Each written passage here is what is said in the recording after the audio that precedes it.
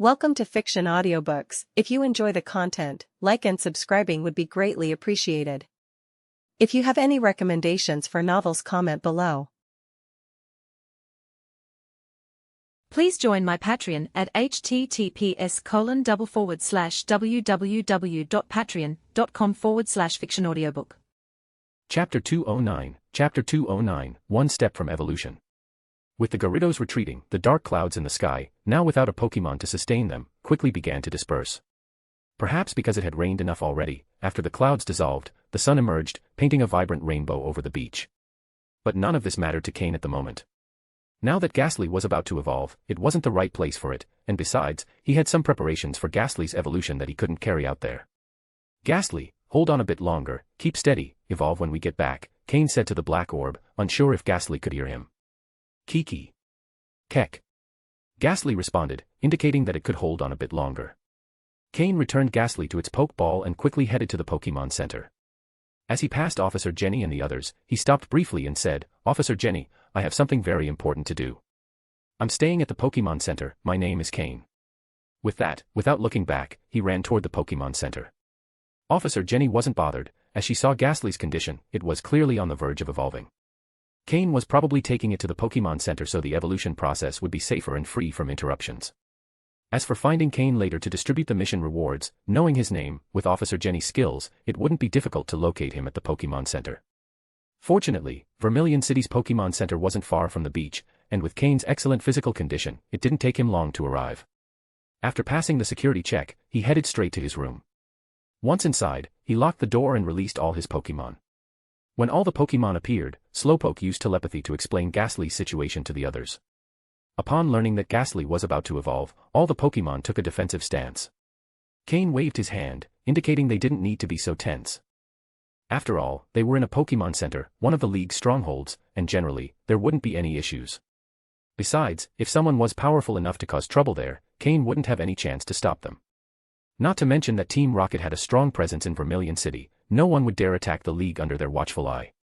The city's security had improved considerably, and a balance had been established between the League and Team Rocket. The League controlled everything visible, while Team Rocket handled everything underground. The revenue from Vermilion City's port was significant, no one would want to disrupt that balance. Miltank, give Slowpoke a bottle of milk to recover energy. Slowpoke, use Calm Mind to restore your psychic power, as Ghastly will need a strong psychic shield when it evolves, Cain instructed. Today, Slowpoke had fought a lot, so it was somewhat fatigued. However, with Miltank's milk and the Calm Mind move, it would quickly regain its strength. Meanwhile, Ghastly, now completely enveloped in black light, floated in the air. Cain watched the data on his system, showing that Ghastly's stats were still fluctuating, indicating it hadn't fully entered the evolution state yet. They could wait a bit longer, and Slowpoke also needed time. Taking the towel Miltank offered him, Cain wiped the sweat from his forehead and then took out 6 Pokeballs. These were the 6 Gyarados captured today. The one with the highest potential was the light green Gyarados that Cain defeated first, the others had yellow or dark orange potential. However, one of them, although with yellow potential, was at the highest level, reaching level 30. Even without the rewards Officer Jenny mentioned, the value of these 6 Gyarados already represented a substantial gain. Moreover, Slowpoke had leveled up, and Ghastly was about to evolve. What started as a relaxing day had turned into a highly productive one, even surpassing what he'd obtained in Diglett's cave. Soon after, Slowpoke finished its meditation, and its eyes shone brightly. Cain nodded, impressed by Slowpoke's growing efficiency in the Calm Mind move. Slowpoke, use your psychic powers to form a barrier around Ghastly. It can be large, but make sure not to interfere with the evolution, Cain ordered. Yadun. Slowpoke nodded, and its eyes began to glow, creating a blue shield around the black orb enveloping Ghastly. Seeing that the shield was formed, Cain took out a special device that contained poisonous gas. Although Ghastly had been absorbing a bit of this gas every day, it hadn't actually consumed much in total, only about a tenth. Ghastly, I'm going to release the poisonous gas. Absorb as much as you can, Cain said from outside the shield. Ghastly was on the verge of evolving, and at this moment, absorbing the gas would increase the absorption rate and improve the efficiency of reorganizing its gaseous body during evolution, fully unleashing its poison-type potential. Once it evolved into Haunter, its poison attribute would be fully developed. Cain placed the device's opening inside the shield and released the gas slowly. The poisonous gas was very potent, originating from a near-elite level Pokémon before it died. Although it was no longer controlled by the original Pokémon, it was still difficult to handle. While Slowpoke's psychic powers counteracted the poison, Slowpoke wasn't strong enough to contain it completely, so if Ghastly didn't absorb the gas quickly, it could accumulate and become uncontrollable. Fortunately, Ghastly, in its evolution state, absorbed all the gas without letting anything escape. Gradually, as the device released half of the gas, Ghastly's absorption rate began to slow, but it still continued. Cain watched the data on his system, seeing Ghastly's stats stabilize, indicating the evolution was near. After releasing some final traces of gas, Cain closed the device, leaving 40% of the gas remaining. When Ghastly absorbed the last traces of gas inside the shield, Slowpoke sighed with relief, handling that amount of energy hadn't been easy. "Ghastly, it's now your turn to evolve," Cain murmured. All the preparations were complete, only the final step remained. End of chapter. Chapter 210, Chapter 210, The Evolution of Ghastly. After absorbing all the toxic gas, Ghastly's data, according to the system scan, abruptly stopped. Then, as if there was a pause, it suddenly spiked to its peak. To Cain and his other Pokémon, Ghastly, who was wrapped in a dark glow, began to gradually change its shape. Finally, the light of evolution appeared over Ghastly. After defeating 6 Gyarados and absorbing most of the toxic gas from a quasi-elite level Weezing, Ghastly was finally evolving. Ghastly's body, bathed in the light of evolution, began to transform. From being a floating sphere, some spikes that resembled horns started to appear, and 2 hands with 3 claws each suddenly emerged in front of the sphere. These 2 claws had no physical connection to the main body, as if they had appeared out of nowhere. Then, its entire body began to grow. From a small sphere, Ghastly swelled like a balloon, increasing in size. When the light of evolution faded, a Haunter was fully revealed before Cain. "Cuckoo." Haunter let out a faint sound, observing his new body and newly acquired hands, trying to adapt to his new form. "Ghastly, no, Haunter, congratulations. Today you've taken a big step forward in your power." Cain, looking at the Haunter in front of him, felt extremely happy and smiled widely.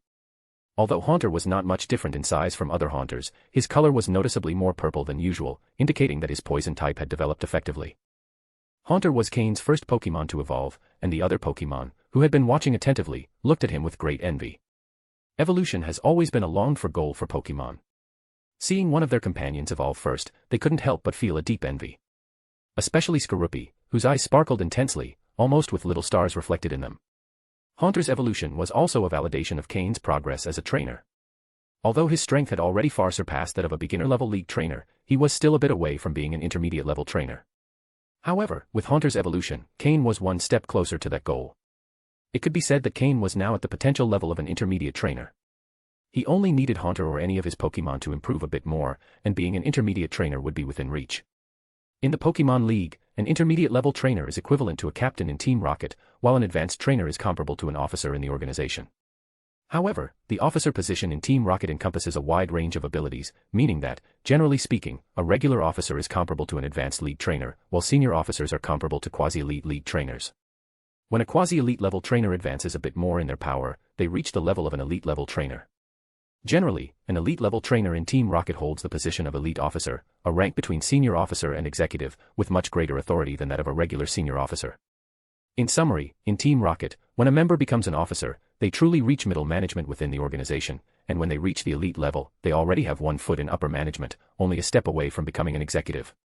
According to Umbra, this final Team Rocket test involved both officers and executives. However, regular officers were not even privy to it. Those officers who wished to challenge the executives at least needed to have the power of an elite-level trainer. Though these individuals held the title of officer, their power and authority were far greater than those of a regular officer. That is why only a few had been selected for the test, as their level of power and authority far exceeded the others. They could be considered elite officers. Currently, Cain held the rank of captain, although his power already exceeded this rank. However, he was still a bit below the officer level. He was confident that before the final test began, he could reach that level of power. Of course, reaching the power of an officer does not automatically grant the corresponding position and authority. One needs at least the recognition of a middle management member and to pass a test to obtain the title. At that point, one could command at least 3 squads.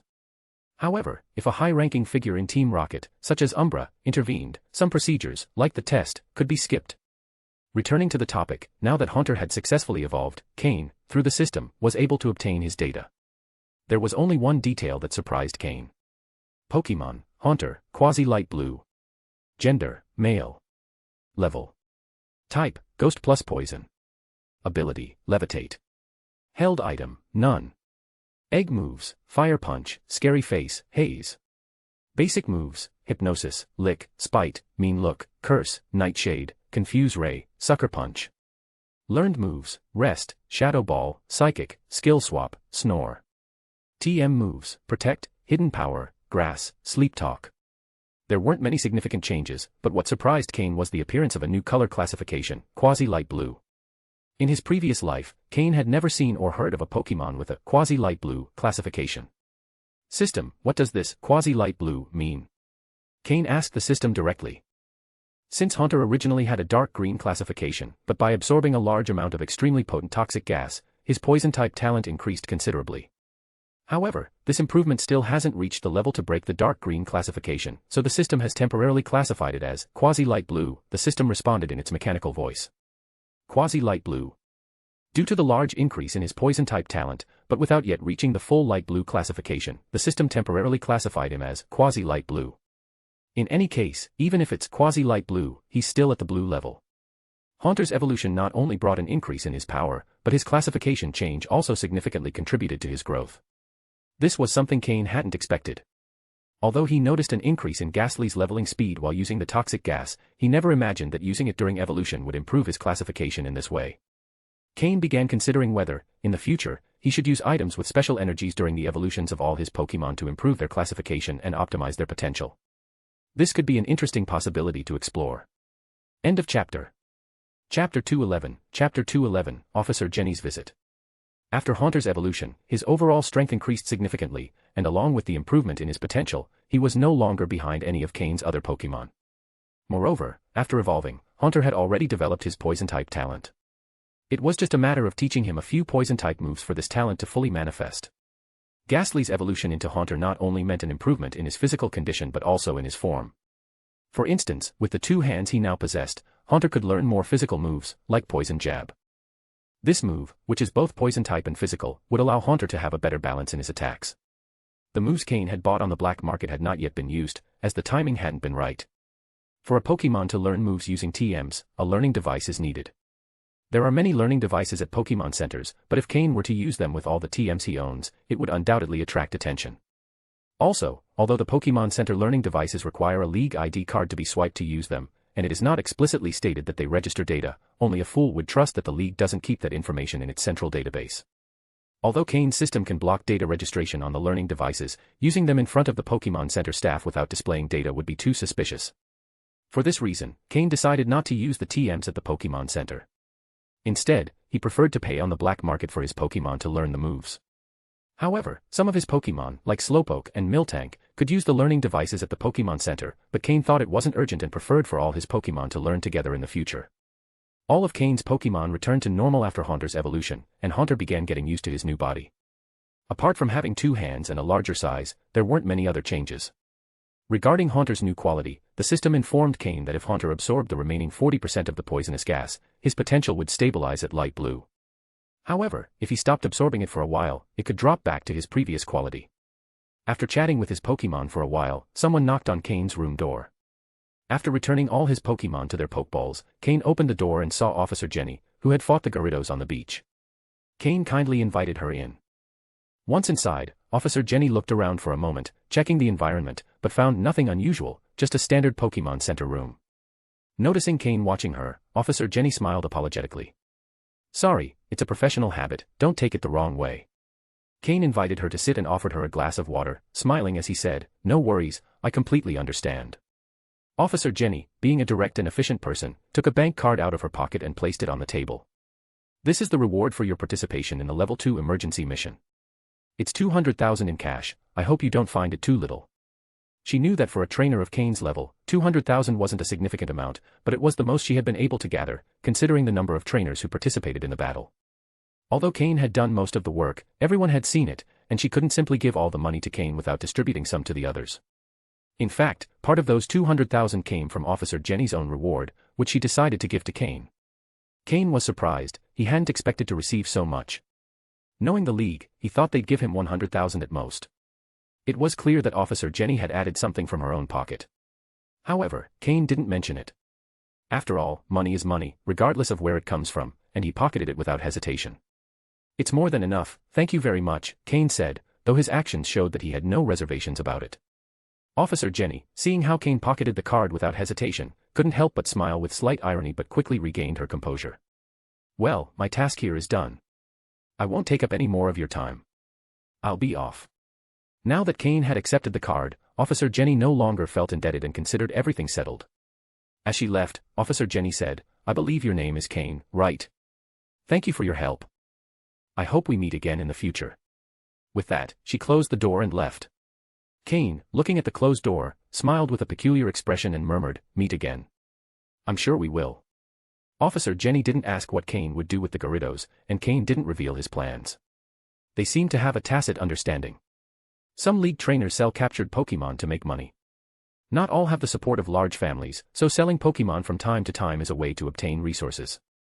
As long as it isn't done openly, the league usually turns a blind eye. After all, blocking all development paths would make it hard for the league to maintain control over organizations like Team Rocket. So, as long as the number of Pokémon sold isn't large, the league won't interfere in these matters. Additionally, the Gyarados Cain captured are under his control, and what he does with them is his decision. Even Officer Jenny couldn't do anything without concrete evidence. In fact, even if Officer Jenny knew that Cain sold the Gyarados, as long as he didn't do it in front of her, she probably wouldn't act against him. To become a high-ranking officer in the city, backed by the Jenny family, one has to have a certain level of cunning. In this world, what powerful trainer doesn't have some secrets? Even the Jenny family is no exception. After that, Cain decided not to go out with his Pokémon anymore. Now, the beaches of Vermilion City were full of people working on debris and wreckage cleanup. End of chapter. Chapter 212, Chapter 212, How to Make Money with Grimer. Oh, right. Cain suddenly remembered something important. He took a Pokeball from his pocket, which contained the yellow Grimer he had captured in the Diglett Cave, the one with the ability to absorb to evolve its quality. According to the system's calculations, it was estimated that in 3 days, Grimer would have absorbed all the energy, and its potential would evolve to a dark yellow color. Moreover, during this time, Cain had let Grimer out to absorb some corpses, so it hadn't completely exhausted the energy in its body yet. However, according to the system's scan, it had already successfully become a dark yellow potential Pokémon. Its potential really has evolved, even if only to dark yellow. Cain looked at the Pokeball in his hand, observing through the transparent part how Grimer rested quietly inside, absorbing the energy without showing any signs of resistance. Grimer wasn't foolish. Being able to rest comfortably while enjoying a never-ending source of energy and occasionally going out to feed was ideal for a soft-bodied Pokémon like him. The environment inside the Pokeball was quite comfortable. System, analyze Grimer's current data, as well as the possibility of improving its potential. If further improvement is possible, compare the resources needed with those for a Grimer whose potential is already naturally dark yellow. Cain left the analysis to the system, which quickly responded. Beep. According to the calculations, if energy is sufficient, the next potential improvement for Grimer is estimated to take 10 days and require twice the resources compared to a Grimer whose potential is already dark yellow. The system quickly presented a summary of the data and displayed 2 comparative tables of resources and time in front of Cain. With this direct comparison, Cain realized that Grimer, which had just reached dark yellow potential, would require more than double the resources and time for a new improvement. And once its potential improved, the cost to continue upgrading would increase exponentially.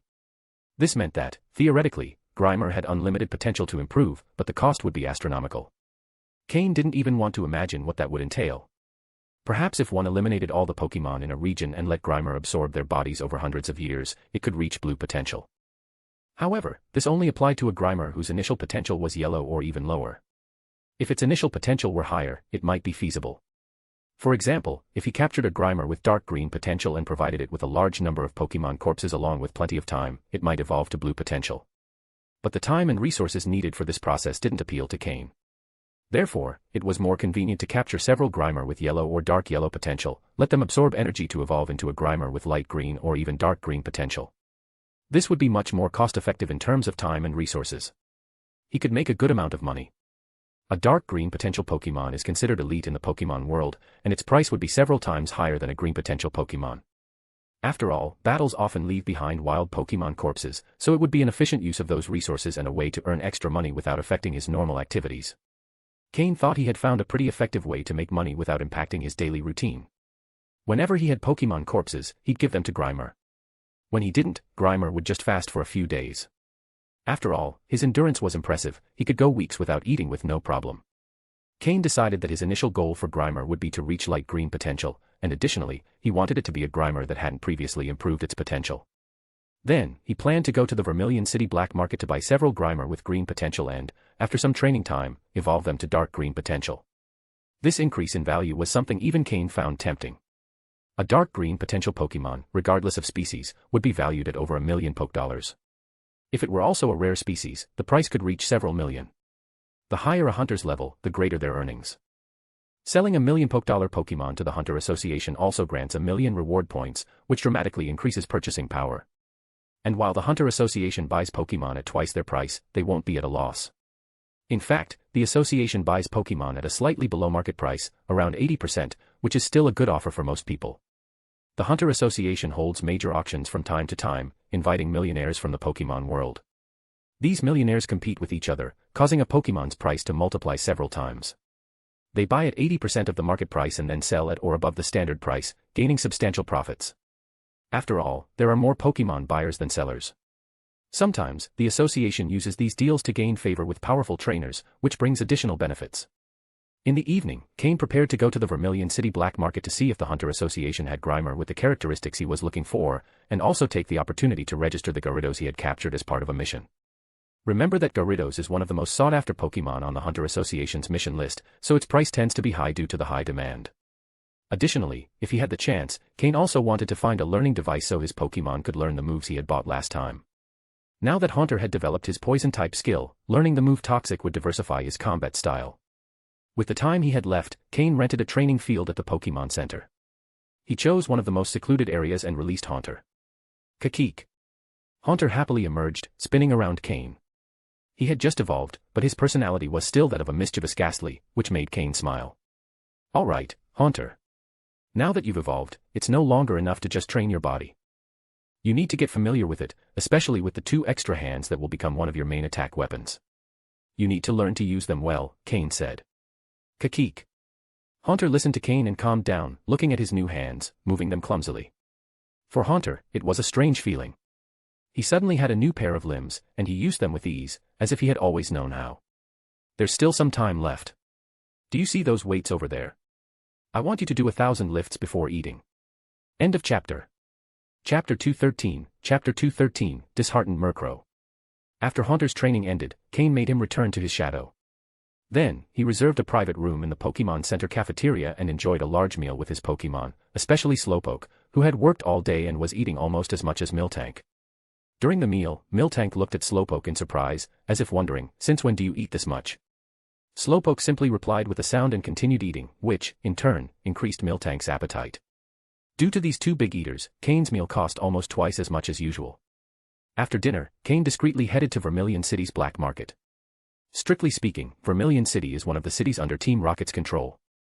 Although they only control the dark side of the city, that's enough.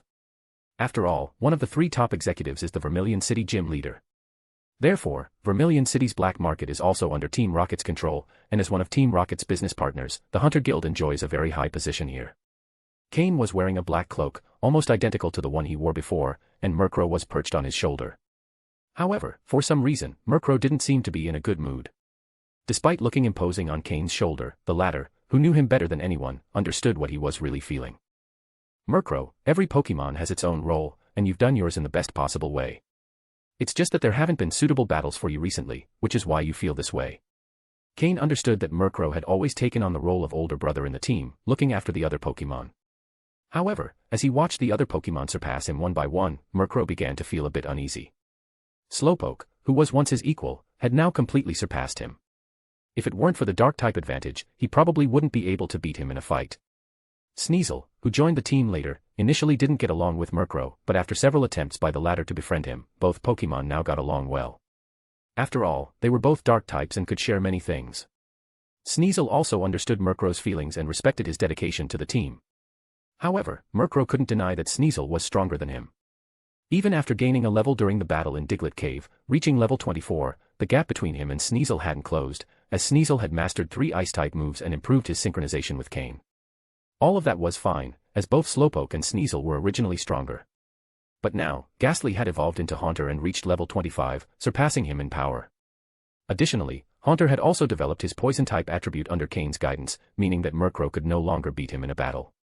Although Murkrow was genuinely happy for Haunter's evolution, the little Pokémon who used to ask him everything when he joined the team had now surpassed him. And then there was Skorupi, who had just hatched from his egg. Murkrow could also see that Skorupi had great potential, and he knew it was only a matter of time before he would surpass him too. This was why Murkrow felt disheartened. He felt that his presence in Cain's team was becoming less relevant, as if his absence wouldn't make much of a difference. Cain, understanding Murkrow's thoughts, assured him that he had fulfilled his role in the best possible way and that he didn't need to compare himself to the other Pokémon. Furthermore, his training pace had been slower because he'd had fewer opportunities to battle lately. Murkrow, you just need to keep accumulating experience. I'll make sure you grow stronger, Cain said as he gently petted Murkrow's head. For Pokémon, getting stronger is a responsibility that falls on their trainer, and Cain was determined to do everything he could to help Murkrow reach his potential. Although Murkrow's initial capacity was a bit lower than that of the other Pokémon, Cain knew there were still ways to compensate for that, though these plans were still in development. Murkrow understood Cain's words and gently rubbed his head against him, indicating that although he felt downhearted, it didn't affect his loyalty to Cain or his joy for Haunter's evolution. After comforting Murkrow, Cain stepped firmly into the Hunter Guild, already starting to plan the next step in Murkrow's development. First, he went to the Hunter Guild task counter, where he handed over a light green quality Sandshrew and 5 Gyarados, all of low quality, to complete some missions. Under the strange gaze of the staff, he managed to match all these Pokémon with the appropriate missions. He was lucky, as Sandshrew matched a well-paying mission. As for the Gyarados, Cain wasn't worried in the least.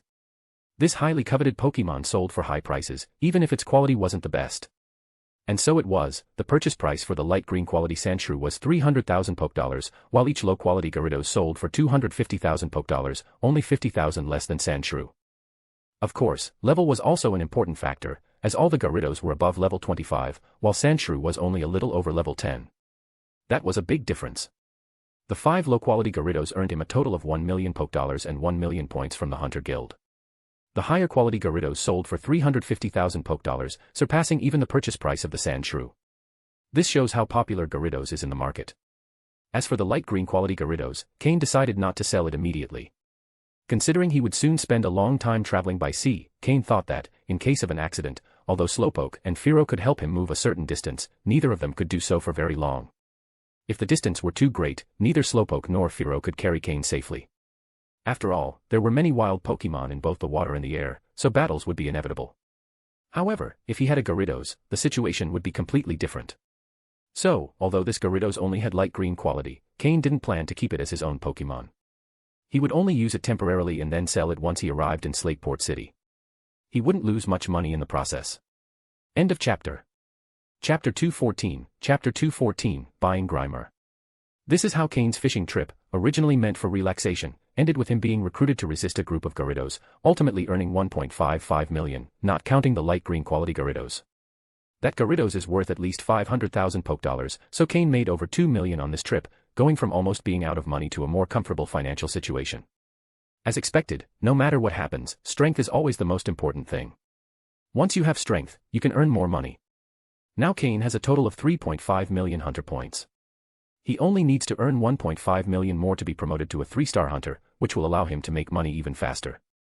Additionally, there's a detail: points in the Hunter Association are cumulative, meaning you only need to accumulate 5 million points in total to advance, rather than needing to save each point without spending. It's a pretty reasonable rule. After assigning the missions, Cain decided not to take on any more missions for now. 2-star missions still mostly offer tasks with yellow quality Pokémon, and green quality ones are rare. Moreover, Cain will be spending time on a cruise, which means he won't be able to capture many Pokémon. It's better to capture a green quality Pokémon first and then match it to a mission. Some might wonder, if you can capture Pokémon directly and then assign them to a mission, what's the point of ranking hunters by stars? Firstly, ranking up unlocks more missions and allows you to assign more tasks. For example, both 2-star and 3-star missions have a task for capturing a Gyarados. The 3-star mission requires a dark yellow quality Gyarados and offers 400,000 Pokédollars, while the 2-star mission requires the same dark yellow quality Gyarados but only offers 350,000 Pokédollars. So, if you're a 2-star hunter, you'll only be able to assign it to a 2-star mission and receive less money for the same work. Not only that, but the missions assigned to 3-star hunters have a lower percentage of fees retained by the Hunter Association. Although these fees are extracted from the mission sponsor, this percentage is also reflected in the total price. So, no matter how you look at it, the higher your hunter rank, the more money you can make, and the difference between stars is significant. Another key thing is that the Hunter Association allows you to exchange points for Pokémon, but not all Pokémon are available for all ranks. For example, some Pokémon that are available to 3-star hunters cannot be fully redeemed with points by 2-star hunters. This means that if a 3-star hunter can redeem a light green quality Gyarados for 600,000 points, a 2-star hunter might need 300,000 points plus 300,000 Poké Dollars to get the same Pokémon. Of course, if you have a lot of money, you don't have to worry about the point system. Even if you're a 0-star hunter, you can pay the full price. The Hunter Association is a business, after all, and it won't turn away a customer unless they're blacklisted. So, as long as you have money, rank isn't as important. But for professional hunters, rank does matter. They can redeem a high-quality Pokémon entirely with points and then sell it to another for Poké Dollars, earning much more than the points are worth. This is the real method that high-ranking hunters use to make money. In his previous life, Cain reached 5-star rank and also used this method to make a lot of money. At the same time, Cain used many hunter points to upgrade all his Pokémon to better quality. Thanks to the quality advantage and the accumulation of money, he managed to become a quasi-elite level trainer. Cain went directly to the Pokémon point exchange room. The staff greeted him with an indifferent expression as Cain asked if they had any Grimer available. When the staff learned that Cain wanted to exchange for a Grimer, they looked at him strangely. It's no surprise, as very few trainers opt for a Grimer, so few that you almost never see them. Nobody wants to be near a pile of smelly sludge every day, so Grimer's price is generally not very high, and it can even be difficult to find one available. After all, keeping a Grimer contained isn't easy. At least a metal cage isn't enough. However, Cain got lucky. After a computer check, the staff found that there were indeed 2 Grimer in the Hunter Association's warehouse in Vermilion City. It said that one is light green quality, and the other is green quality, both are decent. Grimer isn't like Gyarados, it's not a popular Pokémon. For it to be worthwhile, it has to be at least green quality, so those in the warehouse are light green quality at minimum. Surprised that they actually had 2 Grimer, Cain smiled. After all, this Pokémon really stinks. At Cain's request, the staff reluctantly led him to the warehouse where the Grimer were kept. No matter the Pokémon you're exchanging for, even if it has good quality, it's always important to check it first. Especially for someone like Cain, who has a system to cheat, he can immediately see which of the 2 Pokémon is superior. Of course, if both Grimer are good, Cain wouldn't hesitate to buy both. After all, both are an investment that will double in value. When they arrived at the location, the staff quickly left, saying that if Cain decided to buy one, he only needed to enter the ID number into the device on the side and swipe his card to redeem the points. The Pokeball would be delivered by the device. Cain, somewhat resigned, covered his nose. Although the Grimer were enclosed in 2 transparent glass boxes, these had small holes to allow air in and prevent the Grimer from suffocating. This also allowed the foul smell to escape. Cain activated his system and scanned the data of the 2 Grimer. As for quality, there was no difference from what the staff had said. One was green quality, and the other was light green quality. As for egg moves and learned moves, Cain didn't care much. After all, he didn't intend to keep these Pokémon as part of his team, only to improve their quality and then sell them. System, check if either of these 2 Grimer has improved in quality and if there are chances for further improvement. In situations like this, it's better to let the system collect the data and compare it. Beep. Scan results displayed. The data of the 2 Grimer were compared with the data of other Grimer that Cain had. End of chapter. Chapter 215, Chapter 215, Learning Moves. Through the data shown by the system, it's clear that neither the green quality Grimer nor the light green quality Grimer has ascended in quality level.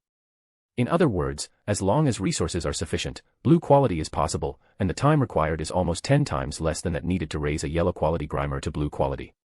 However, in the estimated data provided by the system, Cain found that, whether with the light green quality Grimer or the green quality Grimer, if you want to raise the quality once, the time required is longer than Cain expected. Previously, when the yellow quality Grimer ascended to dark yellow, the time required was 3 days, and to go from dark yellow to light green took 5 days. But according to the system's calculations, if the light green quality Grimer ascended to green quality, as long as resources and energy were continuous, it would still take 15 days, and as for the green quality Grimer, the system still can't make an estimate. Still, it's within an acceptable range, it's much better than waiting months or years, Cain thought. Because if the dark yellow quality Grimer wanted to ascend once more after reaching light green, the system estimates the time required would be a month. Since Cain considers both Grimer worth training, he doesn't hesitate further. The light green quality Grimer, level 17, costs 200,000 Poké Dollars, which is much cheaper than a yellow quality Gyarados, while the green quality Grimer, level 18, costs 350,000, only slightly more expensive than a light green quality Sandshrew. This shows how undervalued these Pokémon are, with prices almost lower than a Beedrill of the same quality. Cain entered the cage numbers of the 2 Grimer directly into the nearby machine, swiped his Hunter ID card, and after deducting 550,000 points, received the Pokeballs for the 2 Grimer. He stored everything, put the Pokeballs in his pocket, and then adjusted his hood before heading directly out of the Hunter Guild. Who would notice his presence? Absolutely no one. After leaving the Hunter Guild, Cain found a Pokemon Move tutor shop and spent 10,000 Pokedollars to rent an optimal learning device, then locked himself in a private room. Although these Move tutor shops often secretly record data from Pokemon that use the TMs, they don't have real-time monitoring, so Cain can safely let the system interfere with the machine, preventing it from saving Pokemon data. Cain placed a bunch of TMs on the table, then put the Pokeballs one by one into the learning device, and through the system, directly transferred the way to use the moves into the Pokemon's mind. If the Pokemon could learn the move, then the TM was used. Used TMs are automatically destroyed, preventing any reuse. First, Cain put Murkrow into its Pokeball, then inserted the TM for the move Taunt into the learning device and waited 3 minutes, after which the TM move was recorded in Murkrow's mind. When he released Murkrow again, although it hadn't used the Taunt move, Cain could see in the system's scanned data that in the TM move bar, the new move Taunt appeared. Then, all the Pokemon followed the same process. Slowpoke learned the Ground-type move Bulldoze, which made up for the lack of Ground-type Pokemon in the team. Haunter, who had just evolved, was one of the Pokemon Cain had prepared moves for from the beginning. In addition to the Toxic move he obtained some time ago, Haunter also learned the Taunt move. Miltank used many TMs because it hadn't used any before, so in addition to the basic moves Protect and Hidden Power, Cain also prepared a Survival move, Substitute, and a Fighting-type move, Brick Break.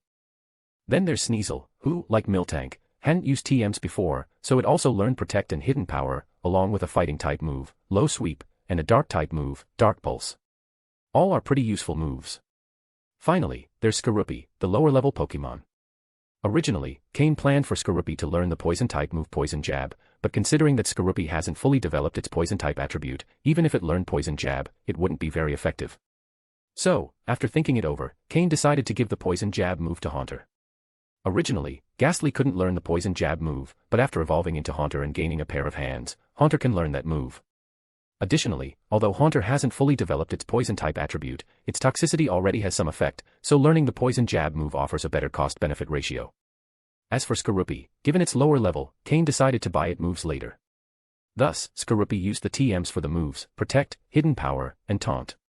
Having not fully mastered basic moves, learning 3 new moves will take up a significant portion of Skorupi's future training time.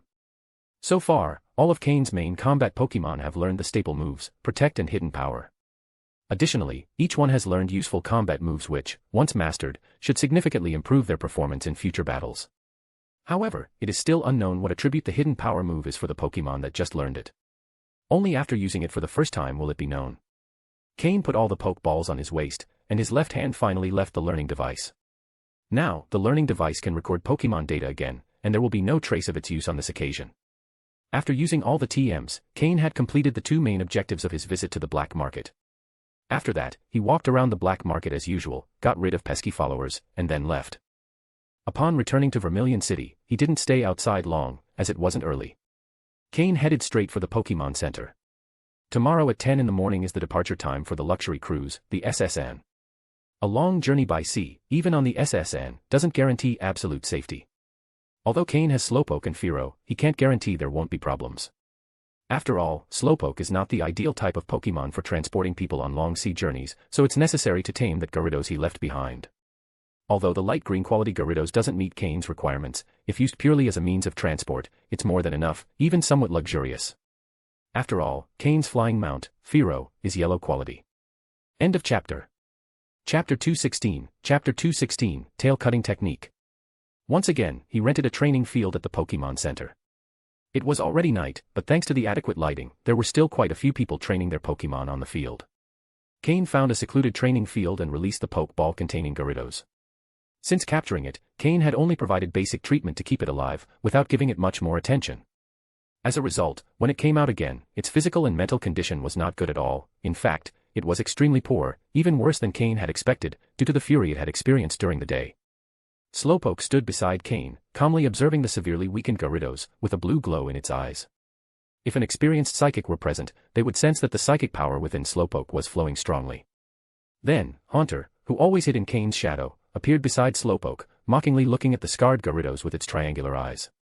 But Gyarados, true to its species, despite being covered in scars and with a low spirit, showed no signs of surrendering, especially when it looked at Slowpoke and Haunter. Although it's a temperamental Pokemon, that doesn't mean it lacks intelligence. It immediately recognized that Slowpoke and Haunter were the same Pokémon that had defeated it. Now, seeing its old enemies, its rage increased even more. Just as it was about to roar, Slowpoke silenced it using its psychic power, preventing any sound from escaping. After all, the training field was still full of people, even though Cain was in an isolated area where no one paid them any attention. However, if Gyarados were to roar, with its powerful voice, it would undoubtedly attract the attention of most people. Luckily, in its current state, Slowpoke alone was enough to overpower it. Realizing it couldn't make any sound, Gyarados' fury grew even more, and it tried to charge. But upon moving, its wounds throbbed with pain, and it couldn't even cry out before collapsing to the ground. When it tried to get up again, it felt a massive force pressing down on it, preventing it from moving. "Haunter, use Skill Swap, let it feel what Intimidate is," Cain said in a cold voice. He knew that Gyarados was a difficult Pokémon to tame. Although they had defeated it, its fierce temperament was the main reason so few trainers dared to use a Gyarados. Without the right tactics, taming a Gyarados wasn't an easy task. Sometimes, even if it appeared submissive on the surface, it could become uncontrollable during a battle, making it even harder to handle. So, with a stubborn, straightforward-tempered Pokémon like Gyarados, the only option was to keep it under constant control, beating it down until it fully submitted and lost all spirit. Most Gyarados have Intimidate as an ability, and this one was no exception. So, after Haunter used the move Skill Swap, Gyarados' ability changed to Levitate, while Haunter gained the Intimidate ability. At that moment, for Gyarados, Haunter, who was already unpleasant to look at, became even more terrifying, filling it with fear. During the previous battle, Haunter, when it was still a Ghastly, had already defeated Gyarados, so the effect of the Intimidate ability was even more pronounced. One could see Gyarados lying on the ground, its movements of struggle growing weaker. Its huge eyes showed a trace of fear. It was then that Cain began to walk slowly towards it, with Slowpoke and Haunter flanking him on the left and right. Even lying on the ground, Gyarados' head was much larger than Cain's entire body, though in height, Gyarados' head didn't reach Cain's. Cain looked down at it coldly, showing no emotion, with an icy expression. And Gyarados' attention also shifted from Haunter to Cain. Its enormous eyes met Cain's, neither backing down. But, for some reason, Gyarados felt that this human's expression was incredibly cold. The look in his eyes was not one usually directed at a Pokémon, but rather as if he were looking at a worthless object. This made it feel a chill deep within. This was the way Cain used to capture Pokémon in his previous life. For the Cain of his past life, Pokémon were nothing more than valuable tools. If they were damaged or couldn't keep up with him, he would simply replace them. That's why, when he captured Pokémon, he did so without showing emotion. If they didn't submit, he would beat them until they did. And it was for this reason that in his past life, Cain ended up being betrayed by everyone. But in this life, Cain had changed his way of thinking. He considered each Pokémon he recognized as part of his family and treated them with affection. The results were much better than he expected. His Pokémon not only showed outstanding combat power but also an extraordinary sense of cohesion. However, Cain only showed this affection toward Pokémon he recognized. He knew his heart was small, and that being able to welcome these Pokémon was already enough. This Gyarados, to Cain, was nothing more than a tool Pokémon, so his approach was simple and direct, just like in his past life. After all, in his previous life, he had been a high-level trainer, and facing a level 20 Pokémon was not something that intimidated him. So, although Cain was much smaller than Gyarados, to that Pokémon, Cain seemed incredibly imposing, as if he were growing and becoming even taller. Especially with Haunter's Intimidate ability constantly at work beside him. "Gyarados, I know you can understand me. Listen carefully to what I'm about to say. If you dare resist again, today will be the day of your death," Cain said in a cold, emotionless voice.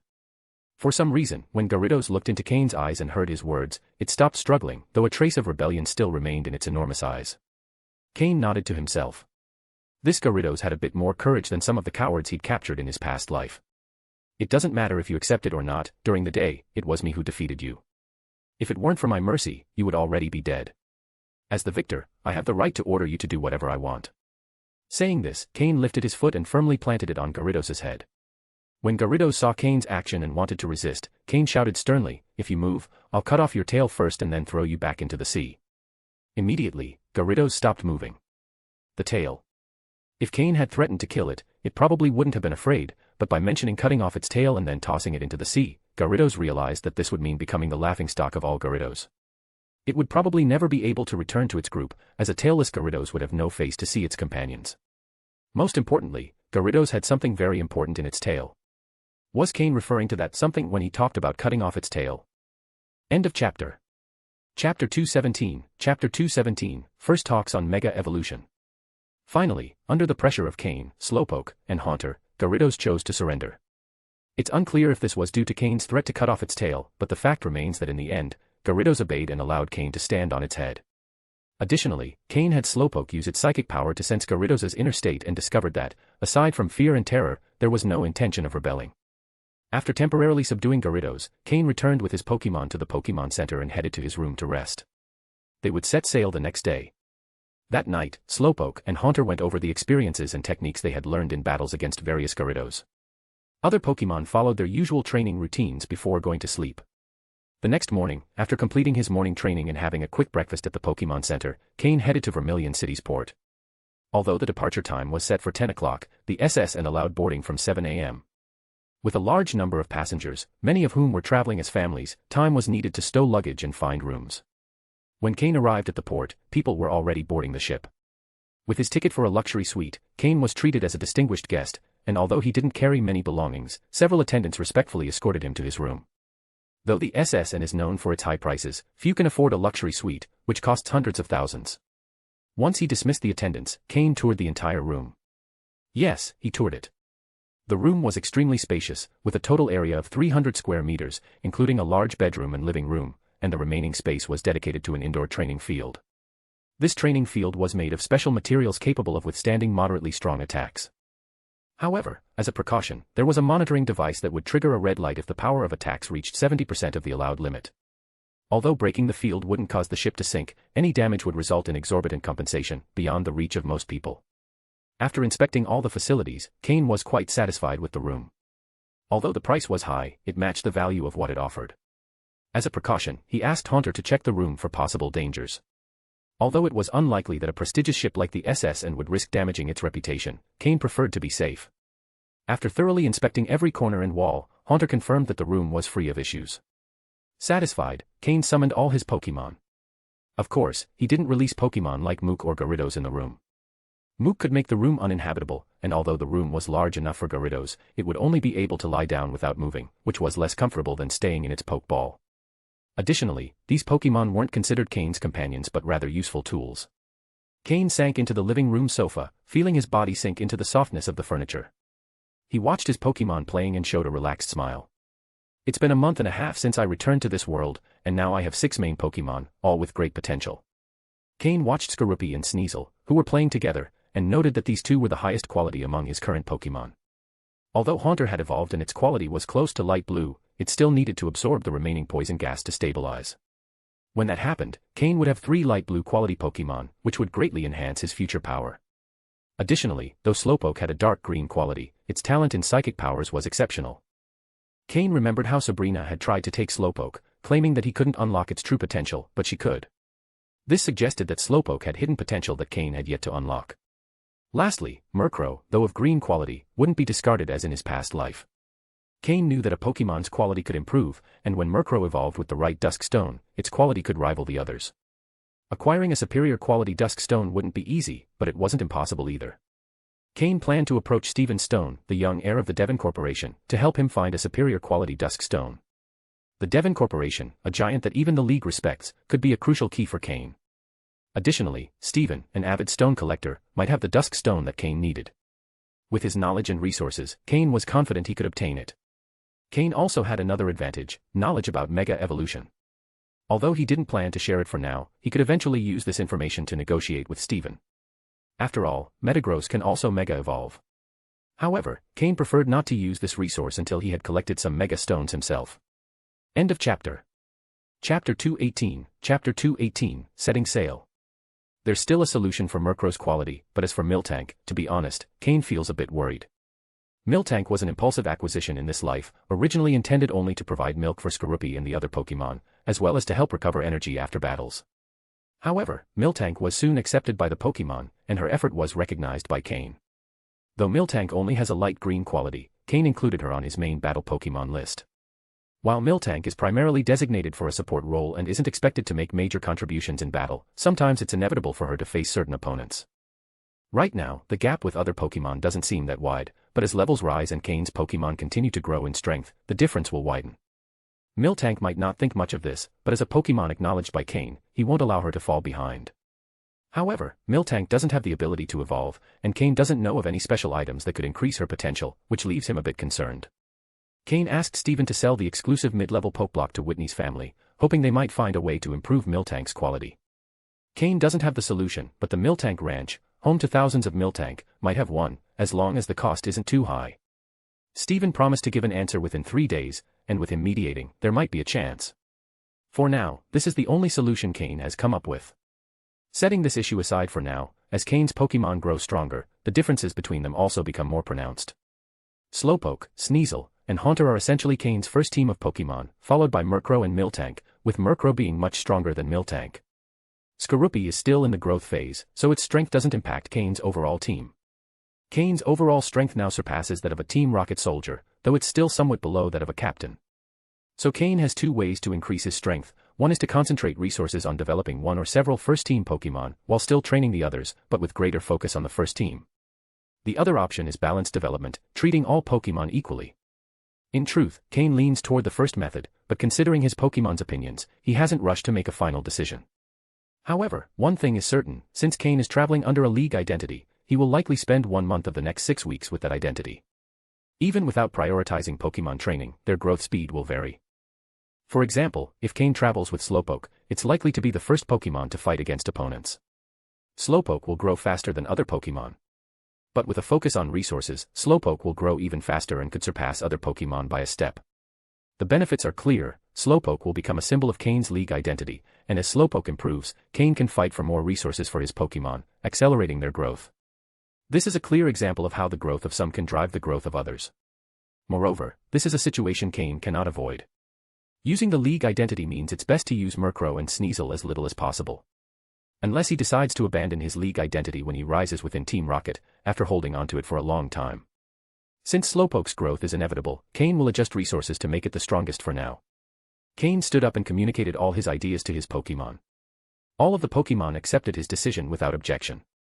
Focusing resources doesn't mean the other Pokemon will receive nothing, they will simply receive a bit less.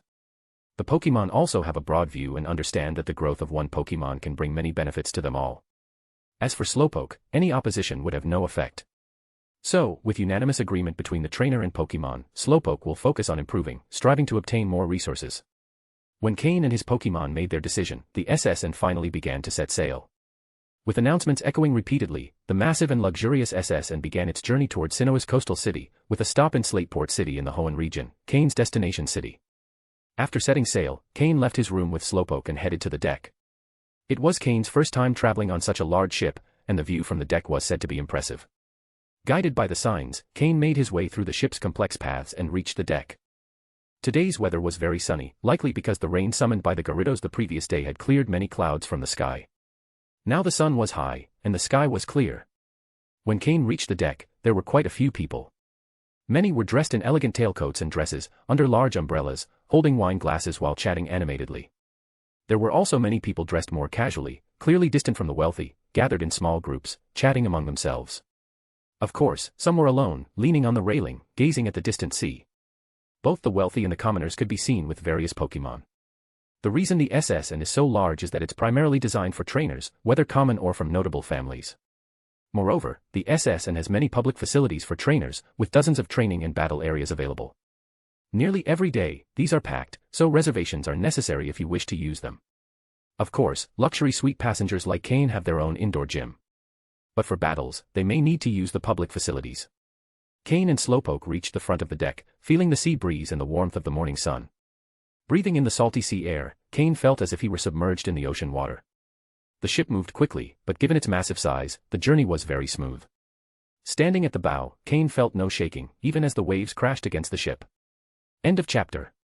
Chapter 219, Chapter 219, Challenge. After spending a while on the deck, Cain returned inside the ship.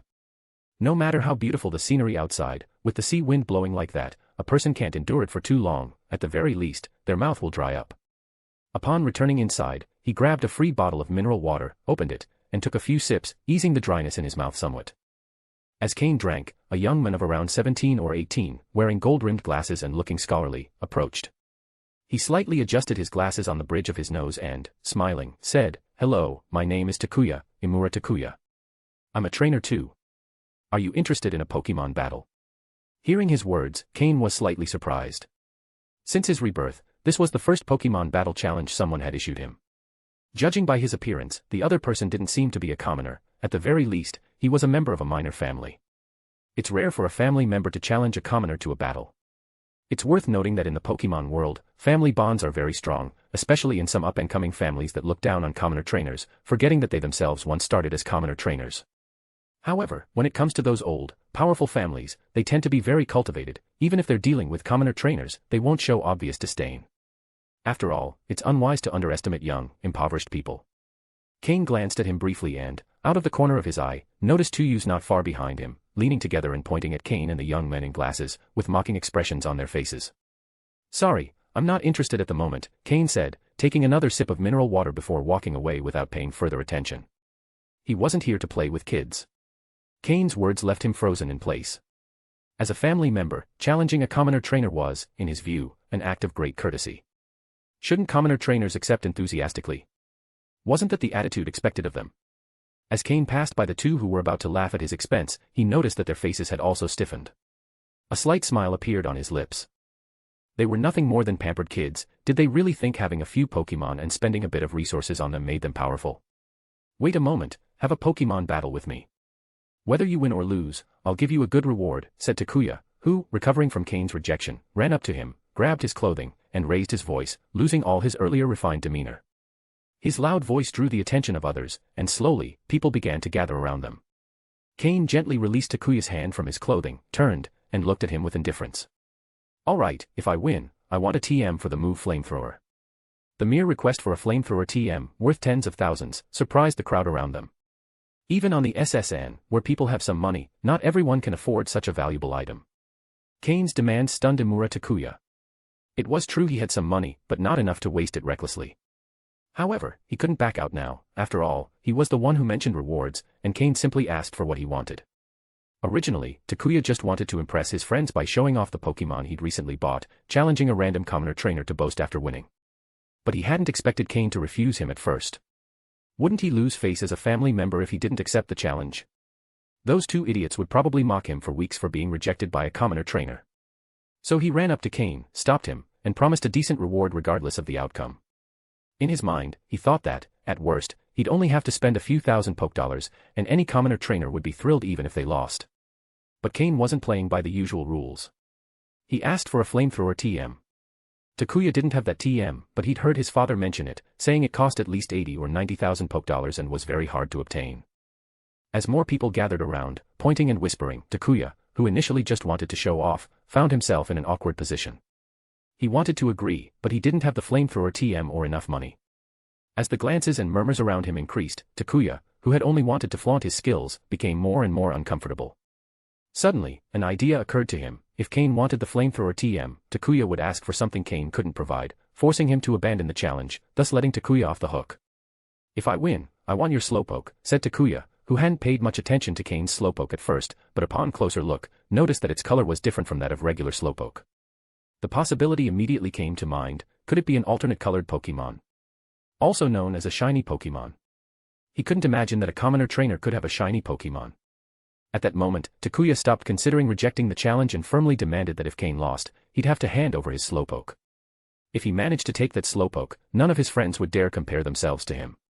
He'd be the only one in his group with a shiny Pokémon. His previous view of Slowpoke as slow and clumsy faded completely. Now, owning a shiny Pokémon, even just for display, filled him with pride. The crowd also began focusing on Cain's Slowpoke. "Is that a shiny Slowpoke?" "Yes, it looks like a shiny Slowpoke." "How lucky that kid is." "It's a pity that those rich kids have already set their eyes on that Pokémon. The shiny Slowpoke color is very similar to a regular Slowpoke. If it hadn't been pointed out, I wouldn't have noticed." "What's a Slowpoke?" The murmurs of the crowd reached Cain's ears, making him frown. Slowpoke's color is pink, but due to its nutritious diet, the blood vessels under its skin have a more vibrant red. It's not easy to distinguish at a glance, but after Imura Takuya pointed it out, many began to notice Slowpoke.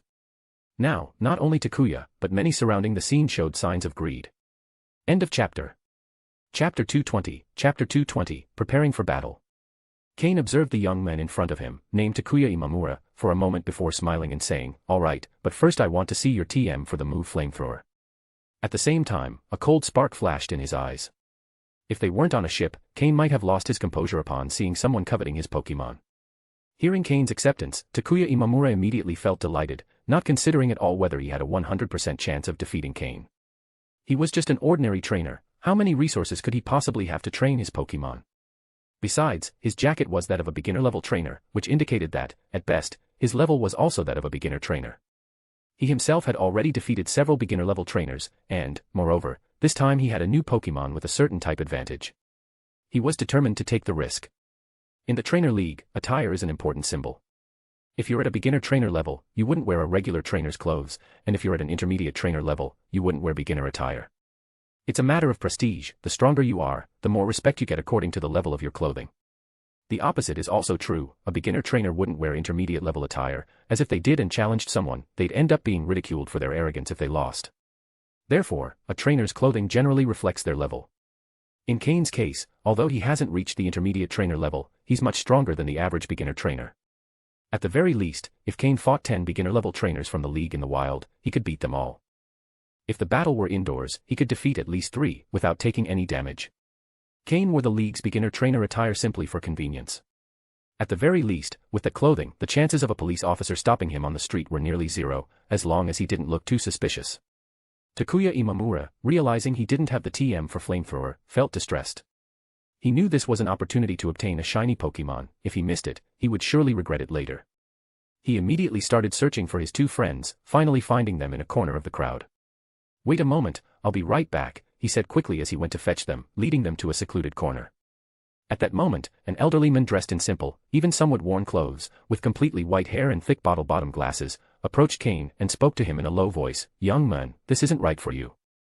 Even if the other guy has the TM for Flamethrower, it's not worth what your Pokémon is worth.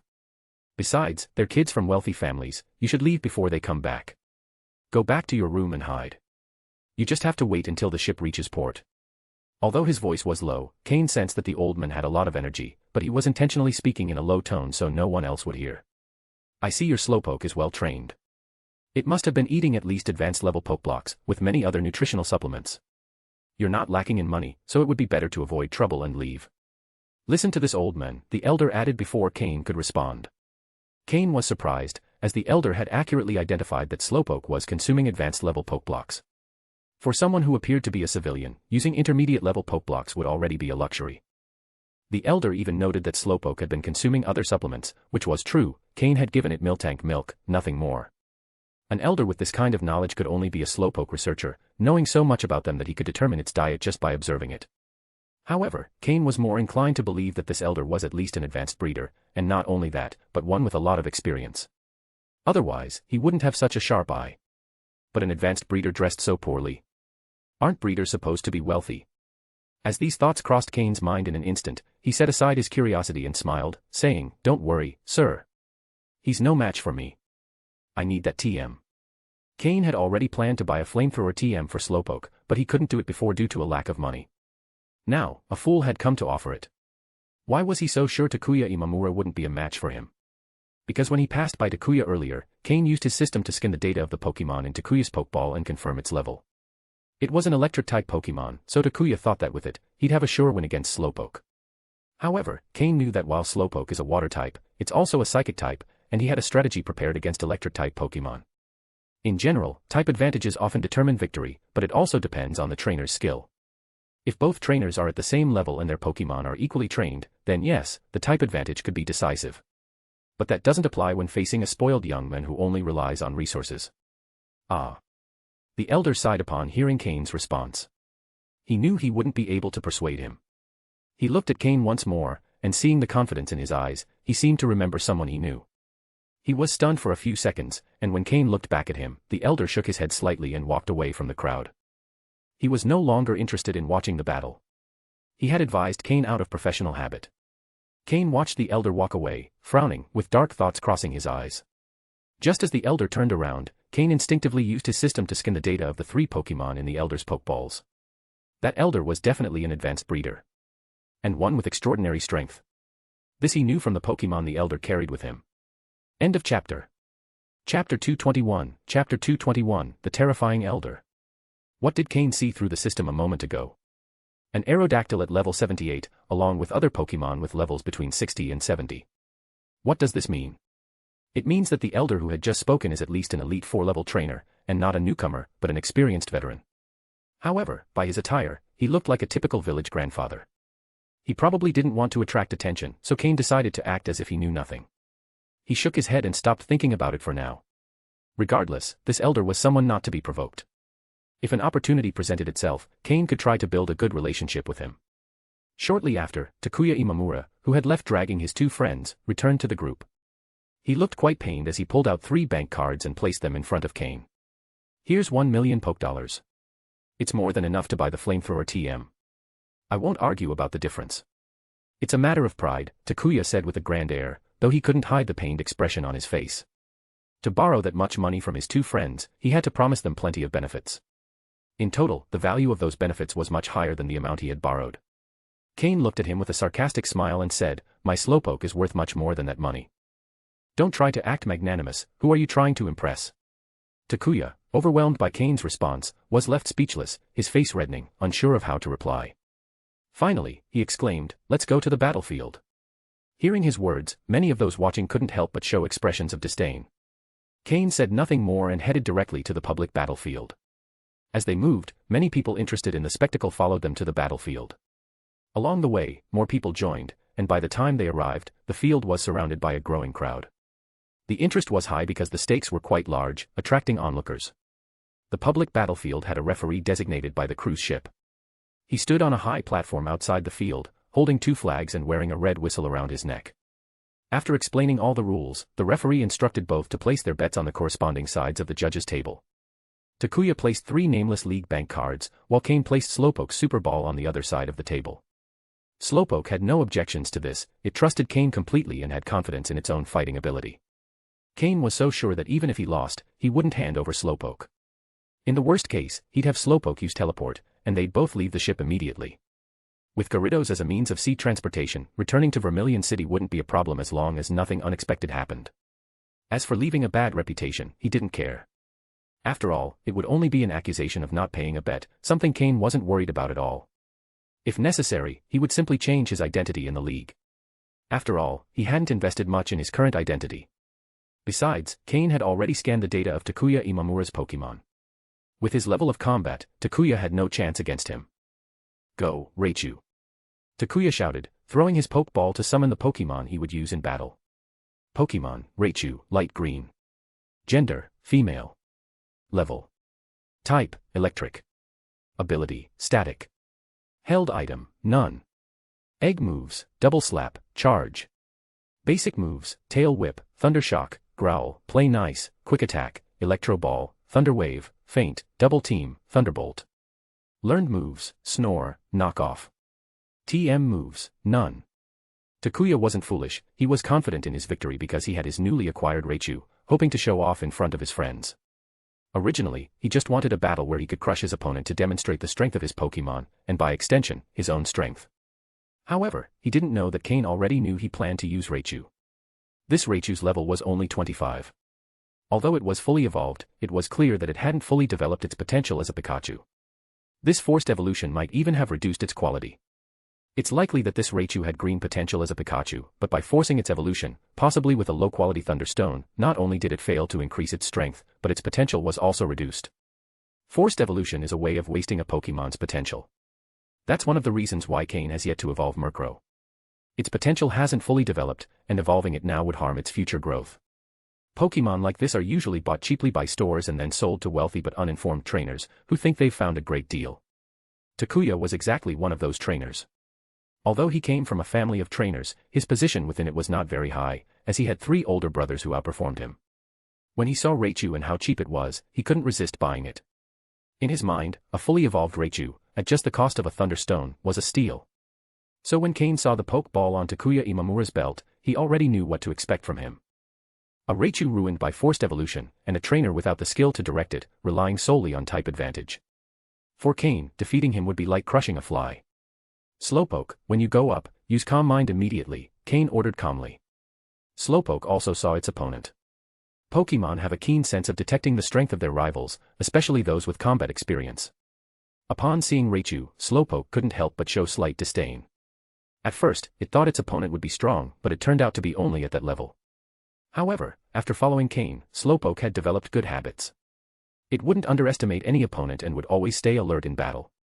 Upon entering the battlefield, it immediately began to focus on using calm mind. Meanwhile, the opponent was still basking in the crowd's cheers. To most people, an electric-type Raichu, in its fully evolved form, should be able to crush a water-type Slowpoke. Right. Just by looking at the situation, Takuya already considered himself the winner, and he truly believed it. Seeing Slowpoke use Calm Mind instead of attacking immediately, Takuya Imamura sneered and looked at Cain with disdain, arrogantly saying, "Raichu, Thunderbolt. Finish it in one hit." The crowd, seeing Takuya Imamura order Raichu to use Thunderbolt while Slowpoke was still meditating with its eyes closed, couldn't help but show expressions of pity toward Cain. End of chapter. Chapter 222, Chapter 222, Crushing Faces. However, it couldn't be denied that this Raichu truly lacked battle experience. As a Pokémon capable of storing electricity in its body, using electric abilities should only require activating internal electric energy. But this Raichu took a full 3 seconds to concentrate its electric energy, something that would normally be unacceptable in a battle, as no Pokémon would allow that much prep time. Finally, Raichu managed to charge its Thunderbolt move to full power. A powerful stream of high-voltage current emerged from its body, striking directly at Slowpoke. At that moment, Slowpoke also awoke from its meditative state, and its round eyes began to shine with an intense blue glow of psychic energy. Never before in battle had it had so much time to meditate, and now it felt its body was filled with psychic energy. "Slowpoke, use Protect," Cain ordered coldly. Just as the words left his mouth, Slowpoke responded instantly. Cain's command came late, right as Raichu's attack was about to hit, but the synchronization between the trainer and his Pokémon was perfect. Slowpoke created a protective barrier just in time to block the attack. Raichu's Thunderbolt move, with all its intensity, collided with the barrier from Protect, kicking up a cloud of dust. The electricity struck with such force that most of the crowd thought the attack had reached Slowpoke undefended. "Slowpoke, confusion. Then use Teleport to get close and finish it with Bulldoze," Cain calmly ordered. Before the others could react, Slowpoke was already in action. With a flash from its eyes, it unleashed a powerful psychic wave that struck Raichu's mind directly, leaving it dazed. Raichu, stumbling, couldn't avoid being reached by Slowpoke, who had used Teleport to appear right next to it. Slowpoke raised its front paws, charged with ground energy, and slammed them down hard on Raichu's face. The ground cracked from the impact, sinking Raichu into it. "Raichu!" Takaya instinctively shouted, but it was useless. "Again," Cain ordered. Slowpoke raised its front paws once more, now with more precision, and slammed them into Raichu's face again. The cracks in the ground deepened, and Raichu was completely defeated. With Raichu out of combat, Slowpoke looked to Cain for new orders. Cain shook his head, understanding that Slowpoke wanted to know if it should finish off the opponent's Pokémon. But Cain decided it wasn't necessary, given the situation. This was Slowpoke's first time participating in a formal battle like this, and it was still adjusting to the differences between wild and regulated fights. Understanding its trainer's decision, Slowpoke looked disdainfully at Takuya Imamura, who was still stunned. Then, with a dismissive gesture, it used its psychic power to retrieve its Pokeball and the 3 lead cards that were on the referee's table, bringing them to Cain's side. It was then that the referee, who seemed to be in shock, finally raised the flag signaling victory for Cain and declared, "The winner is Slowpoke." The crowd, still surprised, could barely believe what had just happened. They knew Slowpoke had a small chance of winning, but they never imagined it would defeat Raichu so overwhelmingly and in such little time. It was a quick, decisive victory. Many wondered how a Raichu, who supposedly had the advantage, could be defeated so easily. But a few understood the reason. Slowpoke wasn't only stronger in terms of skill and physical condition, but Cain had also prepared Slowpoke with a ground-type move, Bulldoze, which was doubly effective against electric types like Raichu. Cain had trained Slowpoke to counter electric-type Pokémon, knowing that they would face such opponents at some point. And although Slowpoke hadn't fully mastered the move, it only meant that it needed to use it twice instead of once to defeat Raichu. Taking the Pokeball and the cards Slowpoke brought him, Cain ignored Takuya Imamura's expression and calmly pocketed his prize. As he did, he couldn't help but think about how easy it had been to make money off a fool like him. If only more like him would come along. However, after this battle, it's likely that those who had their eyes on Slowpoke might start reconsidering their plans. End of chapter. Chapter 223, Chapter 223, Tournament in the Arena. Clap, clap, clap. A sudden applause echoed through the crowd. "Who's there?" Startled by the sound of clapping, Takaya Imamura, with bloodshot eyes, looked furiously towards where the applause was coming from. Originally, he had already decided that, though he lost this time, he would investigate Cain's identity when he returned, to make him understand, once he disembarked, what it meant to face a family of trainers. Although his family was just a medium-sized family in Vermilion City, they should have no trouble crushing a novice trainer like Cain. After all, if necessary, they could handle him as they pleased. Of course, Cain couldn't care less. Just looking at Imamura's attire and that nouveau riche appearance made it clear he was nothing more than an insignificant member of an upstart family. In his past life, Cain had eliminated many families of that caliber. Imamura, he didn't even remember a surname like that, so if he became an enemy, Cain had no qualms about facing him. In fact, he might even gain something from them. After all, he was on his way to the Hoenn region, where a minor family from Kanto held no influence. If they dared to come, Cain wouldn't hesitate to take them out. He might even gain something in the process. His killing skills had become a bit rusty since his past life. The crowd began to part, revealing a short, stout old man dressed in a black evening suit, with small round glasses held by two fine chains on the sides. He had a grayish mustache that seemed stuck to his mouth and wore a kindly smile on his face. If not for the two elegantly dressed women holding him by the arms, he would have looked like the typical friendly neighborhood grandpa. When Takaya Imamura saw the old man, he instinctively shrank, snapping out of his anger over the defeat, and lowered his head, glancing at the old man in secret. Seeing that he wasn't paying him any attention, Imamura sighed in relief and began to move slowly backward. Mr. Yamamoto. Mr. Yamamoto. Mr. Yamamoto. Many in the crowd recognized the old man and greeted him with respect. The so-called Mr. Yamamoto responded with a smile, nodding with satisfaction at the attention he received. Cain also looked at the old man called Yamamoto. After thinking for a moment, he didn't recognize any major family name in Kanto by that name but noticed the old man was observing him with a smile. It's hard to be rude to someone who's smiling at you, so Cain nodded as a sign of respect. Young man, you have remarkable talent. My name is Yamamoto Daikazu, and it was I who financed the SSN's voyage, Yamamoto Daikazu said, stroking his mustache, still smiling. Upon hearing that, Cain narrowed his eyes. The Yamamoto family? They certainly weren't a major family in Kanto, otherwise, he would have heard of them. Any family that could rent the SSN was not something a small family like Imamura's could compare with. Mr. Yamamoto, how can I be of service? Cain bowed slightly. A family capable of renting the SSN was not one Cain wanted trouble with if he could avoid it. Seeing that Cain was finally showing respect, Yamamoto Daikazu smiled even more, visibly pleased. Ha ha ha, I don't have many hobbies, but I greatly enjoy watching Pokémon battles. Unfortunately, I don't have the talent to be a trainer and participate in battles. But after watching you easily defeat an opponent who had a type advantage over your Pokémon, I couldn't help but applaud. As he said this, Yamamoto Daikazu glanced at Takaya Imamura, who was still slowly retreating. The latter was drenched in cold sweat, bowing repeatedly in respect. Yamamoto Daikazu showed a hint of disdain in his eyes. To him, a family as insignificant as Imamura's wasn't worth dirtying his hands for. Cain noticed this detail and looked at the two elegant women beside the old man. Doesn't have other hobbies? Yeah, right. This old man was shrewd. Cain nodded but said nothing. Yamamoto Daikazu continued, that's why I've decided to organize a small Pokémon tournament on the SSN. After all, there's still a long way to go to the next stop, and it won't take too much time. Of course, since it's a tournament, there will be prizes. Let's see, the main prize will be a TM for Ice Beam, Earthquake, and Surf. Yamamoto Daikazu announced the prizes, looking at Slowpoke beside Cain as he revealed them. Cain frowned slightly but quickly relaxed. What did Yamamoto Daikazu mean by looking at Slowpoke? All three moves he mentioned were compatible with Slowpoke, but was this a coincidence or a deliberate strategy? And since it will be a tournament, there will be other rewards as well. My secretary will handle the details shortly. However, everyone who participates, win or lose, will receive a consolation prize of at least 5,000 Poke Dollars, so I hope everyone will be encouraged to participate. Ha ha ha. The old man stroked his mustache again and added, but conventional battles can be boring, and they're also a bit unfair for less experienced trainers. So this time, we'll be using an elimination-style tournament format. Yamamoto Daikazu didn't explain what this format entailed, leaving it to his secretary to handle later. For some reason, Yamamoto Daikazu kept looking at Cain and his Slowpoke intermittently, making Cain feel uneasy. However, he detected no ill intent in Yamamoto Daikazu's gaze, so he didn't overreact. After finishing his speech, Yamamoto Daikazu, supported by the two women, slowly walked away from the crowd. Although he was clearly in good health, he insisted on having help to walk. And those two women by his side didn't seem like ordinary people either. When Yamamoto Daikazu was out of sight, everyone present seemed to collectively sigh in relief. Facing the head of a large family, whether as a family trainer or an independent trainer, kept everyone tense, fearful of provoking his wrath. As for Takaya Imamura, he was so scared he nearly wet himself.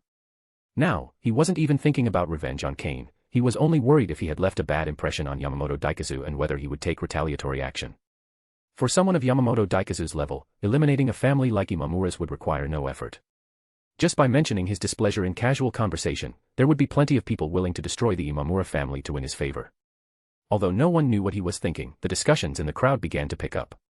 Almost every trainer present was interested in Yamamoto Daikazu's tournament. After all, just for participating, they would receive 5,000 poke dollars. The cheapest ticket on the SS and only cost 3,000 poke dollars. End of chapter. Chapter 224, Chapter 224, Ominous Premonition. While everyone else was excited and anxious, Cain and his slowpoke quietly slipped away from the crowd. To be honest, the first place prize was extremely tempting, and with Cain's current strength and resources, it was something he greatly desired. It's worth noting that the moves Ice Beam, Earthquake, and Surf each had a value comparable to Flamethrower. Due to their rarity on the market, the combined value of these three TMs could reach up to 2.5 million, or even more. Additionally, each participant would receive a minimum reward of 5,000 poke dollars, which amounted to an expense close to $1 million. Not to mention the prizes for second and third places, among others, which further increased the costs. However, remembering that the family behind this event had rented a cruise like the SSN, Cain wasn't surprised. He had simply encountered yet another wealthy family. Quietly, he returned to his room. Since the first place prize in this tournament interested him so much, Cain decided that he would definitely participate. After all, once he arrived in Mobile City, he planned to train Slowpoke and the others in battles. Why not take advantage of this opportunity to get prepared? He still didn't know the specific rules of the tournament, so he could only wait patiently. Cain released the rest of his Pokémon. Perhaps due to spending so much time in the wild, they didn't like being inside their Pokeballs, especially Skorupi. Now, Skorupi's body had grown to the size of 3 basketballs. Cain believed that, in a short time, it would cross the growth stage and reach the normal size of a Skorupi. Although Cain didn't see Imura Takuya as a threat, there were a few people in the previous crowd who did give him a slight sense of danger. Cain wasn't arrogant enough to believe he could win first place with certainty. After all, in a formal battle, many of his unconventional tactics wouldn't be viable. If they were in the wild, it would be a different story. He could handle most of the passengers on this ship without issue, including those with powerful Pokémon. Of course, this didn't include the old man with the overwhelming strength of his Pokémon. A trainer of this level, with just one Pokémon, could sweep all the passengers on the ship without anyone being able to resist. Since he had to wait for the rules to be announced, Cain wouldn't waste time. He took his Pokémon to the indoor training area to begin their practice. Each of his Pokémon had learned new moves, so they all needed to train. Fortunately, the training field was very sturdy, unlike the previous battle area. Here, the ground was covered with resistant metal. Sneasel scratched the floor but left no mark. Seeing this, Cain felt reassured, allowing his Pokémon to freely train their moves. The move Murkrow had learned was Taunt, but it didn't require physical training. Both Haunter and Skorupi had also learned Taunt. Luckily, Sneasel had learned the move Taunt at a lower level. Although he hadn't perfected it, he could explain to Murkrow and the others how to use it properly. Cain left Sneasel in charge of teaching the Taunt move to the other Pokémon and resolving their questions. Slowpoke had only learned the ground-type move Bulldoze. With no other Pokémon on the team knowing that move, Slowpoke had to figure it out on his own. Fortunately, Cain had some knowledge about the Bulldoze move and gave Slowpoke some suggestions before letting him practice on his own.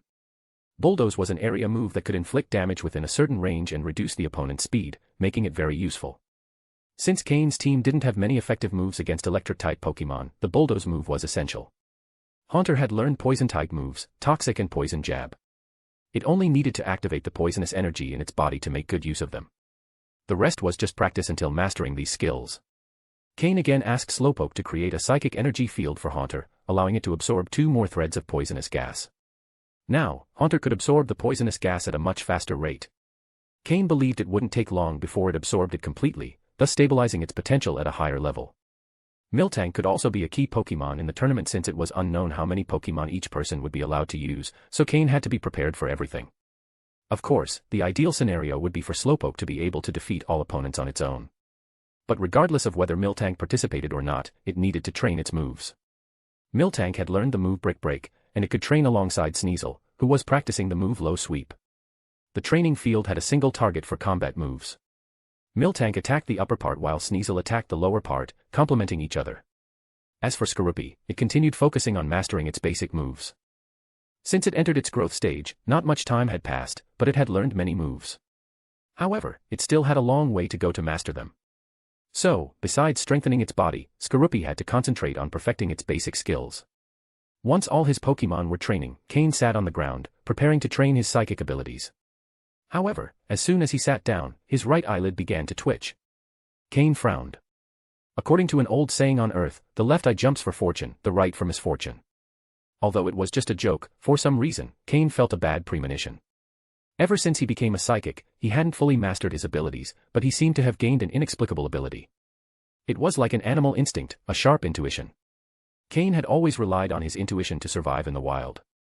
After all, sometimes it was better to be safe than sorry. But this intuition was sporadic, sometimes accurate, sometimes not. However, since becoming a psychic, Cain's intuition had become sharper. Now, just as he was about to begin his psychic training, his right eyelid started twitching uncontrollably, and his intuition told him that something bad might happen. Cain shook his head, trying to dispel those thoughts. Although something bad might happen, there wasn't much he could do until it occurred, especially being in the middle of the ocean with no way to escape. However, it was always good to be cautious. With so many things on his mind, it took him longer than usual to enter a meditative state. End of chapter. Chapter 225, Chapter 225, Chilling. However, after entering deep meditation, Cain quickly came out of it. What's going on? Cain showed a look of doubt, muttering to himself. As if wanting to verify something, Cain went back into a meditative state, but this time much faster than before. Not even 5 minutes had passed when Cain opened his eyes again. But this time, there was no doubt in his gaze, in fact, his eyes showed a hint of joy. Is this another effect of deep meditation? Why isn't this mentioned in the Psychic Abilities Training Manual? Cain thought to himself. The reason he quickly woke up after entering meditation was that he noticed his psychic training speed was now several times faster than before. In simple terms, if his previous meditation training speed was 1, Cain's speed had now increased to 3. A threefold increase. Although he wasn't sure if this was because his psychic foundation was low or if everyone experienced a threefold increase when entering deep meditation. System, explain the changes in my body. The system was always monitoring his body. Beep, brain activity level is 3 times higher than before and remains at that level, increasing psychic training speed by 3 times. The system also displayed a data graph in front of Cain, divided into 2 sections, one representing his previous state and the other his state in deep meditation. It was evident that brain activity had increased nearly threefold. Additionally, the system kindly displayed an estimate, time projected to become a basic level psychic, 10 years. All that joy disappeared in an instant. Yes, his psychic training speed had tripled, but Cain's foundation was still weak. Even with this improvement, he had only ceased to be among the psychics with the poorest talent. However, at least now, Cain had a bit of hope to reach the basic level of psychic ability.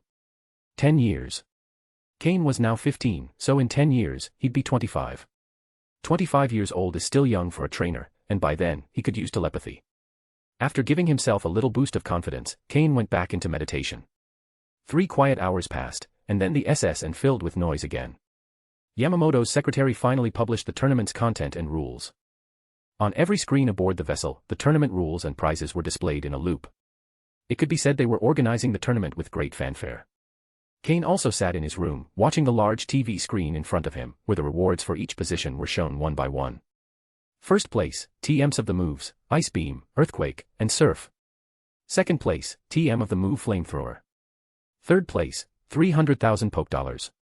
Fourth place. Altogether, the prizes reached nearly 4 million Poke Dollars. Yamamoto was being really generous.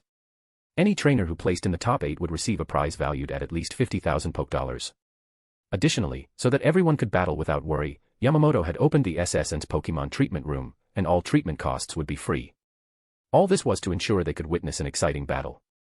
Then, the tournament rules were also displayed on the screen. Considering that there might be many trainers participating, and their abilities varied greatly, letting some of the stronger trainers fight in each match would be a waste of time. Therefore, the tournament was divided into 2 rounds, preliminaries and finals. The first round of preliminaries involved dividing all registered trainers into 8 groups, randomly selected, and having them compete in a free-for-all battle on one of the SSN's 8 battlefields. Only 2 trainers from each field would advance, determining the top 16. Of course, since it was a random selection, it was possible that one field could have 3 or more very strong trainers, while another could have relatively weak trainers, resulting in the elimination of a strong trainer due to an unfavorable draw. For this reason, those eliminated in the first round would enter a losers bracket, where they could compete in additional battles, and the top 4 would have a chance to challenge the 16 qualifiers. If they managed to win the challenge, they would replace that person in the top 16. Then the main tournament would begin, where each trainer could use 3 Pokemon, and elimination matches would proceed by draw. Finally, prizes would be awarded according to the final positions. It's important to mention that during the preliminaries, each trainer could only use one Pokémon. In the battlefield, if their Pokémon was thrown out of the area or unable to continue, they would be eliminated. Eliminated trainers would receive a consolation prize of 5,000 Pokédollars. Those who reached the main tournament but didn't make the top 8 would receive 20,000 Pokédollars. Overall, the tournament format was very reasonable, and the prizes were attractive enough for most trainers on board to register. However, for the truly powerful, these prizes might not be so interesting. For example, the ordinary-looking old man who had warned Cain before, probably the most powerful on the ship. Someone of his caliber likely wouldn't be interested in these prizes. Otherwise, Cain wouldn't even bother participating. Yamamoto, being able to rent a ship like the SSN, surely had powerful guards at his disposal. If they participated, no one else would stand a chance, and everything would be predetermined. However, these individuals, for various reasons, would not participate in the tournament. Registration closed at midnight, and anyone who wanted to participate only needed to call reception from their room. Since they had recorded each person's information upon ticket purchase, they knew who registered by their room number. After thinking for a bit, Cain called reception and registered. The process was quick. In less than a minute, Cain was registered, and he was informed that the preliminaries would start the next morning. The entire tournament schedule was well organized and proceeded so efficiently that it seemed everything had been planned in advance. From the moment Yamamoto announced the tournament, all staff members on the ship began moving quickly, performing their tasks in an orderly manner, and soon all tournament preparations were complete. Tomorrow the tournament would officially begin. But the more Cain saw how quickly and efficiently everything was done, the more he felt something was wrong. Everything was too smooth, too perfect. So perfect that it sent a chill down Cain's spine. End of chapter. Chapter 226, Chapter 226, the Fire-type starter Pokémon. The next morning, Cain and his Pokémon finished their morning training and, following the broadcast instructions, headed to the largest open area of the ship. Here, there were a total of 16 battlefields and 16 training areas, all for public use. If you wish to use them, you only need to leave a deposit, and you can use them for free. You'll only be charged if you cause any damage to public property. When Cain arrived, there were already a lot of people present. Not only were there trainers, but there were also many regular people who weren't trainers. After all, while the SSN is primarily a luxury cruise catering to trainers, they also have families, and when going on vacation, of course, it's better to bring the family along. Also, money is money. Even if ordinary people want to buy tickets, they won't be turned away. Selling to anyone is still selling. Cain stood silently to the side as more people gradually arrived. He believed that after a while, the competition would start. Many people, like Cain, were accompanied by their Pokémon. Within the system scanner range, all the data of the Pokémon were visible. Most Pokémon were in their teens in terms of level. Even if a few reached the 20s, they were only at level 21 or 22, just barely reaching level 20. Moreover, the average quality of the Pokémon wasn't very high. On average, they ranged from light yellow to yellow, with only the occasional light green. When enough people were present, a head judge climbed onto the already prepared podium. Without much explanation, he briefly went over all the rules again and then directly announced the start of the tournament. As for the distribution of people on each battlefield, it had already been randomly assigned by the staff on the computer after registration closed. Now, you only needed to go to the battlefield displayed on the screen, where your name appeared, and wait for the preliminary round to begin. Cain glanced quickly and saw that there were about 200 to 300 participants, distributed across 8 fields, meaning there were around 30 to 40 trainers on each field. Of those 30 or 40, only 2 could advance to the next round, making it quite difficult. Of course, that was only for the others. Cain was assigned to Field 7. When he arrived with his Slowpoke, many people looked at him, showing a hint of hostility in their eyes. Yesterday, many had witnessed Cain's battle with Takuya Imamura, and most of them had an idea of Cain's strength. They knew they couldn't defeat him in a one-on-one match. So, upon learning that Cain was in their same field, many showed hostility. Cain only smiled faintly, with no emotion about it. For him, it was nothing more than the useless complaints of the week. When Cain positioned himself in his designated spot, a young man, appearing around Cain's age, quickly approached him. Instead of showing hostility or displeasure, the young man smiled cheerfully and said, Hey, you're the trainer who used Slowpoke to beat up that trashy Raichu yesterday, right?" Cain glanced at him sideways, without saying a word. But Cain's silence didn't mean the young man wouldn't continue. He moved even closer to Cain, almost touching him. "You're definitely him. Too bad I had other things to do yesterday and couldn't watch your battle. I didn't expect to be in the same field as you today. Lucky me. So, the spots for advancing in this field are already decided, you and me." Cain frowned and shifted his foot slightly, distancing himself from the overly friendly young man. The young man, seeing Cain's movement, didn't notice the lack of manners and took another step closer. But this time, he couldn't get any nearer, as Slowpoke, uncomfortable with the situation, created a psychic energy barrier around Cain, which the young man walked right into. "Ouch, that hurt," the young man cried, rubbing his head. Cain frowned, looked at the young man, and asked, "What do you want?" "Oh, right, I was thinking that our skills are among the strongest in this field, so why don't we team up and eliminate the others together? What do you think? Here, apart from you, everyone else is trash," he said, showing a look of disdain when referring to the others. Upon hearing his words, Cain automatically glanced at the young man's Pokémon. His eyes narrowed immediately. Before, he hadn't noticed, but the Pokémon next to the young man was a Charmeleon, the evolved form of Kanto's fire-type starter Charmander. Pokémon, Charmeleon, dark green. Gender, male. Level. Type, fire. Ability, blaze. Held item, none. Egg moves, bite, dragon pulse, metal claw. Basic moves, scratch, growl, ember, smokescreen, dragon rage, scary face. Learned moves, thunder punch, fire punch. TM moves, flamethrower, protect, rock slide, substitute. This was the first time in this life that Cain saw a Kanto region fire-type starter. In terms of potential, Charmander was definitely the Pokémon with the most potential among the 3 starters for Cain. Of course, this was assuming they were of the same quality. After all, Charizard has 2 Mega Evolution forms and, although Charizard is a fire and flying type, it actually has a trace of Dragon-type blood within it, allowing it to learn some Dragon-type moves. Among Dragon-type Pokémon, there are no weaklings. "Alright," Cain said, nodding to show his acceptance. Most people who own a starter Pokémon are direct members of the Alliance. Judging by this young man's age, he was undoubtedly a direct family member of the Alliance.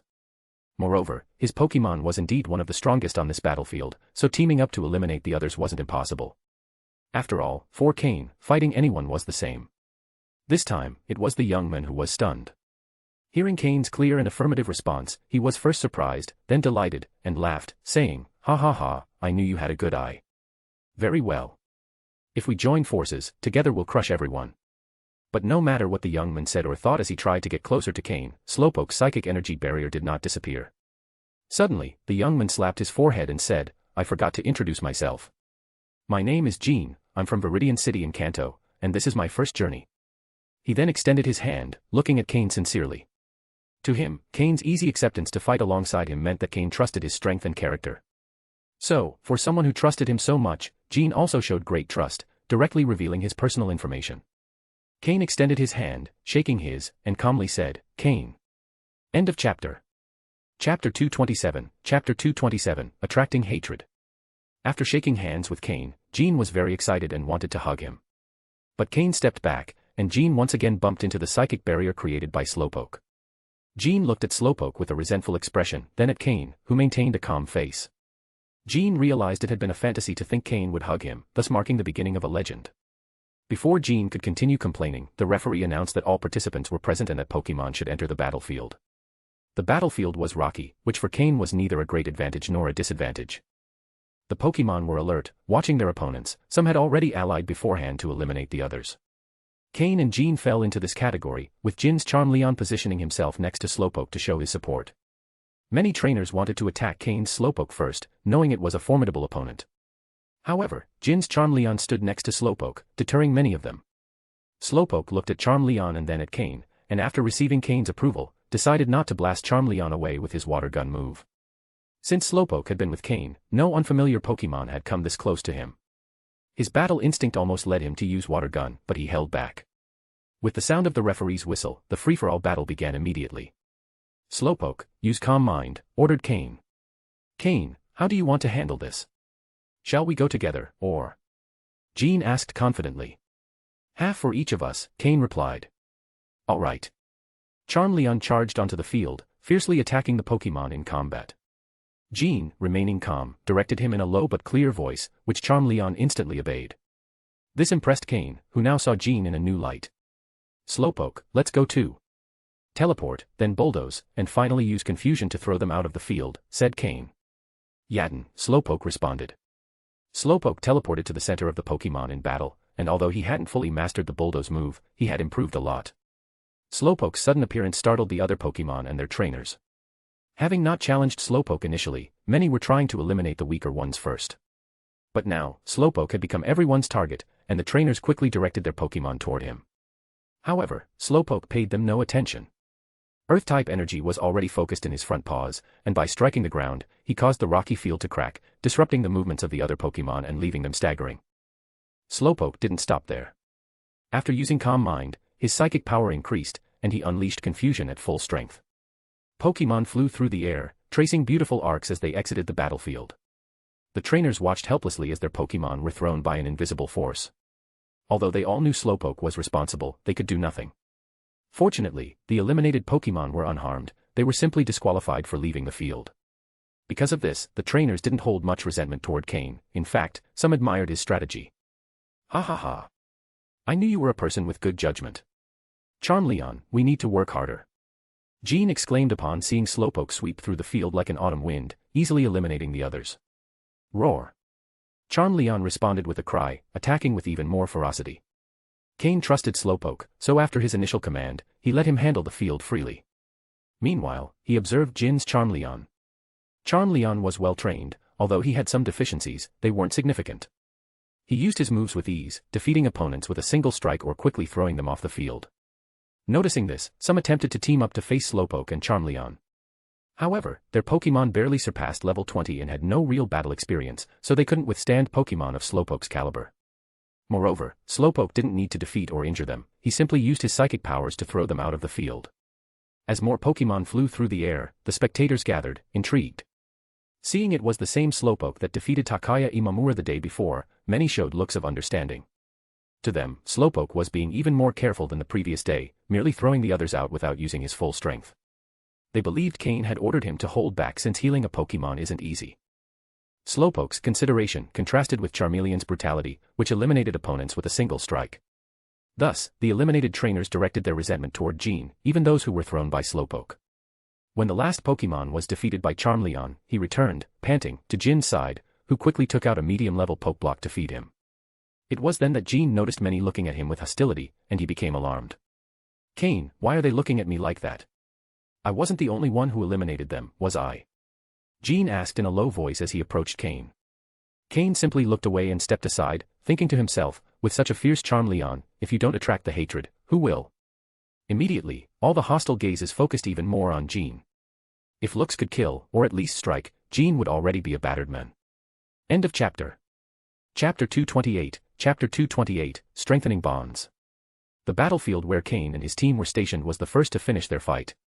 Since Cain had already shown his strength in public, those participants without an organized plan didn't dare to face Cain's Slowpoke directly. Additionally, Cain was fortunate to be paired with Jean as his teammate. The two strongest fighters agreed not to face each other, avoiding many issues. It was just about quickly eliminating the weaker opponents. However, other fields weren't as lucky.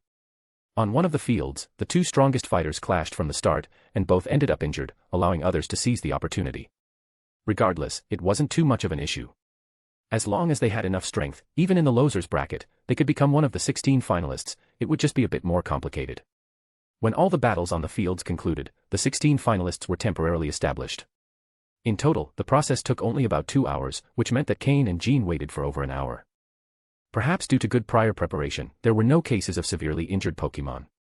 And since treatment was free, everyone fought with all their strength. There were many incidents involving bleeding. The trainers of the Pokémon that Cain's Slowpoke had thrown out of the field were ultimately grateful that their Pokémon hadn't suffered any injuries. They had only been startled when they were tossed out of the arena. Compared to those Pokémon still in the treatment room, they were much luckier. Receiving those 5,000 Pokédollars was quite satisfying. Some trainers even began to feel grateful toward Cain, as without comparison, there would be no resentment. Meanwhile, those who had looked at Jean with hostility also started to calm down, accepting the situation in which their Pokémon were hurt, as they were surrounded by others in similar situations. In short, thanks to the orderly and quick treatment, the participants' Pokémon recovered quickly.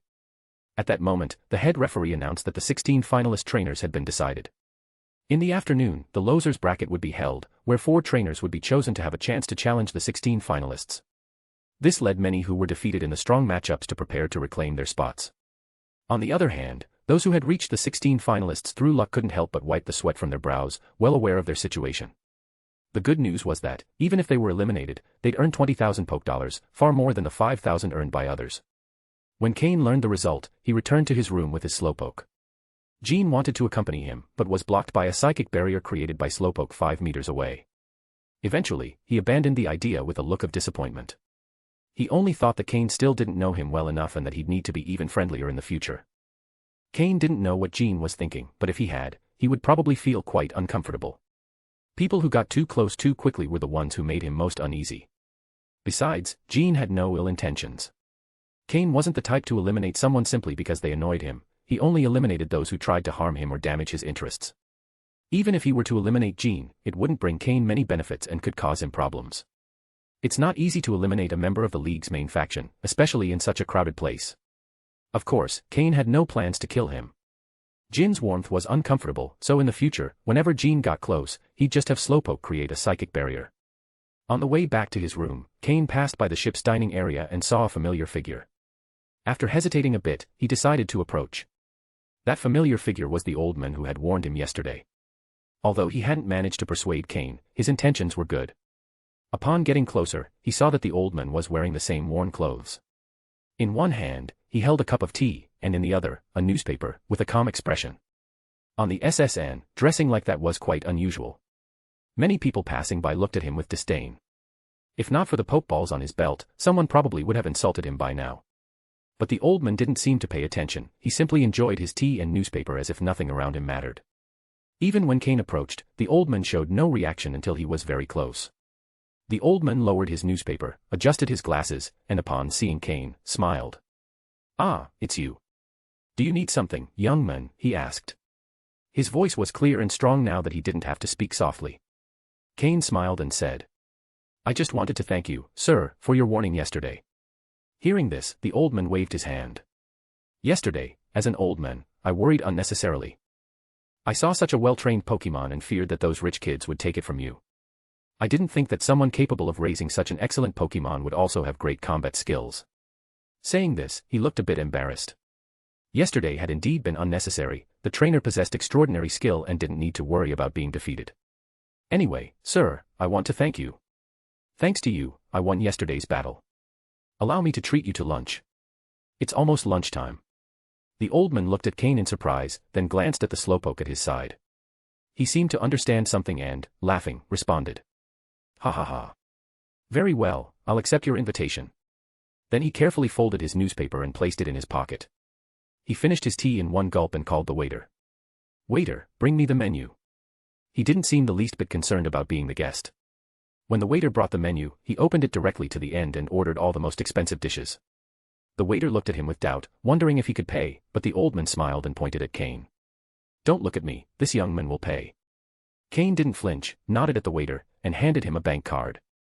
"Please, bring the dishes quickly," he said. The waiter nodded repeatedly, eagerly taking the menu and card. He could only think of two words, a generous customer.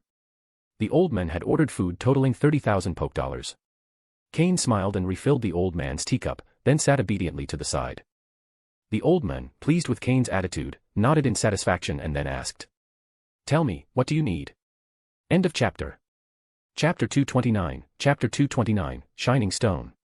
Cain smiled and said, "Sir, seeing that you could identify the level of the poke block used by Slowpoke and notice that it has been consuming nutritional products continuously, I suppose you're a researcher specialized in Slowpoke, right?"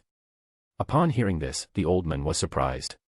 He looked at Cain for a while, trying to discern if there was any hidden emotion in him, but saw nothing but serenity, like a crystal-clear stream. The old man had thought that this young man had discovered his true identity and was trying to get close to him, something he was quite used to, given his position. But Cain's words left him a little perplexed. He had clearly sensed something more, but seemed to have misinterpreted his identity. Though somewhat puzzled, he soon recovered from the surprise.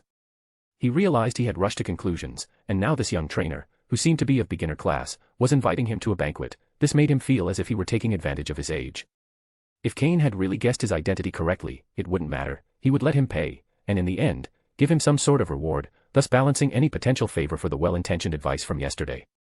But now that Cain had misinterpreted his identity, letting him pay for this grand meal somehow seemed a bit excessive. Suddenly, the old man's face turned slightly red. However, thanks to his age, he had thick enough skin that it didn't show. Cain looked at the old man with some curiosity. He already knew who he really was, but decided not to mention it. Cain wasn't foolish, directly revealing the secret would make it more difficult to approach the old man, and might even result in rejection. Sometimes, it's better not to say everything all at once. Ha, ha, ha. Boy, you have a good eye. Indeed, I'm a researcher specialized in slowpoke, the old man laughed to cover his discomfort. He realized he was wrong, so he planned to make sure he was the one to pay the bill. Although this 30,000 poke meal hurt him a bit. Cain, glancing down, showed a hint of mockery. From the old man's behavior, it was clear that he was associated with the League. The fact that he was a League member wasn't necessarily good or bad for Cain, at least he didn't have to worry about a fickle person who might kill him at any moment. After all, talking to someone at the level of an elite level 4 trainer could be a dangerous task, one wrong step could lead to serious trouble. Cain asked Slowpoke to sit in another chair and then called Miltank, who sat next to Slowpoke. How could two people eat a meal that costs 30,000 poke dollars? If they couldn't finish it, they could let the Pokemon help eat it and thus avoid waste. When Miltank appeared, the old man's eyes gleamed slightly. Then, looking again at Slowpoke beside Cain, he seemed to understand the situation.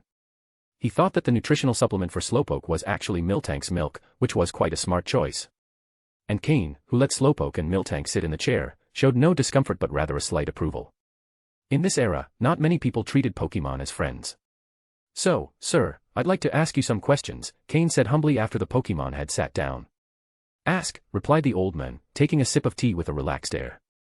Why can Slowpoke learn fire-type moves? Cain asked after thinking for a moment. The old man set down his cup and organized his thoughts. Although Slowpoke is a water and psychic-type Pokemon, sometimes the type of moves it can learn isn't directly related to its type. For example, Ghost-type and Psychic-type Pokemon counter each other, but Ghost-type Pokemon can still learn Psychic-type moves. Why? Actually, not only Pokemon, even humans can use psychic abilities. You may have never seen one, but there are people who can use psychic abilities because their mental strength is strong enough, and with certain training, they can use psychic abilities.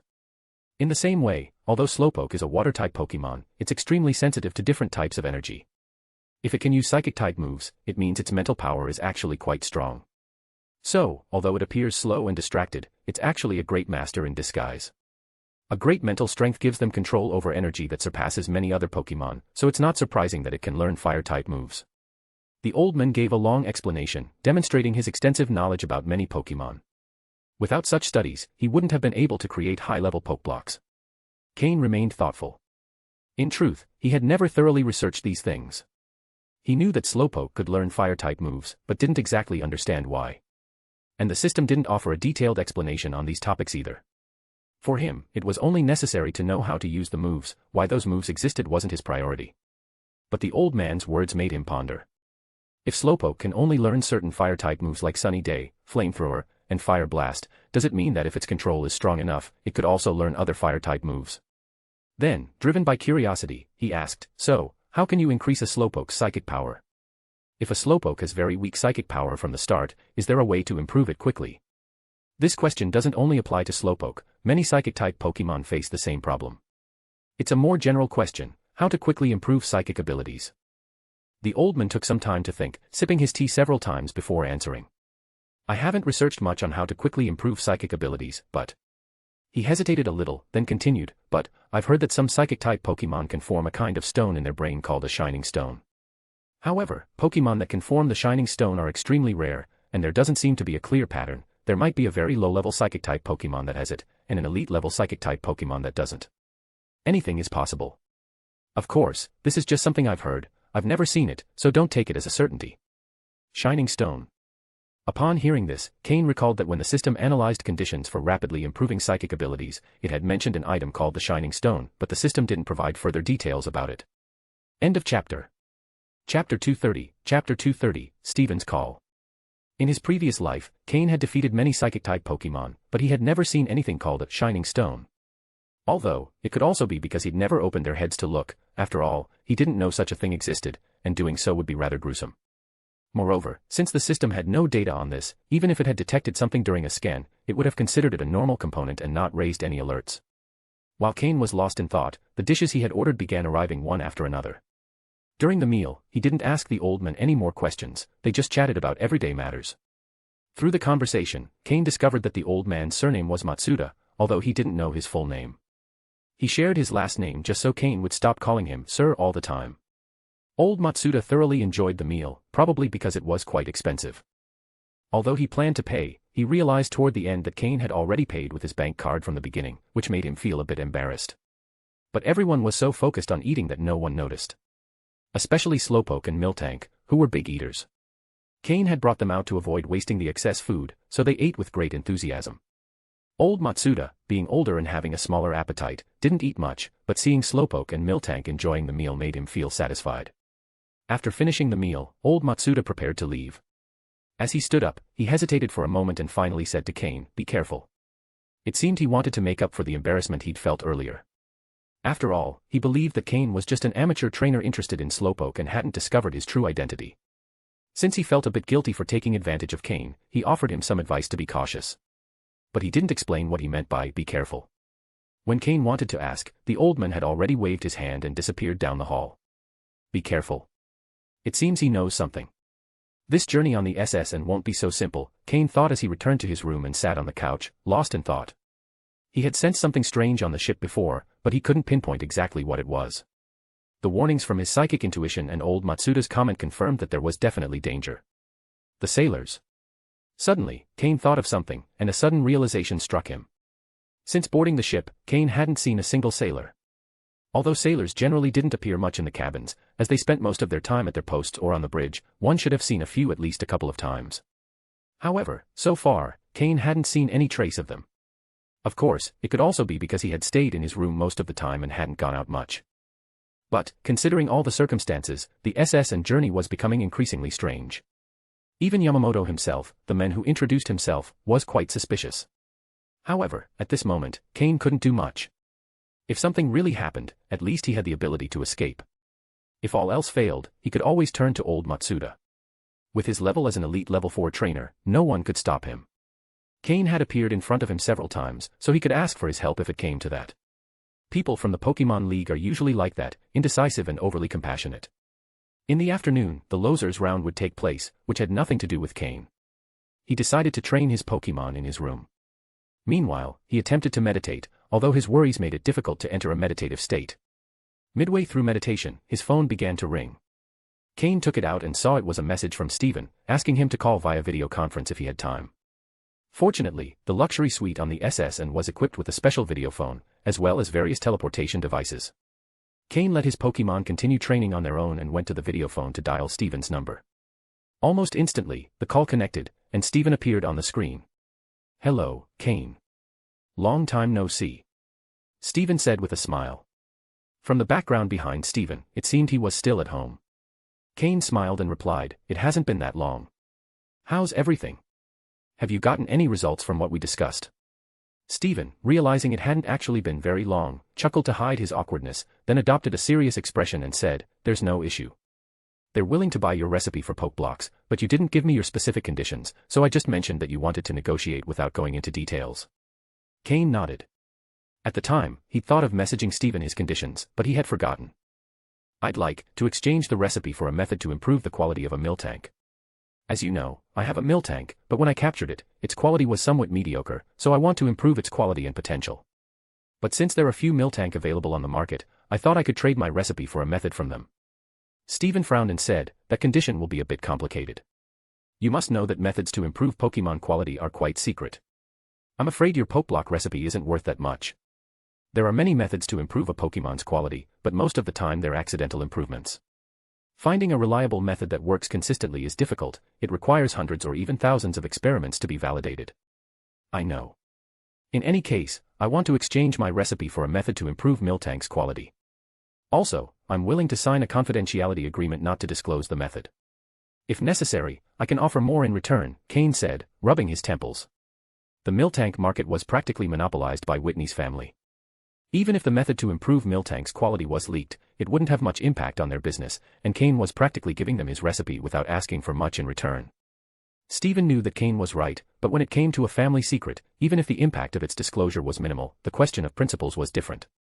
It wasn't something that could be measured in monetary terms. "All right, I'll try to ask. But this time I can't guarantee anything, as you're touching on quite a delicate topic," Steven said, feeling somewhat frustrated.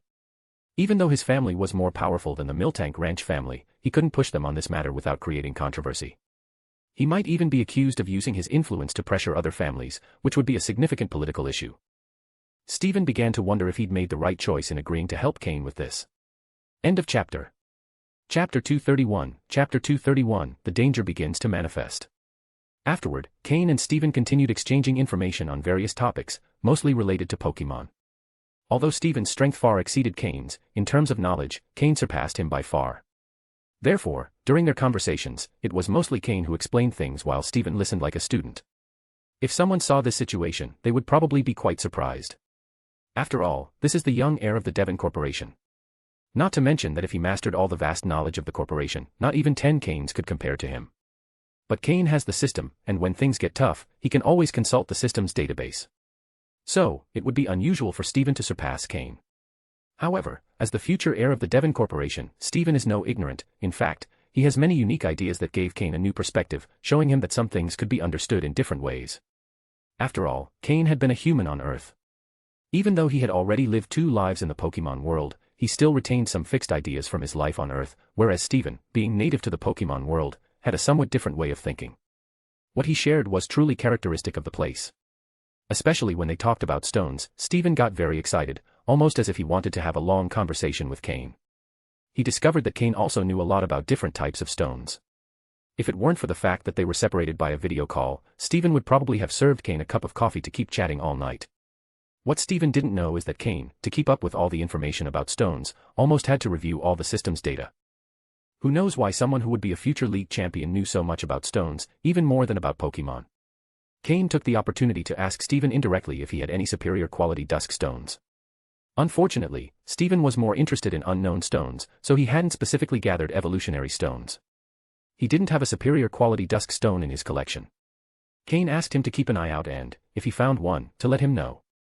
Steven happily agreed, as after all, they were just stones, paying a bit of attention wouldn't be a problem. While they chatted, Cain even vaguely asked if Steven had seen any Mega Evolution stones, but Steven had no particular memory of what Cain described. Although Cain's description of the stone sparked great interest in Steven, who repeatedly asked where he had seen it. Finally, Cain had to make up some lies to calm Steven down, but from Steven's expression, it seemed like he might start a big search. When he couldn't find the Mega Evolution stone or discover its purpose, Cain could take the opportunity to trade it for something else. At least he gave Steven a hint to use the vast resources of the Devon Corporation to look for Mega Evolution stones. However, even if Cain managed to acquire a Mega Evolution stone now, he wouldn't dare to use it yet. It's an object that could attract too much attention, so it shouldn't come to light at the moment. The two spoke via video call for 2 hours. Steven still didn't seem satisfied, and if Cain hadn't interrupted him, they probably would have spent the entire afternoon talking. It seemed like they were having an endless call. Of course, everything they discussed was related to Pokémon knowledge. Steven also asked Cain about customizing Pokeblocks for his Metang, but since the system had not yet completed the analysis, Cain simply said that he hadn't finished experimenting with it. Cain took a deep breath and wiped the sweat from his forehead. Although talking with Steven didn't pressure him, keeping up with all the topics Steven brought up took a lot of effort. Despite this, his somewhat restless mind gradually calmed down after talking to Steven.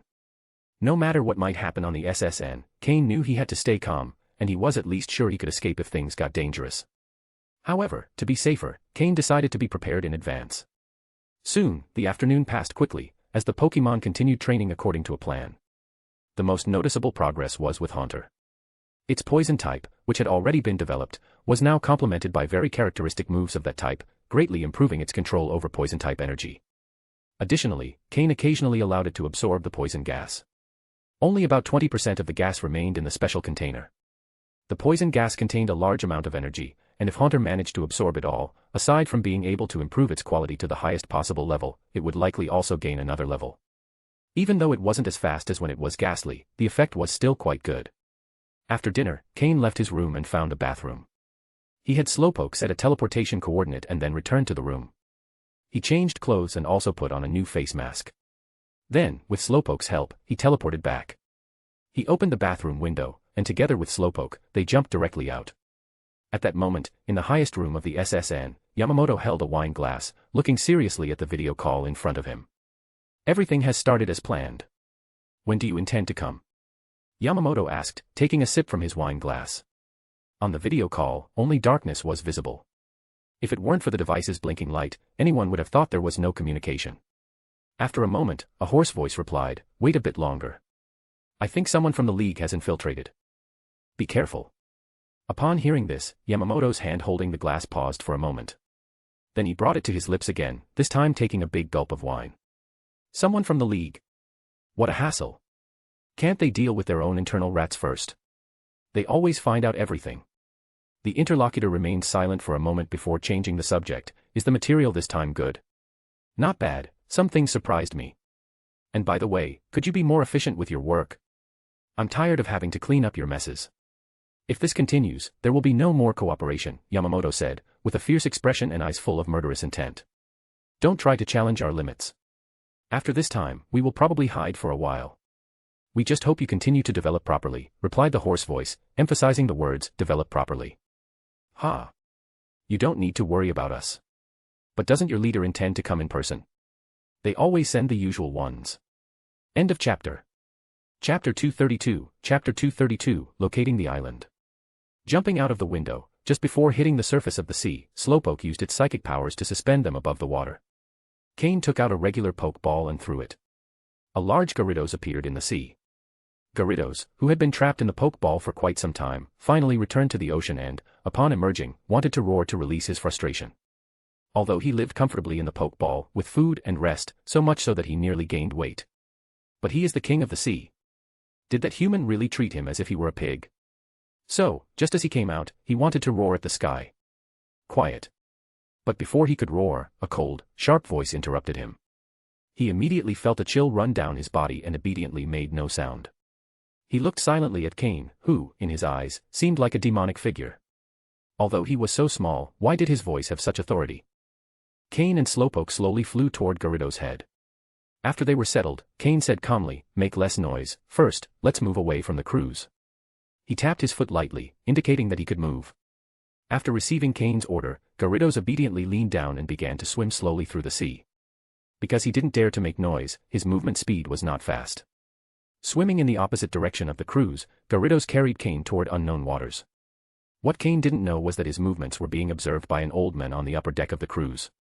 If Cain were here, he could probably recognize this old man as the man with the last name Matsuda with whom he had had lunch. The old man remained silent on the upper deck, listening from the room below to Yamamoto's arrogant voice, then looked in the direction Cain was heading and gave a slight smile. His lips moved, without making a sound, but from the shape of his mouth, one could guess he said something like, interesting young man. Luckily, Cain had been quite cautious, not summoning too many Pokémon or showing his mask, otherwise, the old man's tone might have changed. The old man only recognized Cain by his height under the black cloak and the Slowpoke accompanying him. So, this young man noticed something strange just from a small warning during the day. But why is he leaving now? Where will he go? Old Matsuda wondered internally, but Cain's action seemed insignificant. His attention was focused on the conversation between Yamamoto and the mysterious person in the room below. When he heard them talking about something important, his eyes gleamed with coldness. After waiting so long, they had finally left a clue. Right now, since he had no funds for his research, he could use this to obtain some reward.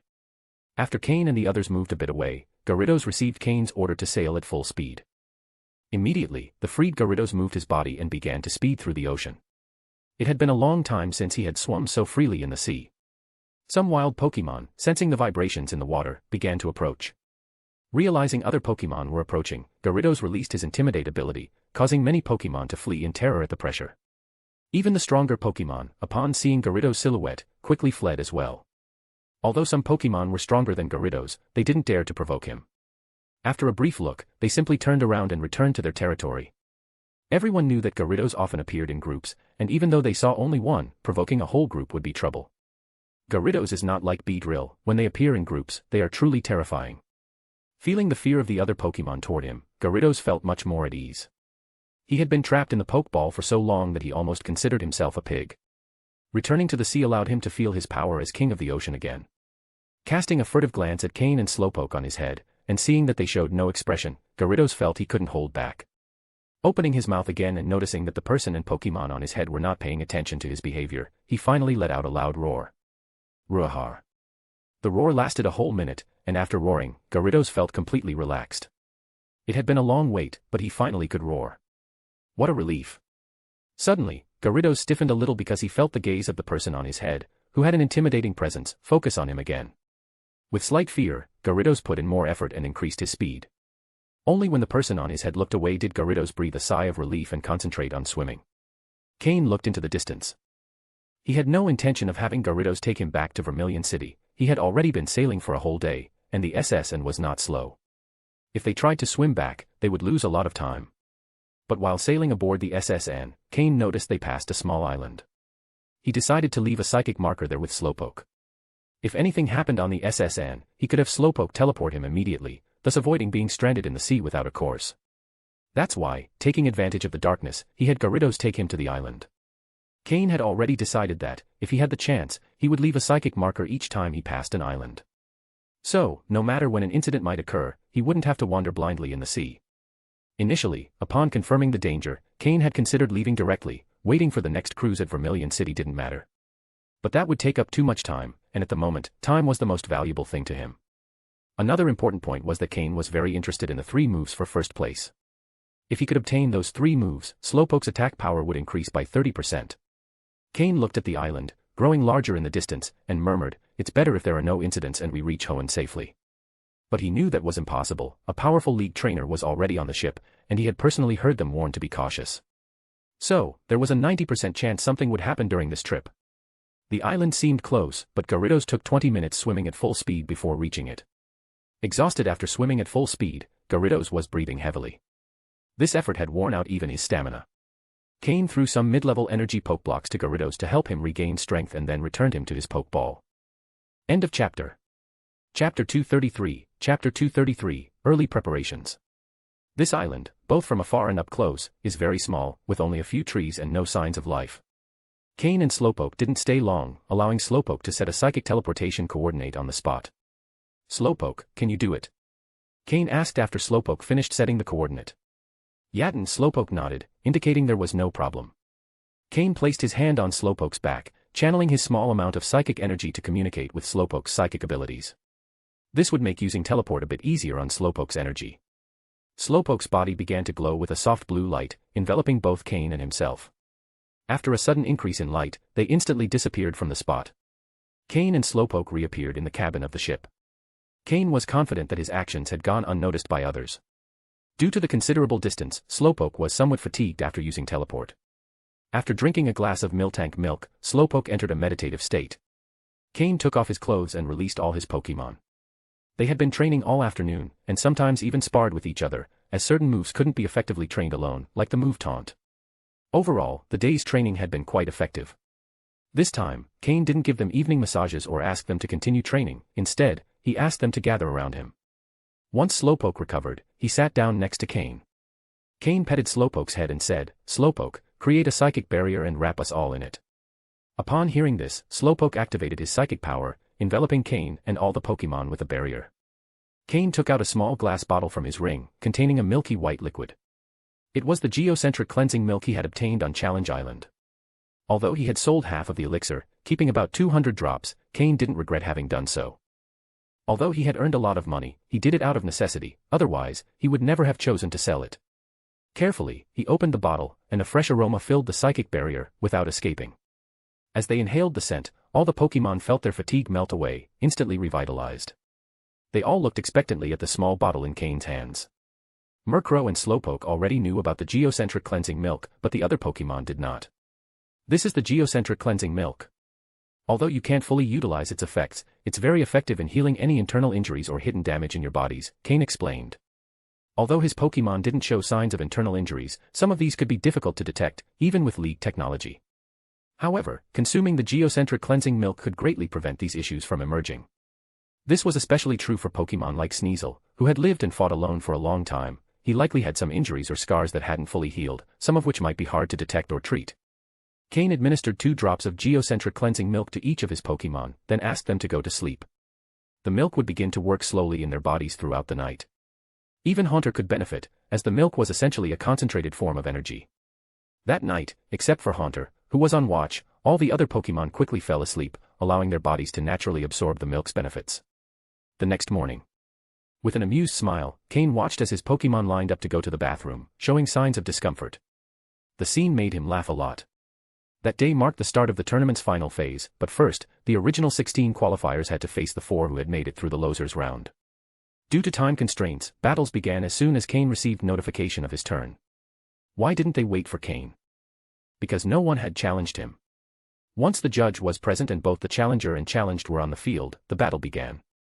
So, when everyone arrived, they realized that the 4 trainers who had advanced from the losers round had already finished their matches.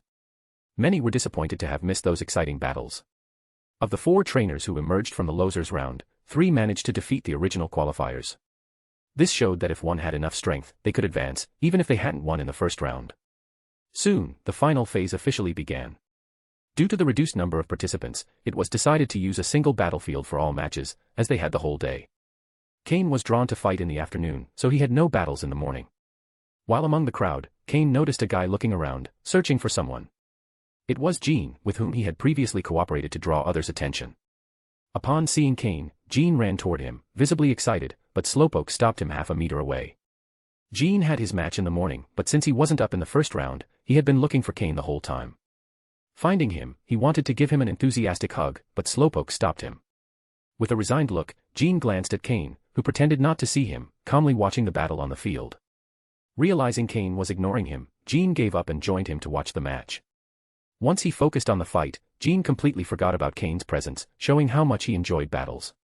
Cain took advantage of the calm and approached the judges' area. To motivate the participants, Yamamoto had ordered the prizes for the top 3 places to be displayed on the judges' table. Unlike Takumi, who had offered money after losing, Yamamoto was prepared and had placed the 4 TMs as prizes, along with a stack of bills totaling 300,000 Poke dollars, forming a small pyramid to the side.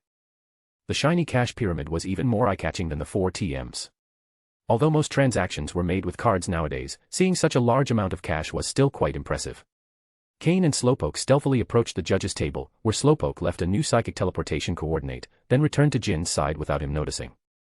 Jean didn't show any reaction, completely engrossed in the battle. End of chapter. Chapter 234, Chapter 234, The Blue Handkerchief. The 2 trainers on the battlefield had similar skills, and their match was intense. In the end, they each had only 1 Pokémon left, and after a fierce battle, one of them managed a hard-won victory. After the battle ended, Jean snapped back to reality and showed Cain a wide smile, displaying 2 rows of teeth. "Cain, just wait and see how I win 3 in a row." Without waiting for a reply, he quickly left, as his next battle was about to begin. Cain observed the battlefield for a moment. When the battle began and he saw his opponent's Pokémon, Cain immediately walked away. The opponent was too weak, only slightly stronger than Takuya Imamura. Jean would probably win all 3 fights in a row, or at most, he'd need to use a second Pokémon to finish the battle. Cain wasn't interested in watching such a predictable match. Furthermore, this kind of fight reminded Cain of a children's game, which he found uncomfortable. It was as if 2 people were fighting, both armed with guns, but instead of shooting, they used the weapons as melee weapons, hitting each other until one fell. A waste of time. Cain took a walk around the ship's deck but didn't find the old man Matsuda he had seen the day before. Originally, Cain had wanted to chat with him to strengthen their relationship, but since he couldn't find him, he decided to return to his room. However, he didn't stay in the room for long. Judging by the progress of the battles, even though his turn was in the afternoon, Cain estimated he'd still have a long wait. So, Cain changed clothes, stored his Slowpoke, and left the room. Slowpoke was too recognizable, making it easy for others to guess his identity. Cain carefully avoided the staff while heading to the lower part of the ship. Since he boarded, he hadn't seen any sailors, which might seem exemplary behavior, as sailors shouldn't enter passenger areas. But to Cain, this was a problem. There was no completely clean water. Even if the sailors were very respectful, Cain didn't believe they could resist the temptation of entering the passenger zone, even if only in passing. This situation was unusual. Cain slowly descended the stairs, firmly holding Slowpoke's Pokeball in his hand. His mind was alert, prepared to summon Slowpoke to use teleport at the slightest hint of danger. Fortunately, he didn't encounter anyone on his way down. When Cain reached the sailors' quarters, he saw the first sailor through a window. Nothing seemed unusual. The sailor didn't notice Cain's presence and was focused on his tasks. Cain observed for a moment, but detecting nothing strange, he cautiously moved inside. Seeing a single sailor didn't mean there wasn't a problem. Cain entered the sailor's locker room, and after making sure no one was around, he began searching for anything out of the ordinary. Enduring the bad smell, he used his weak psychic ability to open the lockers one by one, looking for something suspicious. Just when Cain was about to give up and search elsewhere, he found a clue in the last locker. Underneath several dirty clothes in the last sailor's locker, Cain discovered a blue handkerchief. Upon seeing the emblem on the handkerchief, Cain's hand trembled. His pupils, which had dilated in the darkness, sharply contracted. Cain, visibly shocked, stared at the handkerchief in the locker. After making sure he hadn't mistaken it, he quickly put the clothes back as they were. He closed the locker door and called Slowpoke. Under Slowpoke's inquisitive gaze, Cain didn't explain anything, simply asking him to take him back to his room. Back in his room, Cain sat silently on the sofa. What he had seen earlier left a deep impression. If it weren't for his strong adaptability, he might have cried out in surprise. Cain felt deeply unsettled. The blue handkerchief he had seen bore a white emblem. Although an ordinary person might not give it any importance, Cain knew well what that emblem represented. In the current timeline, that organization should be in its inactive phase. So why had he seen their emblem here? If that organization was involved, then the SS and was truly in grave danger. Suddenly, Cain thought of something else. Could it be that Yamamoto and that organization are collaborating? But Yamamoto. I'm not sure that's his real name. However, when I saw him the other day, many people called him by that name. Seeing how scared Takuya Imamura was, it doesn't seem fake. Cain began organizing his thoughts in his mind. Then he remembered the elite-level league trainer named Matsuda, who had appeared on the ship dressed humbly. What was his real purpose? Was his warning to be careful a reference to that organization or a warning about Yamamoto? Why, the first time Yamamoto saw him, did Cain feel his gaze was strange, but he couldn't say exactly why. Why did the first rewards Yamamoto offered include 3 moves that Slowpoke could use? Why was this competition organized so suddenly and with such generous rewards? The tournament prizes seemed too high. Why did everything in the tournament seem to have been prepared in advance, with the tournament progressing so quickly and efficiently? There was still a lot of time before reaching the next destination. Why speed things up so much? Those factors combined couldn't be a coincidence. After reviewing all these thoughts, Cain saw he had 2 options. The first was to abandon the SS and right now and not get involved. The second was to participate, win the first prize, and then leave. But the second option was clearly more dangerous, and he wasn't even sure the tournament would reach its end. Cain sat on the sofa, frowning, without saying a word. End of chapter. Chapter 235, Chapter 235, Crying in Battle. In the afternoon, after being notified by the loudspeaker, Cain headed back to the battlefield. Seeing the prizes for the top 3 on the referee's table, Cain thought those items were extremely tempting. If he didn't genuinely want to compete for those prizes, he might have already withdrawn. If he left now, all the danger would have nothing to do with him. But after returning from the sailors' quarters, Cain had thought for a long time and finally decided to stay. The first reason was that the tournament prizes were indeed attractive. Additionally, those items were displayed so blatantly that anyone would feel tempted to look at them. This was a very clever strategy on Yamamoto's part. However, if it were only about the prizes, it wouldn't have been enough for Cain to decide to stay. The main reason was the old man Matsuda with whom he had shared a meal. With his presence, at least Cain wouldn't have to worry about facing an enemy so powerful that he couldn't defend himself or escape. Moreover, Cain didn't believe that if the League had detected something, they would only send a single elite level 4 trainer. What Cain didn't know was that Matsuda's actions were completely voluntary and that the League hadn't actually sent any combatants on board. Most of the League trainers on the ship were fairly weak. Even someone like Jean was considered one of the stronger ones among them. If Cain had known this, he probably would have reconsidered his decision. The League usually won through sheer numbers, which had given Cain the false impression that there would always be additional support. The second reason he decided to stay was that the group to whom the blue handkerchief he found belonged, while powerful, was not as threatening as Team Rocket. But that wasn't the important part. The crucial thing was that, as Cain recalled, that organization shouldn't have revealed itself to the world at this point in the timeline. If they caused a big commotion, they might attract the League's attention before they were fully prepared. Therefore, Cain thought the leader of that organization, if they had any common sense, wouldn't do anything that would draw too much attention from the League. So Cain only needed to stay on guard against the crafty Yamamoto. Cain took his position. When he arrived, both the audience and his opponent had already been waiting for a while. If he had arrived a few minutes later, he would have been disqualified from the tournament. Cain's opponent was a young woman in her 20s with a black ponytail and an ordinary appearance. Cain had no memory of her. Only after the referee introduced her did Cain learn that the young woman was named Kyoko. The battle began immediately. Cain sent out his signature Pokémon, Slowpoke. Kyoko, clearly having studied Cain, sent out her grass-type Pokémon, Gloom, to take advantage of the type advantage over Cain's water-type Pokémon. Under Cain's system analysis, Gloom had a dark yellow aptitude, was level 22, and was a fairly standard grass and poison-type Pokémon. Cain had bet on the flamethrower TM in his battle against Takaya Imamura, so Kyoko assumed Slowpoke hadn't learned any fire-type moves, allowing her to make full use of the type advantage. But she clearly hadn't considered that Gloom, also being a poison type, was vulnerable to psychic-type moves. Slowpoke, don't hold back. Use Sicehawk and go all out. Aware of the possible danger on the ship, Cain wasn't in the mood to play childish games with these novice trainers. He attacked first, ordering Slowpoke to use its strongest move with the simple goal of ending the battle as quickly as possible. Gloom, use Stun Spore, Kyoko ordered without hesitation. Gloom, a Pokémon that quickly learned powder techniques, could be quite effective in battle if its moves were used correctly. But for Slowpoke, Gloom was simply too slow. Gloom's Stun Spore move, clearly not well trained, was so slow that it hadn't finished releasing the powder when Slowpoke had already launched the Sicehawk move twice. With the advantage in level, aptitude, abilities, and type, Gloom was directly defeated by Slowpoke's Sicehawk move. Fortunately, Slowpoke held back at the last second, otherwise, Gloom would not only have lost the ability to fight but might have died. Kyoko, biting her lip to hold back tears, stared at Cain, who maintained an indifferent expression. After a moment, she threw another Pokeball. This time, she stopped trying to exploit the type advantage and sent out her strongest Pokémon, the Pidgeotto that had made her stand out in the preliminary rounds, a level 25 Pokémon with light green aptitude. This was Kyoko's starter Pokémon, which her father had captured with much effort. Pidgeotto, using its flying ability, had made it easy for Kyoko to break through in the preliminaries. Fly, Pidgeotto. Use Gust, Kyoko ordered. Slowpoke, use Protect and then Calm Mind.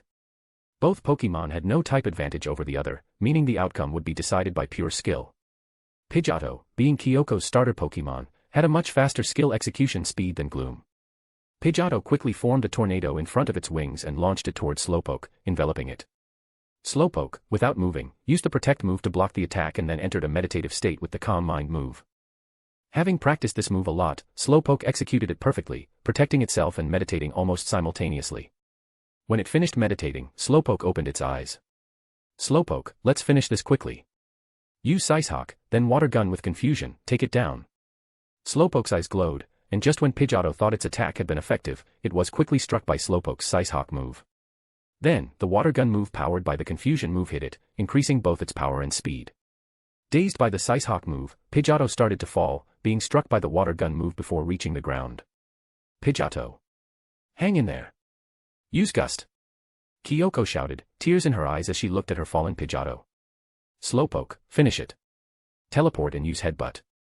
Slowpoke instantly teleported beside Pidgeotto, which was still trying to stand, and launched the Headbutt move.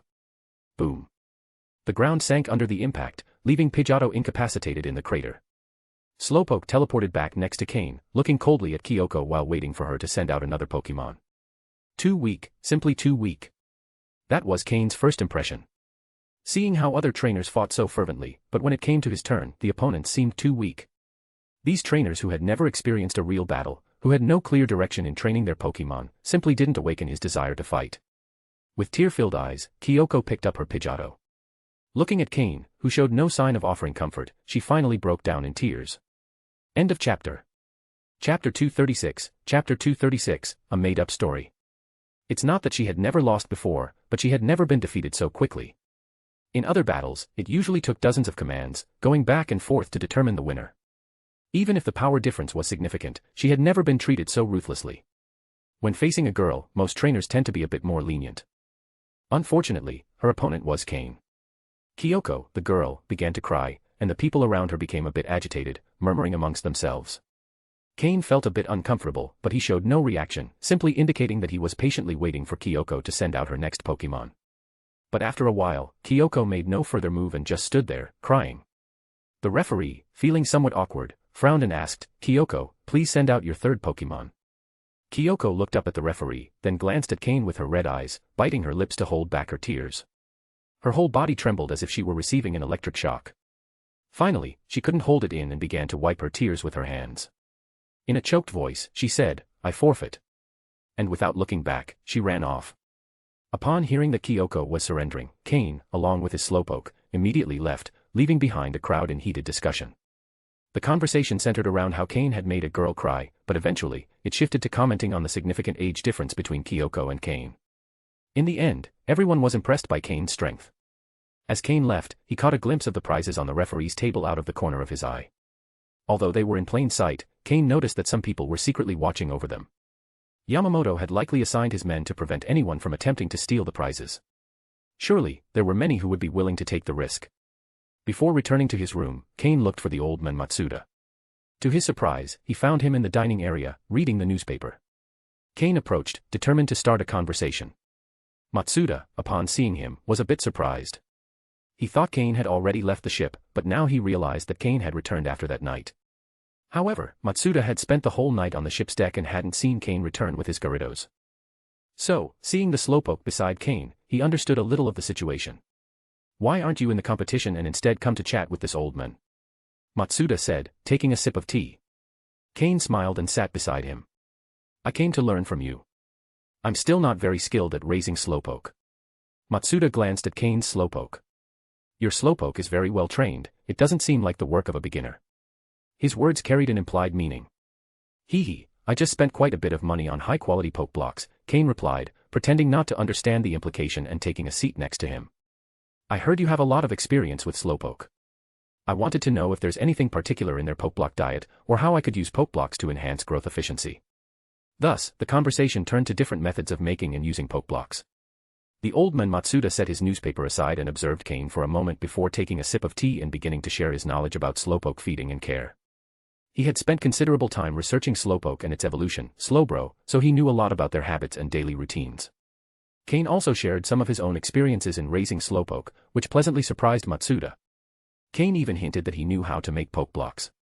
When it came to poke block crafting, the old man Matsuda showed much more interest, dropping his indifferent attitude. But the more they talked, the more surprised the old man Matsuda became. Observing Cain's height and hearing his voice, he was clearly in early adolescence. At such a young age, without being a league-back trainer, having that level of skill was already impressive. But he hadn't expected that he would also have a remarkable talent for Pokémon breeding. The old man Matsuda was a high-level breeder, and his status was above most breeders in his class. Just by listening to Cain, he could deduce that the young man already had the skills of an intermediate-level breeder, which surprised him even more. It's worth remembering that he himself became an intermediate breeder in his 20s and was considered a prodigy at the time. But seeing Cain, who was probably only 15 or 16 years old, he couldn't help but be amazed. Even if he had started studying from a very young age, he shouldn't have reached the intermediate level so quickly. A prodigy. An exceptional talent. Beyond those words, Matsuda couldn't find another way to explain how Cain could master so much knowledge at such a young age. "Cain, who taught you all of this?" He couldn't help but ask in the end. "Oh, well. In my family, there are some elders who left many books. When I have nothing to do, I read. And when I read, I get curious to try putting things into practice. Though, I'm not sure if I'm doing it correctly," Cain replied, scratching his head with some embarrassment. Hearing Cain's answer, Matsuda's eyes lit up, and with a certain urgency, he asked, "So, you haven't had a mentor to teach you directly?" Cain pretended to think for a bit. "It's not that no one ever taught me. The elders in the family always told me to read more, and from time to time, they'd ask me questions. If I couldn't answer, they'd make me keep reading. They wouldn't let me go on my journey until I could answer all their questions correctly. I had to study a lot before I could start my journey. A family heir. But it didn't seem that way. Perhaps from an ancient family. Could you tell me the names of those elders in your family?" "I don't know. I always called them Grandpa and Grandma, I don't even know their last names. I'm an orphan, and they always treated me very well. I saw them as my own grandparents," Cain replied. Cain was very aware of the importance of his identity within the League. It was best to present himself as an orphan, and fortunately, the identity Umbra provided for him was also that of an orphan, with no specific details. Cain's League ID card began recording his information from the moment he passed the test to become a League trainer. What came before was deliberately left vague. This kind of situation was quite common in the League, so it wasn't unusual. Many people lived in remote areas, and someone with an unknown background often appeared. As long as they passed the League's tests and exams, they could obtain a League ID card. Or if they gained the support of certain League members, they could also receive an official identity. Not being part of the core members meant the evaluation process wasn't as strict. Additionally, many ancient families were hidden in various places, like those who guarded ruins or the last heir of a declining family. Too many cases like those, and the League couldn't investigate them all. As long as a person had a good character and decent conduct, getting a League ID card wasn't difficult. The challenge was getting a League ID card with a high confidentiality level like Cain's. End of chapter. Chapter 237, Chapter 237, Preparations for Embarkation. Time passed quickly. Since Cain boarded the ship, 3 days had already gone by. The tournament organized by Yamamoto was already coming to an end. As expected, Cain and his Slowpoke advanced to the quarterfinals with a decisive victory in the round of 16. Then, with an overwhelming advantage, they defeated their opponent in the quarterfinals, advancing to the semifinals. In both battles, only Slowpoke participated, defeating all 3 Pokémon of his opponents, thus securing qualification. On the third day, during the semifinals, his opponent showed considerable strength. Although a bit older, he was likely almost 30 years old. But due to his age, his Pokémon were quite strong. Only when Slowpoke unleashed his full power did he manage to defeat all three of his opponent's Pokémon and allow Cain to advance to the finals. Additionally, since Slowpoke had been the sole battler during these days, and thanks to daily training, Slowpoke leveled up again after the semi-final victory, reaching level 27. Although Cain's other Pokémon were also training hard, their levels hadn't increased. However, Cain estimated that Skorupi could level up with 2 more days of training, once it fully mastered its body. Haunter, after absorbing all the poisonous gas, should also be able to level up. Cain's opponent in the final was also no surprise, it was Jean, who had come from the same battlefield as Cain initially. In the previous rounds, Jean hadn't had as easy a time as Cain. Although his Charmeleon was not weak, his battle techniques left much to be desired, so Jean only advanced to the final after revealing his second Pokémon. His second Pokémon was also strong, a Poliwhirl. If nothing unexpected occurs, Cain and Jean will officially face each other tomorrow morning. The winner will receive the 3 TMs as the first place prize, while the runner-up will obtain the Flamethrower TM. During these 3 days, aside from battles and training, Cain spent most of his time conversing with the elder Matsuda. What began as cautious questions from Cain turned into Matsuda testing Cain's knowledge of Pokémon breeding. Although neither of them said it openly, they both already knew that Matsuda was a Pokémon breeder in the league, and not of a low rank. In fact, he was an advanced breeder, though both kept it quiet. Matsuda indirectly tested Cain's breeding knowledge, and Cain deftly managed his responses, showing intermediate-level breeding knowledge but focusing his expertise on the creation of Pokeblocks. With the help of the system, Cain could access any knowledge available in the system database at any time. If he weren't worried about revealing too much and startling Elder Matsuda, he could have done much more. But doing so would attract too much attention, and if someone investigated him thoroughly, it would be hard for Cain to maintain his anonymity if someone high-ranking in the league found out. Therefore, maintaining his breeding level at an intermediate level was most suitable. Matsuda, for his part, began to trust Cain more and more. He didn't keep many of his specialized skills secret and, seeing Cain as a promising, young talent of the league, he was willing to guide him. After all, Matsuda viewed Cain as a talented breeder who had chosen the path of a trainer. In short, the relationship between Cain and Matsuda was now close enough for occasional joking. Now, Cain was confident that if anything unexpected occurred on the ship, as long as the situation remained under control, he could rely on Elder Matsuda's help to get away safely. After today's match, while they were talking, Cain noticed that Matsuda's tension had increased. It wasn't a tension of fear, but rather the preparation of someone expecting something to happen. Matsuda directly told Cain that if he had the chance, he should leave the SS and as soon as possible, as something might happen in the coming days. In fact, Matsuda had already hinted at this to Cain since the second day of their conversation. Seeing Cain as valuable talent, Matsuda wanted to ensure he was prepared. But Cain never responded directly to this warning, leading Matsuda to think that youth made him bold. Back in his room, Cain sat quietly on the sofa. The atmosphere on the ship was no longer normal, and Cain was not the only one noticing it. Even the rough Jean, after his battle, approached Cain to ask if he had noticed anything strange. Cain didn't say much, but in his opinion, it was likely that the organization could no longer wait. If they didn't act soon, the situation would spiral out of control. They might even have discovered the presence of Elder Matsuda. Cain hinted at this to Matsuda, but he gave no further details. In truth, Cain's suspicions and intuition were quite accurate, as Yamamoto was beginning to grow impatient. In the highest room of the SSN, Yamamoto made another call to the mysterious man. His eyes were bloodshot, and his voice no longer had the calm it had before, it was hoarse. We've exceeded the scheduled time. If you don't act soon, I'll withdraw from this. Yamamoto, get ready. We are prepared to board the ship tonight. Send me all the information you've gathered. Don't give me orders. You're not qualified to do so. Let your leader speak. Yamamoto interrupted the man. Oh. What's wrong, Yamamoto? I heard you missed me. Suddenly, a deep, steady voice of a middle-aged man echoed from the phone, with a tone that mixed seriousness and amusement. At that moment, Elder Matsuda, who was watching Yamamoto from the upper deck, narrowed his eyes. Things were getting complicated. I didn't expect the leader himself to intervene. I guess there won't be any failures, then, Yamamoto said, changing his expression to a smile. Hee hee. After a cold laugh, the call abruptly ended. After hanging up, Yamamoto looked serious. If the person who was coming was the one he spoke to at first, he could still keep control, but if that organization's leader was coming, he would have to reduce his share of the benefits. Meanwhile, Elder Matsuda had already disappeared from the upper deck.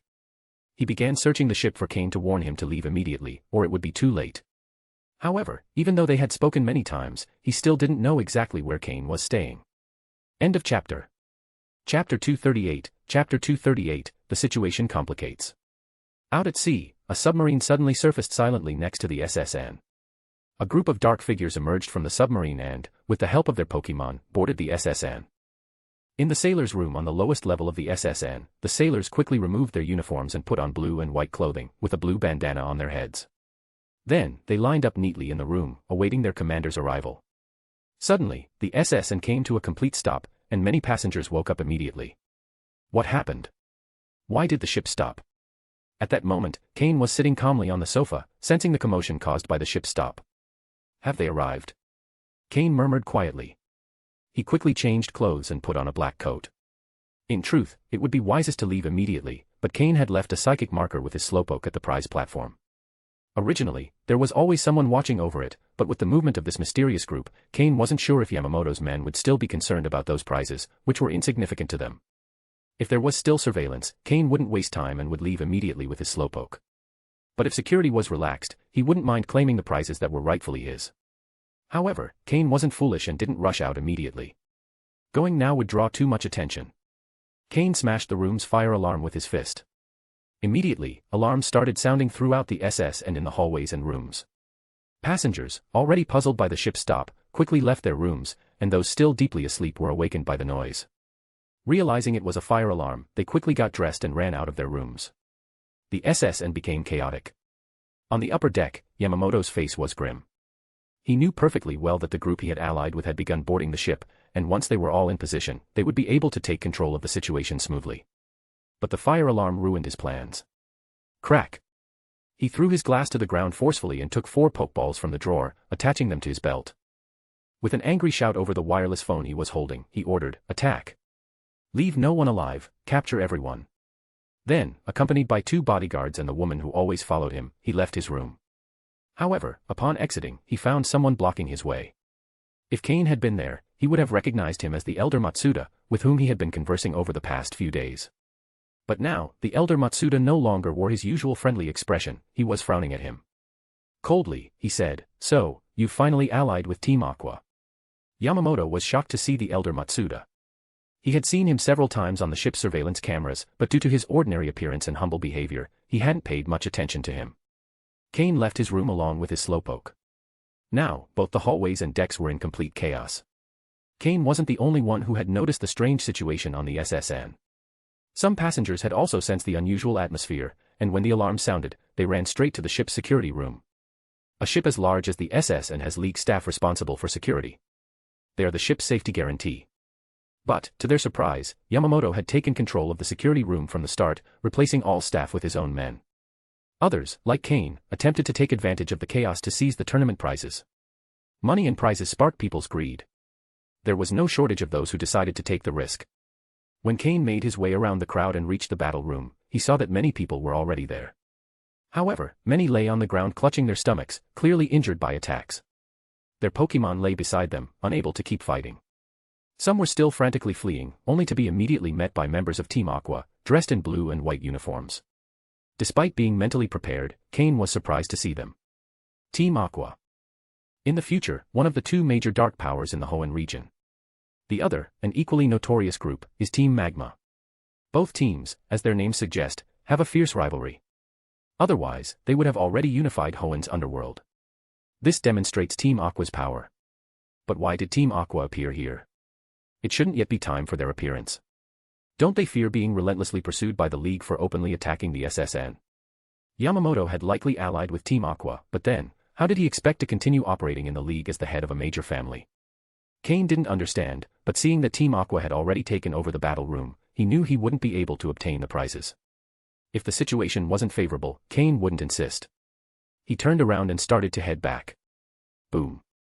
Suddenly, a loud explosion was heard from the upper level of the SSN. The entire ship shook slightly from the impact.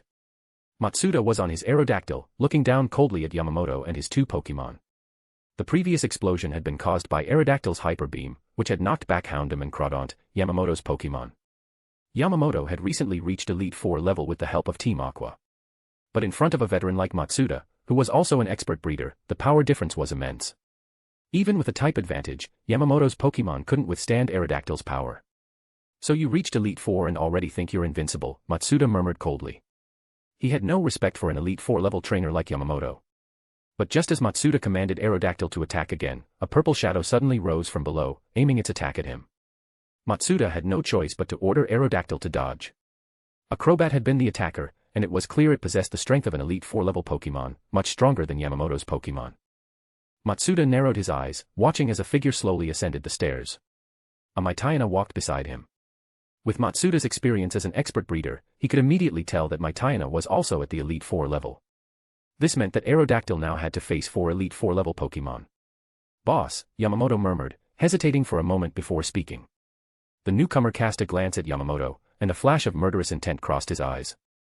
This man has become too arrogant with his new power, he thought. End of chapter. Chapter 239, Chapter 239, Finding Someone to Divert Hatred. "Archie," murmured Matsuda upon seeing the approaching figure. Team Aqua, an organization aiming to expand the ocean's area to dominate the world alongside Pokémon. The League is aware of its existence, but because they operate covertly in the Hoenn region and rarely cause trouble, they haven't taken drastic measures against them. Archie is a mid-level Elite 4 veteran trainer, and Matsuda isn't sure if he could face him. But, whether or not he can, the situation is already set.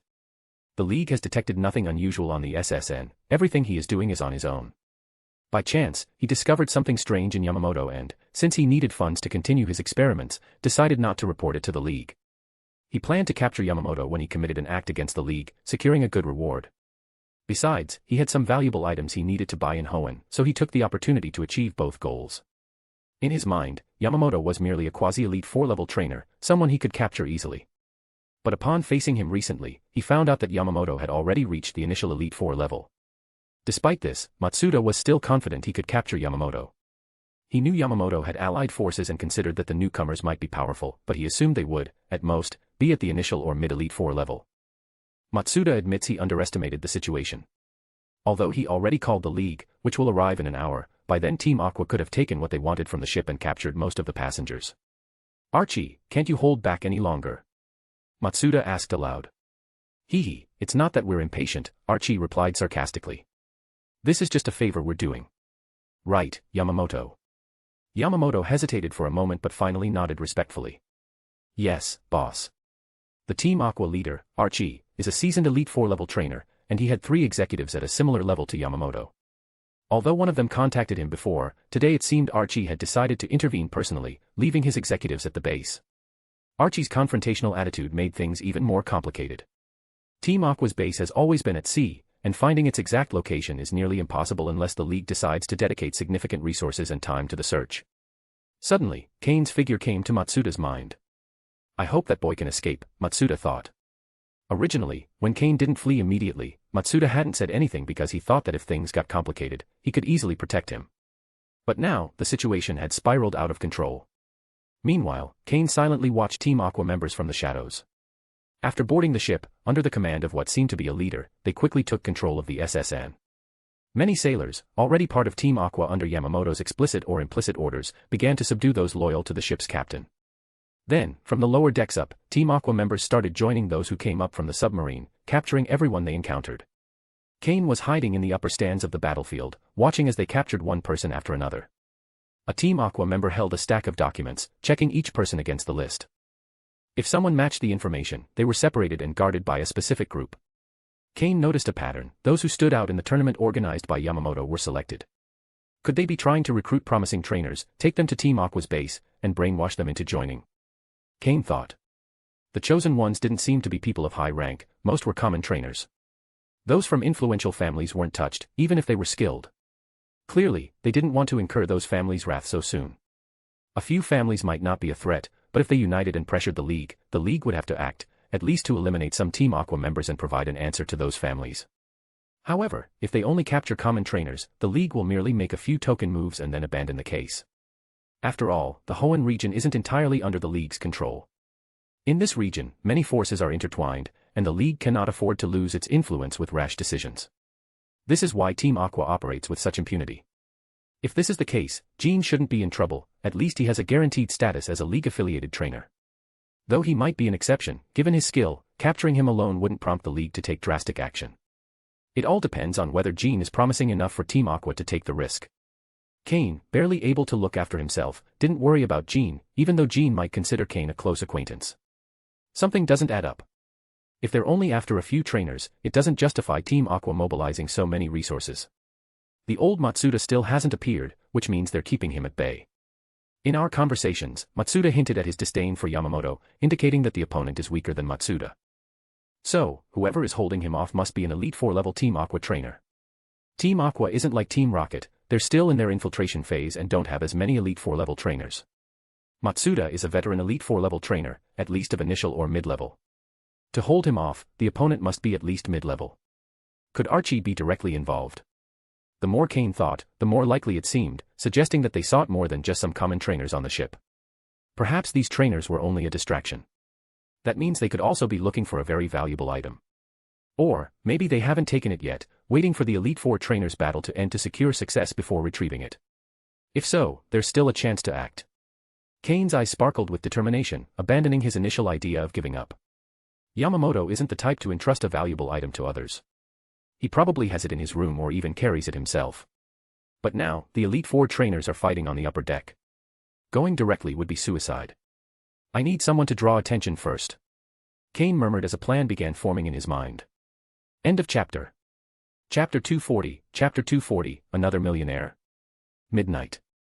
The SSN. On the upper deck. An Aerodactyl and a Charizard were flying in the air. Below, there were 4 Pokémon in total, Archie's Crobat and Mytiana, and Yamamoto's Houndoom and Crawdaunt. Both sides had been fighting for over 15 minutes with mixed results. In reality, Archie and Yamamoto had the numerical advantage. Although Yamamoto's skill was relatively inferior to the other two, he was still an Elite 4 level trainer, which is not easy to handle. If it weren't for the fact that Matsuda's 2 Pokémon were flying types, the battle wouldn't be going as smoothly. However, overall, Archie's side had the advantage. Even so, the option to attack remained with Matsuda. Although Archie also had a Crobat capable of performing aerial attacks, if he rushed in recklessly, he would face the combined attacks of Aerodactyl and Charizard, so he dared not attack hastily. Both sides decided to bide their time. Archie was waiting for his subordinates to capture the trainers they needed and take the valuable items off the ship. And Matsuda, for his part, was waiting for the League reinforcements to arrive. Although he was told over the phone it would take at least an hour for a substantial number of League members to arrive. However, those would only be the League's regular fighters, the true experts would not arrive so quickly. It's said that the person responsible for the League in this area is on their way as quickly as possible. Although that person is also a recent Elite 4 level trainer, if they arrive in time, Archie and Yamamoto won't escape so easily, at least one of them will be captured to appease the League and other forces. So, although the battle seemed intense, in reality, only a few Pokémon exchanged moves, creating large explosion sounds. Both sides were cautious of causing too much damage, which could lead to significant destruction of the SSN or even sink it. That would be a major problem, and the League would undoubtedly send their best warriors to engage Team Aqua in a life-or-death battle. After all, the construction of a luxury cruiser like the SSN involved joint funding from many important families. If it were destroyed, even without the League's intervention, those families would go crazy and seek to deal with Team Aqua. In that case, no matter how well Team Aqua hides, they would be found. Therefore, neither side displayed their full power, and by mutual agreement, each sent only 2 Pokémon, avoiding being defeated by a surprise attack and maintaining some control over the situation. Meanwhile, Cain, who had decided to find someone to draw attention, had Slowpoke use teleport to leave the stands of the battlefield. During this time, he left several teleportation marks with Slowpoke in different locations on the SSN. In such a large area, Cain could have Slowpoke teleport anywhere at any time. Of course, there were some more restricted areas where Cain didn't have a chance to approach. But Cain wasn't foolish enough to cause trouble now. He had Slowpoke move directly to the side of the captain's cabin, at the front of the SSN. Earlier, he heard Team Aqua members mention that many trainers and crew members headed to the captain's cabin as soon as the ship malfunctioned. Sure, some went to the security room, but that area had already been taken over by Yamamoto's men, so everyone who went to the security room was captured. However, the captain's cabin was different. Those who had the authority to pilot the SSN weren't ordinary people. Not only were they elite trainers, but they were also absolutely loyal to the League. Otherwise, the League would not have allowed them to control the SSN. So those who went to the captain's cabin were relatively safe. Moreover, the cabin didn't only contain the captain but also some of his trusted subordinates. Although they weren't as strong as the captain, they were much stronger than the sailors and ordinary members of Team Aqua. There were even 1 or 2 who had reached the advanced trainer level of the League, being personally trained by the captain. Now they were all cornered in the captain's cabin by Team Aqua members. Given their considerable strength, the Team Aqua members dared not attack recklessly, and both sides reached a standoff. After all, as soon as one of the Elite Four level trainers won the battle, this area would no longer be a problem. As for the engine of the SS.N, it had already been sabotaged by Team Aqua members disguised as sailors in the lower part of the ship. Without specialized equipment for repairs, it couldn't be restarted in less than half a day. Slowpoke teleported Cain stealthily to the side of the captain's cabin, avoiding the view of Team Aqua members. Why didn't he teleport directly into the cabin? Because Cain hadn't accessed it earlier, so he couldn't have Slowpoke leave a teleport mark inside. Fortunately, they were now close enough for Slowpoke to move directly inside. After a brief pause, Cain quickly switched the mask on his face, and Slowpoke teleported him directly into the captain's cabin, just in time to avoid the small Team Aqua patrols. The sudden appearance of someone in the room startled everyone, and all their Pokémon prepared their moves, waiting for the order to attack. Cain raised his hands above his head, holding up a League ID card to prove his identity. Fortunately, one of the League trainers who had arrived earlier recognized Cain. Cain.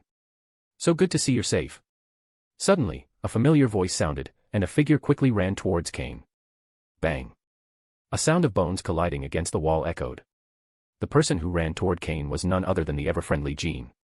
Cain hadn't expected Jean to be there. Jean, do you know this person? Asked a man in his 40s wearing a captain's uniform and bearing the official League emblem on his chest, observing Cain with a sharp gaze. Clearly, he was the captain of this vessel. Although Cain was holding a League ID card, that didn't make him lower his guard.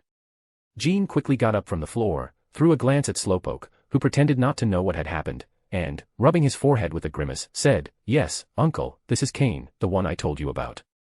Not only is he incredibly strong, but he also has deep knowledge and is unstoppable in battles." From Jin's words, it was clear he had a very good impression of Cain.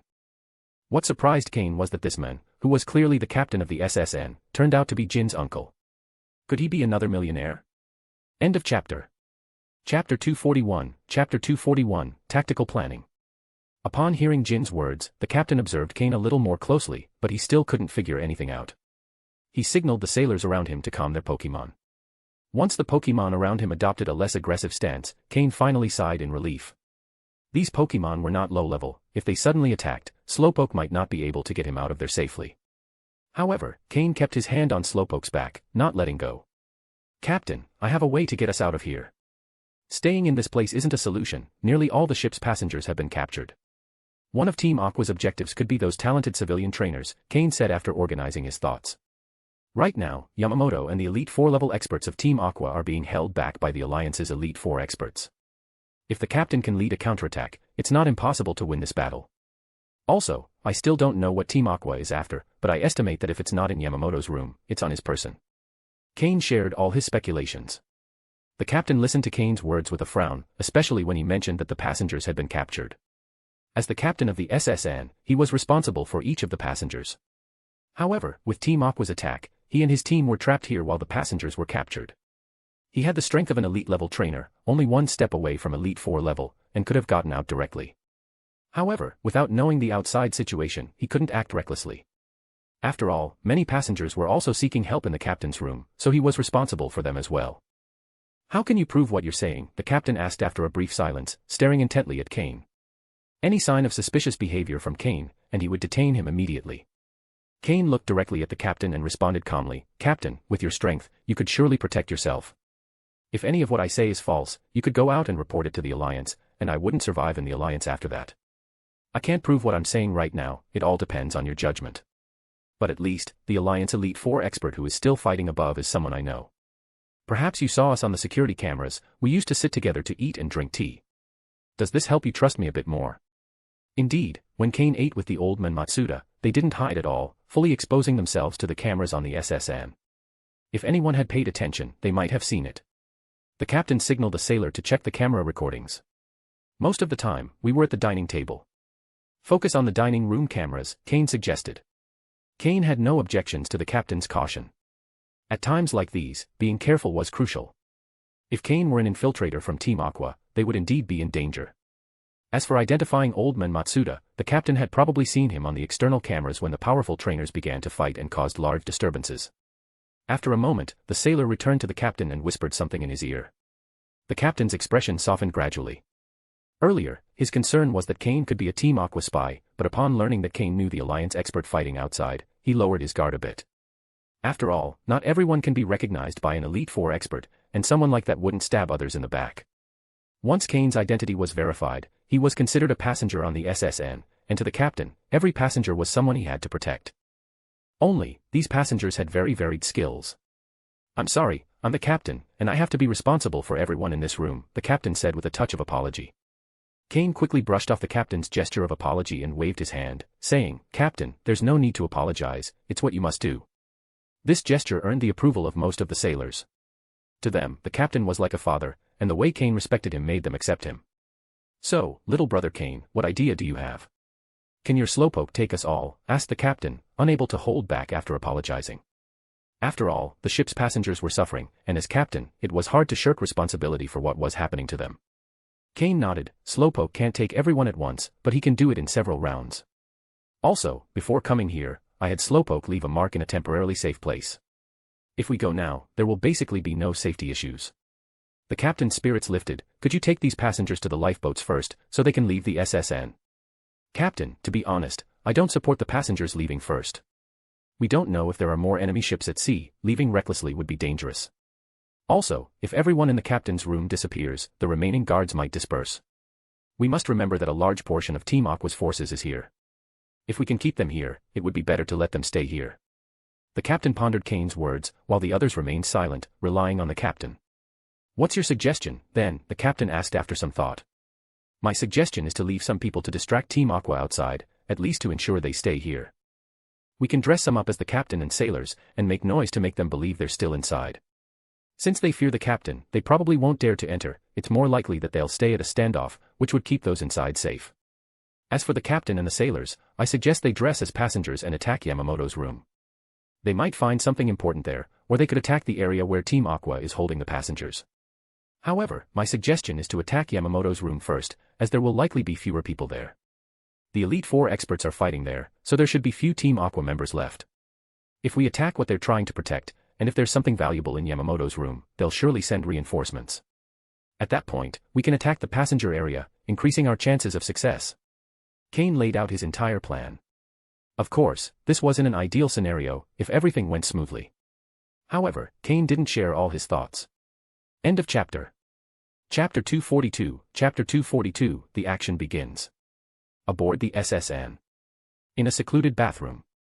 It's the same bathroom Cain often used to leave coordinates on some small islands. After several uses of his Slowpoke's teleport move, he finally managed to bring the captain and some of the strongest sailors to this place. After this experience, the captain couldn't help but think he should catch a Pokemon that can use teleport in the future, as it is extremely convenient. When he brought them here, Jean requested to join, but both Cain and the captain refused.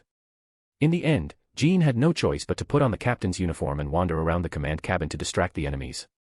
So far, Team Aqua had not started killing indiscriminately, they had only captured everyone, so Jean and his men's safety was assured. Additionally, the strongest sailor among the captain's trusted men stayed behind to ensure their safety. Ultimately, it was the captain who decided to take 2 men to attack Yamamoto's room, hoping to draw the enemy's attention, while the rest of the team would go directly to the ship's combat area to rescue the prisoners. Of course, if they failed to attract most of the enemies, Cain and the others should not act recklessly, as they could fall into a trap and not only fail to rescue anyone but also put their own lives at risk. After everyone arrived, Cain gave Slowpoke several high-quality poke blocks before it used Calm Mind. Although the distance wasn't great, the number of people was considerable, and transporting them in several rounds was still an effort for Slowpoke. The captain, along with 2 sailors, slowly exited the bathroom, asking the rest to wait there. Once they had successfully drawn the enemy's attention and launched a signal flare, they could act. He also told the group leader that if any problem arose, he could consult Cain. This showed the captain's growing trust in Cain. Although Cain might not be the strongest in the group, his ability to plan was unique. If they worked together, they could devise special strategies. After the captain disappeared down the hallway, Cain and the others blocked the bathroom door. They didn't mind the dirt and sat on the floor to prepare. In reality, it wasn't dirty, a luxury ship like the SSN kept all its bathrooms impeccably clean, without a single bad smell. But even so, several large men crowded into a small bathroom made for a somewhat strange scene. Especially the sailors next to Cain, who, due to their physical jobs, were incredibly muscular. Cain, in comparison, looked like a little kid. Although he was growing and had reached almost 1.7 meters tall, he was still much smaller than them. However, the others didn't think much of it. In a situation like this, they couldn't do anything but wait for the captain's instructions. After Yamamoto boarded the ship, Team Aqua had activated a signal inhibitor covering the entire ship, causing all communication systems to fail. Fortunately, the old man Matsuda noticed it in time and sent a message to the Alliance. Otherwise, the SS and would be in much greater danger. 10 minutes passed, and the captain had not launched the flare, which began to unsettle the sailors. I'll go check. You all stay here. If I don't return in 10 minutes, attack Team Aqua directly, Cain said as he stood up. Slowpoke, after 10 minutes of using Calm Mind and with the help of the poke blocks, had already largely recovered. Cain, it's very dangerous for you to go alone, said the head sailor who had been left in charge. Don't worry. I have Slowpoke, who can use teleport. If anything goes wrong, I'll return immediately. I just want to make sure the captain is okay. As he spoke, Cain placed his hand on Slowpoke's back, and the Pokémon's psychic energy enveloped them both, disappearing in an instant. Sigh. I really need to get a psychic-type Pokémon. Having teleport is too convenient, said the head sailor, expressing what many were thinking. In reality, not all psychic-type Pokémon can learn teleport, and even if some do, they don't use it with the same skill as Cain's Slowpoke. Additionally, psychic-type Pokémon tend to have an intelligence level comparable to humans, and due to their abilities, many do not consider humans worthy of their respect. Psychic-type Pokémon have their own pride, even more than most other Pokémon. In short, not everyone can catch a psychic-type Pokémon. Especially these rugged sailors, they probably wouldn't have much hope of achieving it in their lifetime. Slowpoke's teleport moved Cain out of the bathroom, but instead of taking him directly to Yamamoto's room, it transported him to the combat area in the stands. It was the place where Cain had previously been hiding. The fact that the captain hadn't launched the signal could only mean two things. Either they were discovered right after leaving and began to fight, preventing them from launching the signal. Or they had not yet reached Yamamoto's room and encountered guards along the way, so it wasn't the time to launch the signal, or maybe they couldn't launch it due to location constraints. In any case, going directly to Yamamoto's room was too dangerous. Therefore, Cain had Slowpoke take him directly to the combat plaza. It was evident that, aside from the basic combat soldiers, all other Team Aqua members were no longer there. Even the leader who had been giving orders initially had disappeared. Several Corpish and Crawdon surrounded the prisoners, keeping them under guard. Since their Pokeballs had been confiscated, the prisoners couldn't defend themselves, even though these Pokemon weren't particularly strong. The sound of explosions continued to echo on the ship's deck. The battle between the Alliance and Team Aqua leaders was still ongoing. Cain noticed that, aside from the guards, the protectors Yamamoto had left to guard the prizes were also gone. The captain's attack had likely taken effect, and they were urgently called away. The prize platform was about 100 meters from Team Aqua. If Cain moved quickly enough, he had a chance. Haunter, go first to the fire hydrant at the other end of the plaza. When I give the signal, break the fire hose and make as much noise as you can. Then, head to the prize platform, Cain ordered. Kakik. Haunter nodded, and using the shadows, slipped over to the hydrant on the other side of the plaza, leaving only his eyes visible, waiting for Cain's command. When Cain saw that Haunter was ready, and after observing Team Aqua members in the area, a chill flashed in his eyes. It would be better if they didn't stand in my way. Otherwise, I'll eliminate them if necessary to get those items. In any case, he no longer sensed any extremely dangerous presence nearby. With a signal to Haunter, he began to act. Boom. Boom. Boom. End of chapter. Chapter 243, Chapter 243, Life isn't easy, right? Haunter did not disappoint Cain and caused a great commotion on the battlefield on the other side. This drew much of Team Aqua's attention. Although some members stayed behind to guard the captives, the battlefield's defense was significantly weakened. Cain considered taking the opportunity to free all the captives, creating even more chaos. However, after thinking it through, he decided against it. Although freeing everyone seemed feasible, it would draw too much attention from Team Aqua, and then it wouldn't be so easy to get the rewards. He patted Slowpoke, who immediately understood the signal. Using the move teleport, they appeared at the podium where the rewards were kept. Haunter, after causing the commotion, quickly slipped back into Cain's shadow. Cain, cloaked in his black cape, which also covered Slowpoke, approached the podium. Haunter used Shadow Ball, breaking the glass protecting the rewards, and Cain quickly gathered the 4 moves inside. It was only when they heard the sound of shattering glass that some members of Team Aqua reacted. But looking up, they only saw the broken cabinet and a fleeting shadow. All the rewards inside the cabinet had disappeared. Team Aqua stirred a bit, but soon calmed down. To them, the positive thing was that the intruder had only stolen the rewards and hadn't freed the captives. If the captives had been released, the resulting chaos might have forced them to kill some to restore order, something their leader had said they should avoid to prevent provoking the League too much and risking their trophies. However, they knew that if another incident occurred, they would be much more cautious. They would prioritize protecting the captives. Taking advantage of a moment of calm, Cain changed his clothes and, once again using Slowpoke's teleport, returned to the bathroom. The sailors who had been waiting, visibly impatient, instantly surrounded Cain. Cain, encircled by these burly men, felt the air grow a little heavy. "Cain, what happened?" "Has the captain already made his move?" asked the head of the sailors, calming the others. Cain shook his head and, with a slightly hesitant expression, replied, "I didn't see what happened to the captain because there were too many enemies. But the captain managed to divert attention. Now we should be able to rescue the captives without any problems." The remaining sailors were quite competent. After all, they were men who had survived the harsh conditions of the sea. Without skills, one cannot survive the dangerous seas. Even on a luxury cruiser like the SSN, attacks by wild Pokémon and pirates were not uncommon each year, and each time the sailors played a crucial role in overcoming those dangers. According to the head sailor's introduction, he had recently reached the level of an advanced trainer, while the others were intermediate trainers. "Come on, let's get out of here. These Team Aqua guys are going to find out who we are," said one of the sailors, unable to contain his impatience. The others, equally eager to fight, stood up, tired of hiding in the bathroom. The head sailor hesitated, but seeing that Cain did not oppose, he finally gave his approval. "At any moment, the League will be here. We need to protect the passengers and make sure Team Aqua doesn't take them." When Cain heard that the League was about to arrive, he felt a small knot in his stomach. Not because he feared the League, after all, he had even conversed with the League leaders. What worried him was that, if the League intervened, they might check his space ring, and then he wouldn't be able to hide the fact that he had stolen those 4 TMs. This, in turn, could lead to the discovery that he had instigated the captain, which would ruin the relationship he had cultivated with old Matsuda. And if they suspected he had approached them with hidden motives, it would be even worse. Cain didn't want to destroy the relationship he had worked so hard to build, a relationship that could help him integrate into the League. If he achieved that, he was sure Giovanni would invest even more resources in him. Cain was thinking long-term, this relationship with old Matsuda could be key to his future. So, breaking it now was not an option. He needed to find a way to escape, but he had to do it in a way that wouldn't raise suspicion. His thoughts lasted only a moment, as he now had to lead the sailors in an attack on Team Aqua's detention area.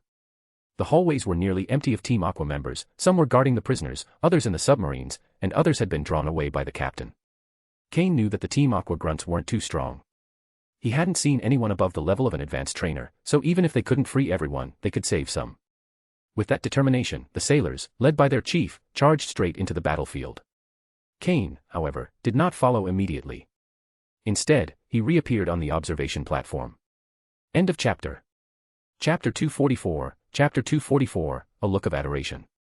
When Cain appeared in the stands, the sailors were already battling Team Aqua members. Kingler, Machop, Mashoki, Golbat, Psyduck, Primeape, and other Pokémon were all in the plaza, and the battle had turned into complete chaos.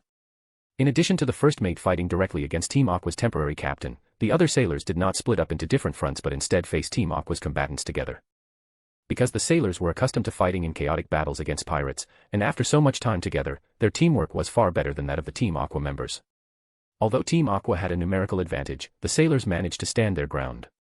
However, the longer the battle lasted, the more Team Aqua's advantage grew, as their numbers meant they had more Pokémon and could endure longer. Cain watched silently from the stands for a moment, and once most of the Team Aqua members were engrossed in the battle, he slipped down with his Haunter and Slowpoke. Haunter, use hypnosis with all your strength and put as many Team Aqua members to sleep as possible. Slowpoke, use confusion to control those who remain standing. As for their Pokémon, if all goes well, we shouldn't have any issues. Cain instructed Slowpoke and Haunter. Both nodded, showing they understood the task. Haunter slipped into the shadows, and as soon as Cain gave the signal, both Pokémon began working together to neutralize the Team Aqua members. As one by one fell under Haunter's move, others noticed what was happening. However, before they could act, Slowpoke used confusion to immobilize them. Cain quickly moved to the first Team Aqua member who fell under hypnosis and took the Pokeball from his belt, capturing the disoriented Crawdaunt inside and locking the ball. Then, without further concern for them, he pulled several knives from his ring and began to free the captured people. He distributed the remaining knives among the captives, urging them to free the others. At that moment, Team Aqua's Pokémon who had been on guard started reacting. The Dark-type Crawdaunt broke Slowpoke's confusion, allowing all the Team Aqua members to regain mobility. Cain shouted, "Quick! If you know where your Pokeballs are, get them back. I'll handle the distraction." With that, Cain, along with Slowpoke and Haunter, launched himself at the Team Aqua members. However, Cain's strength alone wasn't enough. After all, there were too many opponents. At that moment, Cain pulled someone to the side and whispered, "I'll distract them. You free as many as you can. If things become unmanageable, save as many as you can and escape." The person Cain had pulled was, to his surprise, Kyoko, the same person who had cried after losing to him in the quarterfinals. Though Kyoko had tears in her eyes, she now looked at him with evident adoration. "Cain, I forgive you," Kyoko exclaimed unexpectedly. Cain was surprised to realize he had pulled Kyoko, but given the moment, he had no other choice. "Remember. Save as many as you can. If things get out of hand, retreat. The Pokémon League should be arriving soon," Cain said, cutting Kyoko off before she could say more. After that, he ordered Slowpoke and Haunter to launch a full-scale attack, then turned to dash out of the battlefield. Seeing that Cain's attacks had injured Team Aqua members, some of them pursued him. Cain ran down the hall, followed by several Team Aqua members who continued launching attacks with their Pokémon, though each was intercepted by Slowpoke and Haunter. A cold smile appeared on Cain's lips, and his dark eyes gleamed with restrained murderous intent. For a long time, Cain had pretended to be a compliant league trainer, limiting his true power in battles. Had he attacked with full force during the ambush, he could have neutralized 3 or 4 people instantly, which would have drastically changed the situation. But this outcome was exactly what Cain wanted. Infiltrating Team Aqua's ranks, freeing the SSN's captured members, and then drawing Team Aqua's attention to himself, facing the bulk of their forces alone. Didn't they see the look of admiration Kyoko gave Cain? If this story reached the Pokémon League, Cain would surely be praised. Not that he cared much for resources, but the Pokémon League wouldn't hesitate to grant him a medal or a banner of recognition. And if old Matsuda exaggerated a bit, maybe Cain would become the League's next rising star. A brave and selfless hero, with outstanding skills and the ability to train Pokémon. If Cain could hide his true identity, infiltrating the Pokémon League would be within reach. Then, with identities in the League, Team Rocket, and the Hunters Guild, Cain would have access to all the resources he needed to grow. But first, Cain needed to get off the SSN. Although he was sure the Pokémon League would praise him, he preferred that to happen when he was safely on solid ground. By taking out these Team Aqua members, Cain had the perfect excuse to disappear. He had run far enough to no longer be followed. Cain took out 2 Pokeballs from his belt and, with a spin, entered a luxury suite that Slowpoke had opened with its psychic power. Since there were no cameras in the room, Cain could operate securely. Once inside, he released 2 Pokeballs, and Sneasel and Murkrow appeared in the room. "Sneasel, Murkrow, take them down quickly. Focus on finishing them off." Cain dodged an attack from a Team Aqua Pokémon and gave the command. Since the room's door was narrow, the Team Aqua members couldn't fight side by side, nor could their Pokémon enter in groups. In an instant, Sneasel and Murkrow began taking them down one by one, while Slowpoke and Haunter worked together to control and put enemy Pokémon to sleep. The Team Aqua members, who had entered so eagerly, now lay in pools of blood. Cain quickly collected the Pokeballs from their belts, capturing their Pokémon and locking them. Slowpoke, Sneasel, clean up the blood. Murkrow, break the window with your strongest move. Haunter, check the room for an oxygen tank, there should be an emergency kit in a luxury suite. Cain gave orders calmly. He stowed the Team Aqua members' tools and Pokeballs without taking the time to examine his gains. The most important thing now was to disappear without a trace. End of chapter. Chapter 245, Chapter 245, Rain Team. Murkrow used the Dark Pulse move at full power, directly breaking the window. Haunter also found the oxygen bottle hidden in the room, which Cain immediately stored in his ring. Slowpoke, mark a coordinate on my body. I'm going to jump out, and then you'll use your psychic powers to throw these bodies out one by one. Remember, heads down to make it look realistic, Cain instructed. Yadong. Slowpoke nodded with effort. Cain then returned Sneasel and Murkrow to their Pokeballs, while Haunter slipped back into Cain's shadow. Standing at the window, Cain signaled for Slowpoke to be ready. With a leap, Cain jumped straight out the window. Afterward, Slowpoke used its psychic powers to throw the Aqua Team members' bodies one by one, as if they were pursuing Cain. When everyone was in the water, Slowpoke used the move Teleport to vanish from the room. Old Matsuda and Archie had been clashing for over half an hour, fighting intermittently, both attempting to buy time. Until a man dressed in Aqua Team uniform arrived on the upper level, cautiously approached Archie, and whispered something in his ear. Suddenly, Archie became furious. Yamamoto. Give me the item, we have to retreat immediately. You, go tell everyone not to worry about those who escaped, catch as many as you can and pull out. Archie yelled. Old Matsuda observed Archie's enraged expression.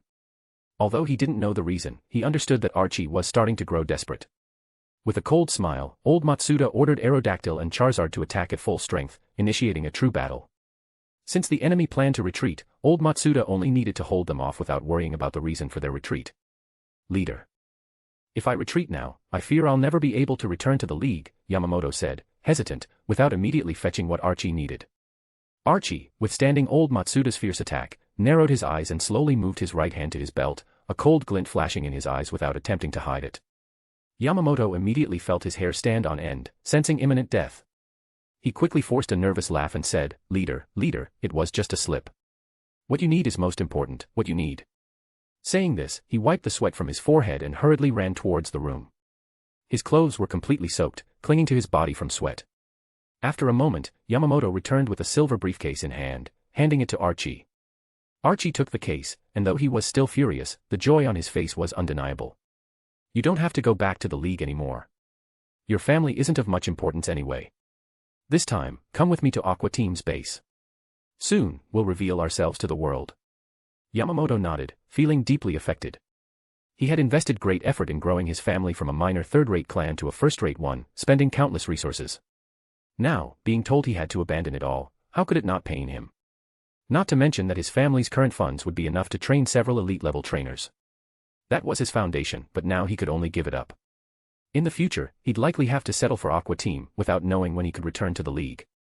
Archie didn't care what Yamamoto was thinking and spoke again, full attack. First, let's take down this old man, then we'll retreat quickly. The league must be about to arrive. Archie threw out 2 more Pokeballs, releasing a Pelipper and a Ludicolo onto the ship.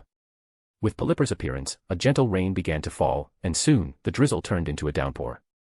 Aerodactyl and Charizard, flying in the sky, were affected. Aerodactyl, a rock and flying type, and Charizard, a fire and flying type, suffered from the impact of the rain, making it difficult for them to fight. Old Matsuda's face turned serious at the sight of the Pokémon Archie released. It seems he's serious, old Matsuda muttered. Although Archie wasn't very well known and few knew his strength, old Matsuda had seen many things in his life. The Pelipper with the ability Drizzle and the Ludicolo with the ability Swift Swim formed a classic rain team, showing that Archie was now bringing out some of his strongest Pokémon. If old Matsuda chose to keep fighting, Archie would undoubtedly call out the rest of his team. They were on the sea, and old Matsuda's Pokémon already had a type disadvantage. If he continued the battle, the outlook wasn't good. Suddenly, old Matsuda found himself at a crossroads.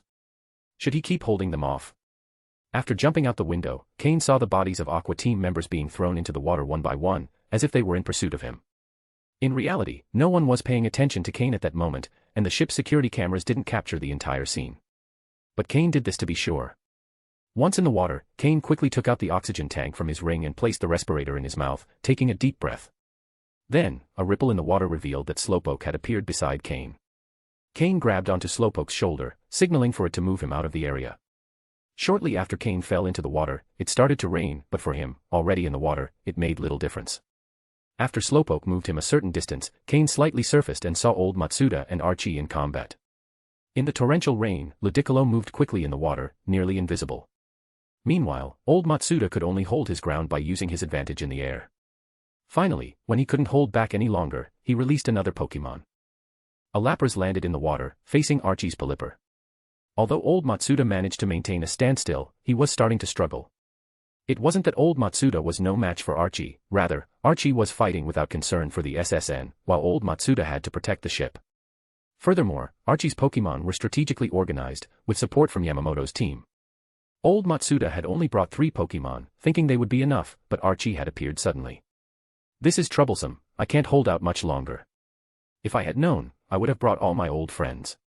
Getting outmatched by a youngster like you, if the old league guys knew, they'd laugh at me, old Matsuda thought with resignation. I'm getting old, I'm getting old. No more. They said they'd be here in an hour, and 45 minutes have passed. Thinking this, old Matsuda ordered Aerodactyl to rise, facing only Crobat and Pelipper, ignoring the other Pokémon for now. End of chapter.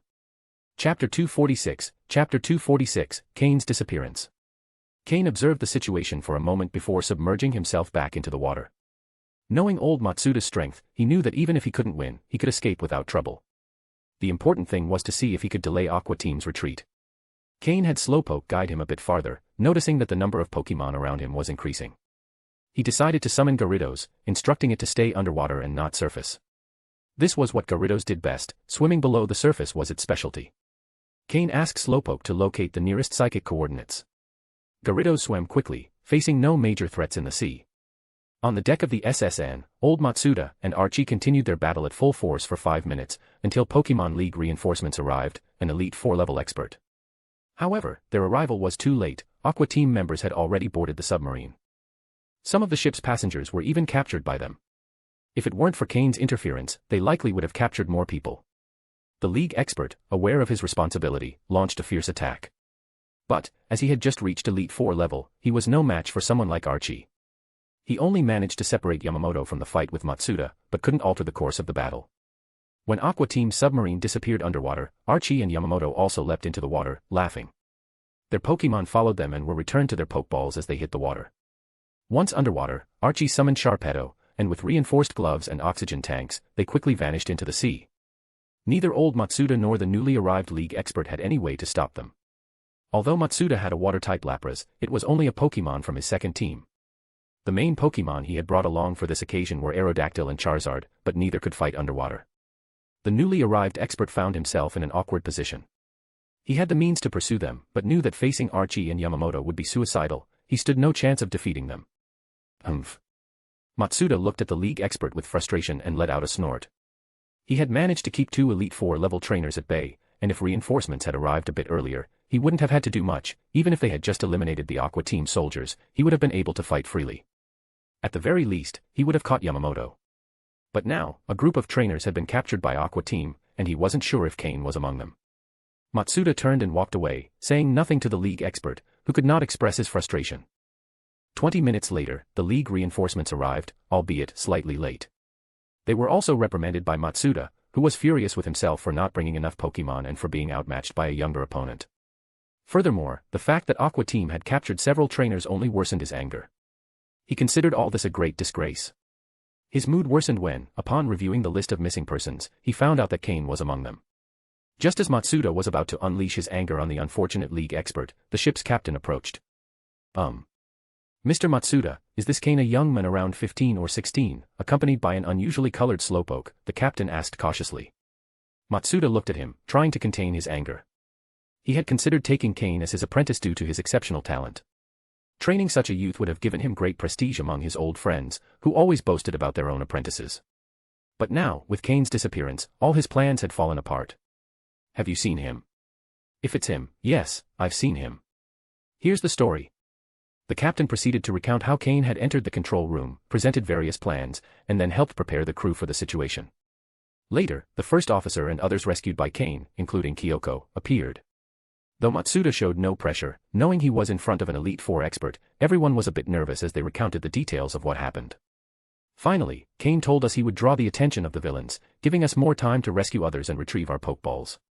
I saw him face several enemies, but he eventually had to flee, giving us a chance to escape, said Kyoko, tears in her eyes as she recalled how she had misjudged Cain during the competition. She felt guilty for hating him, and now Cain had disappeared after saving them. Wah! Cain, I'm so sorry. Kyoko began to cry again, while old Matsuda rubbed his temples, feeling a headache. He gestured for someone to take Kyoko to calm her down. A sailor approached and whispered something in the captain's ear before quickly leaving. Mr. Matsuda, they just checked the security cameras, and it seems Cain jumped into the sea, followed by several Aqua Team members. We haven't seen him resurface, so we suspect he wasn't captured, but we don't know where he is now, the captain reported. Matsuda rubbed his temples, recalling that Cain had left the ship at night over the past few days, though he didn't know what he'd done. However, now he had a suspicion. Suddenly, a smile appeared on his face. That boy is truly clever. Seeing Matsuda smile, everyone present sighed in relief. Old Matsuda, when angry, was like a child. There was no way to calm him down.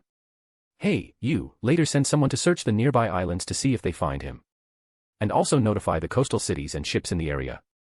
If they find a young man named Cain, inform me immediately. And remember, tell me first. Sir, do you think the boy is all right? The League expert asked cautiously. Matsuda kept an enigmatic expression, without answering. End of chapter. Chapter 247, Chapter 247, Unknown Island. It seemed that the confirmation that Cain was safe was accurate. Old Matsuda warned everyone to keep Cain's matter a secret, allowing it to be made public only once Cain reappeared. Though the others didn't understand why they had to do this, in the face of old and powerful Matsuda's warning, or was it pressure, they had no choice but to comply. Old Matsuda obviously wasn't going to tell them that this excellent and promising young man should be accepted as his disciple before others found out. What if someone else got ahead of him?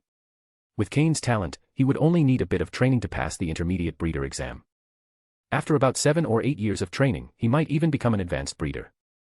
By then, Matsuda could boast about having 2 advanced breeders in his family, making all his old friends envious. Every time he saw them, he could flaunt his accomplishments. Now it would be his turn to brag. Thinking about this, old Matsuda's stern expression transformed into a dreamy smile, almost drooling. The others, observing how quickly he changed his expression, decided it would be best to withdraw before he issued another order. When old Matsuda woke from his fantasy of having 2 advanced breeders in his family, he realized everyone had already left. No vision, he muttered with disdain. Though, that boy Cain, with his cunning, shouldn't be dead, right? Matsuda thought with some concern. However, recalling Cain, who had approached him cunningly from the start, he smiled again. That boy probably figured out my identity from the beginning, yet pretended ignorance. Next time I see him, I'll make sure he pays for that. In the ocean, on an unknown island. Achoo. Cain sneezed just after reaching the shore. Slowpoke looked at him curiously. Since he had known Cain, he had never seen him get sick. Could he have caught a cold this time? Cain rubbed his nose as he walked along the beach, sitting in the grass and murmuring, "Who's thinking about me?" Could it be that old man Matsuda? Sometimes, intuition is accurate. Cain might not have known, but he managed his goal of getting close to old Matsuda, even surpassing his expectations. However, if someone were to investigate Cain's identity thoroughly, especially someone of high rank, he might not be able to keep his true identity hidden. Luckily, old Matsuda, eager to take the lead in accepting Cain as a disciple, decided to keep all matters related to him a secret. Cain pulled a sea chart from his ring, specifically bought on the SS Anne. Since learning about the dangers aboard the SS Anne, Cain had begun marking coordinates on each island he visited and purchased the map in preparation for a possible retreat. Although these types of maps weren't always entirely accurate, the general orientation was fairly reliable. On each island where Slowpoke left a coordinate, Cain made a mark on the map to avoid getting lost in the vast ocean. He put the map back in his ring, now knowing where he was. His current position was delicate, both returning to the Hoenn region and going back to the Kanto region would mean covering similar distances. Cain needed to decide carefully which way to go. In any case, he couldn't show himself at sea for now, as it was highly likely he would encounter League agents searching for missing people. So he decided to stay on the island for a while before departing. This island was one Cain had marked as favorable. Not for any special reason, but because the island was relatively large and uninhabited, and it also hosted some wild Pokémon. This indicated it hadn't been explored much by various factions. With a bit of luck, he might find something valuable. Cain returned Gyarados, who had finally come up for air, and then summoned Murkrow. In an unfamiliar environment like this, it was essential to have a flying Pokémon like Murkrow to scout the surroundings. He even released Fearow and asked Slowpoke to explain via telepathy what he needed to do. Compared to Gyarados, who still showed some resistance, Fearow, who had already been tamed, was much more docile. This was one of the few times Cain had brought him out, and the last time was when he captured him and had just met him. After Slowpoke explained to Fearow, he sought Cain's approval before soaring into the sky. This showed that the person who sold Fearow had really tamed him well. He wouldn't act without his trainer's consent. For a flying Pokémon that transports people, good taming is crucial. Otherwise, if it suddenly got angry mid-flight, the trainer could be in serious trouble. If there was no second flying Pokémon available, the trainer could fall and die. It's not the same with water Pokémon. Even if a water Pokémon lost control, at least the trainer wouldn't drown immediately. He could try to survive a bit longer, though it might not make much difference. But for someone like Cain, who always prepared with multiple safeguards, it wasn't a problem. Cain often thought he didn't have many virtues. If he had one, it was his fear of death. Out of fear of death, he always planned every detail before acting. Out of fear of death, during missions, he always ensured he had an escape route, guaranteeing his personal safety even if the mission failed. Out of fear of death, Cain demanded absolute loyalty from the Pokémon he considered tools, even above their level, abilities, or combat power. Cain also released Sneasel and Miltank. In an unknown forest, you never know what level the wild Pokémon will be. It's safer to enter with the protection of all his Pokémon. After waiting a few minutes, both Murkrow and Fearow returned. Through their descriptions, Cain discovered that the island was larger than he thought. In comparison, it might be the size of Cinnabar Island. Cain returned Fearow and, accompanied by his 4 Pokémon, slowly entered the forest. It was nighttime, and the sounds of insects echoed throughout the forest. Entering an unknown forest at night isn't ideal, but Murkrow and Haunter had night vision, and Sneasel wasn't bad at moving at night either. Additionally, the system performed real-time scans. As long as the opponent's strength didn't greatly exceed Cain's Pokémon, they could handle it. In the worst-case scenario, Slowpoke's teleport move would be Cain's last line of defense. End of chapter. Chapter 248, Chapter 248, Tropius. It was 3 or 4 in the morning. On a nameless island in the middle of the ocean. After advancing a bit, Cain stopped. The previous night, he had stayed awake to prevent a surprise attack from Team Aqua and hadn't slept at all. This unknown island could harbor many dangers, so to have more energy during the day, Cain decided to get some sleep first. The beach environment was too humid, and at night, the sand became very cold, which wasn't ideal for sleeping. After venturing into the forest, Cain found a large, ancient tree. It wasn't clear how many years it had been growing, but its trunk was large enough to serve as an improvised bed. Haunter was designated to keep watch during the night, and Cain, exhausted from the previous night, soon fell asleep. At noon. After finishing lunch, Cain and his Pokémon began to explore the island in earnest. There had been several attack attempts by wild Pokémon, but Slowpoke and the others took care of them. Cain noticed that the Pokémon on this island were relatively high level. The first to attack was a level 23 Dustox. Although it wasn't exceptional in terms of development, it was decent in other aspects. However, being a bug and poison-type Pokémon, it couldn't withstand the combined attack of Slowpoke and Murkrow, and it soon lost its life.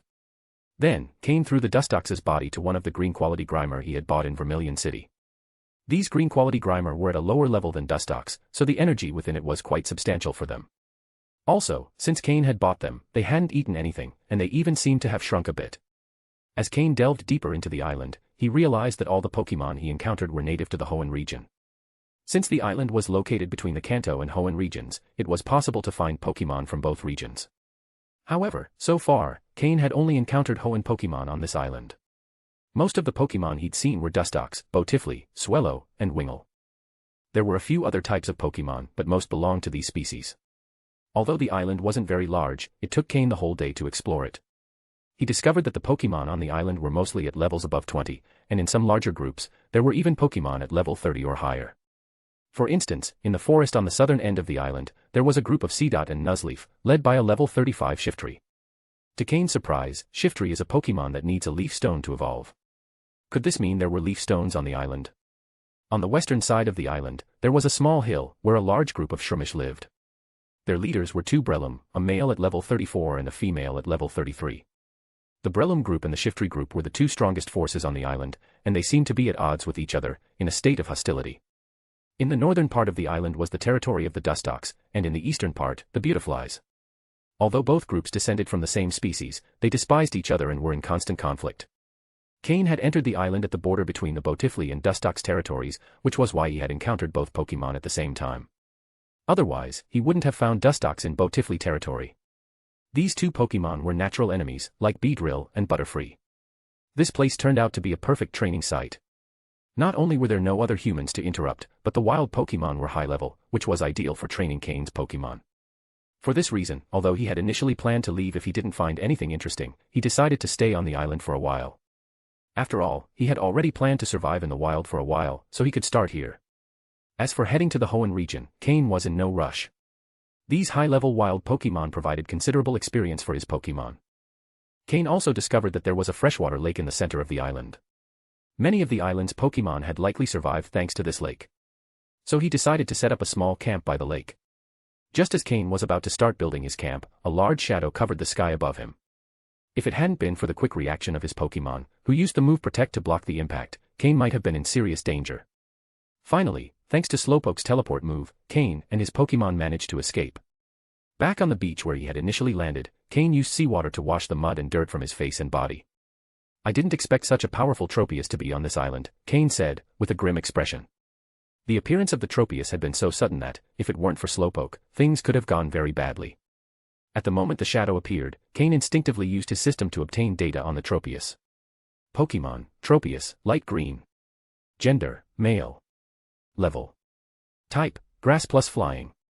Ability, chlorophyll. Held item, none. Egg moves, leech seed, dragon dance, synthesis. Basic moves, leaf storm, leer, gust, growth, razor leaf, sweet scent, stomp, magical leaf, whirlwind, leaf tornado, natural gift, air slash. Learned moves, tailwind, dragon pulse. TM moves, none. Seeing Tropius's level, Cain understood that this was the true king of the island. The strongest Pokémon of all. Although Tropius had the word dragon in its name, it wasn't a dragon-type Pokémon, as it lacked that type. However, like Charizard, which was fire and flying type but had dragon blood in its veins and could learn some dragon-type moves, Tropius also had some dragon blood. If one of Tropius's parents was a dragon-type Pokémon, it would be able to learn some moves of that type. The fact that this Tropius had Dragon Dance as an egg move indicated that one of its parents was likely a dragon-type Pokémon. This significantly boosted both its combat power and its value. End of chapter. Chapter 249, Chapter 249, Preparation. Cain sat on the beach after a short break, crossing his legs over the sand. The sun was about to set, and the tide was beginning to recede, leaving the beach dry. How can such a small island sustain so many Pokémon? And not only survive, but these Pokémon grow so well and reach such high levels, Cain thought silently. Unlike Pokémon captured by humans, who gain experience more quickly by battling other Pokémon and thus level up, wild Pokémon usually level up as they age and absorb various types of energy. If wild Pokémon knew how to train, they might level up a bit faster. However, the Pokémon on this island didn't seem to be in any special situation. It was a completely normal forest, except that the plants were quite ancient.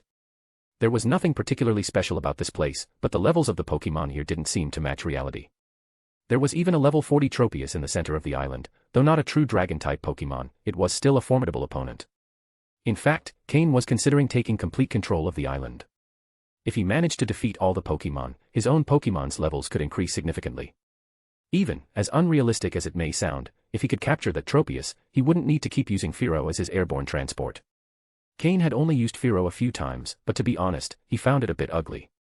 Although Cain isn't a trainer who cares about his Pokémon's appearance, being a practitioner of utilitarianism, the comparison between Tropius and Fearow is obvious. Anyone would know which one to choose.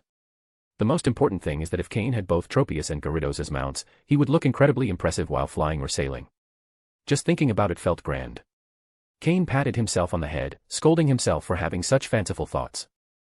At this moment, his highest level Pokémon is Slowpoke, who has barely reached level 27, and he's already considering facing a level 40 Tropius. Lately, I've been surrounded by people with no common sense, and it seems like I'm catching it, Cain thought, recalling Jean from the SSN, an impulsive and energetic guy.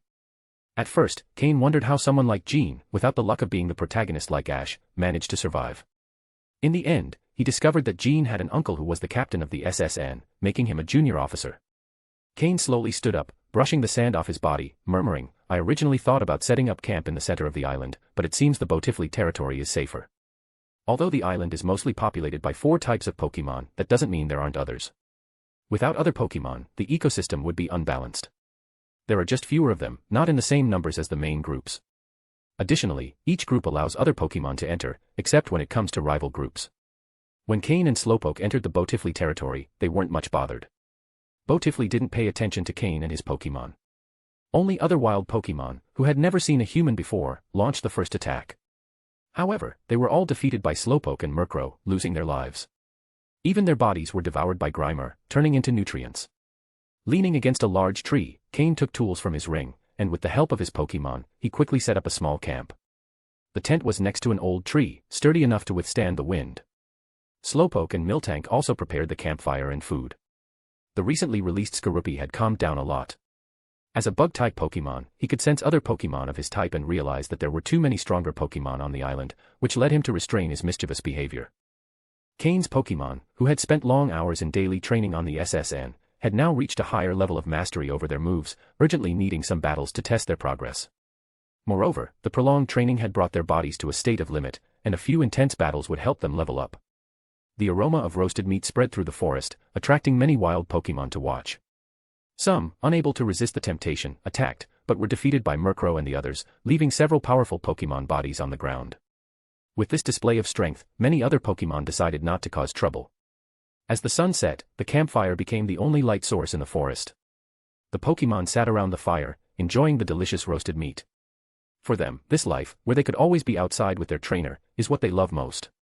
Though battles might be more frequent, who among them isn't a fan of battles?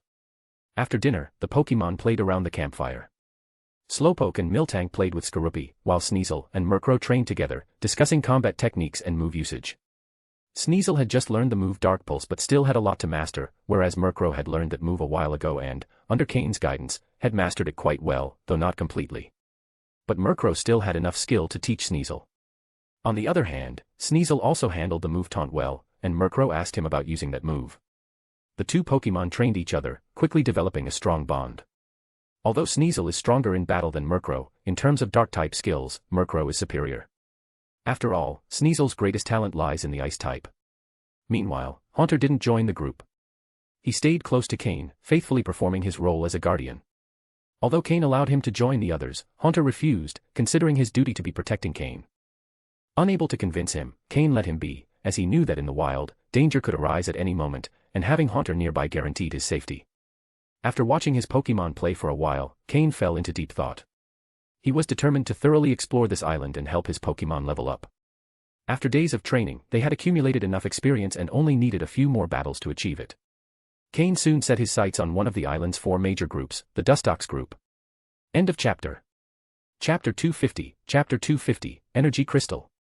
Dustox is a bug and poison-type Pokémon, doubly vulnerable to flying, rock, fire, and psychic-type moves. Slowpoke and Murkrow can serve as the main Pokémon to attack. Sneasel and Haunter can assist offensively by restraining the enemies.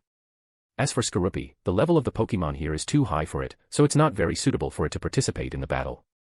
And Miltank isn't quite up to the team's level, so this is a good opportunity to train it a bit more. The next day.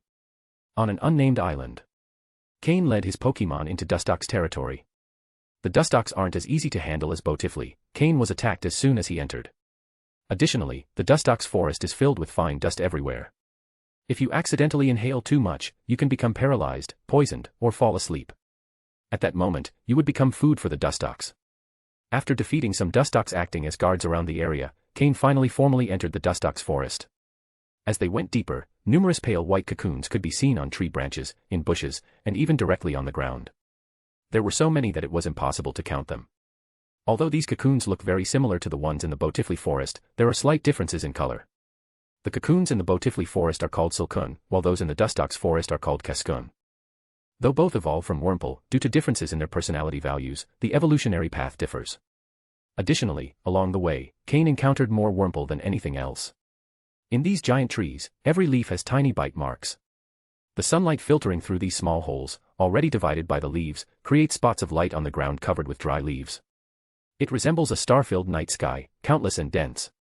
Cain did not attack the Wurmple and Cascoon, as they have not yet evolved into Dustox. Their level is low, and they do not provide much experience for the Pokémon. However, as they went further in, the number of Dustox increased, and Slowpoke and Murkrow began to attack frantically. Sneasel used the move Icy Wind to reduce the Dustox's speed. Although Dustox isn't a flying type, it's still a Pokémon that can fly, so Ice-type moves have a good effect. When its wings become slightly damp, Icy Wind forms small ice crystals on them. Although this doesn't prevent the Dustox from flying, it significantly reduces its flying speed. Additionally, although Miltank is a normal-type Pokémon, its hidden power move is Fire-type. After training this move for a long time on the SSN, it now uses it with great skill. While the hidden power move might not cause many casualties, besides the Dustox in the center of the explosion being taken down immediately, the Dustox hit by the shockwave are quickly taken out by Murkrow and Slowpoke. Cain released Murkrow from its weights, and after applying Tailwind to the entire team, a single use of Wing attack was enough to defeat a Dustox. The Pokémon with the fastest attack speed and strongest effects was still Slowpoke. After using Calm Mind, it alternated between Confusion and Sicehawk, dealing area damage and direct eliminations. Nearly half of the fallen Dustox were defeated by Slowpoke. Each time it exhausted its psychic abilities, Cain gave it some high-quality poke blocks, and after meditating a bit, once its powers were restored, it caused even more damage. As for Haunter, it didn't attack directly. It only took out a few Dustox that tried to attack Cain from behind, and then it obediently stayed by his side. Sometimes, Haunter handed some dying Dustox to Skorupi, who was at Cain's feet. Skorupi had no problem finishing off the injured Dustox. It knew that only by growing quickly could it be useful to Cain and the whole team. However, when Skorupi killed the second Dustox that fell before him, it paused. It tugged on Cain's pant leg to get his attention. Then, it used its sharp pincers to pierce the Dustox's head, slowly extracting a small, dark purple particle about the size of a fingernail. Cain's face showed surprise as he took the particle Skorupi offered. He took out a bottle of mineral water, rinsed it a bit, and held it in his palm. It looked like a black and purple crystal, reflecting light like a tiny diamond. System, scan this, Cain ordered mentally. Beep. After a beep sound from the system, a data graph appeared before Cain. Object, energy crystal, small. Type, poison. Effect, when ingested by a Pokémon, it can slightly increase poison-type energy. If used in large quantities, it could even enhance the poison-type abilities of the Pokémon. Origin, after consuming a considerable amount of pure energy, there is a chance that an energy crystal will form in the body. A small object like this is an energy crystal, and continuous use of them can improve a Pokémon's poison-type abilities. Cain murmured to himself while observing the poison-type energy crystal in his hand. If there are small energy crystals, there might also be medium or even large energy crystals. Suddenly, Cain seemed to have thought of something. Wait, is this Dustox the only one with an energy crystal? Or do all the Dustox here have it? Could this be related to how this small island can sustain so many Pokémon? The more Cain thought, the more his eyes lit up. Several Dustox corpses already lay on the ground, and even more Dustox were gathering. Furthermore, do only the Dustox produce energy crystals? What about Botifley? And other Pokémon here? Cain's mind filled with questions. However, since the Dustox were not low-level, even with the strong synergy of Slowpoke and the others, they were beginning to struggle. Skorupi, check the other Dustox to see if they have energy crystals. If they do, gather them all, Cain ordered Skorupi. Skorupi kept staring at the energy crystal in Cain's hand. It could feel the large amount of poison-type energy within it, and it knew that consuming it would be very beneficial. But due to Cain's order, it held back and began searching through the Dustox corpses. Probably because Dustox is a bug and poison-type Pokémon, and Skorupi is also bug and poison-type, it could sense the energy crystals within the Dustox bodies. Among nearly 100 Dustox corpses, Skorupi found a total of 30 energy crystals, 19 poison-type and 11 bug-type, all small in size. It did not find crystals of other sizes. As for the corpses, 2 Grimer handled them. Murkrow, use Gust to the maximum. Sneasel, Icy Wind. Slowpoke, Confusion. Use all your power. We're leaving. Cain ordered. With more and more Dustox appearing, Cain decided to retreat. End of chapter. Chapter 251, Chapter 251, Effect Detection. After temporarily repelling the Dustox, Cain and his Pokémon retreated from the Dustox forest. This time, the collaboration of his Pokémon led to the elimination of a large number of Dustox. Skorupi even managed to find concentrated energy crystals within the bodies of the Dustox. However, the most important thing was that Cain's Pokémon levels rose once again. Originally, on the SSN, after a long period of training, they were already on the verge of leveling up. Now, with the defeat of over 100 Dustox with an average level of around 20, each Pokémon gained a substantial amount of experience. Among them, Slowpoke benefited the most, due to his type advantage and the assistance of other Pokémon allowing him to attack without restraint. He single-handedly took down nearly half of the Dustox. However, during the tournament on the SSN, Slowpoke had already leveled up, so this time he was the only one who didn't level up, though he accumulated a lot of experience. Murkrow reached level 25, Haunter reached level 26, Miltank reached level 23, Sneasel also rose to level 26, and Skorupi, despite defeating fewer enemies, due to the large level difference, rose the most, reaching level 16, going up 2 levels. This was due to the accumulated experience from previous training, and after such an intense battle, they naturally leveled up. Next time, leveling up wouldn't be as easy. Overall, his Pokémon's strength had increased a bit more. There were still countless Dustox in the forest, and Cain didn't plan to give up now. After resting for a while, he was ready to return to the Dustox forest. Whether to gain more combat experience for his Pokémon or to obtain more energy crystals, the Dustox had become his target. Before returning to the forest, Cain observed several Botifley flying peacefully around the forest. Dustox have energy crystals inside them, but do these Botifley have them too? Now, Cain saw wild Pokémon as if they were walking energy crystals. During the rest, in addition to giving his Pokémon Pokeblocks to restore energy and Miltank's milk to recover strength, Cain took out a poison-type energy crystal and gave it directly to Skorupi. Although Haunter was also interested in the energy crystals, he hadn't fully absorbed the poisonous gases yet. Cain decided to wait until Haunter consumed those gases before giving him poison-type energy crystals. As for Skorupi, there was no problem, and since he was the one who found the crystal, Cain gave it to him as a reward. If any adverse effect was noticed, he simply wouldn't use it again. After all, it was just a small energy crystal, and any side effects would quickly dissipate. System, monitor Skorupi's body data in real time and calculate the effects of using the energy crystal, along with any changes in his stats, Cain mentally ordered. After Skorupi consumed the poison-type energy crystal, he closed his eyes and lay down on the ground. Although there were no visible changes, Cain could monitor Skorupi in real time through the system. In the data graph provided by the system, one could see how Skorupi's internal energy fluctuated, especially in terms of poison-type energy. Even his physical condition improved to a certain extent. After about 10 minutes, Skorupi opened his eyes after completely digesting the crystal's energy. When he looked at Cain, his desire for more was evident in his eyes. Although he didn't know exactly what changes had occurred in his body, he could feel that his internal energy was very charged, and he felt that consuming more could help him evolve further. For Pokémon, this is perceived as evolution, but for Cain and the system, it's simply a level increase. Cain reviewed the real-time skin results provided by the system and was very surprised. A small poison-type energy crystal, yet its effect was remarkably good. The system calculated that if Skorupi consumed about 10 more energy crystals, he could level up again.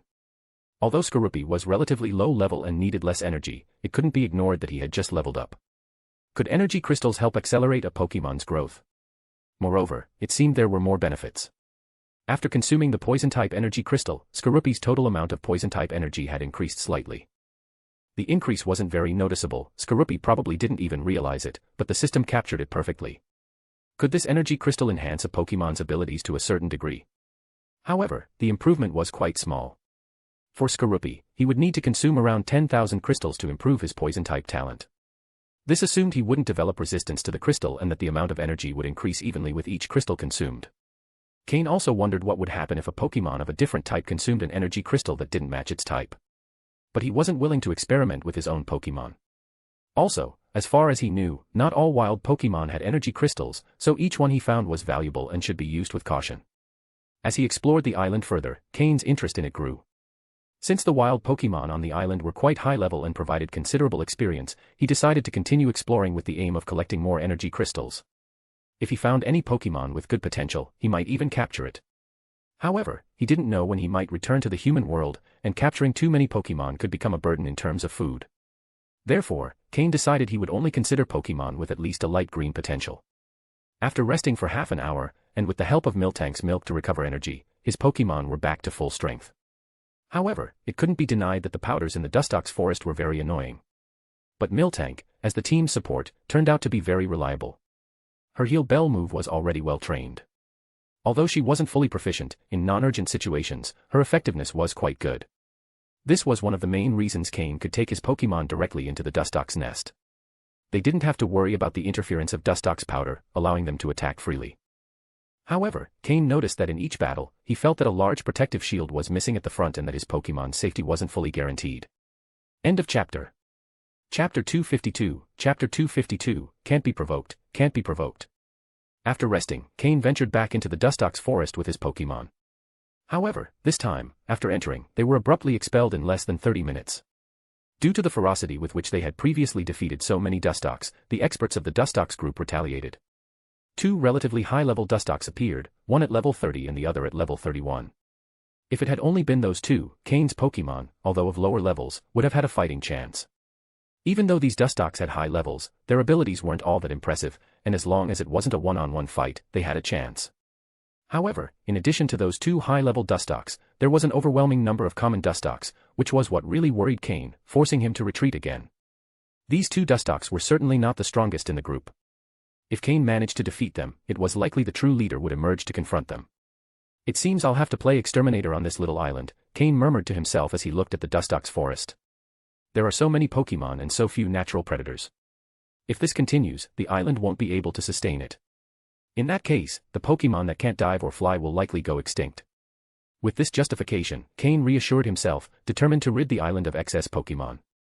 Although his Pokémon weren't strong enough yet, a few more days of fighting could change that. According to the system scans, Slowpoke was close to leveling up. The Botifley forest, which bordered the Dustox forest, was well defended. The previous surprise attack had only succeeded because the Dustox didn't expect an attack from the weaker side of the Botifley forest. But after suffering heavy losses, the Dustox had strengthened their defenses on that side. Cain decided to circle around and attack from another direction. Meanwhile, he instructed Slowpoke to leave spatial coordinates at each place they reached. Cain was determined to wage a guerrilla war, gradually wearing down the Dustox forces. On the other side of the Dustox forest, Cain and his Pokémon launched another surprise attack. As he had suspected, the Dustox's peaceful life had made them lower their guard. With such weak defenses, Cain and his Pokémon managed to break through quickly. Avoiding the Silcoon, they focused solely on the Dustox. This attack resulted in the death of over 100 Dustox, and Cain obtained 34 energy crystals. Additionally, Slowpoke leveled up again, reaching level 28, remaining Cain's highest level Pokémon. When the higher level Dustox arrived again, Cain withdrew with his Pokémon. After a brief rest, he stored his Pokémon and allowed Slowpoke to teleport them to another part of the forest, where they resumed the attacks. After 3 or 4 raids, the number of Dustox had noticeably decreased. The Dustox were so on edge that any small movement in the forest caused a horde of them, with eyes red with anger, to stampede out. If it hadn't been for Cain's quick retreat in the last assault, he could have been caught by the enraged Dustox, who, in their fury, had begun to launch suicide attacks. Even if they died, they wanted to leave a mark on Slowpoke and the others. Seeing the situation become more complicated, Cain decided to return to the Botifley forest and leave the attacks for the day.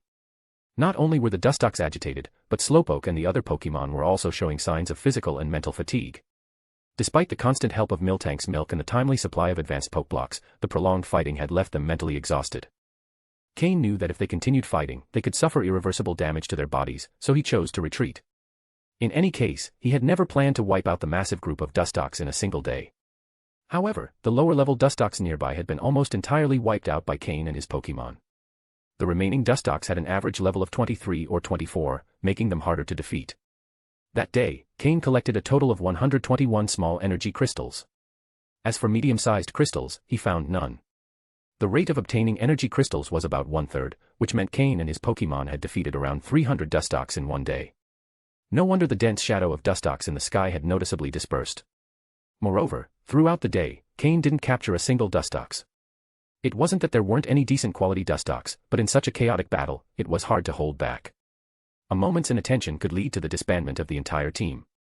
In short, what they lacked was a tank Pokémon capable of withstanding attacks and drawing the attention of enemies. Without that protection, Cain's Pokémon had to focus on attacking while worrying about getting hurt. But finding such a Pokémon in such a short time, and one with enough power, was practically impossible. Cain didn't have time to train one now, so perhaps after the final test, he could capture one. Now, everyone, rest well, Cain said as he distributed advanced Pokeblocks to his Pokémon. Reflect on what you learned today in battle, on your understanding and analysis of your moves. If any of you have similar moves, you can discuss them with each other. Cain, for his part, put on an apron and began preparing dinner. His Pokémon were very tired, and Cain declined Miltank's help. Although Miltank hadn't participated much in the battles, she had used her Heal Bell move and produced a lot of milk, which had also left her exhausted. Cain even noticed that Miltank seemed a bit thinner. Little by little, the aroma of food filled the forest again. But this time, no daring Pokémon came to bother them. After all, there was a group of Pokémon covered in Dustox blood resting, their imposing presence warding off any potential intruders. Even the Botifley that used to play nearby had disappeared. In the middle of Botifley territory, Cain and his Pokémon had claimed a small area, making it their own. The Botifley, more sensitive than other Pokémon, could perceive the scent of blood emanating from Cain's Pokémon. It was the scent of the blood of their natural enemies, the Dustox. Who knew how many Dustox they had eliminated in total? Looking at Cain's Pokémon, surrounded by an atmosphere of blood and death, the Botifley decided to avoid trouble. If they could kill so many Dustox, they could also finish off the same number of Botifley. Can't be provoked, can't be provoked. End of chapter. Chapter 253, Chapter 253, The Dustox Leader. Cain spent another entire day hunting Dustox, finally managing to clear out all the relatively low-level Dustox on the outer areas. Finally, within a level 30 Dustox, he found a medium energy crystal. Item, medium energy crystal. Attribute, poison type. Effect, can increase a Pokémon's poison type energy when consumed. Repeated use may even improve the Pokémon's poison type talent. Origin, forms inside a Pokémon after using a significant amount of high-purity energy. Cain led Slowpoke and the others in a true guerrilla war, ultimately bringing down this level 30 Dustox, which had a dark yellow color quality.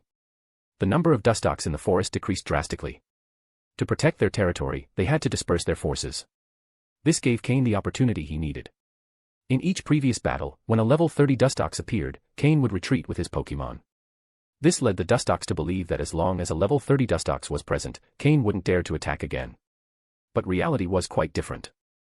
The strong Dustox that the group leader had sent out were taken down one by Cain. By the end of the day, the Dustox group was reduced to only a few. Although bug-type Pokémon grow quickly, these newly evolved Dustox posed no obstacle for Cain and his Pokémon. Cain's plan for tomorrow was simple: eliminate the Dustox leader. Once that was done, the Dustox group would essentially be neutralized. For a long time, the Dustox would likely no longer be a significant group on the island. Cain was in no rush, as he planned to do the same with other groups on the island. The benefits of his hunt had been enormous. This place seemed to have gone untouched by humans for a long time. Cain found many rare herbs and berries in the Dustox forest, all of which he collected. Not to mention, after so much battle, his Pokémon's skills had improved considerably. After a day of facing high-level Pokémon, although they hadn't leveled up, their mastery of moves had improved greatly. Even Skorupi had perfected its basic moves. At dawn, Cain led his Pokémon back to the now familiar Dustox forest. The poisonous dust that used to fill the air had significantly diminished. Now, with the sunlight, they could see the plants more than 10 meters away. Stepping on the leaf-covered ground, he ignored the growls of the Cascoon around him. He knew that these newly evolved Pokémon wouldn't be a problem.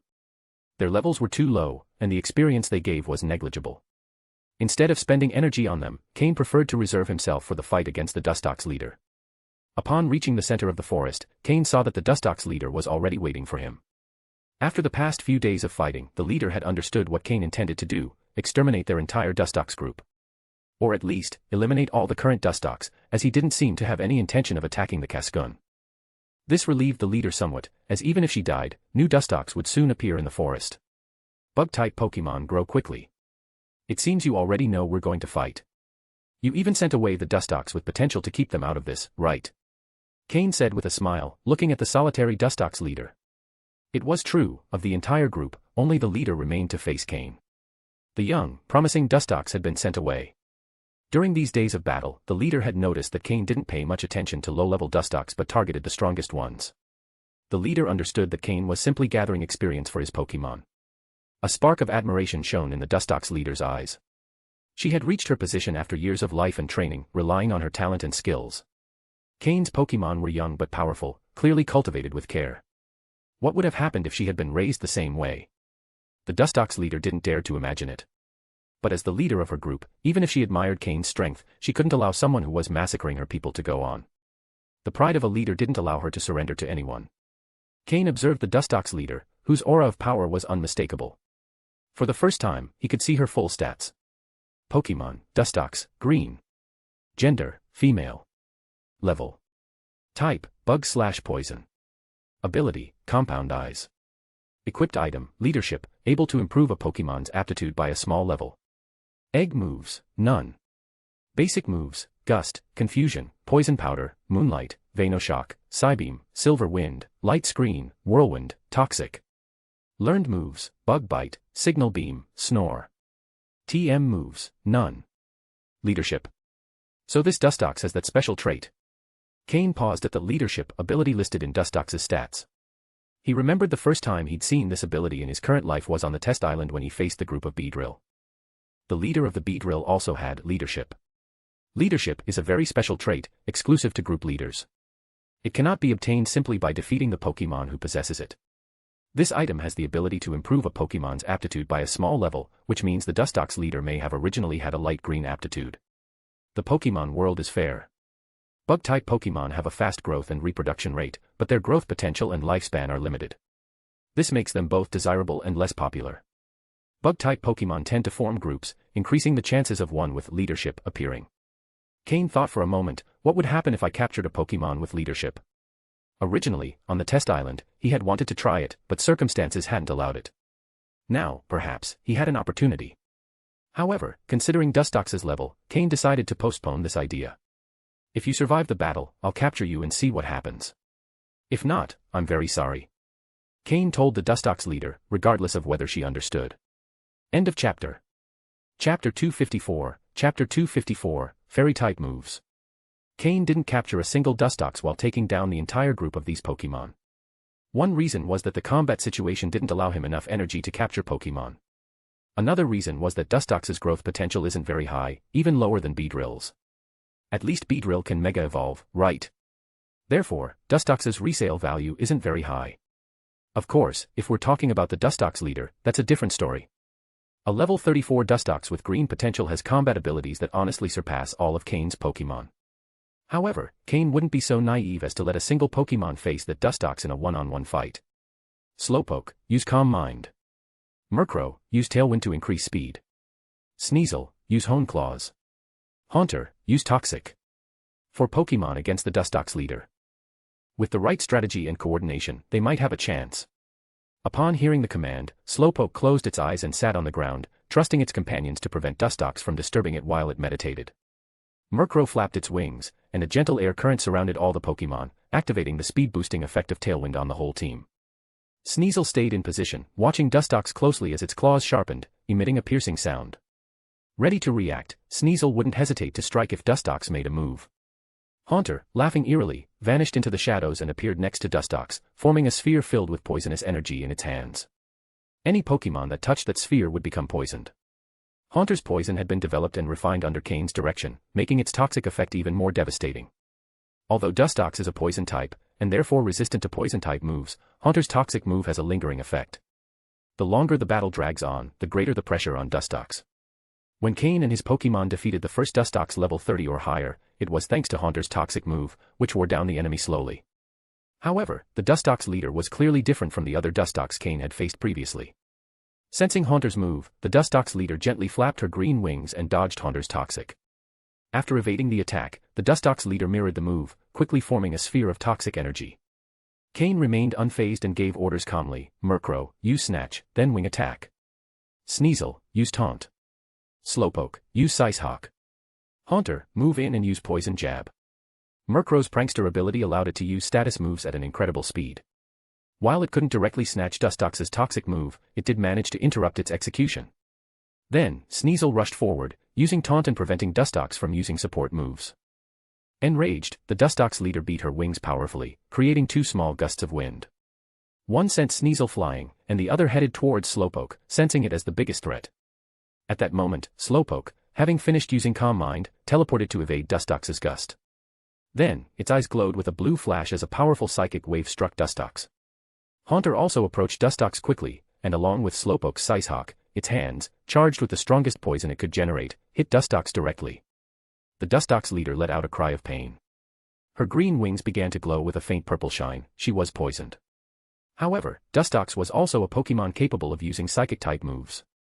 Although Slowpoke's Sicehawk had caused great damage, the Dustox leader quickly regained her composure. Due to Sneasel's taunt, Dustox couldn't use support moves. With no other option, a powerful psychic wave emanated from her body. It was her strongest Psychic-type move, Psybeam, which directly targeted the nearby Haunter. At such close range, Haunter couldn't dodge. Kakeek. Haunter fell to the ground, injured. The Psybeam move, with its double damage, combined with the Dustox leader's level advantage, almost finished Haunter in a single hit. Cain's expression changed slightly. The level difference was still too great. Although his 4 Pokémon were attacking just one and their coordination wasn't weak, the level gap made the battle outcome highly uneven. For example, Sneasel's taunt only managed to interrupt 2 of the Dustox leader's moves before the effect wore off. Fortunately, Murkrow arrived just in time, its wings charged with flying-type energy as they struck the Dustox leader directly. Boom. The Dustox leader was sent flying by Murkrow's attack, but she used the impact to put distance between herself and Cain's Pokémon. Haunter, use Rest. Slowpoke, use Disable to block Dustox's Psybeam. Sneasel, use Icicle Crash to keep Dustox at bay and give Haunter space. Murkrow, keep attacking with Wing Attack, Cain commanded. Slowpoke generated a mysterious energy wave, sending it toward Dustox with the intent to block her Psybeam move. However, before Disable could take effect, Dustox made a peculiar movement, and a beam of sunlight fell on her, healing her wounds rapidly. It was too late for Murkrow to use Snatch, as it was too far away. It seemed Dustox had taken Murkrow's attack deliberately to be able to use that move. Cain's face darkened slightly. The Dustox leader's difficulty exceeded his expectations. The level 30 Dustox he had faced before were also challenging, but not to this extent. This Dustox leader knew each of her moves well and knew exactly when to use them. Is that the fairy-type move, Moonlight? Cain observed Dustox and quickly guessed what move it was. Currently, the fairy type hadn't yet been widely promoted by the league, so many trainers didn't know this type existed and couldn't explain certain moves. But Cain knew it very well. In his previous life, the fairy type had become very popular. And the emergence of the fairy type had a major impact on dragon-type trainers. End of chapter. Chapter 255, Chapter 255, Living Target. In particular, that individual who calls himself the dragon-type champion. According to him, the emergence of the fairy type has had a considerable impact on trainers like him who specialize in dragon-type Pokémon. But the truth is, he's actually a flying-type master, right? However, due to his strength, many people prefer not to mention this fact. Anyway, the emergence of the fairy type has had a huge impact on the balance of power. The dragon type is no longer the sole dominant force. However, Cain doesn't have to worry about this right now, as very few people know about the existence of the fairy type. Only some scholars dedicated to this research know anything about it. Even within the league, knowledge of this type is quite limited. Thinking about this, Cain wondered if revealing this information to the league could help him advance in his career within the organization. He shook his head, dismissing this unrealistic idea. Right now, the most important thing was to defeat the Dustox leader in front of him. After the Dustox leader used the fairy-type move, Moonlight, all the damage she had previously received had been completely healed, except for slight residual damage from the poison that still lingered. However, being a poison-type Pokémon, Dustox naturally resisted poison-type moves well, so the effect of the poison jab move wasn't very significant. Toxic is still more effective, Cain thought. Sneasel's Icicle Crash move completely missed, but Dustox had already distanced herself from Haunter, who was still deep in sleep, achieving the desired objective. Icicle Crash is a high-damage move, but due to its slowness, its accuracy leaves much to be desired. Cain thought it would be necessary to train Sneasel more in the accuracy of Ice-type moves. The battle up until then hadn't affected either side too much. Murkrow launched himself into the attack again, unconcerned about defense, and used the wing attack move repeatedly against Dustox. Earlier, Dustox had taken a direct hit from Murkrow's wing attack move, but now, with all her efforts dedicated to dodging, Murkrow managed to land far fewer hits. Slowpoke, use Sicehawk to assist Murkrow. Sneasel, use Agility and then Quick Attack to get close and strike with Ice Punch. Haunter, use Sleep Talk and try to execute Toxic. Slowpoke's psychic energy fluctuated as it repeatedly launched its Sicehawk move, helping Murkrow reduce Dustox's escape options. Dustox knew that if Murkrow or Slowpoke managed to reach her, she'd soon face a combined attack from both, so she did everything possible to avoid taking even a single hit. Meanwhile, Sneasel was moving quickly, increasing its speed with agility. Once at maximum speed, it used Quick Attack to get close to Dustox and join Murkrow in close combat. Haunter, eyes closed, floated slowly upward and then charged quickly toward Dustox. A terrifying face appeared on Haunter, and though it failed to use Toxic, it successfully executed Scary Face. Though it wasn't the desired attack, Scary Face's effect slowed Dustox down, which pleased Cain. With her speed reduced, Dustox couldn't dodge Murkrow's next move. The attack struck Dustox directly, throwing her into the air. While she tried to beat her wings to regain balance, Slowpoke's Sicehawk reached her, inflicting even more damage. The poison type is doubly weak to the psychic type, so Slowpoke's attack was devastating. Sneasel, with a mighty leap, concentrated all its energy into its fist, forming a massive block of ice that it then smashed violently against Dustox, causing her to crash to the ground. Dustox, thinking the barrage of attacks was over and preparing to escape, realized she was mistaken. Haunter, use Sleep Talk again. Slowpoke, get close with Teleport and use Water Gun. Sneasel, follow up with Icy Wind to freeze her. Murkrow, use Taunt. Cain wasn't going to give Dustox another chance to counterattack. This time, Haunter successfully used Sleep Talk and executed the Toxic move, a bit late but with good effect. Although Dustox is a poison-type Pokémon and Toxic's damage is reduced, the true power of the Toxic move lies in the cumulative damage over time. The longer it lasts, the higher the damage. The type resistance effect only slows this process a bit. Dustox, who was trying to get up, was quickly knocked back down by Slowpoke's Water Gun, enhanced with psychic energy. At that range, the attack was as powerful as Hydro Pump, leaving Dustox immobilized on the ground, unable to defend herself. Sneasel took the opportunity to launch Icy Wind, lowering the water's temperature even further and making Dustox's suffering increasingly intense. Murkrow's Taunt, though not as precise as Sneasel's, worked well in this moment when Dustox was already an easy target, allowing Murkrow to practice its move in a real scenario. It was rare to find such a good target, and Murkrow didn't let the opportunity slip, using Taunt repeatedly until Dustox lost all capacity to resist. Thus, Cain's 4 Pokémon relentlessly attacked Dustox, who lay in the crater they had formed with their blows. When Haunter awoke from his sleep, he immediately joined the assault. Dustox was driven deeper into the ground, and the surrounding area gradually caved in. But none of the Pokémon showed any mercy, knowing that if Dustox managed to use her powerful Psybeam even once more, Haunter could be knocked out. With that resolve, the Pokémon didn't stop until they were sure Dustox had no chance of counterattacking. Seeing the intensity of the situation, Skorupi, who was by Cain's side, swallowed nervously, looking at his teammates and Cain with newfound understanding. Although he had always seen his teammates as calm and approachable, he now realized that in battle, they could be ruthless. Cain, noticing Skorupi's look, coughed slightly and said, "Ahem, I think that's enough. If we keep going, she might not survive." Upon hearing Cain, Slowpoke and the others reluctantly halted their attacks. Dustox had been a very useful training target, but it seemed she could no longer hold out. Cain approached with Miltank and Skorupi, seeing Dustox lying on the ground, barely conscious. Cain sighed in relief, this Dustox was valuable, and losing her would be a big blow. But as Cain approached, the ground began to crack beneath his feet, and all the Pokémon looked toward Slowpoke. End of chapter. Chapter 256, Chapter 256, Too Much Weight. Slowpoke froze. Although he was the one who hit the most, is it really fair to blame him alone? Didn't you all hit hard too? The Pokémon exchanged glances quickly, and in the end, they all turned their attention to Miltank. Miltank, who was enjoying the show, noticed that everyone else had shifted their attention to her, and her joyful expression froze immediately. Just from the looks of Murkrow and the others, Miltank instantly understood what they were thinking. After hitting Dustox so many times, leaving her half dead and the ground cracked, now it's my fault. Is it my fault for being too heavy? Miltank was furious. As a girl, she couldn't let herself be called heavy, so she got angry. Suddenly, she gave a strong stomp on the ground. Crack! The gazes of all the Pokémon focused on her foot, as if to say, "See, you don't even deny it, you've cracked the ground again with a single stomp." Miltank was stunned. She looked at her foot, then at the cracks in the ground, and realized they had indeed been caused by her. However, even though she stomped hard, she didn't use any move. Is it really because I'm too heavy? Miltank began to doubt her own weight. As if to confirm it, she gave another stomp, this time softer, using only the inertia of her foot. Crack! Crack, crack! The cracks under her foot spread even further, more than the last time when she had stomped harder. Slowpoke and the others were also stunned. They had only been joking with Miltank, but they didn't expect her to actually create cracks with every stomp. Miltank despaired. Am I really that heavy? Have I been eating too much? Cain observed the interaction between his Pokémon, not interrupting their play.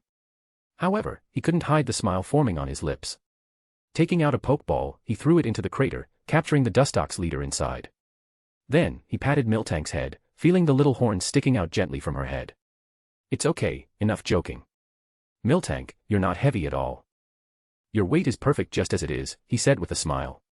Miltank, as if her soul had returned to her body, clung to this last hope like a lifeline, looking at Cain with tears in her eyes, hoping for further reassurance. Seeing Miltank's expression, Cain couldn't help himself and burst out laughing. Ha, ha, ha. Miltank, don't worry, Slowpoke and the others were just joking with you. Then, Cain gave the confused Miltank a few pats and slowly walked toward the center of the plain. Alright, enough games. Slowpoke, try to sense what's beneath the ground, Cain said, regaining his composure. Indeed, there must be something underground. Otherwise, it wouldn't be possible for Miltank to cause cracks with a simple stomp. Miltank finally understood, it wasn't because of her weight but because the ground was already hollow. Immediately, she looked at Slowpoke and the others resentfully, making them avert their gaze, afraid of meeting hers. The image of Miltank violently crushing an Arbok flashed in their minds again. Can't mess with her, can't mess with her. Slowpoke lowered his head, activating his psychic perception to the maximum, and soon discovered that, indeed, beneath where Miltank was standing, there was an underground tunnel. Normally it wouldn't be so easy to find, but the furious attacks on the Dustox leader had loosened the soil in that area. That's why Miltank's stomp had caused a crack. So, is there something else down there? Could it have some relation to the high level of Pokémon on this island? Cain murmured to himself as he rubbed his chin. Cain had previously suspected that this small island must have something special to be able to sustain so many high-level Pokémon. And now, in the middle of the Dustox territory, he had found an unusual place. However, Cain decided to postpone the investigation, as his system showed him that Slowpoke and the others had leveled up after defeating the Dustox leader. In the previous day's battle, the Pokémon had already fully assimilated the changes from their last level increase. Cain had thought they would need more time to accumulate experience, but after the battle with the Dustox leader, the Pokémon had gained enough experience to level up again. However, not everyone leveled up. Haunter, who had leveled up rapidly thanks to the poisonous gas, didn't gain a level this time, as in recent days he had been more focused on protecting Cain as his loyal guardian. Of the 4 Pokémon that participated in the battle, he was the only one who didn't level up. As for the others, Slowpoke leveled up, remaining in the lead at level 29, just one step away from the crucial level 30. Murkrow, who had been the main attacker in the battle, also leveled up, reaching level 26, matching Haunter again. Sneasel also leveled up, reaching level 27, becoming Cain's second strongest Pokémon after Slowpoke. And due to his advantage in skills and types, if Slowpoke and Sneasel faced each other in a battle, it's possible Sneasel might have a slight advantage. Cain didn't pay much attention to this, and his Pokémon didn't see it as an issue either, as they knew that the strengthening of one of them represented the strengthening of the entire team. Cain began considering whether he should push Slowpoke into more intense combat to bring him directly to level 30. Every 10 levels represent a significant difference in a Pokémon's power. Cain felt confident, if he let his Pokémon fight with all their might, he'd have almost a 50% chance of defeating a Team Rocket captain. Though that could result in considerable injuries and even the possible loss of some of his Pokémon, this was just an estimate by Cain, he wouldn't be reckless enough to attack a captain head-on. Obviously, a stealth attack or an ambush would be much more viable options than a direct confrontation. Is Cain some league fool? Despite having taken down one of the island's 4 major groups, the changes for Cain and his Pokémon were significant. After reviewing his Pokémon's progress, Cain said, let's dig it out a bit to see what's down here. Following Cain's orders, the Pokémon, who were already ready, sprang into action. Slowpoke used his psychic powers to lift the soil little by little, while Sneasel condensed a massive ice claw in his hands and dug frantically. Murkrow and Miltank helped as best as they could, though, to be honest, they weren't very good at it. On the other hand, Sneasel seemed to be in his element, and Skorupi was also very skilled at digging. Little by little, the underground tunnel was revealed before Cain's eyes. End of chapter. Chapter 257, Chapter 257, Underground River. Nameless Island. Territory of the Dustox colony. An underground river appeared in Cain's view. An underground river. Cain frowned as he observed it. This was different from what he had imagined. Initially, he thought he would find an energy crystal mine or some form of dispersed energy, which would explain why Pokémon in this area could absorb energy simply by breathing, allowing them to condense energy crystals in their bodies. Cain approached the cave entrance and jumped down. Seeing Cain's action, the Pokémon jumped as well. Just before touching the ground, Cain remained suspended in the air, then descended slowly. Slowpoke's psychic ability kicked in, gently lowering Cain and all the Pokémon to the ground. The soil here is very soft. It seems to be due to this underground river. Cain crouched down, took some soil, and examined it in his hand. After letting the soil fall, Cain approached the underground river, scooped some water with his hand, and brought it to his nose to smell. It had a faint fresh aroma, but nothing particularly special. System, analyze this water. I have a feeling it's not that simple, Cain commanded his system. After a brief silence, the system displayed data in front of Cain. Seeing the analysis report, Cain was surprised. This water contains faint energy waves. So, could the energy crystals in the Dustox's bodies indeed be related to this river? But how is it possible for there to be a freshwater underground river on a small island in the middle of the sea? Cain couldn't understand it. If this water were seawater, he would accept it, but finding a freshwater underground river on an island in the ocean was surprising. Could it be related to the small lake in the center of the island? No wonder, with a Tropius in the lake, not all Pokémon could drink water from there. Moreover, this area is somewhat far from the lake. Would all the Dustox have to go to the lake to drink? That would be too troublesome. The island's trees likely grew so large thanks to this underground river. And the Pokémon on the island, after consuming these plants, accumulated energy in their bodies. Gradually, this energy combined with the Pokémon's natural attributes, forming energy crystals with specific characteristics. The medium-sized energy crystals likely formed in Pokémon that lived long lives, accumulating energy over extended periods, resulting in higher quality crystals. This would also explain why a small island could sustain so many Pokémon, all at above average levels, with most reaching at least level 20. All of this thanks to this underground river. So, where does this underground river come from?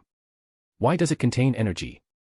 Cain solved several of his questions, but at the same time, new ones arose in his mind. Looking toward the dark ends of the river, Cain wondered if he should investigate further. Could the main Pokémon groups on the island survive thanks to this underground river? Does each Pokémon in those groups have an energy crystal in their body? Although Cain hadn't completely wiped out the Dustox group, what remained were the younger and weaker ones, those that had yet to develop energy crystals. Still, from a group of almost 600 or 700 Dustox, Cain had obtained a total of 178 small energy crystals and 12 medium energy crystals. If Cain decided to use all those crystals on Skorupi, disregarding side effects, resistances, or energy loss, Skorupi could reach level 27 or 28 in a single day. Of course, Skorupi, after all the recent battles, even though he hadn't been the primary fighter and only faced weaker Dustox, had reached level 17. This means that nearly 200 energy crystals could raise Skorupi by 10 levels. And what about newly hatched Pokémon? Could they level up even faster? They could quickly overcome the post-birth weakness period. Besides level increases, prolonged use of these crystals could slightly enhance a Pokémon's quality. Skorupi, with its light blue quality, would need almost 10,000 small energy crystals for a complete quality evolution. But what if a Pokémon's quality was light yellow, light green, or even green? Wouldn't it require far fewer crystals? Not all of Cain's Pokémon had reached blue quality. Miltank has a light green quality, Murkrow has a green quality, and the strongest of all, Slowpoke, only has a dark green quality. Could these energy crystals help improve Pokémon quality? The more Cain thought about it, the more likely it seemed, and he started feeling excited. Of course, the crystals obtained so far are bug and poison types, so they wouldn't enhance other types of Pokémon. But what if he found the source of the river's energy? Perhaps he'd find something to improve Pokémon like Miltank. With these thoughts in mind, Cain took out the metal torch he had used in Diglett's cave. After filling it with oil and lighting it, Cain began to walk in the direction of the water's flow. The ground beneath his feet was extremely damp, as the river water splashed around, wetting the soil and turning it muddy. Cain's shoes were already covered in mud. However, under the circumstances, it seemed that this soil also contained a large amount of energy. If collected for growing plants or medicinal herbs, they would probably grow with exceptional medicinal effects and at a faster rate. Of course, as long as the soil's energy wasn't depleted. As Cain advanced with his Pokémon, some of them, feeling thirsty, knelt by the river and drank a bit of water. They felt the water was refreshing and sweet, and even the fatigue from recent battles lessened somewhat. Slowpoke went even further, immersing himself in the river and floating along with a look of complete satisfaction, which made the other Pokémon envious. Cain also took out some bottles and filled several with river water. Although the energy in the water was highly dispersed, its effect was quite good. If Cain used this water to make poke blocks, their effects could be even better. End of chapter. Chapter 258, Chapter 258, Bottomless Black Hole. Nameless Island. Underground River Tunnel. Cain, holding a torch, advanced with his Pokémon. However, his thoughts didn't stop. After defeating the Dustox leader, Cain captured it in a Pokeball and then treated its wounds lightly to ensure it wouldn't die. He also instructed the system to constantly monitor any changes in Dustox. He found that the leadership skill Dustox originally had as a leader was slowly fading. Even inside the Pokeball, this ability couldn't help but fade away. This showed that once a Pokémon with leadership was captured, it was no longer considered the leader of its group, so that ability would gradually disappear. When Dustox's leadership ability completely vanished, its quality would likely revert to light green. Then, aside from its level, its utility value wouldn't be as high. In these past 2 days, Cain had eliminated so many Dustox that his 4 Grimer could hardly contain any more. The 2 Grimer captured in Dugtrio's cave now had a dark yellow quality and a light green quality, both having improved once. Not only had their quality changed, but their levels had also increased. Originally, both Pokémon were between levels 10 to 15, but after devouring and absorbing so many bodies, both Grimer had reached level 23. There was still much energy left in the larger Dustox bodies to absorb. If they absorbed it completely, their levels might increase even more, and they could even improve their quality. The most important thing is that Dustox is also a poison-type Pokémon, giving Grimer a greater benefit than other types of Pokémon. As for the 2 Grimer purchased in Vermilion City, their bodies were also filled with Dustox remains. The feeling of satisfaction was so intense that they barely wanted to move inside their Pokeballs, they only wanted to focus on breaking down the energy from those remains. Even though Cain had extracted the energy crystals from the bodies, the original energy they contained hadn't diminished at all. Moreover, under the system's constant supervision, Cain discovered that the higher the initial quality of a Pokémon, the faster it decomposed and absorbed the bodies. While quality improvement still took longer for high-quality Pokémon compared to low-quality ones, the rapid energy breakdown meant their leveling speed would also increase. The system predicted that if these Grimer fully decomposed and absorbed the Dustox bodies, their levels might also surpass 20.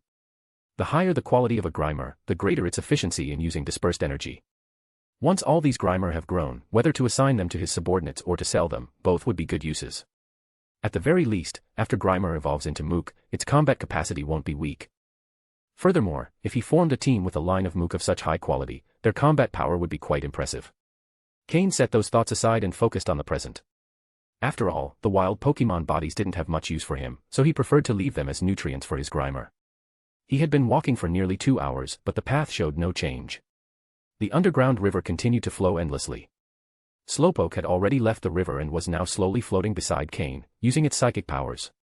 Cain needed Slowpoke to use the previously established psychic markers to determine their current location.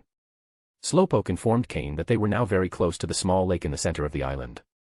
If they advanced 5 more minutes, they'd likely be directly below the island's central lake.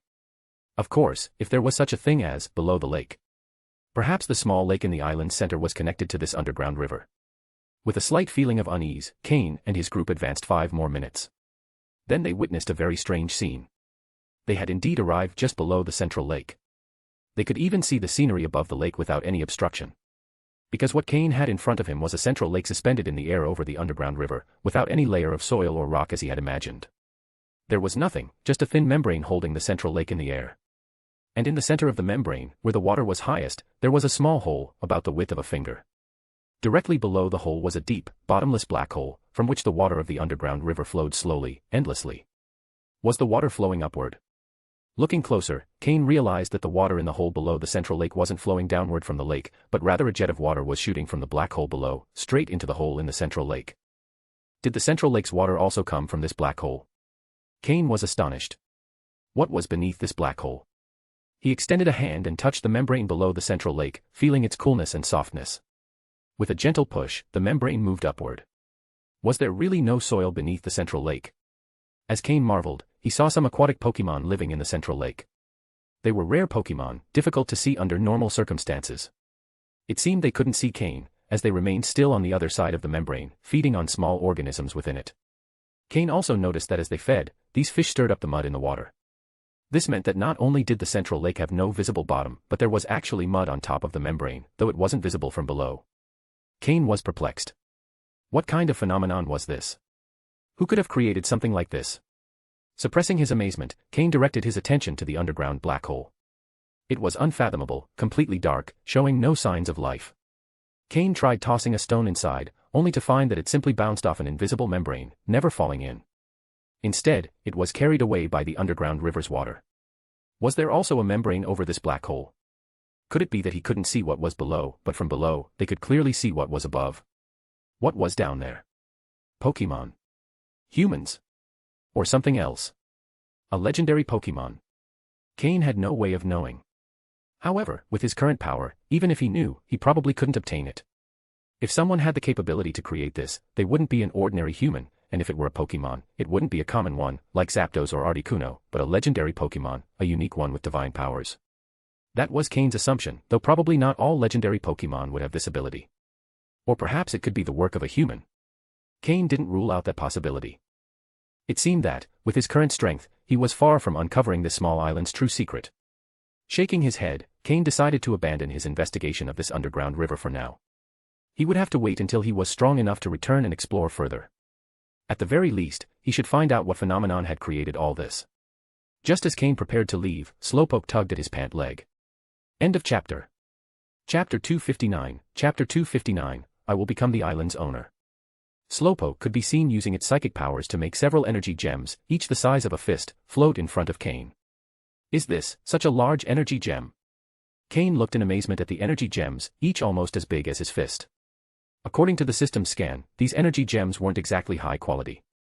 Although their volume was considerable, the quality was comparable to medium-sized gems Cain had obtained from level 30 and above Dustox's bodies. So these energy gems were medium quality, just much larger in size, a bit hard to describe. But these gems are huge. A single fist-sized energy gem was much more valuable than all the medium gems Cain had obtained in the Dustox colony. Those dozens of medium gems barely equaled a fifth of one of these fist-sized gems. And here, there wasn't just one. They could no longer be called gems at this point, they were blocks of energy. Cain took the energy blocks that Slowpoke had lifted with its psychic power. Feeling the weight in his hand, Cain confirmed that these were indeed energy gems and not some type of unknown crystal grown in the mountain crevices. Most importantly, these energy gems had no attribute, meaning any Pokémon could use them, and any Pokémon could improve its quality with them. Slowpoke, where did you find this? Cain asked. At that moment, he felt nervous. These energy gems couldn't just be measured in terms of value anymore. Because so far, Cain had only seen a few objects that could steadily increase a Pokémon's level and improve its qualities. Although he couldn't guarantee that there weren't more, they were certainly extremely rare. Yatten, Slowpoke's eyes glowed blue. From the waters near the black hole, 4 more fist-sized energy gems emerged.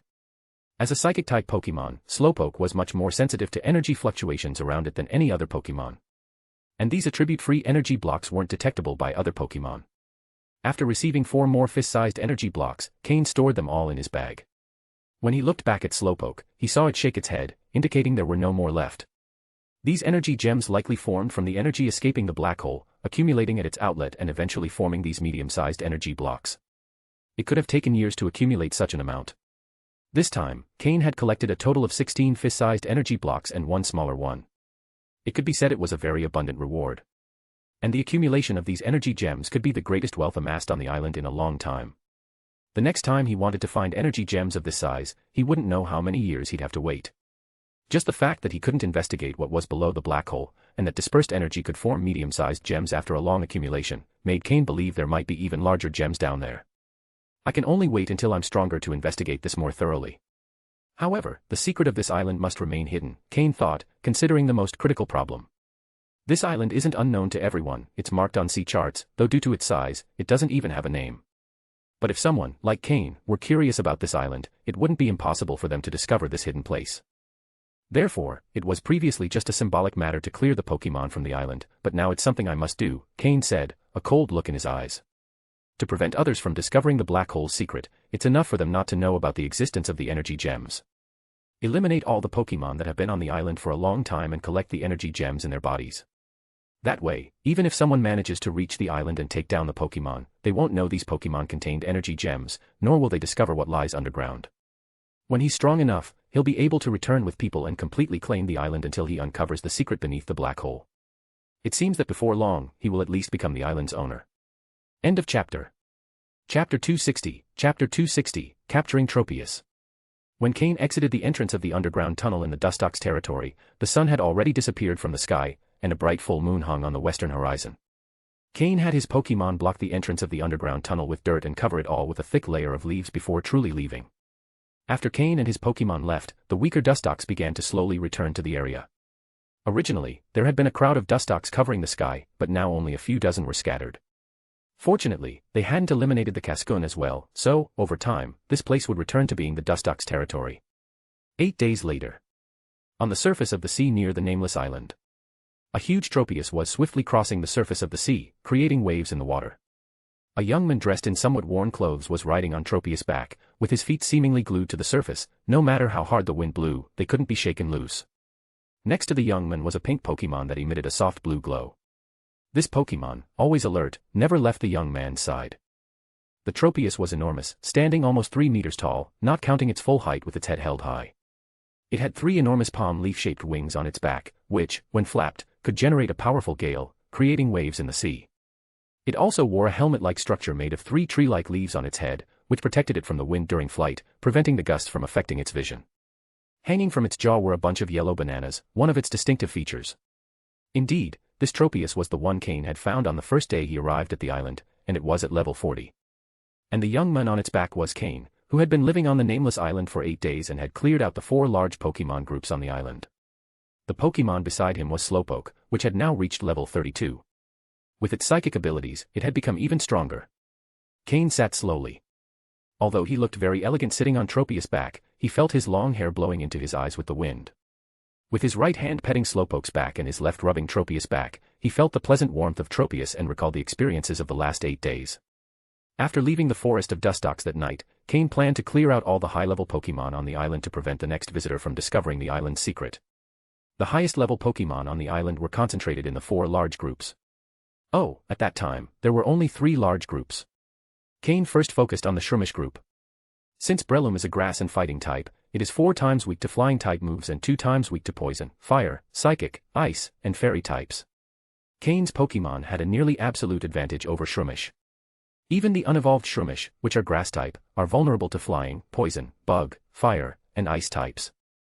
Among Cain's Pokémon, Murkrow, dark and flying type, Slowpoke, water and psychic type, Sneasel, dark and ice type, Haunter, ghost and poison type, and Skorupi, bug and poison type, could all counter the Breloom, so the Breloom group became Cain's first target. However, the Breloom group was very different from the Dustox group. At least the number difference was considerable, since the Dustox group had around 700 to 800 Dustox. The Breloom group, while numerous, was significantly smaller in comparison. It had about 200 members. Within the Breloom group, aside from 2 leaders, there was a very coordinated group of Shroomish, with levels around 27 to 28. Cain took more than 2 days to completely eliminate this large group. Finally, only a few newborn or low-level Shroomish remained, barely keeping the group's existence intact. After clearing the Breloom group, Cain's Pokémon levels rose again. When the Shroomish group learned their territory had been wiped out, the Shiftry group was very pleased. A leader Shiftry, with 2 subordinates of the same type and a large number of Seedot and Nuzleaf, fully took over the Shroomish territory. While they were celebrating, Cain, who had rested for a day, led his Pokémon back to the Shiftry group. Compared to the Shroomish group, Shiftry is a grass and dark type, which represents a great threat to Slowpoke. So, while clearing the Shiftry group, Slowpoke became a total support Pokémon, using its psychic powers to boost the speed and attack power of its teammates. Shiftry is weak to fighting, flying, poison, fire, ice, fairy, and bug types. Therefore, even though Slowpoke's combat ability was relatively reduced, the type advantage of Cain's other Pokémon was still evident. Moreover, Shiftry was too confident in itself and spread its entire group in an attempt to cover 2 territories at once. Cain seized the opportunity to defeat them one by one. The time spent was much shorter than with the Shroomish group. In just a day and a half, Cain had completely cleared the Shiftry group. During the process, he captured 2 high-quality Shiftry, one light green and the other green, which he would surely sell for a good sum in the black market. After all, Shiftry is a Pokémon that requires a leaf stone to evolve. And these wild Shiftry, who had developed their bodies to the limit, were much more valuable than the Raichu he fought on the SSN. Cain then spent half a day inspecting the entire Shiftry territory and finally found 2 leaf stones, one basic and one medium level, which turned out to be a good harvest.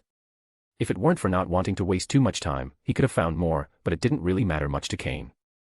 As long as they weren't superior or supreme quality evolution stones, their value wasn't too high, only a difference in how much money they would bring in. With a large number of energy gems, Cain didn't really need money, but the energy gems weren't suitable for mass selling, their value was similar to that of geocentric cleaning milk. So far, Cain had completely wiped out 3 of the 4 large groups on the Nameless Island. Although he hadn't exterminated all of them, the groups were severely weakened and wouldn't recover to their previous levels for at least a decade. End of chapter. Chapter 261, Chapter 261, Boarding the Thieves' Ship. Since that day, Cain and his Pokémon became the most fearsome presence on the Nameless Island. Any wild Pokémon that saw them instinctively fled. The group of Botifli that remained on the island also realized what Cain intended to do. Therefore, they immediately gathered all the Pokémon in the group, preventing Cain from forcing his way through. However, since Cain resided on the island within the Botifli group's territory, almost like a tenant, he left behind some Botifli of a more or less acceptable level as a sign of gratitude for the past days. Botifli are quite peaceful and usually don't provoke other Pokémon. Disputes with Dustox were mostly initiated by the latter, so Cain felt relatively at ease with the Botifli. Even if someone arrived on the island, they generally wouldn't hunt the Botifli. Additionally, it was necessary to keep some defensive forces on the island, otherwise, if the sea Pokémon attacked the Nameless Island with no defense, it wouldn't be convenient. Thus, Cain only cleared about half of the Botifli group before stopping. After defeating and capturing their leader, Cain promised not to continue clearing out the group. At that time, nearly all the strongest Pokémon on the island had been cleared, and Cain's Pokémon levels had risen dramatically. At the same time, Cain also obtained a large number of energy crystals with attributes, both small and medium-sized. This all happened in just 5.5 days, clearing the Botifli group took a day and a half. So, why didn't Cain leave the Nameless Island until the 8th day? What did he do during the remaining 2.5 days? This relates to the Tropius that was now beneath Cain. After the increase in his power, the Pokémon became more confident and asked Cain to take them to challenge the Tropius that had almost defeated them in the beginning. At first, Cain was somewhat reluctant, since Tropius had reached level 40. However, deep down, Cain really wanted to defeat that Tropius.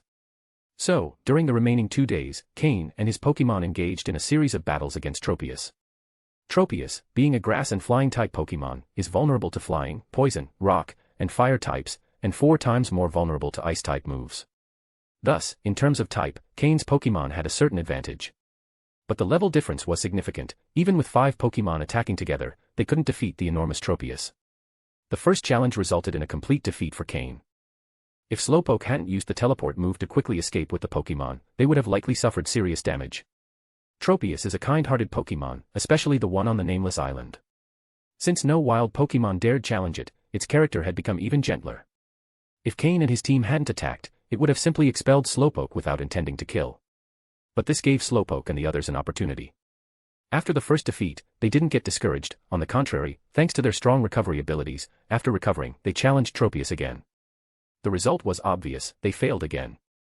For 2 full days and nights, with brief breaks to eat and sleep, they almost didn't stop fighting Tropius. They almost drove Tropius mad. Slowpoke, Murkrow, and the others had high-energy Pokeblocks, Miltank Milk, and Cain's massages and guidance. And what did Tropius have? Tropius only had a lake with some energy, which, although it sped up its recovery, wasn't as efficient as what Cain's team had. By the second day of battles with Tropius, things were more balanced. They led in endurance and recovery, and had also learned more about Tropius's moves and battle style. Sometimes, they used Tropius as a training target, throwing every move at it, from the most mastered to the newly learned ones. Finally, Tropius, exhausted, wanted to rest, but Slowpoke and the others didn't give it the chance. They forced a level 40 Pokémon to completely wear itself out. This was quite exceptional. In the end, Cain made it clear that he wanted Tropius to become his flying mount. At first, Cain thought about capturing it as a combat Pokémon, but Tropius was very resilient and didn't like fighting. It was peaceful and uninterested in battles. Therefore, Cain eventually tried to convince it to become his flying mount. But Tropius wasn't willing. It preferred to stay on the island, enjoying its peace. Then began a long period of persuasion. Through Slowpoke's telepathy, Cain could easily understand Tropius's thoughts. So, Cain and his Pokémon began describing the spectacular landscapes of the outside world, the creatures it had never seen, skyscrapers, cars, and airplanes.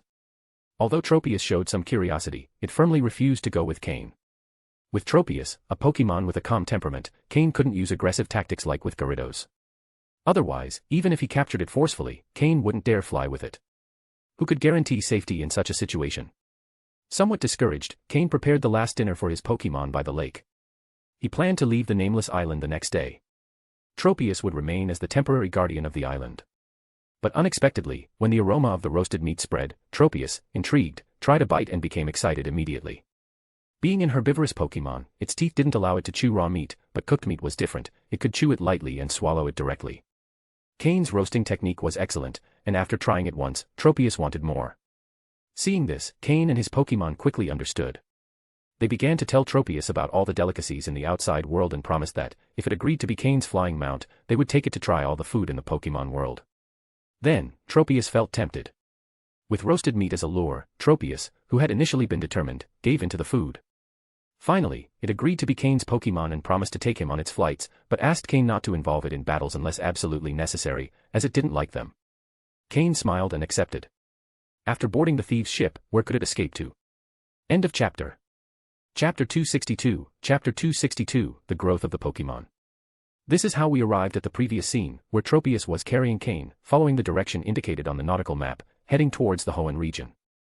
Of course, the entire journey couldn't be completed in a single flight, so they made several stops at small islands. However, Cain was in a good mood, even though his clothes were tattered. His spirits were excellent. The achievements of this time were so great that even he was a little surprised. Initially, he just wanted to find a place to stay temporarily, but he didn't expect to find an island with a great secret in the midst of countless islands in the vast ocean. After that, Cain could stop at a few other islands for a while, to see if he could be so lucky again. However, this could only be considered an attempt. In general, it was very unlikely. Now there are about 20 days left for the final test. With my current strength, even if I don't get first place, I should at least have no problem surviving, Cain said with a smile, relieved from a great burden on his mind. After leaving the nameless island, he had captured a level 40 Tropius. Although its potential was only light green, its strength was formidable. Even though he promised not to involve it in common battles, Cain was confident that, in a critical situation, Tropius would be willing to fight. However, these were uncontrollable factors. The most important thing was the level increase of Slowpoke and Murkrow. In 8 days, Murkrow went from level 26 to 30, completing a 4-level increase, which was a major advancement. After all, the 4 main tribes of the island were made up of bug or grass-type Pokémon. Since Murkrow was a flying type, it had a great type advantage, so its growth was considerable. Although it didn't learn any new basic moves, its power increase wasn't limited to just the moves. For example, its weight training device was now set to the maximum, with a weight of 30 kilograms. If it wanted to increase the weight further, it would have to change equipment. Even the improvement of this single Pokémon would be enough for Cain to surpass the rank of a Team Rocket Grunt and reach the level of a captain, albeit one of the weakest in that category. A captain normally has the authority to have 5 grunts as subordinates, but for now, Cain doesn't have that opportunity. Perhaps he will have to wait until the final test is over. Among Cain's main battle Pokémon, the strongest is still Slowpoke. Now, Slowpoke is at level 32 and has learned the basic moves, Water Pulse and Zen Headbutt. The first is a special water-type move, more powerful than the move Water Gun, while the second is a physical psychic-type move that requires close combat. The Zen Headbutt move has the same power as the move Sicehawk, but its effect and form of attack are different. If it weren't for the fact that, among the other Pokémon, Psychic and Water-type moves didn't have as much of an advantage, Slowpoke's level could be even higher. Haunter hasn't leveled up as much as Murkrow, going from level 26 to 29. This is because it needs to stay close to Cain for protection, and it rarely attacks unless necessary. Still, it managed to level up 3 times. One reason is its poison-type advantage, allowing it to play a more important role. Additionally, after finally absorbing all the toxic gases, Haunter stabilized its potential at a light blue color, becoming Cain's 3rd Pokémon to reach this quality. The large amount of energy contained in the toxic gases was also a key reason for its success in leveling up 3 times.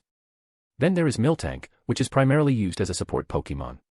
She hasn't participated in many real battles, so her level has only slightly increased, from 23 to 25. However, as a support and healing Pokémon, that level is sufficient. After all, on the Nameless Island, the one who really took care of the Pokémon and helped Cain was Miltank. Sneasel's level also reached 30, and at level 28, it successfully learned the move Beat Up, one of the key moves to defeat Tropius, along with Haunter's Poison. The Beat Up move allows all allied Pokémon to attack simultaneously. The more Pokémon in the team, the more attacks there will be.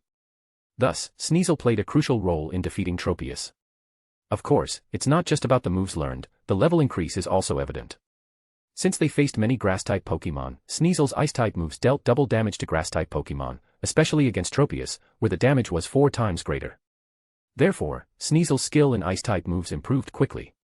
Since it already had great talent in Ice-type moves, it finally mastered all the Ice-type moves it knew, and Cain is already considering looking for new moves of this type for it. Among all of Cain's Pokémon, the one that has leveled up the most is Skorupi, since it started at a relatively low level, giving it more room to grow. As a bug and poison-type Pokémon, Skorupi had a great advantage against grass-type Pokémon, so, during the clearing of the Shroomish and Shiftry groups, it fought more than anyone. Of course, Cain didn't let Skorupi fight against wild Pokémon that were too far above its level, and Skorupi isn't stupid. It always chose Pokémon whose level wasn't too far from its own, with a difference of 3 or 4 levels at most, taking advantage of its potential. Additionally, the other Pokémon also supported it strategically, leaving weaker wild Pokémon for it to eliminate. As a result, Skorupi's level quickly increased from 17 to 22, achieving a 5-level increase. However, due to this rapid growth, its self-control has decreased again, and if it doesn't train for an extended period, it may have stability problems in its development. Overall, all of Cain's main Pokémon have experienced great growth in their levels. With his current strength, Cain is no longer the weakest among the Team Rocket captains. After all, not all captains have so many Pokémon with such exceptional qualities.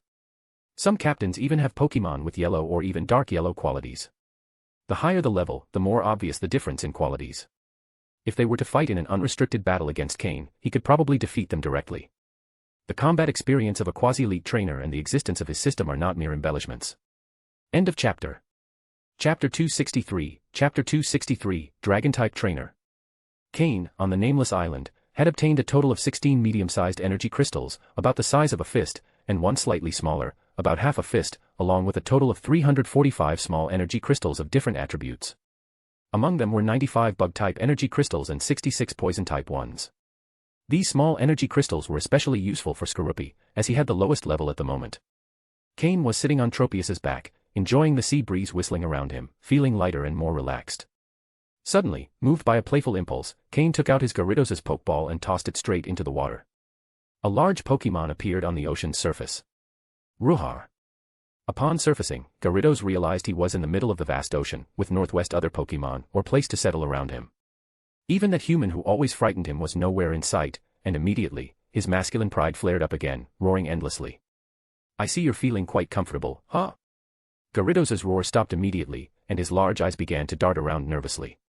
Just because he was violent by nature didn't mean he was stupid. In an instant, a large shadow enveloped him. Gyarados looked up and saw a figure blocking the sun. The shadow moved slowly closer, and a human figure appeared in his line of sight. Tropius, following Cain's orders, descended gently until he was floating over the water. Cain was standing on Tropius's back, looking at him without expression. Suddenly, Gyarados felt that the sun in the sky had lost all its warmth, and that he was submerged in icy waters. Especially when he saw the Tropius under Cain's feet. Even though he had never seen a Tropius before, he could sense the dragon blood within him, no weaker than his own. In fact, the concentration of that blood seemed even higher. Most importantly, Tropius's aura and pressure were much stronger than his. He immediately understood this was a level suppression. Gyarados was stunned. Had only a few days passed, and this terrifying human had already captured such a powerful Pokémon. How was that possible? Tropius tilted his head slightly, glancing at Gyarados. Immediately, Gyarados' scales bristled in fear. He felt a mortal threat. Unlike the threat he felt with Cain, which was based on cruel methods, Tropius's was a pure pressure of power. This was something Slowpoke had conveyed to Tropius through telepathy, asking him to participate in this performance. Originally, Tropius had no interest in such things. Despite being a pseudo-dragon, he was still a dragon, and one that had reached level 40 and was quite mature. As a carrier of noble dragon blood, just being used as a mount was collaboration enough. How could he have to act in a scene? But when Slowpoke mentioned there would be extra food if he acted well. Suddenly, all of Tropius's dignity, aura, and composure disappeared. He would act. And he would do it realistically. Therefore, Gyarados was genuinely frightened. Tropius had submitted to Cain partly because he was defeated, albeit in a team defeat, but he was defeated by Cain alone. Another important factor was food, delicious food. Upon hearing there would be extra food, Tropius was fully won over. The look he gave Gyarados didn't hide his intent to kill. If there wasn't extra food tonight, he'd kill this damned eel. The normally calm Tropius had shown a killing intent simply because food was involved. So, Gyarados quickly calmed down. But it wasn't just Tropius's appearance that surprised him. Slowpoke, using his psychic powers, suspended himself in the air, carrying Cain to Gyarados' head. Gyarados' eyes widened. What was he seeing? He knew Slowpoke was strong, but he also knew his level wasn't higher than his own. However, just now, he clearly felt that Slowpoke had surpassed his level. And not just by one level, but by at least 2 levels above. What on earth had happened in these past few days? Why had this human not only captured such a strong pseudo-dragon but also made his other Pokémon level up so much? Pokémon perception of levels can be vague, but it can also be precise. They can clearly sense if the opponent's level is higher or lower than theirs, and how their power compares at that level. Even though it's a vague perception, it's generally quite accurate. If the level is higher, it really is higher. But they can't say exactly how many levels, they don't have a clear standard for level divisions. It all depends on the feeling. Gyarados could feel that Slowpoke had surpassed his level. If they fought one-on-one, he probably wouldn't be a match. No, he definitely wouldn't be a match. Now he began to feel lucky he hadn't tried to escape, as with this human's way of doing things, he'd probably have lost his tail. Gyarados now looked at the person and Pokémon standing on his head with much more affection. It seemed there was no point in trying to escape in the future, better to think about how to please this terrifying human. Maybe he'd even improve his strength. If he was going to be a strong warrior's mount, it wasn't so hard to accept after all. Gyarados had resisted with all his might at first because he thought Cain wasn't strong enough, he had only defeated him thanks to the cooperation of 2 Pokémon. But now, after sensing Slowpoke's strength, he didn't feel so bad. Gyarados calmed down. Cain looked at him in surprise. Why had this previously restless Gyarados suddenly become so docile? It was somewhat baffling. Could it be that this little display of strength scared him? Cain thought to himself. It seemed like a pretty high possibility. Cain was standing on Gyarados' head, with Tropius flying slowly beside him. And then, Cain wondered. Could I consider myself a dragon-type trainer?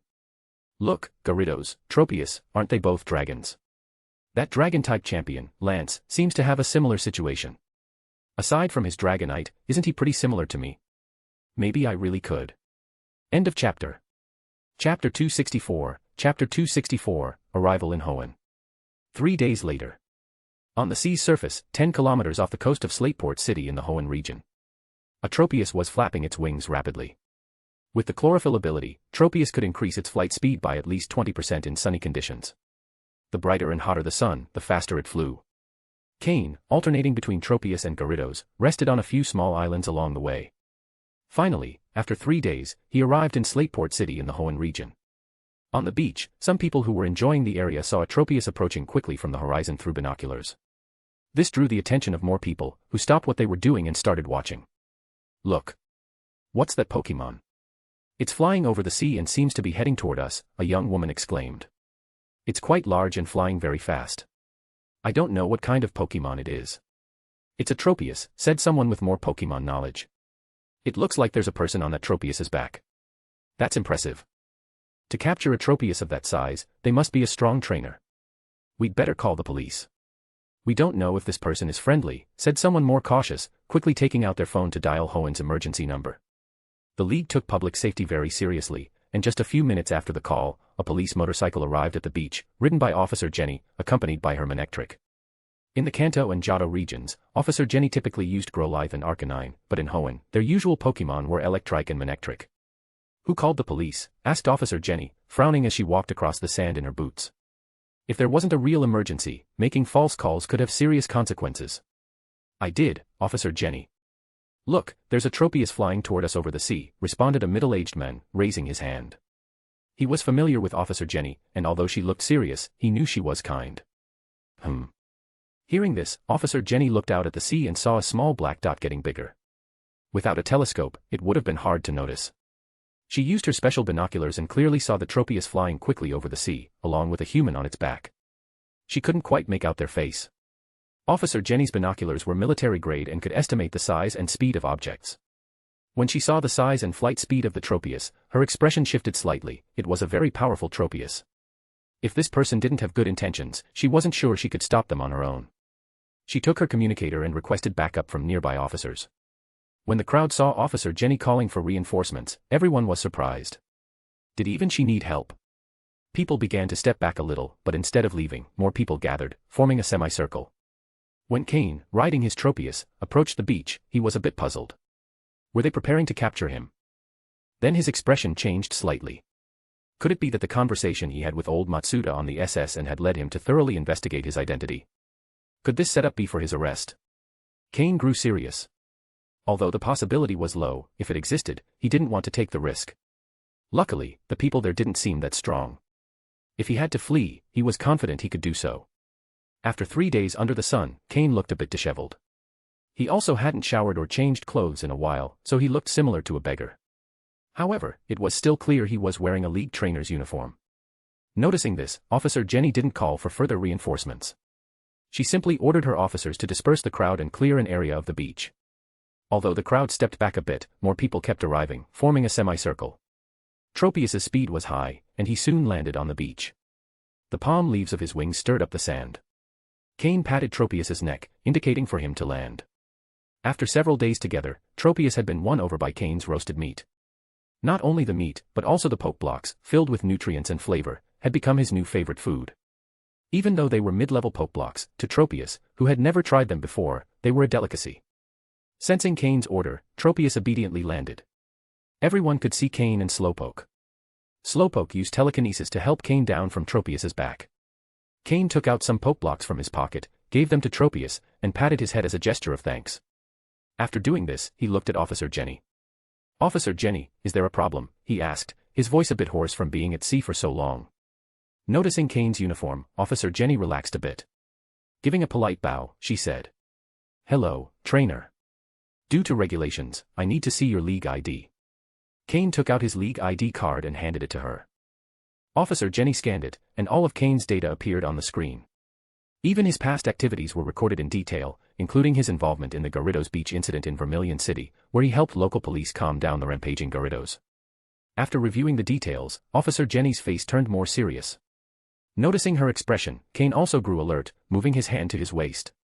Could it be they had really discovered his true identity? End of chapter. Chapter 265, Chapter 265, Identity Information Upgrade. Just as Cain began to focus, Officer Jenny stood firm and saluted him. In a strong voice, she declared, "Thank you, Cain, for your outstanding contribution in Vermilion City. Thank you for your brave fight against the enemies on the SSN, saving countless lives. On behalf of all officers in Slateport City, I express our deepest gratitude."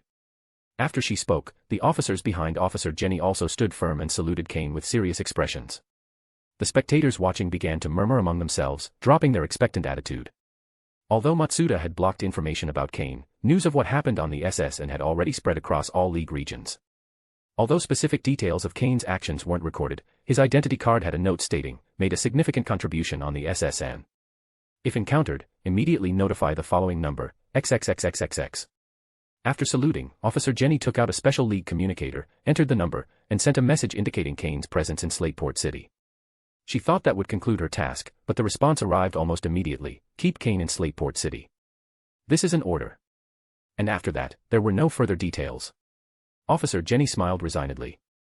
Since the person on the other end ordered her to keep Cain in the city, she really had no choice, especially because that person's League rank was several levels above hers.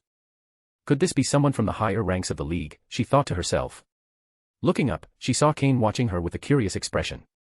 Jenny felt a bit uncomfortable, unsure of how to explain herself. "Is it true that someone asked you to notify them the moment you saw me?" Cain asked with a smile. The truth was, in his current state, Cain's smile wasn't exactly pleasant. However, Officer Jenny wasn't swayed by his appearance and nodded. "Yes, that's correct. I'm sorry, but that's what the last line of your identity card said." "I understand. Well, can I go now?" "Don't worry, I won't leave Slateport City, but you can see the state I'm in," Cain said, gesturing to his disheveled appearance. "Oh, of course, go ahead, Cain," Officer Jenny replied, stepping aside to let him pass. The other officers did the same, creating a path for Cain to move forward. Cain didn't return Slowpoke or Tropius to their Pokeballs and simply moved forward with his Pokemon by his side. Slowpoke remained calm, showing no interest in the city, while Tropius, with his head held high, looked around curiously, clearly excited to be in such a new environment. Watching Cain and his Pokemon walk away, Officer Jenny sighed slightly. "He's a very strong trainer. That Tropius seems more powerful than I could handle." Officer Jenny had sensed an intense aura of danger from Cain, one that only trainers who had been hardened at the edge of death possessed. Cain hadn't returned Tropius intentionally, hoping to have a deterrent effect. Since Jenny had reported his arrival, soon others would also find out, including potential Team Aqua members or allies who might be interested in ambushing him. Being cautious wasn't a bad idea. However, as he approached the city proper, Cain finally decided to return Tropius to his Pokeball. His size was simply too large and could cause issues in the streets. Cain chose the tallest hotel in the area, which seemed to be the most luxurious around. He quickly booked the most expensive room and, after Haunter confirmed everything was secure, released his Pokémon.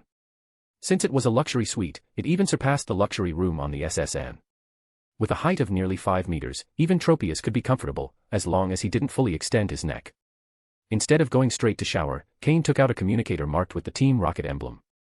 Not only did it have the team's emblem, but it also featured a black cloud below it, the distinctive symbol of the Shadow Unit. When Cain officially joined the Shadow Unit, Umbra had personally given him this communicator along with his contact code. Umbra had instructed him to use it to contact him in case of an emergency. Cain entered Umbra's code into the communicator and wrote, "Possibility of League infiltration. Risk of high-level investigation. Requesting authenticity upgrade for identity." After writing the message, he sent it. A moment later, the communicator beeped with a response. Cain checked it, and there was only one word, approved. They don't even bother to write a bit more, Cain thought with an ironic smile as he tucked the communicator into the most hidden corner of his ring. Finally, he headed to the bathroom to take a shower. The bathroom was spacious enough to include a small pool where the Pokémon could swim. Everyone quickly joined in, except for Tropius, whose size prevented him from enjoying the pool. What Cain didn't know was that his message had caused a stir in Team Rocket's data team. The deputy leader of the Shadow Unit had given an unwavering order to enhance Cain's League identity to the highest possible level. The goal was for his identity to be at the highest possible level, even comparable to that of the 3 main executives. But that was almost impossible. Team Rocket had taken years and considerable expense to ensure that the identities of its 3 main executives were secure enough to go undetected, even by League champions. For Cain, the best they could do was ensure his identity couldn't be thoroughly investigated by anyone except a champion. Currently, is there a champion in the League? No. That was enough. To reinforce Cain's identity further, Giovanni's personal scientist would need to intervene, requiring Giovanni's own approval. But for Cain, this level was already sufficient. He didn't believe anyone would try to dig that deeply into his information. After all, no matter how much Cain attracted attention, he was still a minor character with little significance. However, his data would be scrutinized, as someone in the League was already reviewing his information. If Cain were present, he would recognize that person as the Elder Matsuda from the SSN. End of chapter. Chapter 266, Chapter 266, Ready to Reap Benefits. However, old Matsuda wasn't using a direct League computer, instead, he was on a plane, using his exclusive permissions to check Cain's information. As a result, the connection was very slow, giving Team Rocket enough time to maneuver. Perhaps it was all a matter of luck. If Cain had notified Umbra right after showering, his identity might have been exposed, as old Matsuda has the authority to do so. But now, everything turned out well. When old Matsuda closed his old laptop with satisfaction, he couldn't hide the smile on his face. A talent. No, a genius. Cain had considered that, upon returning to the League, someone might come looking for him, given that what he did aboard the SSN was no small feat and even more so, he had left the ship before the League's help arrived. Although he hadn't done anything wrong, he had certainly raised some suspicions. But Cain would never have imagined that everything he did had been suppressed by old Matsuda. Exiting the bathroom, Cain rubbed his hair with a dry towel to remove the excess water, then plugged in his phone to charge. As soon as he turned it on, he received an avalanche of messages. Most were from Stephen, and a few from Whitney. In this life, the only people with whom Cain has had any connection, who could barely be considered friends, are Stephen and Whitney. After putting on a clean robe and drying his hair, Cain used the room's video phone to call Stephen directly. He waited a minute, and just when Cain thought no one would answer, Stephen appeared on the screen. "Cain, it really is you. Where have you been all these days?" Stephen said in surprise. Seeing him dressed elegantly, it seemed he was about to go out. He didn't expect to receive Cain's call just before leaving. "What's the matter? Were you afraid I'd run off with your money?" Cain joked. In his hands, Cain still had the 2 materials Stephen had previously given him to make the exclusive high-level Pokeblocks. They were indeed quite valuable. "Haha, you called at the right time. If you'd called a minute later, I probably wouldn't have been able to answer." Stephen laughed while adjusting his clothes, showing that he was about to head out. Cain raised an eyebrow slightly. "Are you going on a long trip?" "No, I'm just going out to take care of some things my father assigned me. By the way, the deal to exchange Pokeblocks for the Miltank enhancement method was approved. But they want to talk to you in person." Stephen remembered what Cain had asked him to do. Then he added, I heard you know Whitney, and she was quite helpful. You know how her grandfather is. He didn't finish the sentence, but both understood what he meant. Cain nodded. Thanks for your help. As for the exclusive poke block for your Matang, it's almost ready. You might have it in a few days. Asking Stephen for help, of course, wouldn't be free. This exclusive poke block for Matang was the reward Cain was offering him. But the money owed would still be paid, he was just advancing it a bit. Hearing this, Stephen's eyes lit up. Really? Do you need anything else? Tell me, and I'll send it right away. No, what you gave me last time is enough. Besides, there are things you can't obtain, there's specific ingredients I prepare myself. But I warn you that the price might be higher, maybe several times that of common advanced poke blocks on the market, Cain warned, so he wouldn't be surprised later. Stephen shrugged nonchalantly. For him, any problem that could be solved with money wasn't a problem. Let me know when it's ready, and I'll come pick it up. Stephen looked excited, even eager. He knew how exorbitant the demands he had previously set were. He had consulted several advanced breeders, and they all said that even if a formula could be developed, it probably wouldn't meet his requirements, and the research time would be measured in years. He couldn't wait that long. Although pseudo-legendary Pokémon grow slowly, his Matang consumes large amounts of rare metals, and its growth isn't that slow. By the time they finally developed the formula, his Matang would likely have already evolved into a Metagross. Cain laughed at his response. Then you're in luck. I just arrived in Slateport City in Hoenn today. If you're not too far away, come by. I'll probably be here for a few days. Recalling Officer Jenny's expression, Cain deduced that the person she contacted in the league held quite a high rank. If Stephen could come, taking advantage of his status might also be useful. After all, as the heir to the Devon Corporation, his position was quite elevated. Hearing this, Stephen was surprised. You're in Slateport City. Cain nodded, confirming. Then wait there. I'll take care of my matters today, and tomorrow at the latest, I'll come to see you. With that, Stephen quickly ended the video call and rushed out. Although rare stones were tempting, at that moment, the exclusive poke block for his Matang was even more appealing. He had to go to the company, quickly handle the documents his father had assigned him, and then fly directly to Slateport City.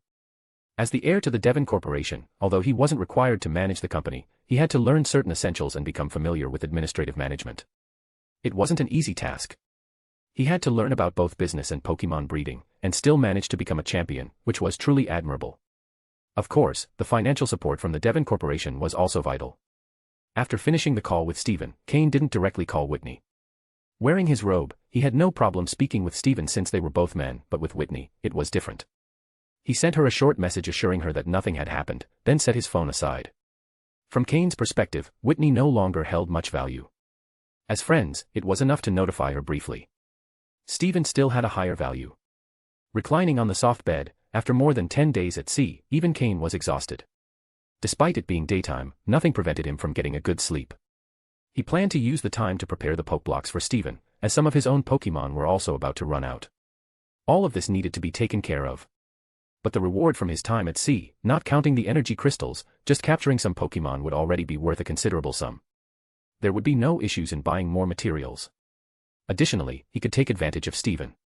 Thinking about this, Cain fell asleep with a smile on his face. End of chapter. Chapter 267, Chapter 267, Night Shopping. Midnight. Slateport City, Hoenn Region. After a nap, Cain freshened up a bit and left the hotel, heading straight to Slateport City's black market. The Pokémon League in the Hoenn region doesn't exert as much control as in Kanto and Johto. Because of this, although Slateport City's black market isn't explicitly within the city, it's practically the same. An area was designated exclusively for transactions, where chaos reigns, and you can find all sorts of people. Team Rocket, which dominates underground organizations in Kanto and Johto, has barely managed to gain a presence in Slateport City's black market. They've only opened a small shop to have a minimal involvement in underground business. The fear of Team Rocket has led Hoenn's underground organizations to constantly clash with each other, but when external forces try to intervene, they all unite against the enemy. That's why, so far, Team Rocket hasn't been able to fully enter the Hoenn region. This is one of the main reasons why the Trial Island was activated. Team Rocket has very little influence outside Kanto and Johto. Although the League doesn't exert strong control in these areas, it still has more power than Team Rocket. If things continue like this, the gap between Team Rocket's strength and the League's will only widen. At the very least, the Champion and Elite Four positions in each region have always been there, showing respect for the League. Cain entered the black market and headed straight to the Hunter Guild's headquarters. This organization has its main base in Kanto and Johto and is supported by Team Rocket, making it a considerable force. However, unlike Team Rocket's aggressive approach, the Hunter Guild, with its more relaxed style, was quickly accepted by local organizations, allowing them to establish a branch in Slateport City's black market. After all, the Hunter Guild doesn't seek to dominate or occupy territories, its sole purpose is to buy and sell Pokémon. Many members of underground organizations capture Pokémon to sell them, and one of the best buyers is the Hunter Guild. So, although the Hunter Guild is affiliated with Team Rocket, its business continues to thrive in Slateport City.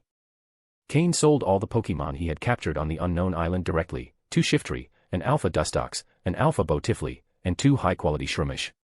He obtained a total of 2 million Pokédollars and 2 million Hunter points. The 2 Shiftry were the most valuable, but since the Alpha Dustox and Botifley lost their dominant presence when captured, their value dropped significantly. Thus, the total sale reached only 2 million Pokédollars. However, adding 2 million Hunter points, Cain finally surpassed 5 million accumulated points, officially becoming a 3-star hunter. Once he reaches 4 stars, he'll be able to form his own hunter group and take on group missions from the Hunter Guild, which will really start generating income. Catching Pokémon one by one isn't as satisfying as catching them in groups. However, becoming a 4-star hunter is 10 times harder than 3 stars, Cain still has a lot of work ahead. Luckily, his current resources are sufficient for now, so there's no rush, he can take his time. With the newly acquired 2 million Pokédollars, Cain now has a total of 5.2 million Pokédollars. Just the incident with Takayuki Imamura on the SS and brought him $1 million in profits. After leaving the Hunter Guild, Cain headed to a Pokémon item shop run by an underground organization in Slateport City to buy the most important and valuable ingredients for the advanced Pokeblocks his Pokémon needed. The previous Pokeblocks had almost been completely consumed, and if he wanted to maintain his Pokémon's growth pace, the materials he bought this time should be more valuable than the previous ones. Additionally, Haunter's poison gas had already been fully absorbed. If he wanted to continue developing his poison-type affinity, he couldn't do without materials rich in poison-type energy. Upon leaving the Pokémon item shop, Cain's credit card was practically empty. The items he bought this time were of higher quality and quantity. Just the materials for the Pokeblocks cost 3 million Pokédollars. Of course, Cain also bought the necessary items for Steven's Matang. However, most of the purchases were for his own Pokémon. Once he completes the production, he won't have to worry about Pokeblocks for at least the next 2 months. He then spent another 2 million Pokédollars on items to help his Pokémon in their training and combat. Training Pokémon is an extremely costly process, especially as they reach higher levels. Since his Pokémon have leveled up so quickly recently, it's not appropriate to continue leveling up at such a rapid pace. His main goal now is to train, master their current moves, and move on to more advanced training. So this time, Cain bought items that, although not very expensive, would be useful for stabilizing his Pokémon's abilities. First, a new set of weights for Murkrow. The previous weights were no longer suitable, so this time Cain bought a set with a weight limit of up to 90 kilograms, enough for Murkrow until its evolution. For Slowpoke, he acquired a set of mental beads that not only aid in training but also allow for measuring the intensity of its psychic power, something Cain can also use, killing 2 birds with 1 stone. Then, another set of poison gas for Haunter, of similar quality to the previous one. Since it's crucial for further developing its poison-type affinity, Cain makes sure it's never lacking. For Sneasel, he bought a resistance vest, similar to a training device, which will help strengthen its limbs. Recently, its skills have improved greatly, but its physical strength is lagging behind its leveling pace. As for Miltank, Cain doesn't have high expectations, he just needs it to stay in good shape and health. For Skorupi, Cain invested in a high-quality calcium supplement, the most expensive item he bought. Skorupi has already reached the average size for its species, but according to system analysis, it can still grow more. Cain decided to give it an extra boost to see how far it can go. The bigger Skorupi is in its current state, the larger it will be when it evolves into Drapion. Cain has high expectations for Skorupi. Moreover, the poison-type material he bought earlier could also be used by Skorupi to develop its poison type. Thus, Cain was left with only 200,000 Pokédollars, spending money lavishly. The 4 TMs were initially for Slowpoke to learn, but considering it has leveled up so quickly, learning too many moves might not be the best thing right now. So he decided to wait a bit. End of chapter. Chapter 268, Chapter 268, Becoming an Apprentice. The next morning. After spending the entire night making Pokeblocks, Cain rubbed his shoulder as he pulled back the curtains to let the morning light into the room. Then, someone knocked on the door. Cain opened it. He found an elderly man of similar height, smiling broadly at the entrance. It was old Matsuda. "You little rascal. You left without saying a word," exclaimed old Matsuda, whose good humor at seeing Cain vanished in an instant as he launched into a scolding the moment he saw him. Cain, with an awkward smile, invited old Matsuda inside, not daring to say too much. When an elite 4-level trainer is reprimanding you, it's best to take the scolding quietly, especially when it's clear they care about you. Even more so when you need their help. Do you know that as soon as I got the news yesterday, I rushed from Violet City to Saffron City, took an overnight flight to the Hoenn region, and then used my Pokémon to get here as quickly as possible. Old Matsuda dropped onto the couch and explained to Cain all the effort he had made to get there. Cain was surprised. He knew the League would send someone, but he hadn't expected it to be old Matsuda, a man of great power and seemingly high rank. Old Matsuda wasted no time and, after taking a sip of water, continued, "Come on, hurry up. I don't have much time." Huh. Cain didn't fully understand. Seeing his expression, old Matsuda frowned and said, "Kid, didn't you approach me on the ship because you wanted me to become your master? I bet you recognized me already. Those relatives you talked about, some of them are probably old friends of mine. Come on, let's get it over with. Except becoming my apprentice, I still have things to do." Matsuda didn't want to miss the chance to accept a talent like Cain as his disciple, especially to prevent his old friends from persuading him first. He had gone to great lengths to protect Cain so far. "Oh, of course, that's fine." Cain couldn't help but smile, realizing the old man had misunderstood his intentions. Either way, this saved him the effort of finding the right words. Cain quickly took a cup of tea, approached old Matsuda, bowed, and respectfully offered the tea, saying, "Master." Matsuda nodded in satisfaction, drinking the tea in one gulp, without showing any of that great master attitude. Internally, he also breathed a sigh of relief. In the world of Pokémon, though masters teach their disciples, most refer to them as teacher. Additionally, there's no limit on how many teachers a person can have, though the first one is always the most important. Matsuda had made sure to be the first. "As I told you before, my surname is Matsuda, and my name is Takashi." "Now you know my full name," Matsuda commented, as if he wanted to make sure Cain knew his identity. Cain committed it to memory. Matsuda Takashi, a senior member of the League, an elite 4-level trainer. With this, I have a good backing in the League, Cain thought. As if reading his thoughts, Matsuda added, "Don't think using my name in the League will get you very far. Not many know me, only some veterans do. Mentioning my name won't give you any advantages. If you want something, you'll have to earn it. I barely have resources myself, otherwise, I wouldn't have taken that job on the SS and cruise to earn a bit of extra money." "Understood, Master," Cain quickly replied, accepting his new role. For him, having a backing like Matsuda, an elite 4-level trainer, was invaluable, even if there were no tangible benefits. He simply wanted a legitimate identity, not to use Matsuda's influence for material gain. Once he had Cain as his apprentice, Matsuda felt relieved. Now he could boast to his old friends. "You have talent as a breeder, don't waste it. Though I don't oppose you being a trainer, you should be prepared to choose at some point. It's difficult to reach the top in 2 disciplines at once," old Matsuda sighed. "I don't think I can go any further than I already have, but you're different. With your talent, if you specialize as a breeder, you could reach the highest level," Matsuda continued. Cain was well aware of the advantages a breeder has in developing Pokémon.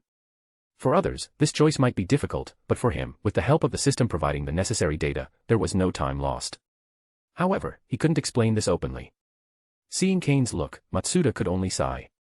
He knew that young people always want to challenge the limits, convinced that what others can't achieve, they will. He himself had thought that way when he was young. "Well, it's your decision. But let me tell you this, you're almost 16 years old.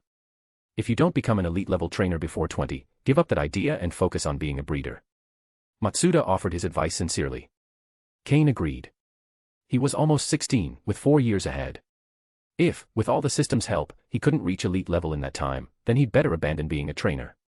After this, Matsuda didn't insist further on the matter. He had said what needed to be said, the rest was up to Cain. Now, as a master, his role was only to guide him. Passing on knowledge, solving doubts, that was the role of a good teacher. But the decisions were the apprentice's responsibility. End of chapter. Chapter 269, Chapter 269, A Great Benefactor. After Cain's new master had spent 2 hours talking to him about Pokémon knowledge, the door sounded again. "It seems you're quite busy today," joked old Matsuda.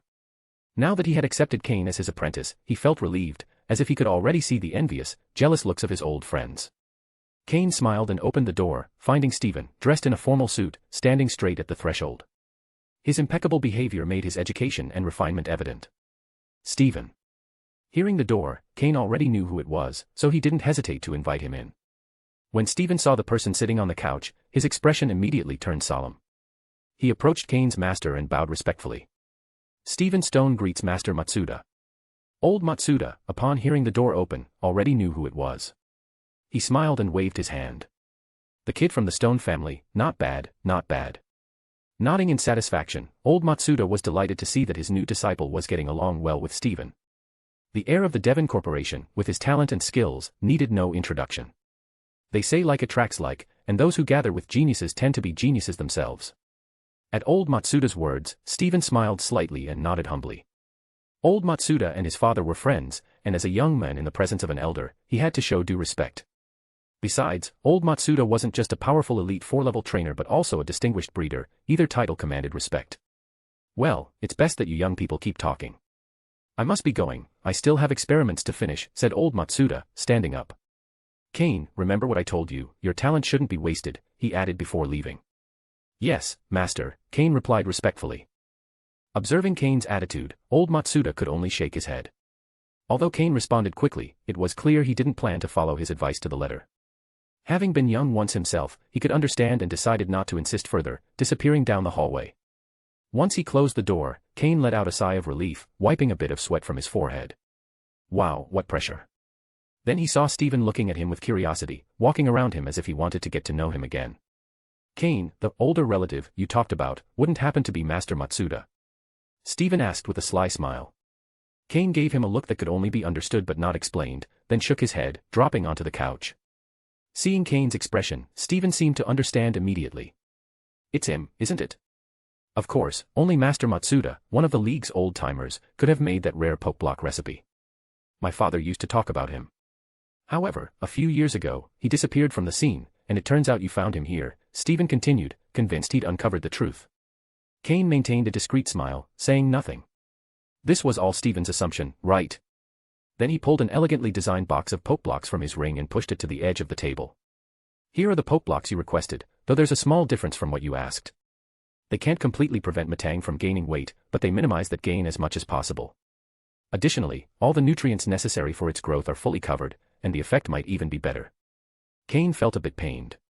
To make these poke blocks, he had to cut an eighth from a medium-sized energy crystal, about half the size of a fist, that he'd obtained from the unknown island.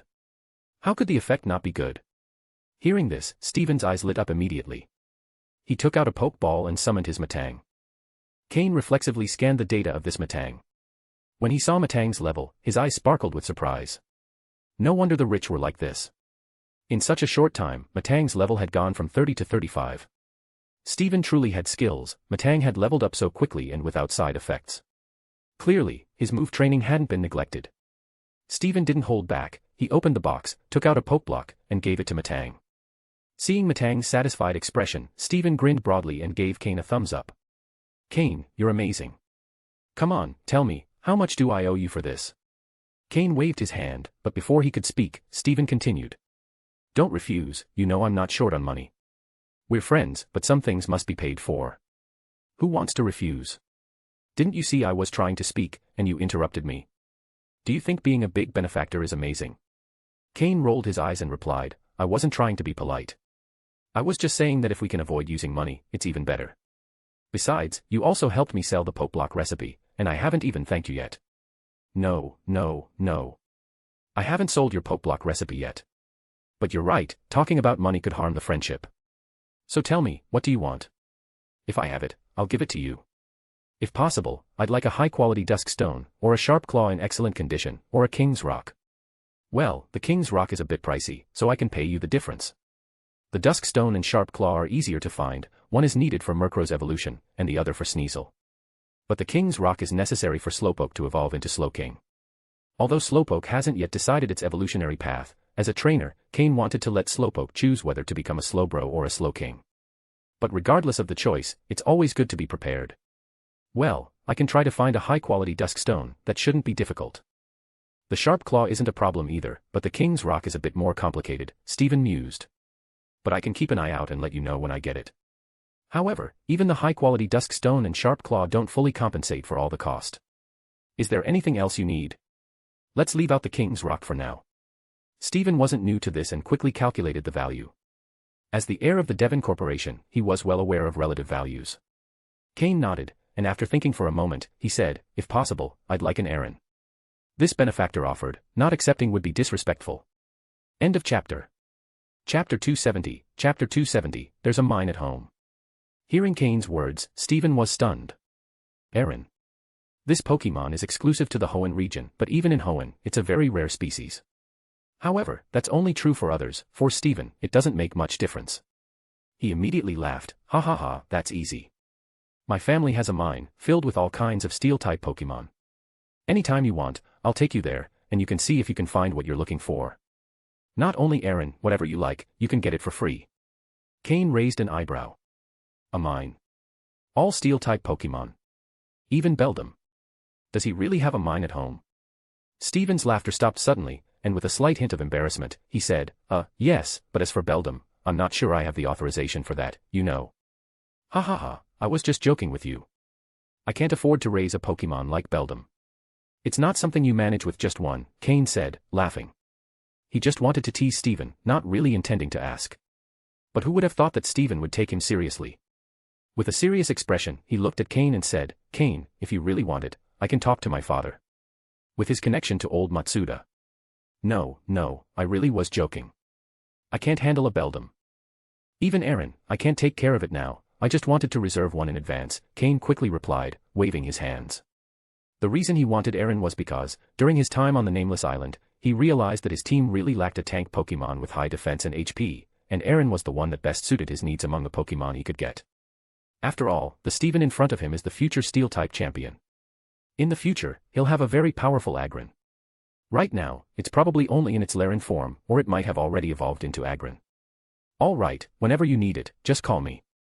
You can go straight to my family's mine, and I'll take you to look.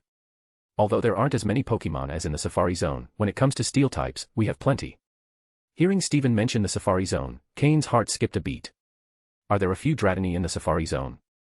Those should be the only Dratini not under the control of the Dragon family, right? At this time, they should still be in the Safari Zone because later, when Ash goes there, he'll still see Dratini and Dragonair. Should I try going there? Cain was tempted. After all, they are pseudo-legendary Pokémon, and without Mega Evolution, Dragonite is one of the strongest among pseudo-legendaries. But now's not the time. That Dragonair is very powerful, and he might not be able to beat it. Plus, he doesn't yet have the strength to handle a pseudo-legendary Pokémon, unless he stays by old Matsuda's side all the time, but that's clearly not possible. Team Rocket wouldn't leave him alone so easily. Better to let it go for now. There's still time, he'll check it out later. By the way, Cain, I heard that this time you were drifting at sea for over 10 days. Did you see a lot of things? Did you find any rare stones or ones you've never seen before? Stephen asked. Besides Pokémon, stones were what interested Stephen the most. I didn't see anything. You know, most of the time, I was in the middle of the ocean, with nothing in sight. Cain raised his hands, indicating he hadn't found anything. Haha, true enough. But I heard you returned in impressive style, riding a powerful Tropius. How about it? Want a battle?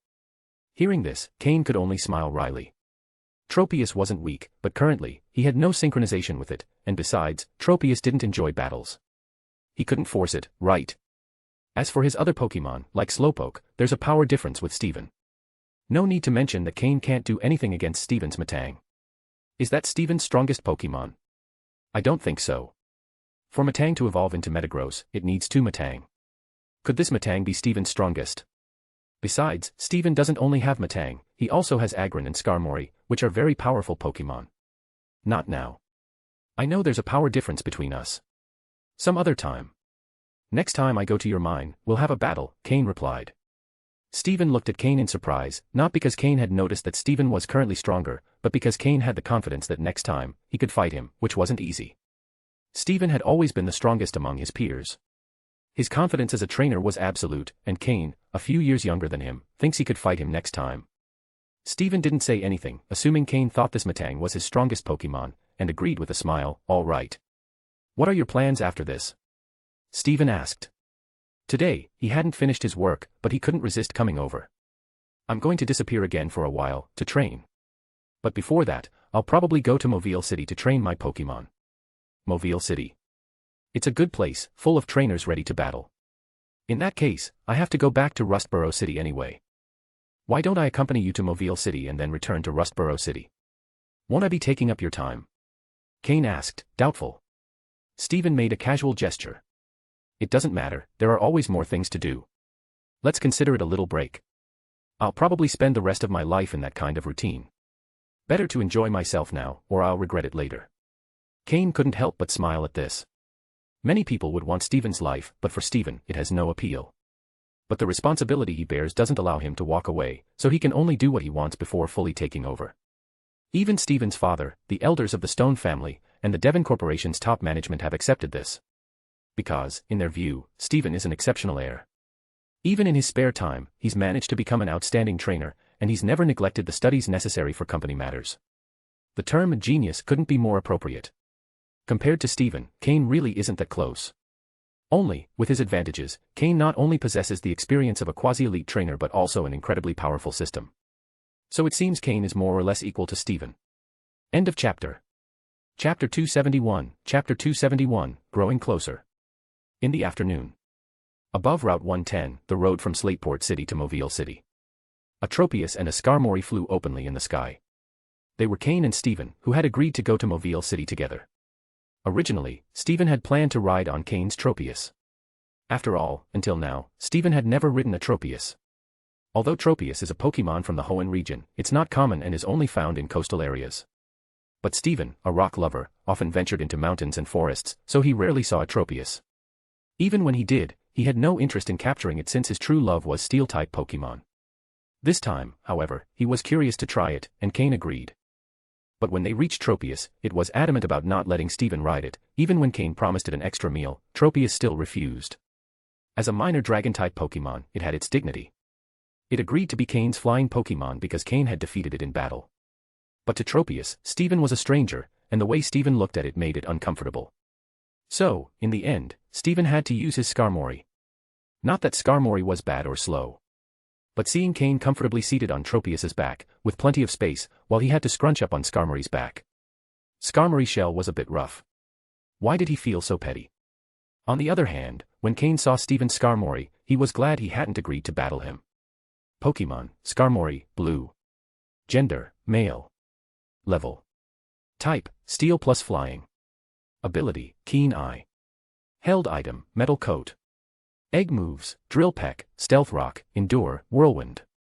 Basic moves, Leer, Peck, Sand Attack, Metal Claw, Air Cutter, Fury Attack, Feint, Swift, Spikes, Agility, Steel Wing. Learned moves, Snore, Sky Attack, Tailwind, Iron Defense. TM moves, Protect, Substitute, Hidden Power, Water, Toxic, Roost, Aerial Ace, Swords Dance. What was this? A blatant display of wealth. Let's not even talk about other things, just one TM for Swords Dance costs a lot of money. He knew that this Skarmory was one of Stephen's main Pokémon, but not his strongest. Even so, this Skarmory was a match for any of Cain's Pokémon. Even in terms of moves, it far surpassed Cain's Pokémon. Could you be a bit more human, please? Is this the potential of a future champion? It's terrifying. While Cain was amazed by Stephen's Pokémon, Stephen looked at Tropius with a sad expression. But Tropius really didn't want to pay him any mind and flew proudly. The day was sunny, so its speed wasn't bad. However, seeing Skarmory's relaxed expression made it clear that it wasn't using its full strength. Skarmory, with all the weight of its armor, could still fly freely, proving that its daily training was no joke.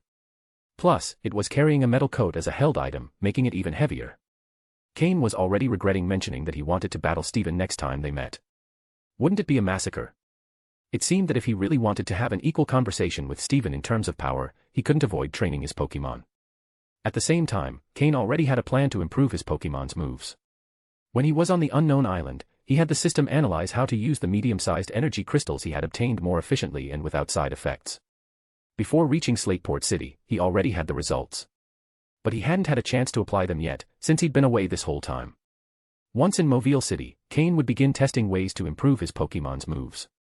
In addition, the method for improving Miltank's quality had already been negotiated with the Miltank Ranch. All that was left was to finalize the deal in person. Now, improving Miltank's quality didn't significantly impact her overall battle ability. After all, Miltank was designed to be a healer and support Pokémon. Cain and Stephen, each riding on their Pokémon, chatted as they flew toward Mobile City. Stephen admired Cain's knowledge. Although his strength wasn't much, he was younger than him and didn't have the same resources. So Stephen considered Cain truly strong, not in terms of power, but in knowledge. Cain, on the other hand, admired Stephen's wealth, that ever-present yet subtle wealth. Although Stephen was refined, with the attitude of a noble, and had no intention of showing off, each of his words carried an air of wealth. For instance, when Cain asked, "What materials do you use to feed your Pokémon?" Cain referred to things like poisonous gas for Haunter, not counting Pokeblocks. Steven responded without hesitation with high-cost ingredients, and though he knew they were expensive, he would say, "Very expensive," so calmly it made Cain want to punch him.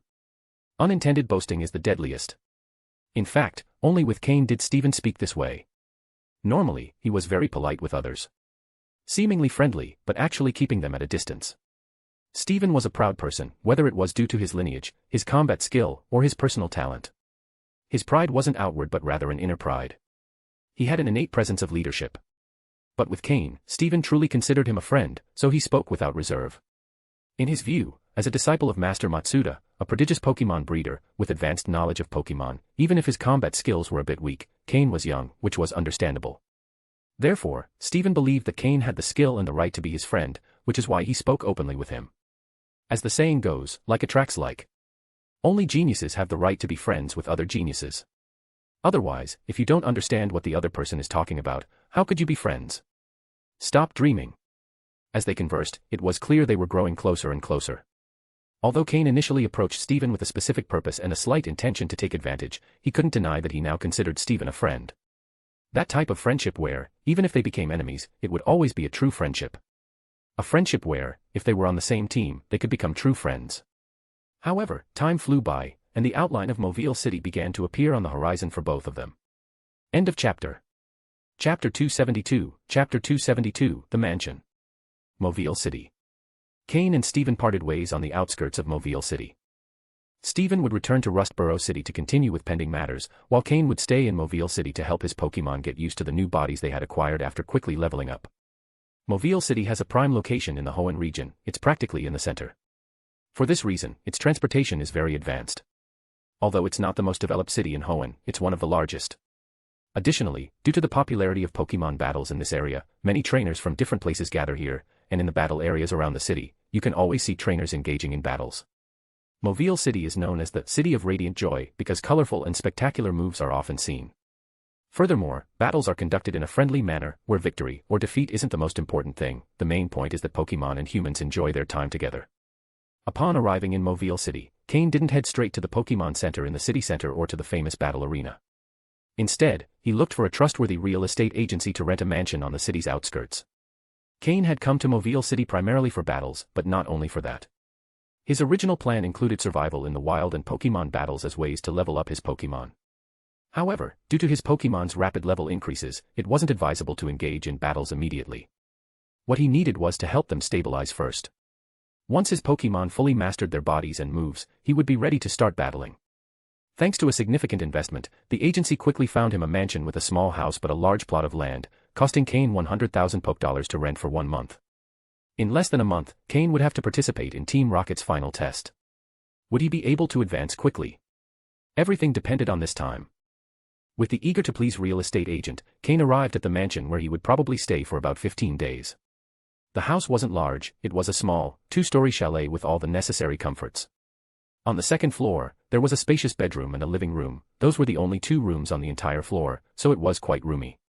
On the ground floor, there was a large dining room, a well-equipped kitchen, a guest room, and a smaller living room. The property outside the house was nearly 50,000 square meters, surrounded by a fence and dense forest. If it weren't for the path leading to the main entrance, no one would think there was a mansion here. Due to its remote location and the lack of people nearby, some wild Pokémon often snuck in, prompting the owner to decide to rent it out.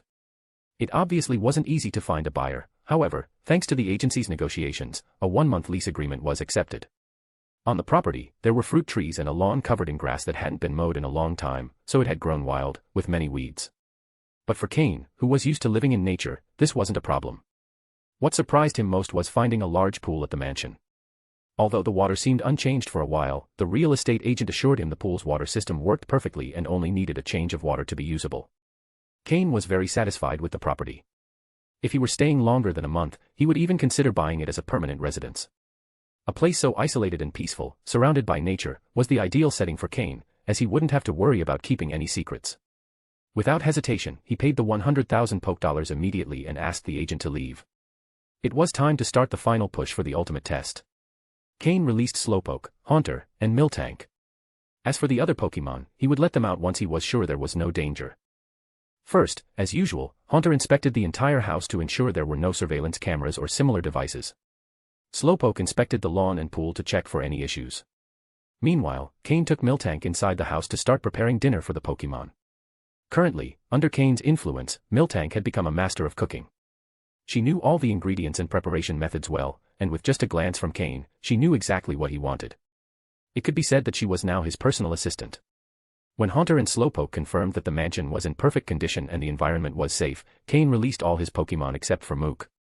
He even let out Firo, who had been in his Pokeball for a long time. With such a large mansion, it would be ideal to have more Pokémon helping to maintain it. The interior of the house didn't have much dust, suggesting that someone regularly cleaned it, but the outside was a mess. Murkrow was equipped with a new training device and, along with Sneasel, took on the task of clearing all the grass in the yard, ensuring it was at the same height. This task would also serve as part of their training. Slowpoke and Gyarados were assigned to clean the pool, a job that required quick water draining and cleaning of algae and debris. Initially, Gyarados was a bit reluctant, but one look from Cain made it instantly obedient. Haunter used its poisonous energy to break down any unwanted materials, like plastic containers and trash bags, without damaging the grass or soil. Skorupi was equipped with the training device that Murkrow previously had, and it was tasked with climbing trees and trimming branches, ensuring all the trees looked uniform. It had to control its strength to avoid breaking branches or damaging trees. Cain released Firo to keep watch around the mansion and alert him of any dangerous Pokémon or suspicious people. For the next few days, Firo would act as the mansion's guardian, patrolling from the sky. Tropius, once released, lay lazily on the mansion's lawn to rest. It had flown for 3 days straight and nearly a full day without rest and was tired. It had gone out looking for something tasty to eat, but barely had a bite and instead ended up flying endlessly. End of chapter. Chapter 273, Chapter 273, Mental Development. When the sun had fully set, the Pokémon had almost finished cleaning the entire mansion. The once messy lawn was now neatly even, nearly the same height throughout. The pool water had been completely changed, now so clear that the bottom was visible without any impurities. Cain also took out several small energy crystals, crushed them, and sprinkled them into the pool, giving the water a slight energy pulse. Seeing this, Gyarados jumped directly into the water with no intention of coming out. The trash that couldn't decompose had also been dissolved by Haunter. Although this affected the soil a bit, Haunter absorbed the toxins in time. As for Skorupi, the mansion's fruit trees now looked really good, though the fruits that had been on the trees had completely disappeared. Cain didn't mind this, they were just regular fruits, and even if they were berries, to him, they weren't very different from normal fruits. With Miltank's help, Cain prepared a very hearty dinner. They didn't eat inside the house but instead set the table in the garden. Of course, the amount of food wasn't enough for a single Pokémon like Tropius. So grilling meat outside became inevitable. This time, Cain brought out his secret weapon, using a large barbecue grill that came with the house and roasted an entire lamb. If that wasn't enough, they would have to use Pokeblocks as a substitute. While the Pokémon enjoyed a big dinner, Cain ate less in comparison. Once he felt full, he sat aside to reflect. The time left for Team Rocket's final test was short, and he needed to organize a reasonable plan for his Pokémon in these last few days. First, after leveling up, each Pokémon needed to fully master their strength before participating in any battles. For Cain, leveling up was secondary at this point. When dinner ended, Cain gathered his Pokémon. Murkrow, Slowpoke, and Haunter have been with me since the beginning. They know that I have a mission I must complete. If I fail, it could mean death, Cain said as he looked at his Pokémon. For Cain, the idea of death had become simpler. He feared death, but he wasn't afraid of it. It was a contradiction in his mind. Yadin. Craw. Kakik. Slowpoke, Murkrow, and Haunter nodded. They had left with Cain from the trial island, so they knew he had to return to that island for the final test. Now, they were full of confidence. Their current power was much greater compared to when they left the island. Seeing their enthusiastic expressions, while the other Pokémon looked worried, Cain smiled and said, "Don't worry. With our current power, even if we don't win in the final test, at least we should be able to protect ourselves." Even if he failed, with his status in the Shadow Unit, Umbra would probably protect him. But relying on others for his safety made him very uncomfortable. Not being able to control his fate was a sign of a lack of strength. If Cain had the power of a quasi-elite trainer, or even an elite level 1, he would at least have the chance to escape someone like Umbra, who was at an intermediate elite level. Ultimately, it all came down to a lack of power. The other Pokémon had never heard Cain talk about his past. This was the first time he mentioned his experiences before capturing them. He didn't give too many details, only explaining in general terms the possible situations they might face in the future and how they should act to stay safe. The Pokémon, who seemed to have an inflated sense of confidence after leveling up, were calmed by Cain's words. Having confidence isn't bad, but arrogance is always a problem. After explaining the situation, Cain could see the resolve and desire in his Pokémon's eyes, which left him very satisfied. A trainer must not only help their Pokémon improve their battle skills but also guide their spirit and will. A Pokémon reflects its trainer. This is part of the mental development of Pokémon. Cain, smiling, led his Pokémon to the room on the upper floor. They were all already used to sleeping together, waking up together, and fighting together. As for Tropius and Gyarados, due to their size, they couldn't go upstairs, so they slept in the garden. However, Gyarados had no problem with this. The water in the pool, though of a different type of energy, made him feel more comfortable than the sea. As for Tropius, after eating and drinking, he had no objections either. Cain assigned him a new task, to keep watch over the place. If any suspicious person or unknown Pokémon approached, he should attack without hesitation. To motivate him, Cain promised many food rewards. With this promise, Tropius climbed up to the roof and lay down on the tiles without worrying about discomfort. On the other hand, Fearow was the most diligent. This Pokémon is known for its great endurance in flight and is often used for delivering packages. Although it's not very popular for its appearance, it's very useful. Originally, Cain had considered releasing it, as it wouldn't be worth much if he sold it. But he found that Fearow was excellent as a patrol guard, it could fly all night without getting tired. As long as it had enough food, it could keep flying. So, in the end, Cain decided not to release it. Keeping it as a security guard worked quite well, at least Haunter no longer had to take night shifts. As for the food, it was just a portion for one Pokémon, something Cain could afford, and it only needed basic food, without needing special poke blocks. End of chapter. Chapter 274, Chapter 274, The Battle Ring. The next day. In the morning, while the sky was still gray and misty, Cain led his Pokémon in starting a day of training in the mansion's garden. To improve the quality of Pokémon training, it's ideal for the trainer to train alongside them. Even if you can't reach their level, simply showing your effort will push the Pokémon to try even harder. Murkrow focused primarily on endurance and stamina training. After changing his load to a new one, Cain increased the weight to 35 kilograms, and Murkrow flew around the entire garden. The basic goal Cain set for Murkrow was to complete 50 laps. Murkrow's combat techniques are already practically defined, and the level increase hasn't provided any new moves. Therefore, the focus is on quickly adapting to his new body. Cain bought a set of mind-blocking spheres for Slowpoke, which help measure the strength of his psychic power and train its use and control. Slowpoke's growth has been one of the fastest among the Pokémon, but since he already had great psychic abilities, the recent level increase has decreased his control. The mind-blocking spheres will help him regain his previous skill level. Haunter has already developed his poison attribute, but his capacity for increase has no clear limit. After acquiring another bottle of poisonous gas, his poison attribute has been enhanced again. However, he hasn't fully mastered the two new poison-type moves he recently learned. In combat, Haunter tends to lose accuracy with his poison-type move, so Cain assigned him training with these two new moves.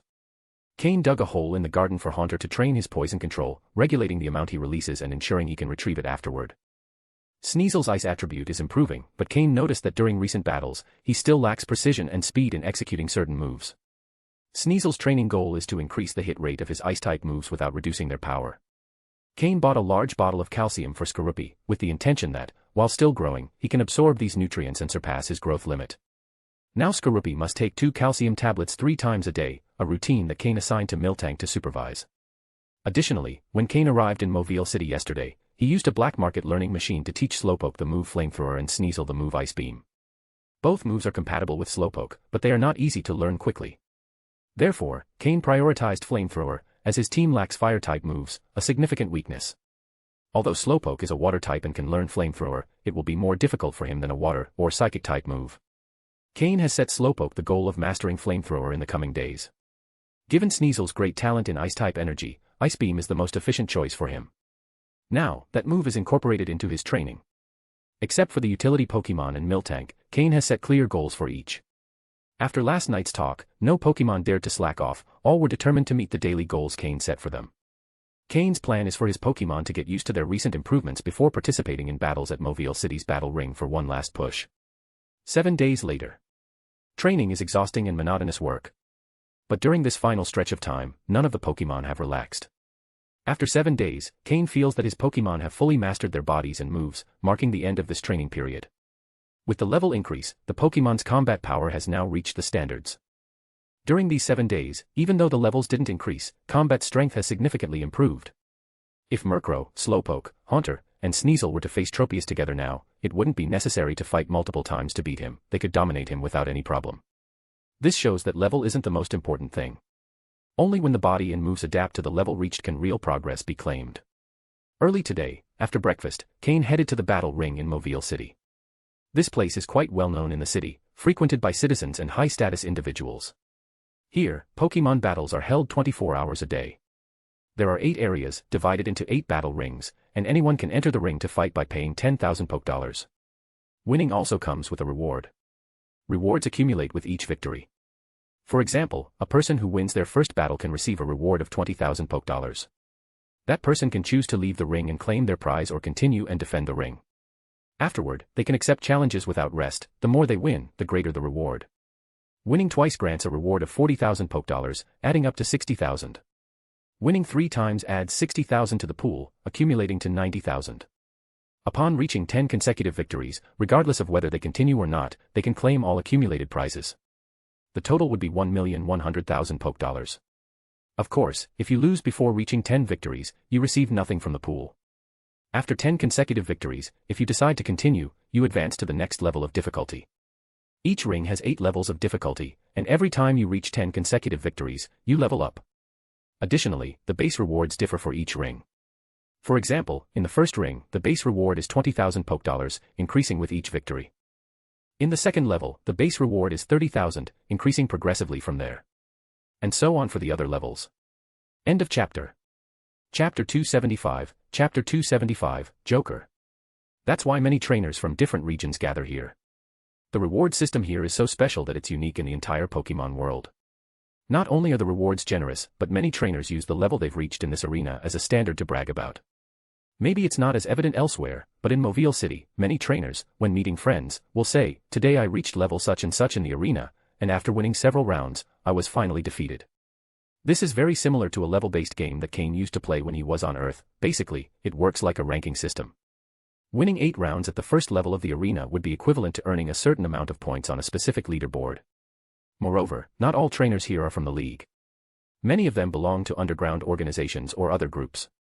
Although the tournament rules follow those established by the league, where the battle ends when a Pokémon can no longer fight, occasionally, some Pokémon end up dead in battle. After all, moves don't differentiate between targets, injuries and death are inevitable. But for some spectators, this is extremely bloody and exciting, so many come to watch the battles as a way to relax after work. The arena organizers don't earn mainly from the participants' entry fees but from the spectators' tickets. Tickets for the first 2 arenas are quite affordable, as the battles are simpler, but since there are many, it balances out. At higher levels, the battles are much more thrilling, and ticket prices are also much higher. It's said that it's almost impossible to see a battle at the 7th or 8th level in a year. But when there's a battle at level 7 or 8, ticket prices are so high that not everyone can afford them, and yet, it's always packed. This shows just how profitable it is for the arena organizers. Cain doesn't know who organizes these battles, but he's sure it's not the League or Team Rocket. If it were the League, these arenas would be in Kanto or Johto. The League doesn't have enough control in the Hoenn region, so if someone were to cause trouble, they couldn't handle it immediately. It also couldn't be Team Rocket. If Team Rocket could build this kind of arena here, they wouldn't need to look for another way to enter other regions, they could start dominating Hoenn's underground operations. So it can't be the League or Team Rocket. Maybe it's some faction that Cain doesn't even know about or a combination of several. In any case, this doesn't affect Cain at the moment. What he wants is to take advantage of this place to train his Pokémon. Since it's not run by the League, it's not mandatory to use real names for tournament registration. Many well-known trainers use aliases. Cain likes this idea since he has multiple identities, and each one can only use certain Pokémon. If he wants all his Pokémon to have a chance to battle, one identity won't be enough. When he enters the massive battle building, the first thing he hears is deafening shouts. This is the first level arena, the most crowded. There are not only many spectators but also many competitors. The arena organizers have also set up a betting system for each battle, assigning winning odds. No matter how it's played, the organizers never lose money. At most, they just transfer money from one side to the other. Cain first buys a spectator ticket and watches for a while from the stands, trying to gauge the level of competitors in the first arena before signing up. It's not that he's unsure about winning in the first arena, he simply wants to decide which of his Pokémon to use after evaluating the participants. He finds that the Pokémon of the competitors in the first arena are usually between levels 20 and 25. It's rare to see Pokémon below level 20 or above level 25. A Pokémon below level 20 probably wouldn't last even one round, while one above level 25 would likely have already advanced to the second level of the arena. Cain registers directly, and the staff guides him to fill out a registration form. He chose the nickname Joker for his first identity. In his vague memory, it seems to be the name of a fairly well-known person, but he doesn't remember exactly who. Anyway, as long as it has Joker in the name, Cain doesn't mind much. Fortunately, he arrived early today, so he doesn't have to wait many rounds to participate. Cain patiently waits in the competitors' lounge. There are many other competitors besides Cain, most of whom wear masks or strange costumes to avoid being recognized. So his all-black attire doesn't stand out at all. In the lounge, there's a large television screen showing the ongoing battle. Trainer Joker, please prepare, your match is next. The announcement sounds 3 times in the lounge before stopping. Cain immediately stands up and heads to the counter where competitors can place bets. He takes out a bank card and bets the 150,000 poke dollars he has. He glances at the odds, 3 to 1. The other competitor has already won 3 consecutive times, while Cain is a complete unknown, so the organizers estimate his chances of winning at less than 30%. The maximum bet in the first arena is 200,000 poke dollars, and Cain's 150,000 is already a considerable sum. The staff look at him in surprise, few have that much confidence in themselves, and they quickly record the information. There's a betting limit at each level of the arena. If 2 competitors agreed to make a massive bet, the organizers would lose a lot of money. Of course, the organizers wouldn't allow this to happen. If a fixed match is discovered, someone will intervene. So far, those who have been caught have never appeared in public again. So the result is clear. After placing his bet, Cain leaves the lounge. What a pity that the odds are only 3 to 1. If I could bet more, a few million would win a lot. Cain complains silently. These organizers really don't let anyone take advantage of any loophole. Although it's called an arena, it actually looks more like a coliseum. All around are seats for spectators, and only in the center is there a sunken area for combat. For convenience, the organizers have set the battlefield as rocky terrain, no matter what type of Pokémon is used. If you're a water-type Pokémon trainer, good luck. End of chapter. Chapter 276, Chapter 276, Lombra. Our winner this time, the Elite King competitor, has decided to continue fighting. Now, his prize pool has accumulated to 120,000 poke dollars, and if he wins again this time, it will reach a substantial sum of 200,000 poke dollars. Can our competitor the Elite King keep his winning streak?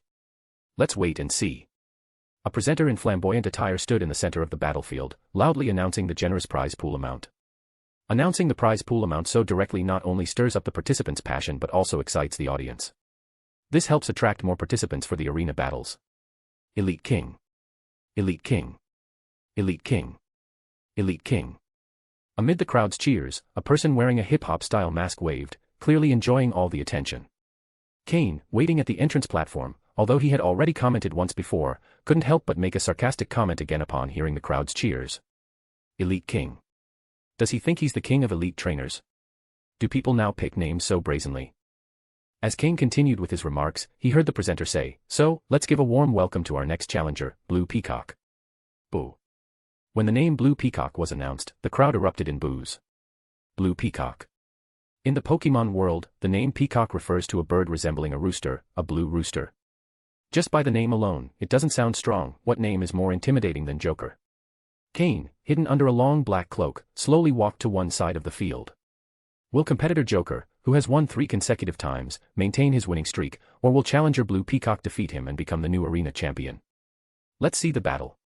After the presenter finished his exaggerated announcement, he moved to the rest area on the side, leaving the rest of the time to the referee. In this battle, each competitor can use 2 Pokémon. When both Pokémon of one competitor lose their ability to fight, that competitor will be declared the loser. Let the battle begin. With the referee's command, both competitors took out a Pokeball and launched it onto the field. Cain's Pokémon was a Skorupi. In his first arena battle, Skorupi could fight and learn some combat techniques. Meanwhile, on the other side, competitor Blue Peacock released his Pokeball, revealing a Lotad. Cain used his system to skin its data, a dark yellow quality Lotad, level 22, with the Swift Swim ability. Lotad, a water and grass-type Pokémon, has decent attributes but is weak to bug, flying, and poison types, taking double damage from them. It turns out Skorupi is a bug and poison type, making it a perfect counter to Lotad.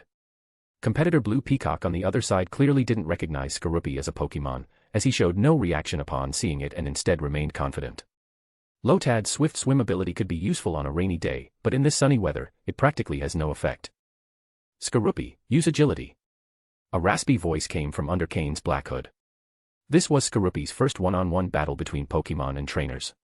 Upon receiving the command, Skorupi quickly moved across the rocky field, kicking up a cloud of dust. Lotad, use Growl. Blue Peacock, seeing Skorupi's movement speed, nervously gave the order. Lotad let out a sound similar to a duck's quack, but it had no effect on Skorupi. The Growl move failed.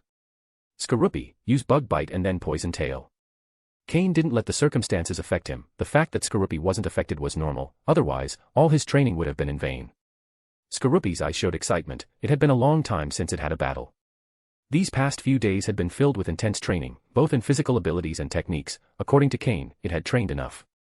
However, Skorupi knew that among Cain's Pokémon, its combat strength was relatively low. Each time it trained with its older brothers, they always let it win. This time, facing an unknown enemy, it could finally show its full strength. In the midst of its swift movement, Skorupi's speed increased again, even forgetting the weight it was carrying. Under Lotad's terrified gaze, its growl had barely finished when Skorupi appeared right in front of it. With a bloodthirsty gleam in its eyes, Skorupi's teeth were imbued with a faint green energy from the bug type. During these training days, it had been so close to using this move to bite down all the trees in the garden nearly to the ground. With a fierce bite, without hesitation, it bit Lotad. Lotad cried out in pain. This sharp pain, due to the double vulnerability, almost made it lose consciousness. But this wasn't the end. Skorupi's tail, loaded with purple poisonous energy, struck Lotad again without hesitation. Though Skorupi's poison wasn't as developed as Haunter's, Skorupi, being a scorpion, naturally contained venom. The fact that it wasn't fully developed only meant that the poison wasn't very strong, but it didn't mean it didn't exist. After finishing the attack, Skorupi jumped back, quickly distancing itself from Lotad. This was the first battle rule Cain had taught it. After an attack, don't continue chasing, always hold your position and prepare for any counterattack from the opponent. However, clearly, Lotad no longer had the ability to counterattack. Lotad has lost its ability to fight. Competitor Blue Peacock, please send out your second Pokémon. Although Blue Peacock's face was covered by a mask, sweat appeared on his forehead. Lotad's direct defeat had put a lot of pressure on him. On the other hand, Cain showed no emotion. If Skorupi couldn't defeat an opponent like this, then what was the purpose of all this training? Two Pokémon of the same level, an overwhelming advantage in quality, physical strength, combat techniques, and type advantage.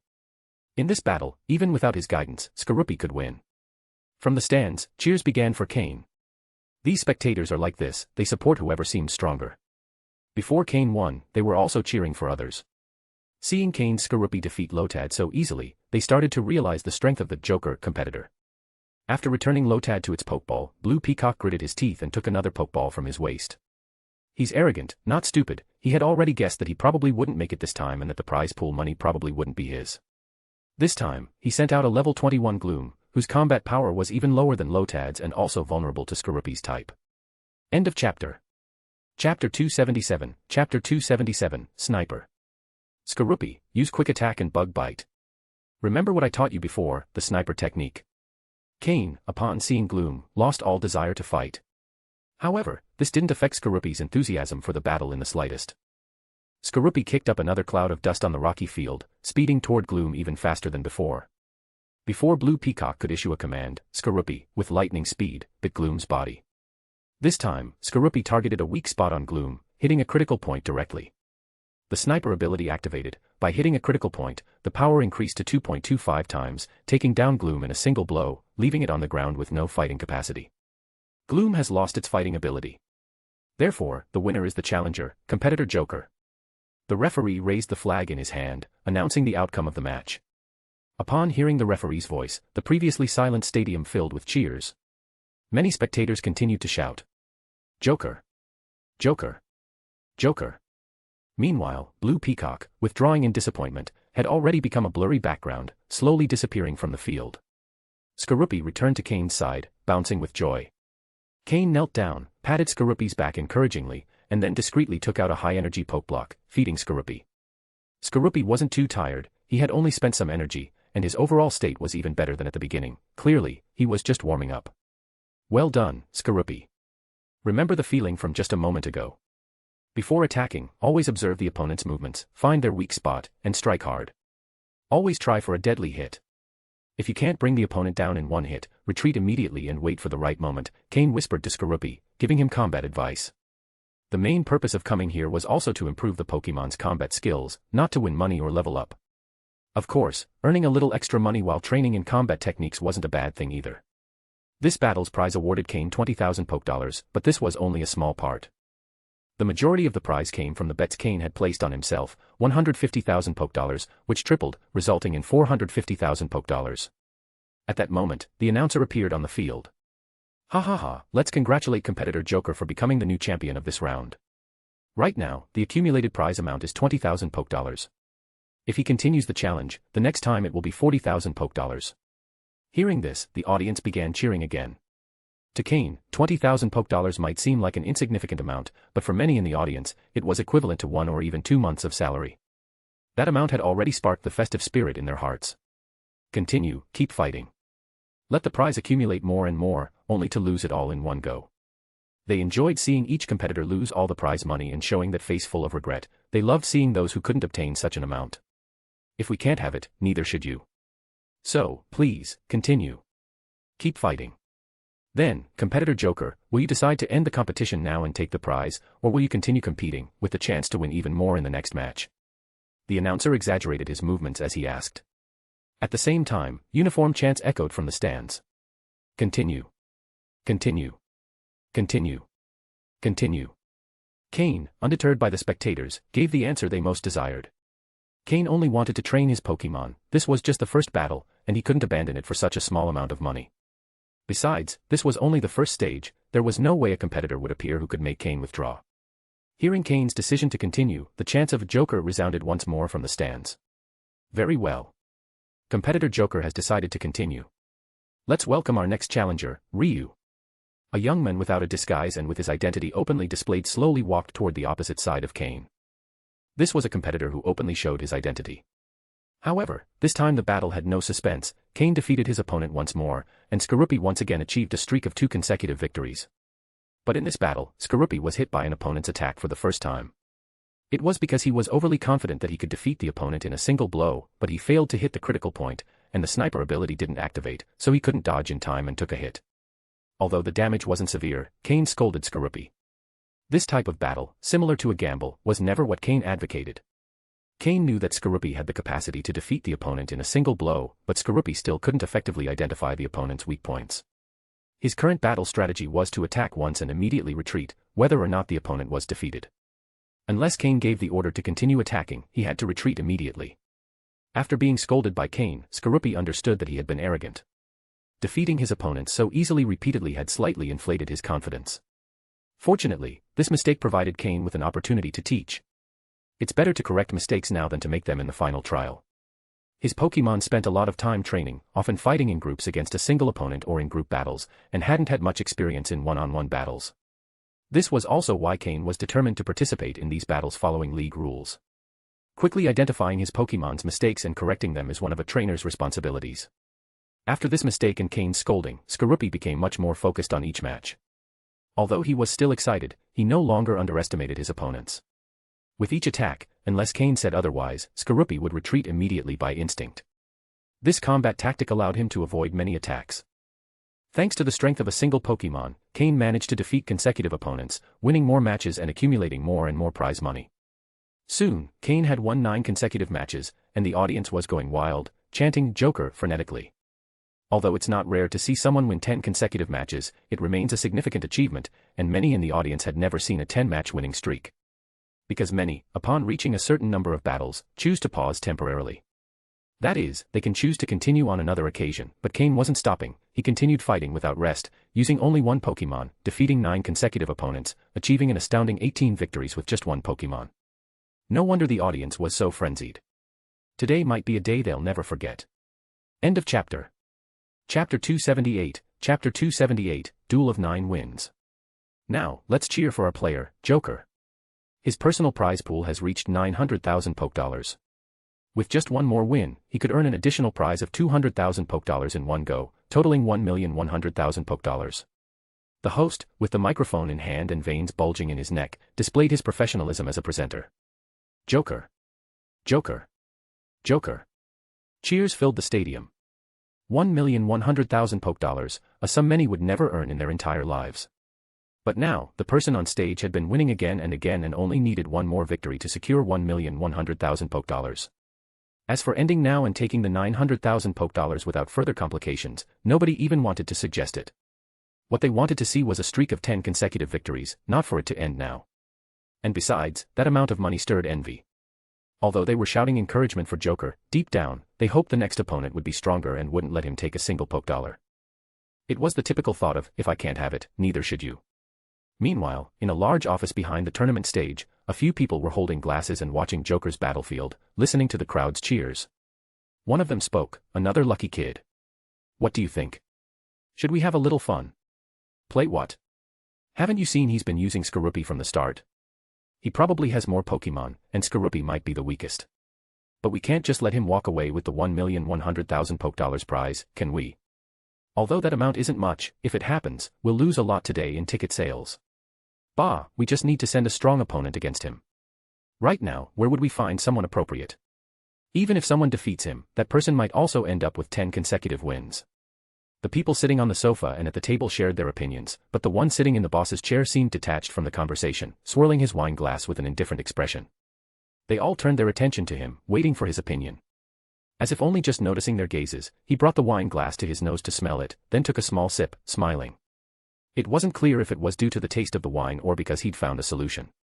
So, why not send in someone who also has 8 or 9 consecutive wins? I noticed there's a participant today who won his 9th match last time and only postponed the 10th due to his Pokemon's condition. Hearing this, everyone brightened. Of course, if someone was going to achieve 10 wins, it might as well be one of the two. Regardless of who wins, it would be good news for them. Splitting the prize between two people is easier to accept.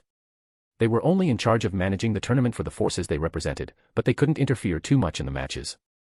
Otherwise, each time someone got close to winning a big prize, they'd send someone to defeat them, and after that, who would dare to aim for big prizes? If that were the case, players would rather win 5 or 6 matches, take the money, and quit the tournament. If everyone did that, although it wouldn't bankrupt them, they definitely wouldn't earn as much money. And the forces behind them wouldn't forgive them. This place was their largest source of income.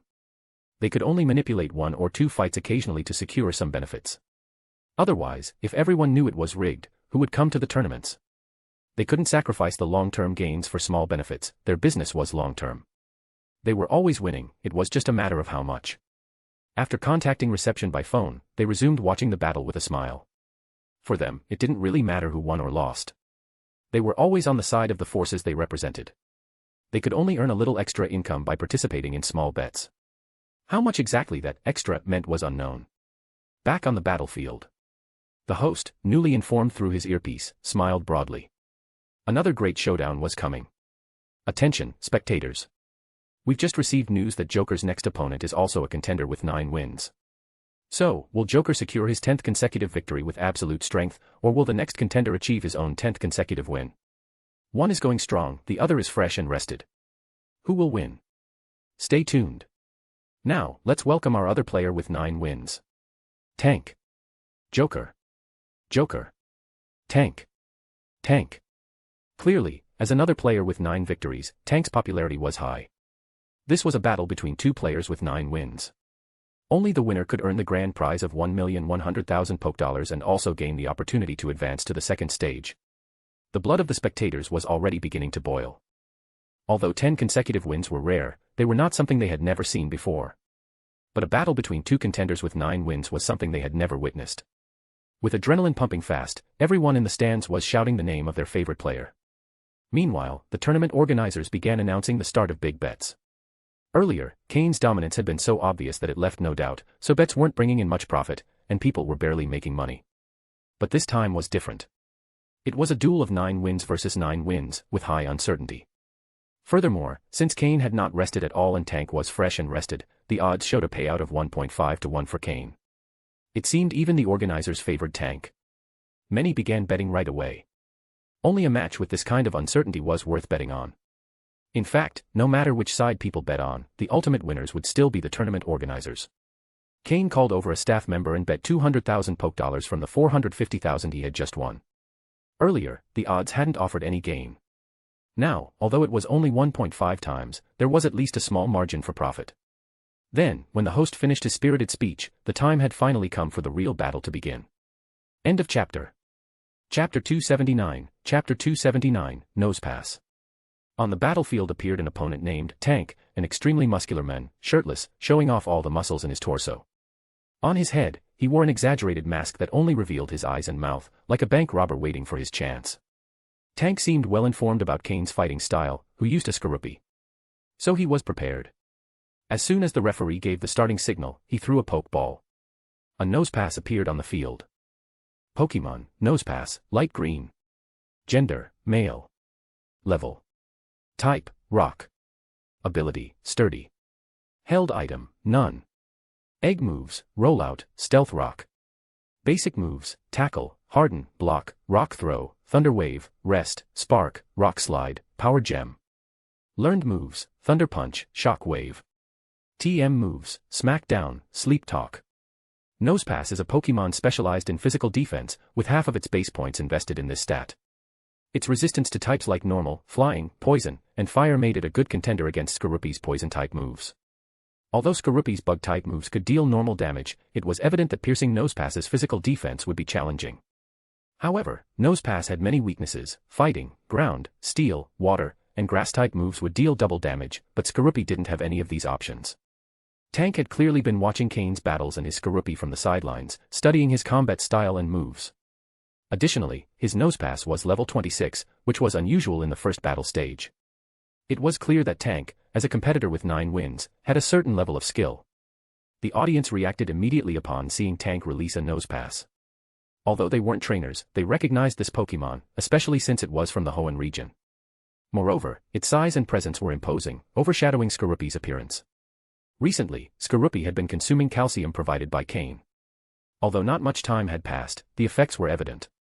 Normally, an average Skorupi's size is around 80 centimeters, and Cain's had already reached this height, showing it had stopped growing. However, Cain's system indicated that Skorupi's bones had not yet fully set, allowing room for further growth with some external assistance. Cain purchased a large bottle of calcium supplements, and after just 1 week, Skorupi had already reached 90 centimeters, 10 centimeters more than the average Skorupi. However, since it was a Pokemon from Sinnoh, most spectators were unfamiliar with Skorupi and couldn't be surprised by its size. The increase in size didn't affect Skorupi's speed, which continued to move with agility. Skorupi, this time our opponent is prepared. Give it your all in this battle. Cain ordered from the edge of the field. Under his cloak, he held a remote control that adjusted the weight Skorupi carried for training. Cain deactivated Skorupi's weight.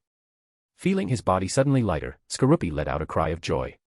He had heard stories from the veteran Murkrow on the team about how it felt when the weights were removed, and now Skorupi fully understood that feeling. It felt as if he could fly. Let the battle begin, the referee shouted, signaling the start. Skorupi, use agility.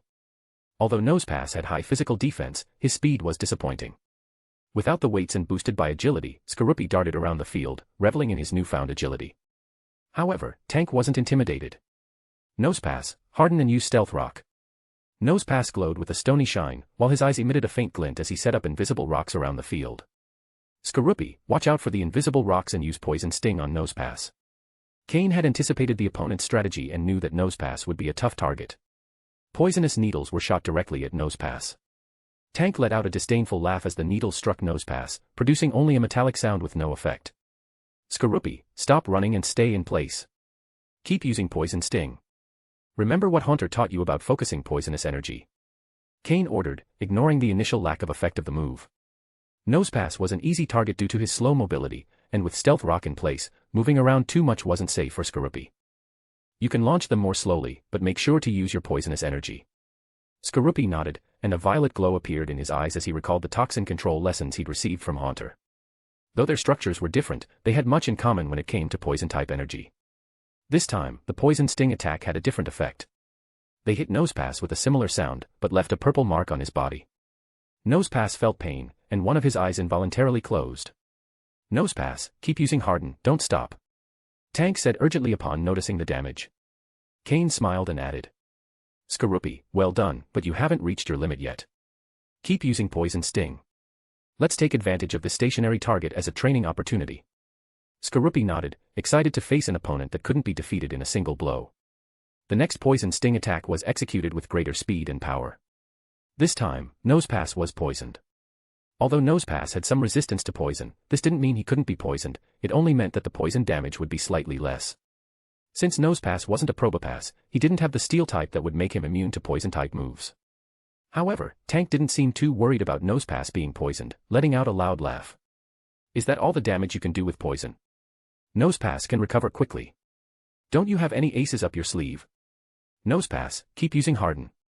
Cain, however, seemed unfazed by his words, with a barely visible smile under his hood, as he said.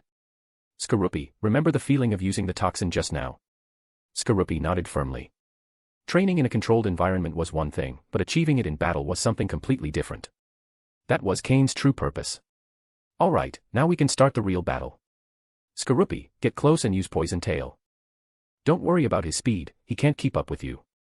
The battle was becoming intense, with both trainers making the most of their Pokémon's strengths.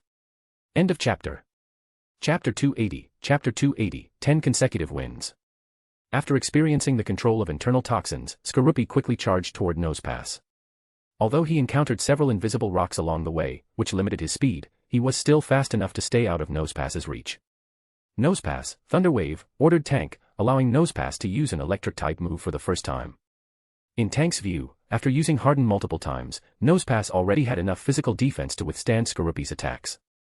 An electromagnetic orb appeared in front of Nosepass, forming and swiftly heading toward Skorupi. But could Nosepass really hit Skorupi with his attack speed? Skorupi approached at high speed, his tail glowing a dark purple hue. The move Poison Tail has a higher chance of landing critical hits compared to other normal moves, and combined with Skorupi's ability, Sniper, it results in considerable damage even against a Pokémon with resistance to poison. With the poison status dealing damage every turn and Skorupi's repeated Poison Tail attacks, the poison quickly accumulated, making it so that Nosepass, despite his double resistance, couldn't withstand it. Nosepass, use Rest quickly. Tank shouted upon seeing his Nosepass become an easy target. Though he had prepared his strategy, he couldn't help but feel anxious. Cain smiled coldly, already expecting Nosepass to use Rest to buy time, relying on his high physical defense and resistances to gradually wear down Skorupi's energy. Skorupi, Taunt. Skorupi had perfected his taunt move under Sneasel's teaching, and now he finally had the chance to use it in a real battle. Nosepass, who was trying to enter the rest state, was immediately interrupted by Skorupi's taunt move, which prevented him from using any support or reinforcement moves for a while. I let you use Harden repeatedly just so you wouldn't fall too quickly. After all, practice targets like this one for Skorupi's intensive training don't come along every day, thought Cain, smiling as he saw his strategy working and Nosepass's rest move being blocked. In previous battles, Skorupi had shown excellent performance, using bug-type moves skillfully, and he was getting familiar with his sniper ability. However, his poison-type moves hadn't had many effective practice opportunities, as few Pokémon could withstand Skorupi's attacks. Nosepass had been the perfect target for Cain to observe Skorupi's improvement in real combat. But now that Skorupi had mastered the release of internal toxins, it was no longer necessary to prolong the match. The blocking of Nosepass's rest move left Tank stunned. He had carefully planned to let Nosepass strengthen himself while the opponent attacked, then recover using rest and wear down the opponent over time. However, with the key move rest interrupted, Tank was left bewildered. Why hadn't Nosepass's Harden move been interrupted before? This doubt lingered in his mind even after Nosepass's defeat. Nosepass has lost the ability to battle. Trainer Tank must switch Pokémon, announced the referee, pulling Tank out of his daze. Tank's face, hidden under his mask, showed clear displeasure. He had thought this would be an easy fight, but he hadn't expected this outcome. If he had known this beforehand, maybe he wouldn't have stepped into the arena to fight. Nosepass was his strongest card, but with him defeated, Tank knew he probably didn't stand much chance of winning the rest of the battle. Regret began to arise in his heart. If he had known things would turn out this way, he would have claimed his reward after his 9th win and retired. Afterward, Tank sent out a level 24 Tauros with a dark yellow quality. Although it was quite a strong Pokémon, without a type advantage, and with a speed lower than Skorupi's, along with multiple activations of the sniper ability, Skorupi quickly secured the victory. Joker! Joker! Joker! The crowd chanted from the stands. After Tank retreated in dismay, the announcer returned to the center of the battlefield, proudly announcing Cain's victory and the fact that he would soon move to the second stage. With 10 consecutive wins, Cain had only used one Pokémon, making everyone remember the name of this competitor, cloaked in black. Now, to watch his battles, one would have to go to the second stage spectator area, where ticket prices were significantly higher. Moreover, the prize of 1.1 million Pokédollars made the audience fill with excitement, wishing they were in the winner's place. When the announcer finished his motivational speech, Cain left the battlefield with Skorupi, leaving the place to the next competitors. However, the crowd's cheers didn't die down with his departure. According to the tournament system, after 10 consecutive wins, Cain could automatically claim the jackpot and advance to the second stage. The next time Cain competes under the name Joker, he will have to register in the second stage. In reality, the first stage wasn't suitable for the power level of Cain's Pokémon. The only Pokémon that had found any training in this stage was Skorupi. Any other Pokémon that Cain might have used would have secured an instant victory. Now, in the second stage, the rivals should provide a bit more training for Slowpoke, Murkrow, and the others. Cain and Skorupi headed to the tournament official's desk to claim their $1.1 million Poké prize for 10 consecutive wins, and then to the betting area to collect an additional $550,000 Poké. By betting $150,000 on himself and winning, he tripled that amount to $450,000, and then bet $200,000 in the last round, winning $300,000, for a total of $550,000 Poké. Thus, Cain earned a total of $1.65 million Poké in this tournament. The stronger one is, although the resource consumption is greater, the faster they can acquire those resources. It's quite a healthy cycle. Cain left the Grand Battle Arena, returning Skorupi to his Pokeball and changing his attire in a secluded place before heading to his mansion. Today, Skorupi had received enough training. In the following days, Cain planned to select a different Pokemon for each battle, ensuring they all had the opportunity to fight. Training outside of combat is always different from real battle. Today's battle with Skorupi was a clear example. With about a week before the final test, Cain still had time. End of chapter. Chapter 281, Chapter 281, Enhancement of Combat Power. 7 days later. Cain boarded the plane that would take him out of the Hoenn region. The trip to Hoenn brought him much more than he had planned. It wasn't just gains in money and resources but also an increase in the level and strength of his Pokémon. He spent 7 days on the battlefield putting into practice everything his Pokémon had learned in training. There are only a few days left before returning to Trial Island. Umbra has already sent a message to Cain through the Shadow Unit's communication system, notifying him that they will set sail from Vermilion City's port toward Trial Island at sunset the following day. If he didn't make it in time, unless he were dead, he would only face the relentless pursuit of Team Rocket. However, Cain had no intention of avoiding this fate. The final trial, which could be a terrifying challenge for others, was for him a unique opportunity to succeed. Days before, he had already booked a flight to Saffron City. He left a message for Steven via his cell phone, informing him that he'd be busy for a while and that he would look for Aaron when he returned. Any other matters would be on hold. No matter the cost, Cain would handle everything upon his return. Additionally, Cain contacted Elder Matsuda, who had taken him as a disciple but later left him to his fate. When he learned Matsuda was busy in his lab and had no time for him, Cain hung up immediately and stored his phone in the new spatial ring he had bought. The space in the previous ring was no longer enough, so after earning money on the first day, Cain went to the black market to buy a ring with a larger capacity. He didn't know how long he'd be away this time, so he needed to prepare with more supplies. Among his Pokémon, the one that consumed the most food was no longer Miltank but Tropius. Tropius's appetite was so big it equaled that of all the other Pokémon combined. Half of the food stored in Cain's ring was just for him.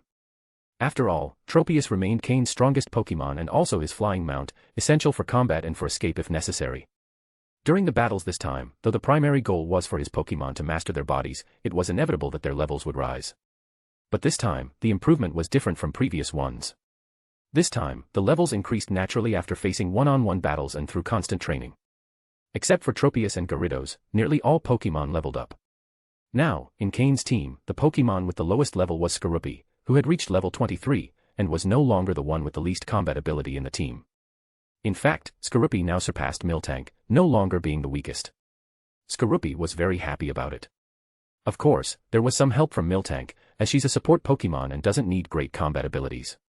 Skorupi had grown under Miltank's watchful eye, so there was no issue in giving him a little advantage. Additionally, thanks to the calcium supplements Cain bought, Skorupi's height had reached 1 meter, as robust as a small calf. With several cups of Miltank's milk and calcium supplements every day, how could he not grow? The normal height of a Skorupi is 80 centimeters, but this one had already exceeded that by 20 centimeters. And he keeps growing.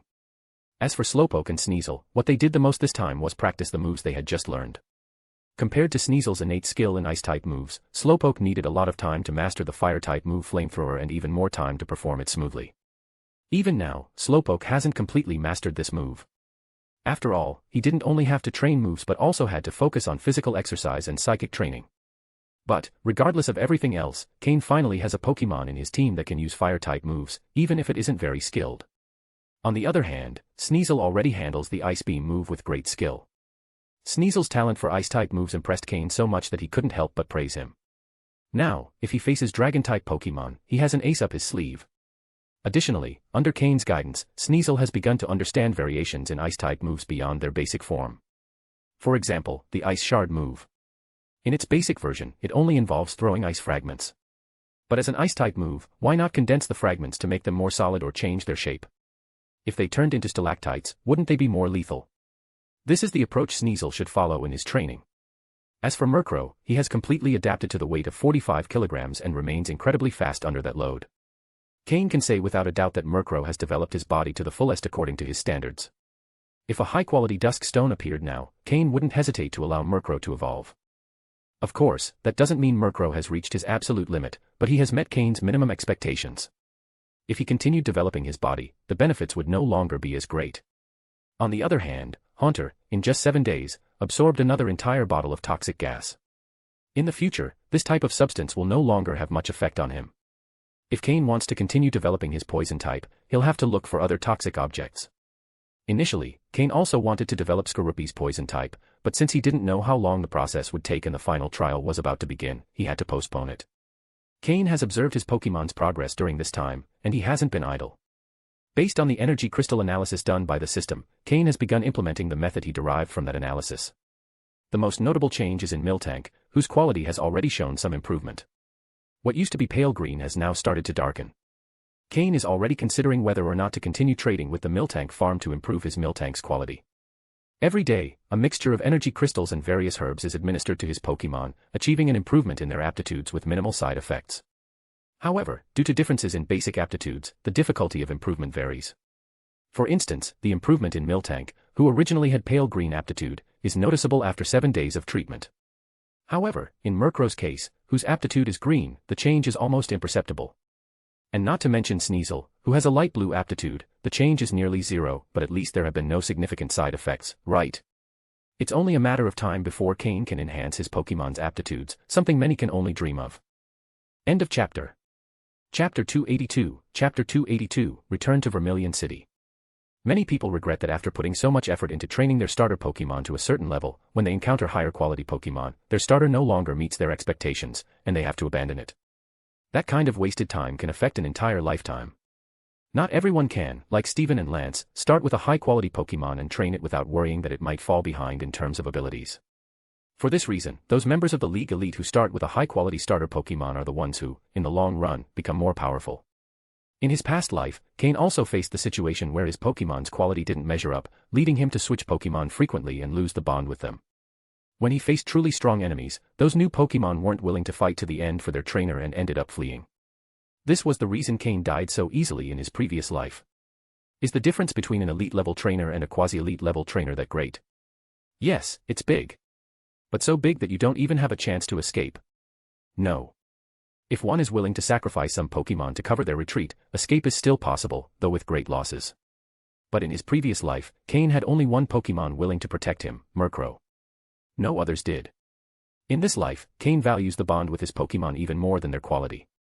Therefore, anything that can improve the quality of his Pokémon has an extremely high value, even if intermediate energy blocks don't have a very significant effect. According to the system's calculations, intermediate energy blocks still have some effect on Pokémon with light green, green, and even dark green quality. However, for Pokémon of light blue quality or higher, the effects are no longer as evident. In fact, for those with dark green quality, seeing tangible changes might take a long time. High-quality energy blocks might be needed. But even so, if someone found out that Cain possessed large quantities of these energy blocks, others wouldn't even need to make a move. Team Rocket would be the first to act. It wouldn't be Team Rocket's high command, who probably wouldn't care, but rather the middle ranks, like captains or officers, who definitely wouldn't be able to resist the temptation. However, Cain's expectations aren't that high. He just needs the improvement in his Pokémon's quality to more or less align with his own progress. The plane is much faster than a boat. Cain spent the entire flight meditating with his eyes closed, and when he opened them, he had already arrived in Saffron City, a city that never sleeps. Thanks to his meditation, Cain felt very well, so he didn't waste time in the city. Sabrina, the gym leader of Saffron City, still gives Cain a certain sense of fear. Sabrina is powerful and unpredictable. Cain doesn't know when he will reach a level where he no longer fears her or where he can resist her psychic abilities. Cain shook his head in silence, knowing he still has a long way to go. He took a taxi directly to the southern district of Saffron City. Generally, flying on Pokémon within the city is not allowed. If you do, the police have the right to arrest you. Of course, if you have enough power that they can't catch you, or they simply don't dare to, then you can fly freely. Obviously, Cain doesn't have that power yet. 2 hours later, Cain arrived once again on the outskirts of Saffron City. This was the third time he had come here. The first time was for data from the Pokémon daycare, the second to cross Diglett's cave to Vermilion City, and now, on this third occasion, he's preparing to head to Challenge Island, where he will face his final trial. In this place, there were no longer any restrictions on Pokémon, so Cain released Tropius and jumped onto his back. Now that Cain and Tropius had been together for a while, Cain trusted Tropius to carry him in flight without needing Slowpoke for protection. Once on Tropius's back, Cain took out a few Pokeblocks and gave them to Tropius. From the way Tropius narrowed his eyes in satisfaction, it was clear he was happy. For him, flying a bit in exchange for delicious food wasn't a big deal. As long as the sun was shining, his chlorophyll ability kept working, and flying barely consumed any energy. With a gentle flap, Tropius stirred up dust on the ground and began to rise slowly.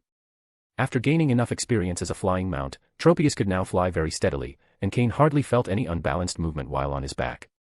Additionally, Tropius's back was quite broad, so Cain could even lie down comfortably if he wanted to. Once they reached a certain height, Cain gently patted Tropius's back, and he immediately flapped a bit harder and soared forward. Thanks to the chlorophyll ability, his flight speed was quite good.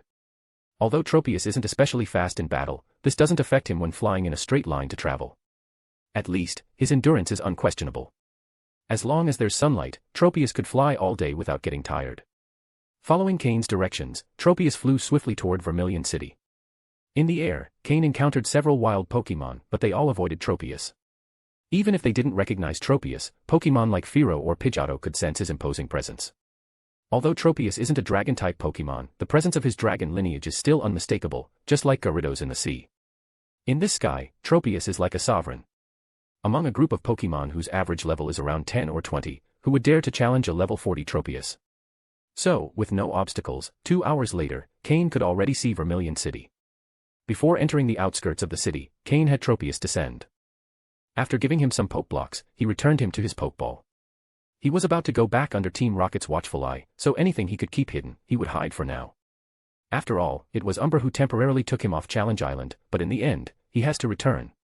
Additionally, given the special nature of this final trial, it's certain that many people will be watching Cain, although not necessarily the High Command. Probably, several captains already have their eye on him. On Challenge Island, Cain had already proven himself superior to the others, and now, with Umbra's interest in his entry into the Shadow Unit, some see him as a threat. It's not that Cain is a direct threat to them, but to the subordinates they've sent. This was the main reason Cain decided to go to the Hoenn region to train. Who knows how many eyes in the Kanto and Johto regions were watching him. Umbra's name doesn't guarantee his safety 100%, and although his life might not be at risk, his abilities could be exposed. But in the Hoenn region, it's different. Team Rocket has not yet infiltrated there, so what Cain did in Hoenn isn't widely known. In a way, he has managed to hide part of his power. End of chapter. Chapter 283, Chapter 283, An Unrelenting Attack. Upon entering Vermilion City, Cain headed straight to the cargo dock. After communicating with the dock personnel using a secret code, he obtained information on which Team Rocket ship was about to set sail. Cain approached a cargo ship that didn't seem very large at first glance, but he was stopped by several sailors. "This is a private vessel. No access allowed," said one of the sailors, a burly man who extended his hand to block Cain's path. Cain frowned and discreetly took out his Shadow Unit member badge, showing it subtly. The sailor blocking him gave a sarcastic smile but didn't move his hand, keeping it firmly in front of Cain. The 2 other sailors behind him also smiled, looking at Cain with amusement.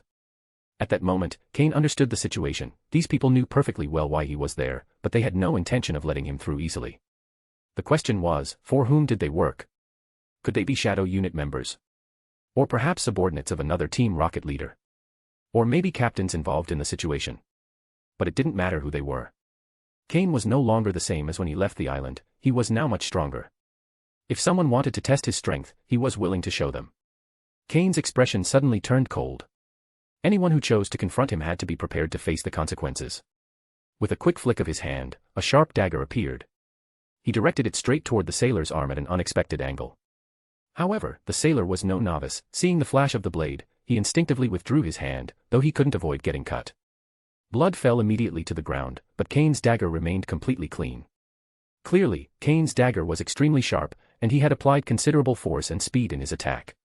If the sailor hadn't reacted in time, his arm would likely have been rendered useless. The sailor quickly understood Cain's intentions. A violent look appeared in his eyes. After all, those moving in Team Rocket circles had blood on their hands, whether it was the blood of their enemies or that of their own comrades. Initially, he just wanted to give Cain a lesson, but he hadn't expected the young man to attack so decisively and mercilessly, without leaving room for negotiation. The two sailors behind him were also taken aback. They had seen tough people before, but never someone who would strike without a word. They had dared to stop a Shadow Unit member simply because a senior officer had promised them rewards if they could gauge Cain's strength. The sailor blocking Cain was a Team Rocket officer. When he heard that the young man coming was a rookie who hadn't yet completed his island trials, he accepted the task immediately. In his mind, Cain was just a kid, and the fact that he had a Shadow Unit badge was likely because someone saw potential in him, but his actual strength must be limited. Moreover, the standard Shadow Unit badge only indicated the rank of captain, and as an officer, he had no reason to fear him, although he didn't yet command a full group of captains. The two men behind him had been his subordinates when he was still a captain. He thought that by disciplining Cain, as long as he didn't go too far, the leader in the cabin wouldn't oppose it, especially because when the senior officer gave the order, the leader in the cabin had also heard the conversation. Since the leader hadn't reacted, the officer decided to accept the task. But he never imagined that the young man before him, who seemed so inexperienced, would attack with such coldness. "Kid, you're asking for death," the officer shouted, enraged at being challenged in this way by a mere soldier who had just been promoted to captain. He quickly pulled a dagger from his belt and threw it at Cain. Clang! The two daggers clashed, sparking. Cain, though young, had grown significantly in this time, but he still didn't have the strength of a burly man like that sailor. After the clash of daggers, Cain stepped back several steps before stopping. In this world, though Pokémon battles were common, that didn't mean that direct combat between humans had disappeared. As long as the enemy could be eliminated, the method didn't matter. The future gym leader of Fuchsia City, for instance, was a ninja whose assassination techniques focused on stealth attacks, using Pokémon only as support. That's why, in this world, physical training for trainers is extremely important. Haunter. Shadow Ball.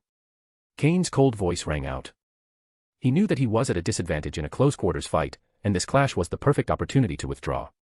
Haunter, who had been ready in Cain's shadow, appeared immediately, forming two dark energy spheres in his hands and throwing them at the three sailors. Upon seeing Haunter appear, the officer's face immediately changed, and he rolled on the ground to dodge the attack. But his two subordinates weren't so lucky. The two shadow balls hit them directly, and with the physical resilience of humans, they probably wouldn't survive, and if they did, they would be gravely injured. Moreover, Haunter hadn't held back at all. Boom. The sound of the explosion echoed. The officer, who had narrowly escaped, tried to pull out his poke ball from his belt, but Cain wasn't going to give him that chance. Haunter, poison jab. Using its ability to move through shadows, Haunter appeared in front of the officer in an instant, its three-fingered claw covered in dark poisonous energy, heading directly for the man's face. Stop. A voice suddenly echoed from the ship. A stranger had appeared on the bow, watching the situation with a stern expression. The two sailors hit by the shadow ball lay motionless on the ground, while the officer, who had received the order to intimidate Cain, was on the ground with Haunter about to attack him. Cain looked at the newcomer, his eyes glinting with coldness, but he didn't give any order for Haunter to stop. Seeing that Cain showed no intention of stopping, the senior officer's face immediately darkened. "Stop," said another voice. Cain recognized Umbra's voice. His expression changed several times before ordering, "Hold." Haunter's poisonous claw stopped just an inch from the officer's face. The officer's eyes were fixed on Haunter's claw, sweat running down his face. He hadn't pulled out his poke ball in time and ended up in this situation. If it weren't for Umbra's timely intervention from the cabin, he would likely be dead. And Cain had completely ignored the senior officer who had given the order. End of chapter. Chapter 284, Chapter 284, Taking Sides. Umbra slowly walked to the edge of the ship, looking down at Cain and the sailor who had been pinned down by Haunter. The senior officer who had first attempted to stop Cain gave a respectful bow upon Umbra's arrival and stepped aside, though a deadly threat toward Cain gleamed in his eyes. Umbra observed that, although Haunter had stopped attacking, Cain hadn't ordered Haunter to withdraw his move. A smile formed on his face. He shook his head slightly and said, "That's enough." Cain looked up at Umbra and, seeing the smile on his lips, immediately understood what had happened. The man who had tried to stop him didn't belong to Umbra, nor was it Umbra who had sent the sailor to test Cain. Although he didn't know the exact identity of this man, the fact that he could be in the same room as Umbra indicated he held a high rank. Noticing Umbra's smile, Cain felt reassured and slowly approached the immobilized man. The sailor, still held by Haunter, didn't dare to move, but the fury and hatred in his eyes were undeniable. Cain gave a slight smile as he looked at him, then crouched down slowly and patted his face without saying a word. Even on the ground, he remained arrogant. The man's flushed face showed his rage, and if it weren't for Haunter, he probably would have stood up to confront Cain. After Umbra intervened, the men seemed convinced that Cain wouldn't dare kill him. The hand he'd stopped halfway toward his belt began to move slowly again. Seeing the fury on his face, Cain's smile widened. In an instant, a cold gleam crossed Cain's eyes, and in his right hand, a knife reappeared, striking down in one swift move. Ah! With a single slash, Cain severed the man's right hand, which had tried to reach for his pokeball. You!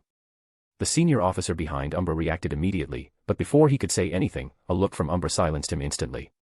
Umbra turned to him with a cold gaze and said, "Regardless of what your superior told you, this one here is one of mine from the Shadow Unit. I don't need your interference. Go back and tell your superior that if there's a next time, I'll personally go speak with him." The man paled but dared not respond. He lowered his head respectfully and, after murmuring a yes, left the ship, abandoning the officer lying on the ground screaming in pain. A total waste, an officer incapable of defeating a mere boy, and now even lost a hand. What was the point of keeping a useless person like him? The senior officer knew well that he had managed to get an officer to attack Cain, an important member to Umbra, for two reasons. First, his superior, whom Umbra held some caution toward, and second, more importantly, was that Umbra also wanted to see how Cain was progressing. If Cain couldn't handle this situation, there was no point in him continuing on the trial island, better he die here and avoid the embarrassment. That's why, when the senior officer organized the attack in front of Umbra, he didn't intervene. However, now that the test was over, no one else could attempt to harm Cain until the final trial was completed. The opportunity had passed. Cain hadn't disappointed Umbra, who watched him as he slowly headed toward the ship under his gaze. Cain stopped where the senior officer had been standing, respectfully bowed, and said, "Sir Umbra." Umbra watched Cain's every move and, with a playful smile, said, "Seems like you've made an enemy out of a senior officer. Are you scared?" Umbra's tone was filled with mockery as he waited to see how Cain would react. Cain smiled and replied, "It's only a senior officer. Anyway, even if I hadn't provoked him, wouldn't he have come after me eventually?" Ha ha ha. Umbra was initially surprised, but then burst into laughter. "You're quite a smart kid. Aren't you afraid that senior officer's superior will come after you? He's one of the elite officers. Aren't I under your protection? I clearly heard what you just said." Cain responded, looking at Umbra, one of the great leaders of Team Rocket. Umbra paused for a moment before his smile faded, adopting a more serious expression as he observed Cain. "You should know that protecting you from an elite officer entails considerable pressure. You know what you have to do, don't you?" "Yes." Cain's expression also turned serious. To become an elite officer in Team Rocket, there was only one requirement, to be an elite-level trainer. Cain had provoked one of them. But this was something Cain could not avoid doing.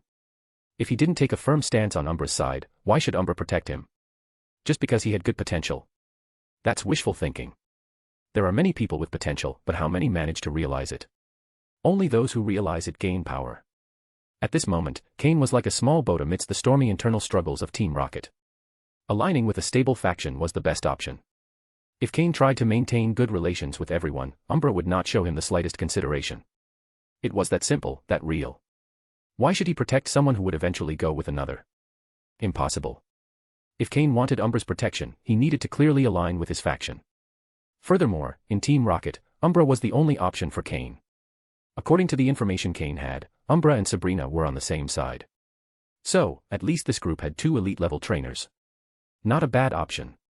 Umbra's laughter was because he knew Cain had understood everything. Cutting off the officer's hand had merely been a demonstration for him. This young man was sharper than he had imagined. As long as Cain had some value, Umbra would have no problem protecting him. Anyway, the superior of that senior officer was not someone Umbra considered important. As the injured officer continued groaning on the ground, Cain frowned and said, "Haunter, use hypnosis to calm him down." Kakik. Hearing the order, Haunter used hypnosis on the man, making him quiet. Cain followed Umbra into the cabin. As for the officer, having gained no advantage from either side, he no longer held any value. End of chapter. Chapter 285, Chapter 285, Warning. After returning to the ship's cabin, Umbra sat in front of a table with tea, incense, and various tea-making utensils. Does the Pokémon World also have a tea tradition? Cain thought. Umbra gestured for Cain to sit across from him. Cain obediently sat cross-legged. Although he hadn't shown the slightest fear when speaking to Umbra earlier, that was because he had understood Umbra's intentions. But now, the situation was different, so Cain set aside all thoughts and emotions. When facing an elite-level trainer, one must be respectful when needed. Umbra remained silent for a long time, only handling the various tea utensils in front of him. The hand with only 2 fingers was covered by a leather glove, but Cain noticed that all the fingers could move. Most likely, Team Rocket scientists had implanted mechanical prosthetics. I heard you went to the Hoenn region, Umbra said, breaking the silence, though he didn't look at Cain, focusing instead on the tea utensils. Yes, Cain replied, nodding. Finally, Umbra finished preparing the tea, brought it to his nose to smell, and then took a sip. He nodded in satisfaction and pushed a cup of tea toward Cain. It wasn't clear if he was satisfied with the tea or Cain's choice to go to the Hoenn region. What do you think of the Hoenn region? Umbra asked again. Complex and intricate, full of factions, and the League. Doesn't hold much influence, Cain said, looking at the cup of tea in front of him, but not daring to drink it. Would tea prepared by an elite-level trainer taste that good? Umbra nodded again and then changed the subject. Do you trust your success in this trial? He knew the situation in Hoenn better than Cain, who had only given a general summary. I'll do my best. I don't know my opponent's situation yet. If it was only about the rivals on Trial Island, Cain wouldn't say he was 100% confident, but he was 90% sure. However, regarding the people sent by executives and elite officers, Cain had no point of reference. The senior officer who interfered earlier must have been a subordinate of an elite officer or an executive involved. Since Cain had been off Team Rocket's radar after going to Hoenn, they didn't have a clear estimate of his strength. That's why they sent someone with considerable strength to probe Cain, and if they had the chance, eliminate him. Besides, Cain had caught on to Umbra's mindset, who also didn't fully know Cain's strength and wanted to observe the situation. Thus, his interests aligned with those of the executive who wanted to test Cain. That's why what happened before occurred. However, Cain didn't even give the other a chance to attack, he completely overpowered him. Aside from his Haunter, he didn't show any other Pokémon, revealing only a small portion of his power. However, that Haunter alone said a lot. Cain recalled that Umbra had a Jengar, which at that time was probably part of his second or third line of Pokémon. What would it be like now? This time, 4 executives and 5 elite officers will participate in the trial, and you're the only one without backing, Umbra said, smiling, after taking a sip of tea. 4 elite-level trainers were playing chess, 5 top-tier trainers trying to navigate the board, with many others watching every move. Any minor change could unleash a fierce struggle, where everyone would try to gain an advantage. That's how survival works in Team Rocket. Are the subordinates of the 5 elite officers already on Trial Island? And will the executive subordinates join later? Cain asked. He remembered 3 people on Trial Island, Xander with a brother at officer level, a girl named Jasmine who led all the girls, and Alex, the strongest among the loners. But Umbra shook his head and said, Riley, do you think only 9 people are involved in this? In reality, at least 20 are involved, these 9 are just the strongest. Of those you saw on Trial Island, only 1 is one of those 9. The others are just subordinates of ordinary officers. Do they really think anyone can join this? Those officers close to executive rank may take risks, but ordinary officers, if they lose, they might fall into an abyss. Do they think challenging an executive is easy? Umbra was, indeed, one of the executives. An elite-level trainer has their pride, and those close to that level can take risks, but those ordinary officers, if they get involved, might die without even knowing how it happened. Lions fighting wolves, and they expect street dogs to join. Cain was shocked to hear this from Umbra. Only one of the people he saw on Trial Island was a subordinate of one of those 9. Xander. Jasmine. Alex. Or someone else. Most likely, it was Xander. Umbra didn't say, and Cain wasn't going to ask. What he was really concerned about were the subordinates trained by the executives. The officer you faced before is just an ordinary officer. But he has a fairly strong senior officer above him. So far, you've already made an enemy of a senior officer and an elite officer. What do you think about that? Umbra, in the middle of his seriousness, joked with Cain again. To this, Cain could only smile bitterly.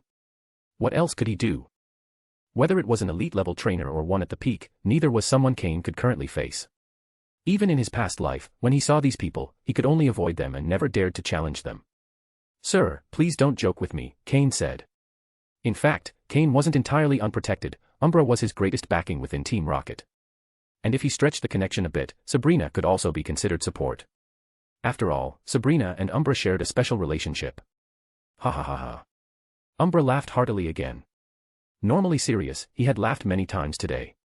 You know, I've protected you from many people, but you must understand that when someone loses their value, the protection also disappears. This is common in Team Rocket. I understand. Those without power must prove their value to gain the protection of the strong. Pleading for mercy isn't a long-term strategy, the key is to grow quickly. Cain understood what Umbra was saying. Cain wasn't someone Umbra had raised from the beginning, but someone who joined along the way, so the trust wasn't as strong. Cain knew he had to closely follow Umbra's steps and prove his value if he wanted to keep being protected and gain some breathing room. This was Umbra's way of giving Cain a warning to prevent him from letting his ego swell after entering the world. End of chapter. Chapter 286, Chapter 286, Return to the Trial Island. After saying all he needed to, Umbra and Cain fell back into silence. Following Umbra's signal, Cain finally lifted the teacup and took a slow sip. In truth, Cain enjoyed both tea and coffee. That initial bitterness, gradually fading, leaving a soft sweetness in the mouth.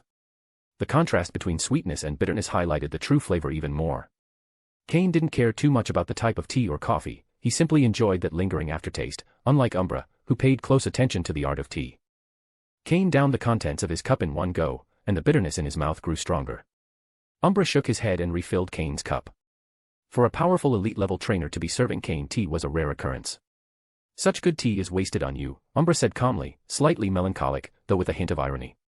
Cain, about to lift the cup, paused momentarily and then replied with a smile, to me, it doesn't matter what kind of tea it is or what techniques are used to prepare it. What matters is that the more bitter the tea, the deeper the aftertaste. Umbra, surprised, remained silent for a moment. Cain's words didn't seem typical for someone his age. Although he had lived much more than most people his age, he hadn't expected to hear something like that from him. They didn't have to wait long before the ship set sail. Originally, Umbra had been waiting for Cain's arrival, and now that Cain was on board, even though the captain, officer, of the ship had been taken to emergency care for severe blood loss, it wasn't that important, was it? He could easily be replaced by someone else. The rocket team's cargo ship followed its course, heading toward the trial island along a special route, its hold filled with various supplies. In a luxurious room, a frail-looking middle-aged man rested his hand on his head, looking at a videophone on the wall as he listened to the report from one of his subordinates. If Cain were here, he would probably recognize that the person on the videophone screen was the senior officer he had encountered before on the cargo ship. The senior officer, showing complete respect, was detailing the events that had occurred. After listening to the report, the middle-aged man, smiling, said, "So, you, a senior officer, along with an officer, were unable to uncover anything about that boy, and in addition, one of you was rendered useless." Although he was smiling as he spoke, no one would have thought he was actually pleased. The senior officer started sweating profusely. Quickly, he recounted exactly what Umbra had said, word for word. "Oh. I heard he failed his last mission and his power was severely diminished. If this were before, I might have shown him some respect, but now, we'll only know who's stronger if we face off," said the man. According to the elite trainer rankings, Umbra was far stronger, but on his last mission, he had suffered a major power loss, and now no one knew how much strength he had left. "Forget it, it's pointless to continue talking about this. Tell that brat that if he doesn't get the results I expect this time in the trial, I'll send him to the Immortal Squad. The next time we face off against the League, he'll be the first to charge in." "Yes, sir." The senior officer quickly wiped the sweat from his brow and replied. At this moment, he was more concerned with saving himself than his companions. Once the videophone turned off, the expression of the middle-aged man turned grim. "The Shadows unit, they still think they're the same as before." 2 days later. The rocket team's cargo ship successfully arrived at the trial island.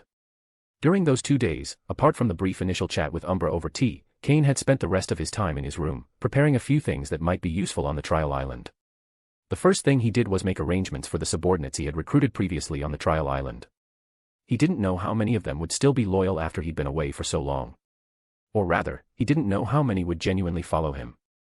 Nor was he particularly interested in finding out. However, after Cain left the trial island this time, those who decided to follow him would have to swear absolute loyalty. That was the condition Cain would impose. What he was preparing in his room was related to that objective. During those 2 days, he hadn't seen Umbra again, and when he disembarked, he still didn't see him. Most likely, Umbra had left shortly after Cain boarded, right? Did an elite trainer really need to stay on a ship all the time? Not necessarily. Cain wasn't bothered by Umbra's absence. Setting foot on the muddy ground, filled with a pungent, earthy smell, Cain sensed an air mixed with blood and wet soil. This was the atmosphere of the trial island. From the outside, it was hard to see the full extent of the trial island. Calling it an island wasn't quite accurate, it was more like a small piece of land, as even now, Cain didn't know how deep it went. But the fact that Rocket Team had managed to keep this place secret in the middle of the ocean spoke volumes about their power. It was also possible that only Rocket Team's exclusive ships could reach this place. Because in the cabin Cain was in, there were no windows, and once the ship reached the sea, Cain was warned not to leave his room until they were about to arrive. So he didn't know how he got to this place or how to leave it, he only had a general sense of direction. Rocket Team protected this place very carefully. The sailors were busy unloading cargo, and no one paid attention to Cain. Thus, Cain quietly returned to the trial island, with only 1 day left until the 3-month trial period ended. Cain's Murkrow perched on his shoulder as he walked across the still familiar terrain, slowly heading toward Rocket Team's base. He didn't encounter anyone on his way. Of the 300 people who had been at the base originally, there probably weren't even 100 left now. In his previous life, Cain had not left the island temporarily, so he had experienced all the horrors of the trial island and knew that the closer it got to the end, the bloodier it became. He passed through the familiar long hallway and arrived once again at the central plaza of the base. In the middle of the plaza, a black testing stone still stood, now dull and stained with a few drops of blood that no one bothered to clean. The improvised battlefield where Cain and Xander had fought was still there, with dried blood stains everywhere. This gave an idea of how brutal things had become on the trial island. Cain barely glanced at it, ignoring the smell of blood, and walked toward the temporary structure that Xander and his followers had set up. He didn't see anyone at the base, which surprised him a little. Even if many had died, shouldn't there have been more people at Rocket Team's base? Had Viper not taken care of anything? Finally, Cain understood the situation. It wasn't that no one was there, but that, with the final trial starting the next day, everyone was focused on surviving within their own groups, leaving no time for scheming. Those who had a chance to advance were conserving their energy, while those who didn't were desperately seeking someone strong to cling to. End of chapter. Chapter 287, Chapter 287, Betrayal. Leader Sky, the final test will be held tomorrow. At this point, we still don't know if Mr. Cain will return, we don't even know if he's still alive. Should we really keep waiting? Cain heard a voice echoing through the hall.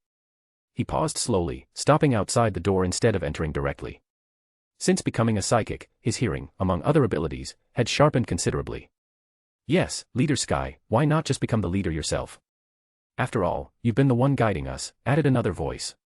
Don't say nonsense. Cain still remembered Sky's voice, it was him who had said that. Though Cain didn't know Sky's true intentions, at least at that moment, Sky hadn't betrayed him. Sky was different from the others. Those under his command had joined because of Cain's reputation. However, after Cain showed a bit of his power in that test, he disappeared without a trace. That moment had shocked them, but Cain had been gone for nearly 2 months, and no one knew if he was still alive. Additionally, by now, any Pokémon in the hall was stronger than Cain back then. After all, 2 months had passed, and those who survived on the island had continuously improved their skills. Presently, their fear of Cain had diminished, and they even began to forget about him. But Sky remembered perfectly how Cain had faced the crowd led by Soros with a murderous resolve, and how he kept changing and growing each time he returned. If Cain were dead, it would be a relief, but if he was still alive, how terrifying would his power be now, given his growth rate? Sky didn't dare to imagine it, nor did he want to. Since the test ended, he had suppressed any thoughts of betrayal. In this final test, if Cain didn't return, Sky could take control of the faction without worry. But if Cain returned, it would be best to remain his subordinate. That would be the wisest decision. Sky. I didn't come here to see leadership tossed back and forth. Big Boss Xander sent me to tell you that if you don't join us now, when he comes out, none of you will make it out alive. An odd, arrogant voice rang out. That Cain is the person Big Boss Xander hates most. Right now, he doesn't want to see anything related to him, so you'd better join us immediately, or else. Leader Sky, the boss. Leader Sky, should we? Silence. You. If you don't want to die, get out now. Xander only leans on his brother. Cain destroyed one of his Eakin's eyes back then.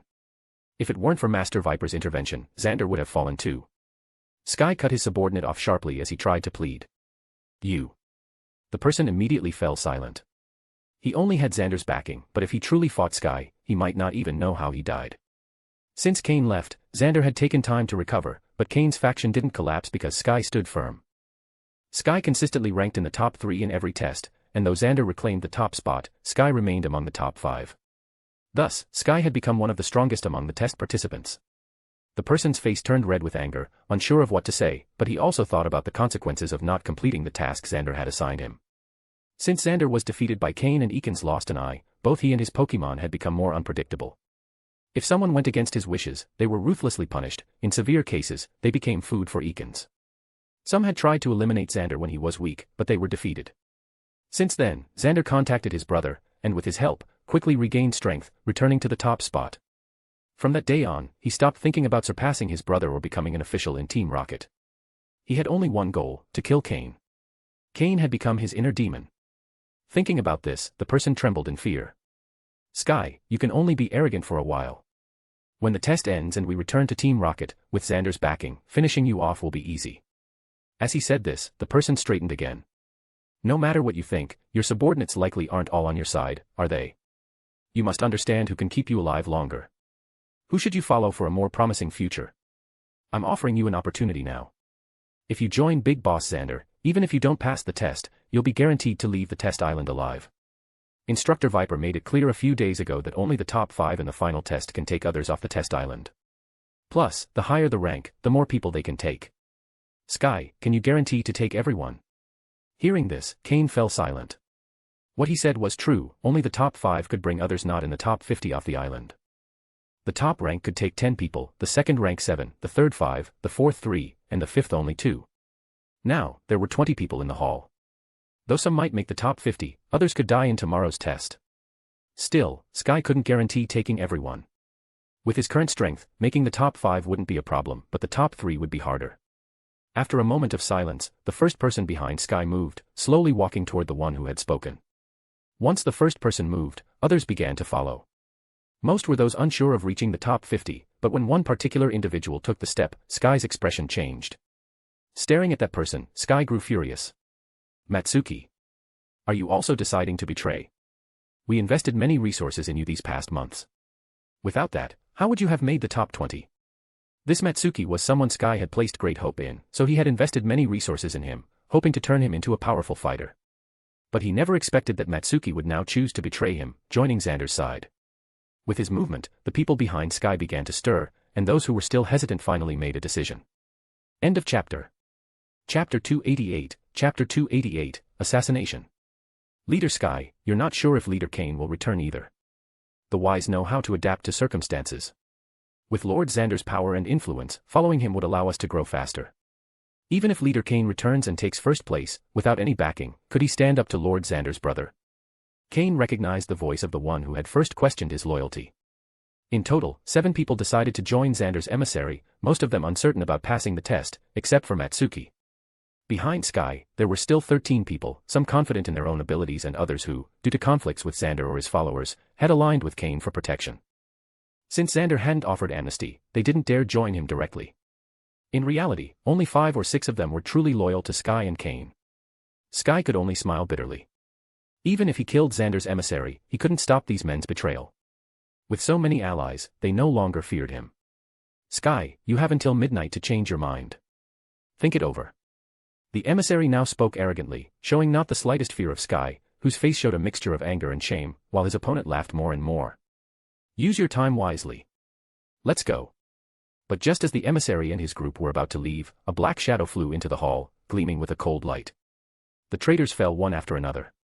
Neither Sky nor the emissary could see what it was. In an instant, only 2 were left standing, the emissary and Matsuki. The others lay on the ground, alive but terrified, summoning their Pokémon, a Golbat and a Gloom. Where do you think you're going? A voice sounded from the entrance. The black shadow stopped on the newcomer's shoulder. Everyone turned their gaze toward him, their faces filled with surprise and fear. Sky's expression went from shock to joy, then back to composure. Those who hadn't betrayed Cain couldn't hide their excitement, while the undecided sighed in relief, some even smiling with satisfaction. The expressions on their faces said it all. The emissary and Matsuki looked at Cain, sweat on their foreheads, frozen in fear. Around them, the bodies of their fallen companions hinted at what awaited them. Leader Cain. Sky was the first to speak, followed by the others, who shouted. Leader Cain. While Sky might have been their leader, Cain was clearly their commander, as shown by the respect in their voices. Xander's emissary gritted his teeth, trying to hide his fear. Leader Cain. But before he could finish, the Murkrow on Cain's shoulder leapt, slashing his throat with sharp talons, giving him no chance to speak further. His Golbat was also taken down by a single strike from Murkrow's wings. With a level of 25 and mediocre qualities, that Golbat was nothing to Cain, who didn't even bother to look at it. His Skorupi could have defeated it easily, regardless of its ability to fly. Cain hadn't killed him immediately to show Sky's men his current strength, so they wouldn't think he relied solely on his Pokémon's skill. The effect was immediate. Those who had considered betraying him turned pale, while Cain's loyal followers flushed with excitement. Their leader had grown stronger. Sky remained calm, but inwardly he was shocked. Xander's emissary, though weaker than Sky, was strong enough to place in the top 20 in the trials, yet he hadn't been able to withstand even a single attack from Cain's Murkrow. He had been killed with a single blow, not merely incapacitated. Matsuki was even paler. When he saw Cain enter, he had summoned his gloom, thinking of either fighting or retreating with Xander's emissary.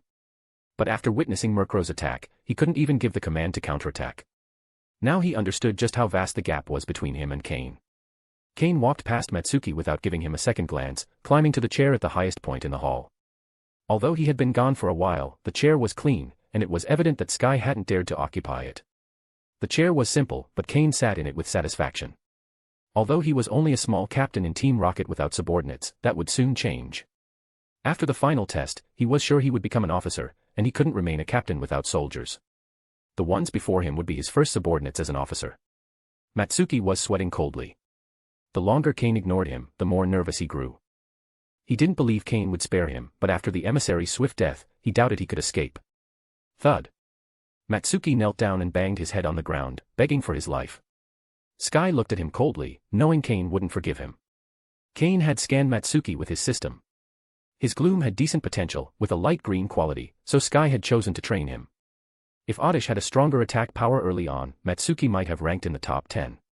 But his progress had been too slow, and now he was only ranked 15th. Cain shook his head. Matsuki had no useful value, but his Pokémon could be put to use. Just as Cain was about to speak, Murkrow had already pounced on Matsuki. Its black eyes showed no emotion, and its blood-soaked talons ripped Matsuki's head off in an instant. The shock in Matsuki's eyes was evident. He had believed that, not being executed immediately, he still had a chance to live. Only Sky, looking on, knew that Matsuki had been doomed from the start. End of chapter. Chapter 289, Chapter 289, Current Situation. Cain held Gloom's Pokeball, looking down from his high seat at the people who remained standing with respect. In the center of the hall, several bodies still lay, blood slowly flowing from them, but no one paid them any mind. Matsuki's head had been casually tossed to the floor by Cain's Murkrow, which was now perched on the back of Cain's chair, meticulously preening its feathers, cleaning off the blood stains left from the confrontation. Sky, tell me the current situation on the island, Cain said slowly. Upon hearing this, Sky organized his thoughts before replying. Currently, there are 98 people left on the trial island. Well, Leader Cain just killed 8, so counting you, there are now 91 participants. There are still 4 main factions. Our group is one of the smallest, with only 14 people, and also the weakest in terms of power. We have 1 person in the top 10, 2 in the 10 to 20 range, 7 in the 20 to 50 range, and 3 in the 50 or below, not counting you, Leader Cain. The strongest faction is still Xander's, with 28 people. After you killed 1, they're down to 27. They have 4 people in the top 10, Xander in first place, followed by 1 in 7th, 1 in 9th, and another in 10th. The largest group is made up of solo participants who've temporarily joined forces, totaling 38 people. Their provisional leader is Alec, who took 3rd place in the last trial. Of them, 2 are in the top 10, including 1 in 8th place. The smallest group is the girls' group, with only 12 people, but they have 3 in the top 10, Jasmine, who ranked 2nd in the last trial, 1 in 5th place, and another in 6th. After listening to Sky's summary of the island situation, Cain wasn't surprised by the development of other factions. What did surprise him was that Sky had managed to keep his small group intact under such circumstances. Noticing Cain's gaze, Sky gave a bitter smile and continued, "We've temporarily joined forces with 2 other groups to be able to resist Xander's faction. However, even with that, we only have 2 more people in the top 10 compared to them. Alec can only maintain control due to his strength, but it said he has conflicts with the person in 8th place. I wouldn't be surprised if Xander's numbers grow soon, as he's surely sent people to infiltrate that group." Cain understood the situation. Although Xander's Ekans had been seriously injured by him previously, with his brother's help, it likely recovered quickly. The person Umbra mentioned, the only officer with quasi-elite level strength who had entered the island, must be Xander's brother. Meanwhile, Jasmine and Alec were probably backed by relatively ordinary officers. Playing with fire by messing with the officers was risky, and they didn't know how it would end. However, Cain was impressed by Sky's ability to hold the 4th position. Before leaving, Sky had managed to enter the top 10 thanks to the coughing that had originally belonged to Soros. Remaining in the top 10 all this time indicated that the resources gathered by this small group had been considerable. Cain decided not to delve further into the matter. In such tense circumstances, Sky hadn't betrayed him, meaning he was someone trustworthy. Cain was willing to invest in him. It could be said that only now had Sky earned Cain's recognition. "Who are the 2 people in the top 20? Cain asked. Originally, there were 3 people in the top 20, but Matsuki, one of them, had been eliminated by Cain. Upon Cain's question, 2 people stepped forward immediately. "Leader Cain, it's me, Fox. I'm currently in 14th place," said the first to advance. Surprisingly, he was one of the 2 Cain had recruited initially. Once fearful, he had now reached the top 20, something that took Cain by surprise. "Leader Cain, my name is Kai, currently in 16th place," said the other, whom Cain didn't remember much. However, Cain had clearly observed that Kai was one of his loyal followers, as when Cain had killed the traitors, Kai's expression only showed satisfaction and excitement, with no trace of other emotions. Additionally, his sturdy appearance suggested he was straightforward and honest. After understanding the situation, Cain continued, "Have you already begun training your second Pokémon?" Those in the lower ranks showed disappointment upon seeing that Cain wasn't interested in them, but they didn't dare show it openly. What they didn't know was that Cain had already logged into his system those with ill intentions who hadn't dared to act. Regardless of their strength, if they weren't loyal, they weren't worth keeping. Sky was the one to respond, "Yes, we began training our second Pokémon. About half a month after you left, Instructor Viper gave us permission, saying it would be necessary for the final trial. As for the quality of the Pokémon, each of us had to capture our own." Saying this, Sky released a Pokeball, and a Golbat appeared in the hall. Cain's eyes gleamed as the system scanned Golbat's data. It was a level 28 Golbat with a light green quality. No wonder Sky had stayed in the top 10, he had trained this Golbat well, and its quality was above the island average. Following Cain's instructions, both Fox and Kai released their Pokémon. Some were dark yellow in quality, and others light green, with decent levels as well. It seemed these trainers had chosen their Pokémon carefully, otherwise, there wouldn't be so many of high quality on the island. So the others are more or less like this? Yes, more or less. Those in the top 10 have 2 Pokémon of similar quality, while those in the top 20 have focused their training on a single Pokémon. Those ranked below 20 generally focus on training only one Pokémon, as resources are limited, Sky replied. Cain nodded, now having a general idea of the other islanders' capabilities. Those in the top 10 had more or less the power of a Team Rocket captain, though they lacked the number of Pokémon. The higher-ranked ones had relatively greater strength, and within the captains, they could be considered competent. Sky, for instance, only needed 2 decent quality Pokémon to become a full-fledged captain. However, Cain was unsure of Xander's strength. With full support from his brother, Cain doubted Xander had only 2 Pokémon. "Oh, by the way, Leader Cain, Xander already has 4 Pokémon, each as strong as his Ekans, which has now evolved into a giant Arbok." As expected, Sky revealed some of Xander's strength. End of chapter. Chapter 290, Rewards. This is the only way to explain why the alliance of the 3 groups has barely managed to resist. Xander's strength alone is probably enough to face the union of 2nd and 3rd place. It's clear that the difference between a near-officer-level captain and other captains is quite significant. However, Cain already has a clear idea of Xander's strength. If Xander doesn't have more tricks up his sleeve, facing him now would be much easier than last time. To be honest, Cain no longer considers Xander a rival. In fact, it could be said that there's no one on Trial Island that Cain views as a worthy opponent. Aside from the subordinates of the 4 executives and a few of the elite officers, Cain doesn't see the other participants as a major threat. Cain tossed the light green quality Gloom Pokeball to Fox and asked, "With 3 Pokémon, do you think you can make it into the top 10? Fox caught the Gloom Pokeball, surprised and unable to hide his astonishment. Everyone knew Matsuki's Gloom. Although it had a low level for a high-quality Pokémon, it was still a very valuable Pokémon on Trial Island. Matsuki had reached the top 20 thanks to this Gloom. Now that Fox had it, he might have a chance to make it into the top 10. Determined, Fox replied, "You can count on me, sir. I'll try my best. I can't guarantee it, but we'll see if the current number 10 can beat me or not." Although Gloom had belonged to another trainer, the trainers on Trial Island were used to exchanging Pokémon, so there shouldn't be major difficulties in getting accustomed to it, though some combat techniques might not be well coordinated at first. To one side, Kai looked at Fox with envy. He truly envied him. Before, Fox had been nothing more than a nobody. His rise in everyone's eyes began when Cain named and rewarded him.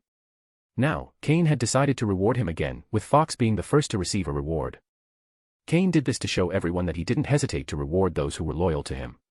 While Kai envied Fox, Sky, standing beside him, harbored no resentment. He knew that if Fox had received such a valuable reward, he, as the strongest and most loyal to Cain, would also receive a significant reward. Not making him wait long, Cain took out another Pokeball and threw it to Sky. "It's a high-quality Grimer, green, that I captured off the island. It should be stronger than your Golbat. I hope you secure a spot in the top 3, Cain said. This Grimer, which Cain had captured in Diglett Cave, had its skills and attributes improved to reach a green quality level. Although it hadn't seen much combat experience, its potential was impressive. If Sky managed to train it properly, it would be a formidable opponent. Receiving the Pokeball, Sky couldn't hide his disbelief. A high-quality Pokémon.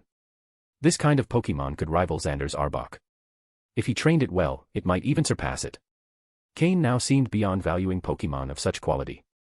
"Thank you, sir," Sky said gratefully. "This Pokémon is at a rather high level, but I haven't used it in combat. Use the night to familiarize yourself with it. I expect you to use it tomorrow." Kai's eyes grew even more envious. A high-quality Pokémon. And Cain handed it over without hesitation. He began to regret not following Cain sooner. With a Pokémon like that, he could easily aim for the top 5, if not higher. Others also looked at Sky and Fox with envy. These two, who had followed Cain from the beginning, were now the most rewarded. After a brief thought, Cain took out another Pokeball from his pocket. Everyone present focused on this Pokeball, eagerly hoping that Cain would give it to them. Without hesitation, Cain threw the Pokeball to Kai, who caught it in disbelief. When there is merit, there are rewards. And when there are mistakes, there are punishments. Those on the ground received the punishment they deserved. However, I, Cain, am not stingy with those who show their loyalty. This is an initial high-quality Grimer, light green. Although it's not as strong as Sky's, it's at a decent level. Make good use of it in tomorrow's trial, Cain said, looking at everyone. Kai, who had been standing by Sky, challenging Matsuki, couldn't help but feel emotional. Those who had doubted him earlier now lowered their heads, while those who had always been loyal to Cain showed a look of fervor and loyalty. They did not fear combat or death, but that their leader might not see their efforts and fail to reward them adequately. But Cain had shown them that he was worthy of their loyalty. "Yes. I'll fight for a spot in the top 10. Kai exclaimed excitedly. Unlike Fox, this was the first time Cain rewarded him, and the excitement of receiving such a valuable Pokémon was indescribable. Cain gestured with his hand and said, "Do your best. The top spots aren't that important. Your power will grow over time, and as long as you don't betray me, quality Pokémon will keep coming." As he spoke, Cain took out more Pokeballs from his pocket, showing some to the crowd before putting them away again. These Pokémon were even more valuable than those he had handed out. "I'll overlook what you've done in the past or what you might have tried. But if in the future I find out about anything, I won't leave even your bodies intact," Cain warned. "Yes," the group responded in unison, with the 8 corpses on the ground as a clear example. "Sky, collect and distribute the Pokémon from these corpses as appropriate," Cain ordered. Sky looked at Cain, and by his expression, he knew that although Cain had said he would forgive past mistakes, he wouldn't really. A chill ran down his spine. End of chapter. Chapter 291, Chapter 291, Helping Subordinates Get Familiar with Pokémon. Cain watched as Sky collected all the Pokémon from the 8 people lying on the ground. During these 2 months, as a temporary leader, it was impossible for Sky not to know the Pokémon of these people and their skill levels. Therefore, he distributed these Pokémon directly. Regarding the distribution per Cain's instructions, he followed them strictly. Because of this, some were not very happy after receiving their Pokémon. But with Cain present, they didn't dare to say anything, assuming that due to their lack of skill and low contribution, they were assigned weaker Pokémon. When Cain left Challenge Island, there were still between 120 and 130 people in the trial, but upon returning, there were already fewer than 100. If the Pokémon of those who disappeared hadn't been taken, Cain wouldn't believe it. The fastest way to increase strength on Challenge Island is by seizing well-trained Pokémon from others. Moreover, some rankings are inaccurate, as in the trials, most people only showed 1 Pokémon. As trainers obtained more Pokémon, who could guarantee that the Pokémon used in the trial was the strongest? Surely, many people are hiding their true strength. After finishing the distribution, Sky ordered that the bodies be removed and the others returned to get familiar with their Pokémon, leaving only Cain, Fox, and Kai. They might think this is just the final trial, but in reality, there are many secrets behind this trial. When everyone else had left, Cain began to reveal some hidden details. It was likely that this final trial would take place on Challenge Island, so it would benefit his subordinates to know something beforehand to increase their chances of survival, as finding loyal subordinates wasn't easy. The 3 knew Cain had something important to tell them, so they listened closely. Cain didn't reveal too much information, he only mentioned that some important figures were involved in a bet, and that likely even stronger people would participate. If they didn't want to die quickly, it was best to stick together and trust no one. Also, if they encountered unknown people in battle, they should flee as quickly as possible, they wouldn't be able to match them. Cain didn't know exactly what the final trial would be like, either. The current situation was already completely different from his past life, in which there hadn't even been a final trial, perhaps because his strength wasn't enough to get involved. In short, this little butterfly had already started to flap its wings. The 3 listened without fully understanding, but Cain emphasized the importance of his words, so they took note. They didn't know if they would have the chance to participate in the final trial. "I now have the rank of a captain in Team Rocket and the freedom to recruit personnel. When you leave Challenge Island, I can recruit you directly, so don't turn down the offer." Viper should agree. It's possible that after this trial, I might become an officer, and if you work hard, becoming captain shouldn't be a problem. When they heard that Cain was about to become an officer, the three could only imagine the level of power Cain had reached. Even a Team Rocket captain could easily crush them, but now Cain had the strength of an officer. How could there be such a big difference? Cain wasn't exaggerating. With the Pokémon he possessed today, a single Murkrow could defeat them all. Now, they could only win if they used numerical advantage against Skorupi. The three felt excited. Knowing Cain's strength, they stopped worrying about people like Xander. Also, whoever could get Cain off Challenge Island wouldn't be an ordinary person. No one else, not even those with connections, seemed able to leave. This showed that the person behind Cain must have high status, and following him loyally would be the fastest way to grow. Have the rules for the final trial been released? What will the exact format be? Cain asked. The three shook their heads. Then, Sky stepped forward and said, the exact rules and format haven't been released, but Viper mentioned after the last trial that they should be announced after midnight tonight, as the trial will begin at 8 in the morning tomorrow. Cain was surprised. After midnight? If they were announced after midnight, there would be very little time to prepare. Was it really Viper? No, maybe it was the officers who applied the pressure. After all, we've been on Challenge Island much longer than their subordinates. Let's wait until after midnight. Get familiar with your Pokémon here. If you have any questions, I can help. Cain rested his chin on his hand, leaning back in the chair. This chair wasn't comfortable at all, aside from being a bit high. Sitting like this felt somewhat awkward. Cain watched as they brought out 2 Grimers and a Gloom.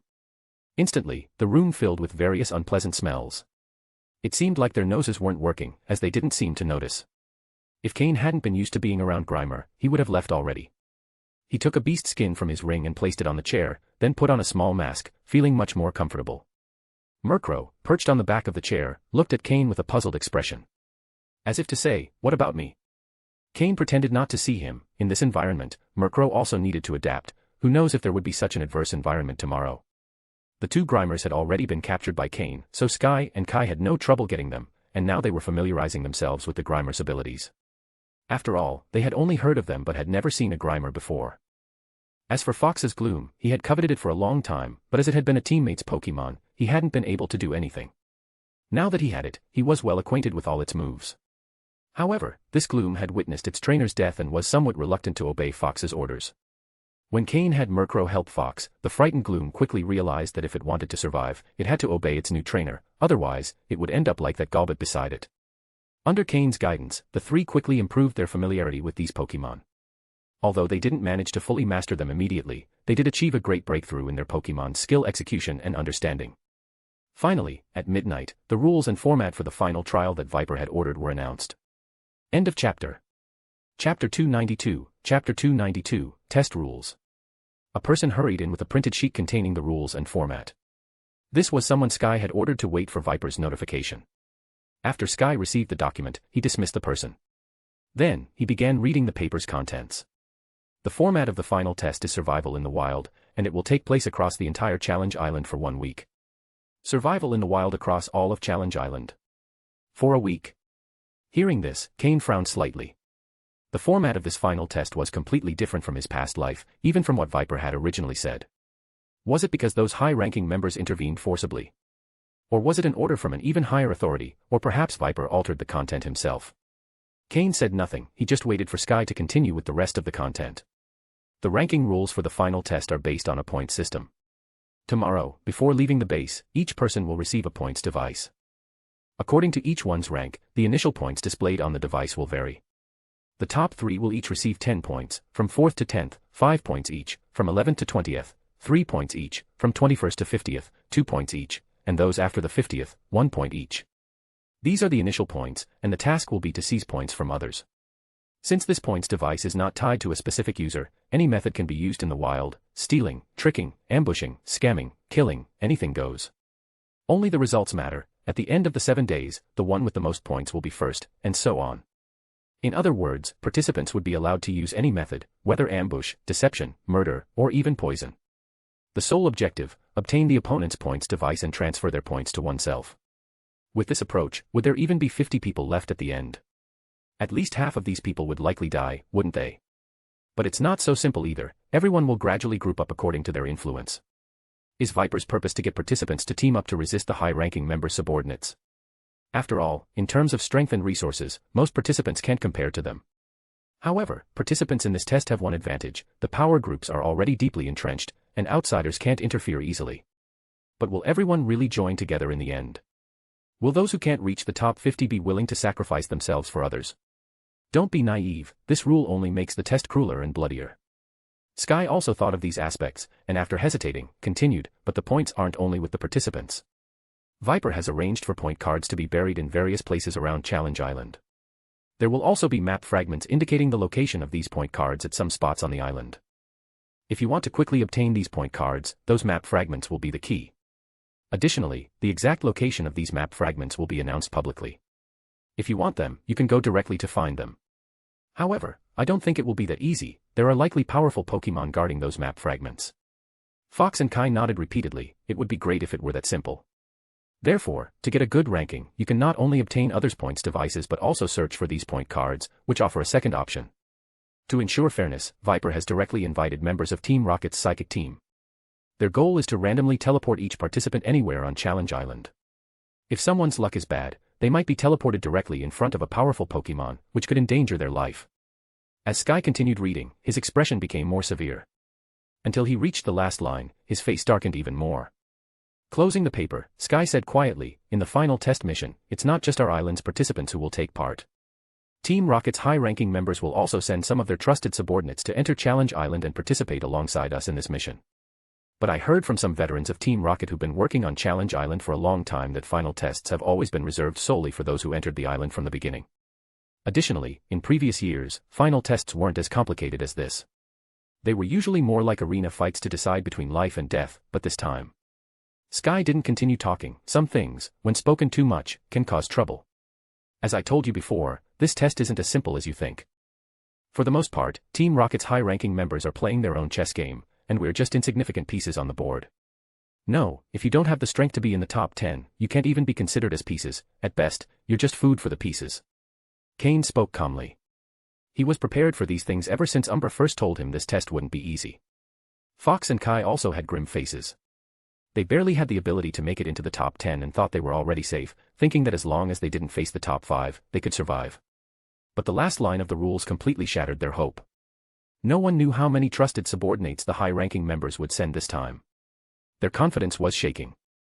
However, with Lord Cain present, they thought that as long as they could find him, completing the mission shouldn't be a problem, right? Don't harbor any hopes. The last ones to enter will have, at minimum, the strength of the top 10.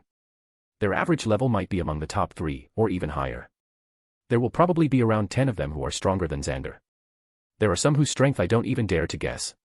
Hearing Cain's words, the three finally abandoned all hope. Even someone like Cain wouldn't dare to say he could win, and he wouldn't even dare to make guesses. How far did the limit go?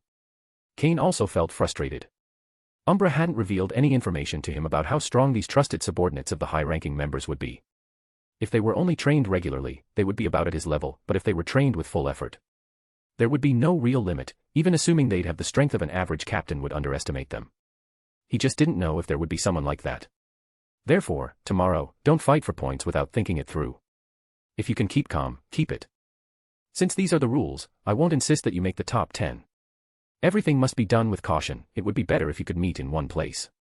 After all, there's more safety in numbers. End of chapter. Chapter 293. Chapter 293, the final test begins. Dawn broke the next day. At the rocket team's base on the test island. In the square where previous exams had been held, a crowd had gathered. It was half an hour before 8 in the morning, the time the final test was set to begin. All the participants were already there. Cain, along with Sky and the others, stayed in the far corner. At this final moment, there was no need to provoke unnecessary confrontations. In the final test, no one but oneself could be fully trusted. The leaders of the various groups surely understood this. They had gathered followers mainly so that, during the 3 months on the test island, they'd have some subordinates to help manage minor tasks in exchange for a measure of protection. It was a fair trade. However, the number of people who would remain truly loyal after the test was something only time would reveal. Probably only Xander was still fixated on the number of followers. He stood at the center of the square with around 30 or 40 people. Yesterday, he hadn't managed to recruit anyone from Cain's group, but he had succeeded in drawing in a few loners from Alex's group. Cain glanced at one of the loner group members, the one in 8th place, who was now behind Xander with a determined stance, thanks to Sky's information. Xander kept his gaze fixed on Cain, his eyes full of resentment. If it weren't for Cain severely injuring his Arbok, he wouldn't have lost over half a month, nor would he have needed to beg his brother. He also wouldn't have to worry about those who had joined later and their strength. As the only participant with a solid position on the test island, Xander had been informed by his brother of the true purpose of this test. So, even in the final moment, he was trying to gather more people. He knew that even with his brother's support, he couldn't be sure of defeating Cain, nor was he confident in facing the rocket team officer's subordinates. Thus, he could only gather more people to use as cannon fodder if needed. However, Xander had matured considerably. Despite his hatred toward Cain, he didn't approach him directly to provoke him as he had before. He showed a much more restrained attitude. Beside him, his Arbok stared at Cain's Murkrow, perched on his shoulder, with his one remaining eye filled with fury.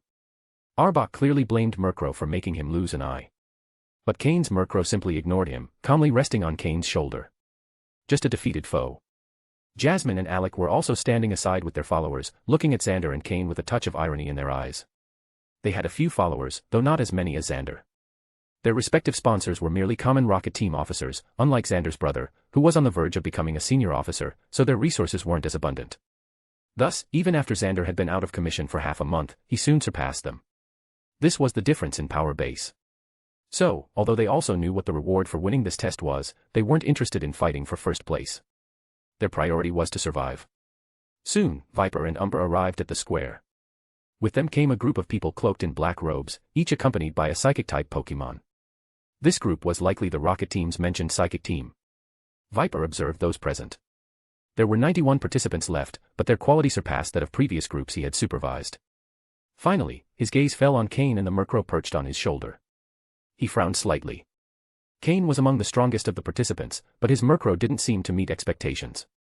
Its current strength didn't seem sufficient to face the rocket team officer's subordinates. Viper looked at Umbra. Umbra gave a faint smile. Even he didn't fully know Cain's true potential, but he was certain that Murkrow and Haunter weren't Cain's limits. He remembered that when Cain had left the island, he had 3 Pokémon.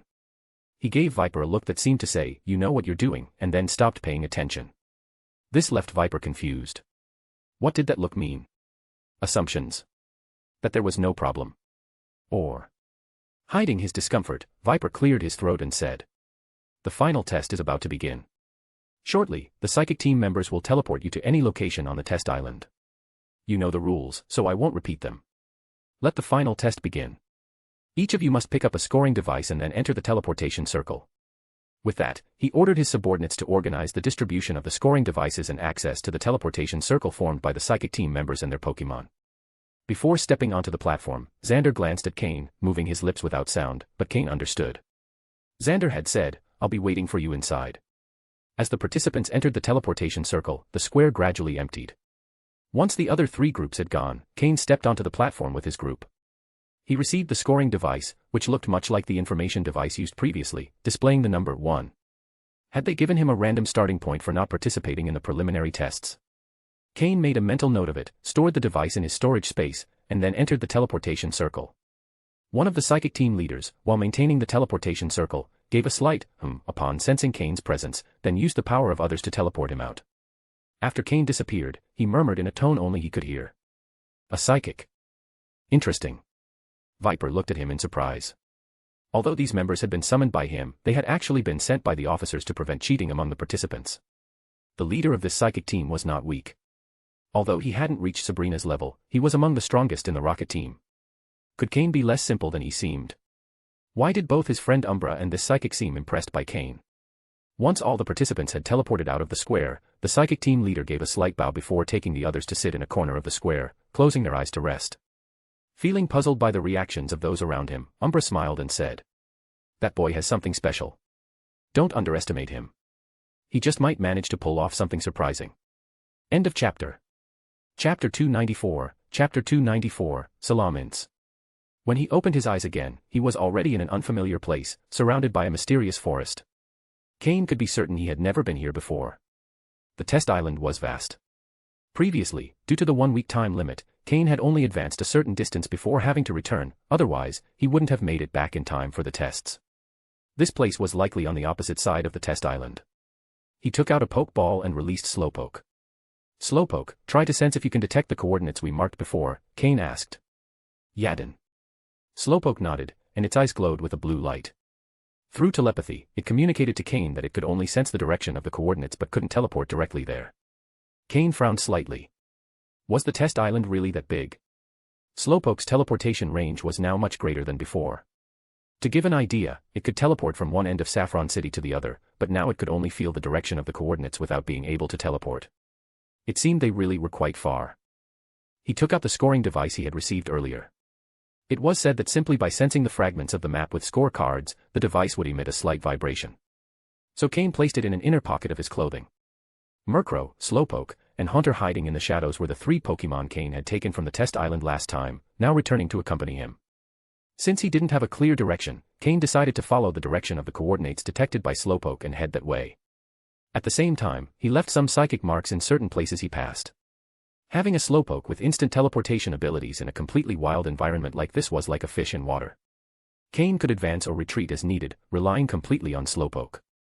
He took a bottle of spray from his ring and sprayed it on himself. The smell wasn't pleasant, but this was something Cain had specially prepared. It could eliminate some of the urban scents on his body. Although it couldn't completely prevent wild Pokémon attacks, it greatly reduced the chances. Murkrow, go ahead and scout the way. We'll follow you, said Cain. Hearing this, Murkrow flapped its wings and disappeared into the unknown forest.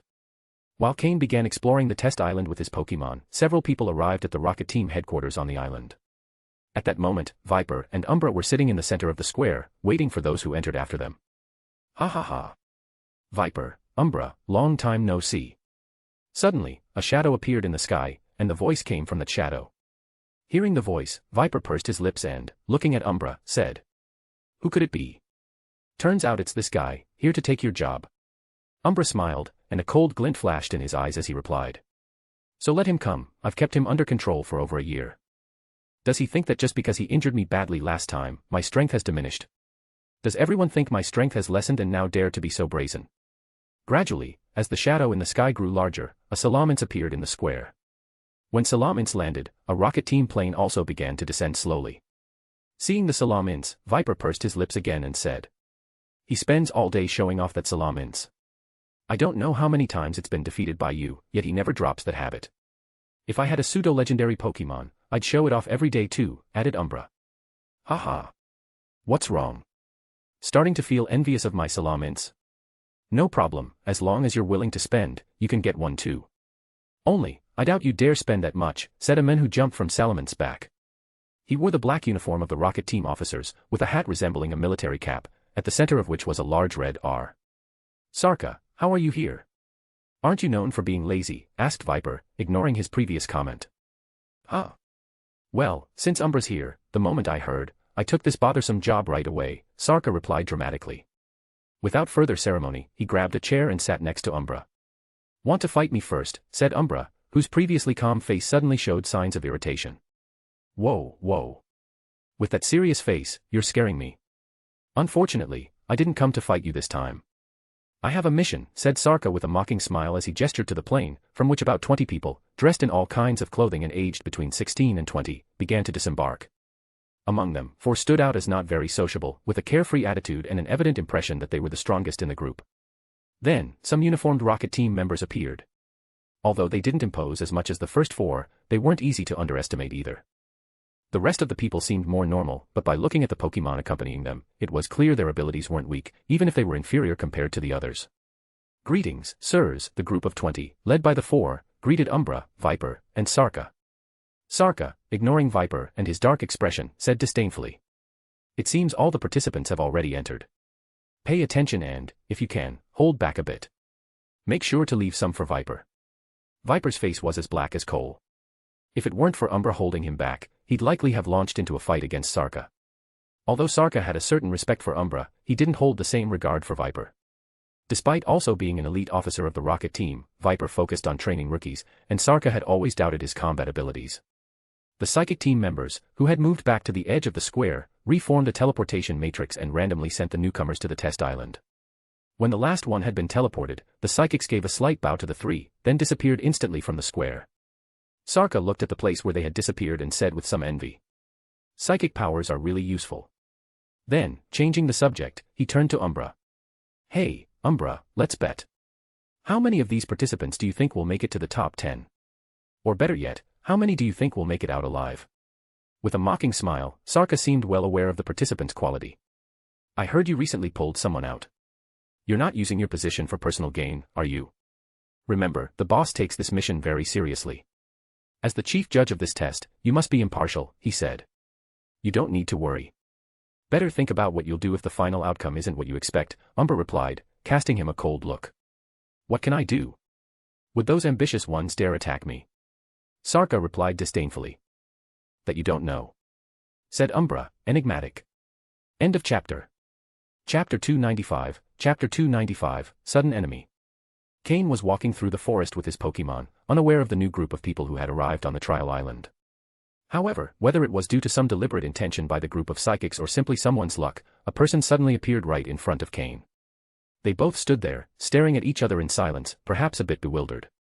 The person who had appeared before Cain was wearing a black Team Rocket uniform. Judging by his appearance, it seemed he wasn't one of the trial participants on the trial island. Participants on the trial island usually carried a certain aura of ruthlessness, but the person in front of Cain lacked that scent.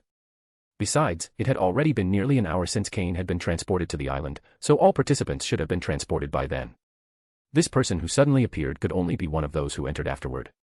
That person also recognized Cain, and luckily he was transported along with his Pokémon, otherwise, Cain, who reacted first, might have already attacked him.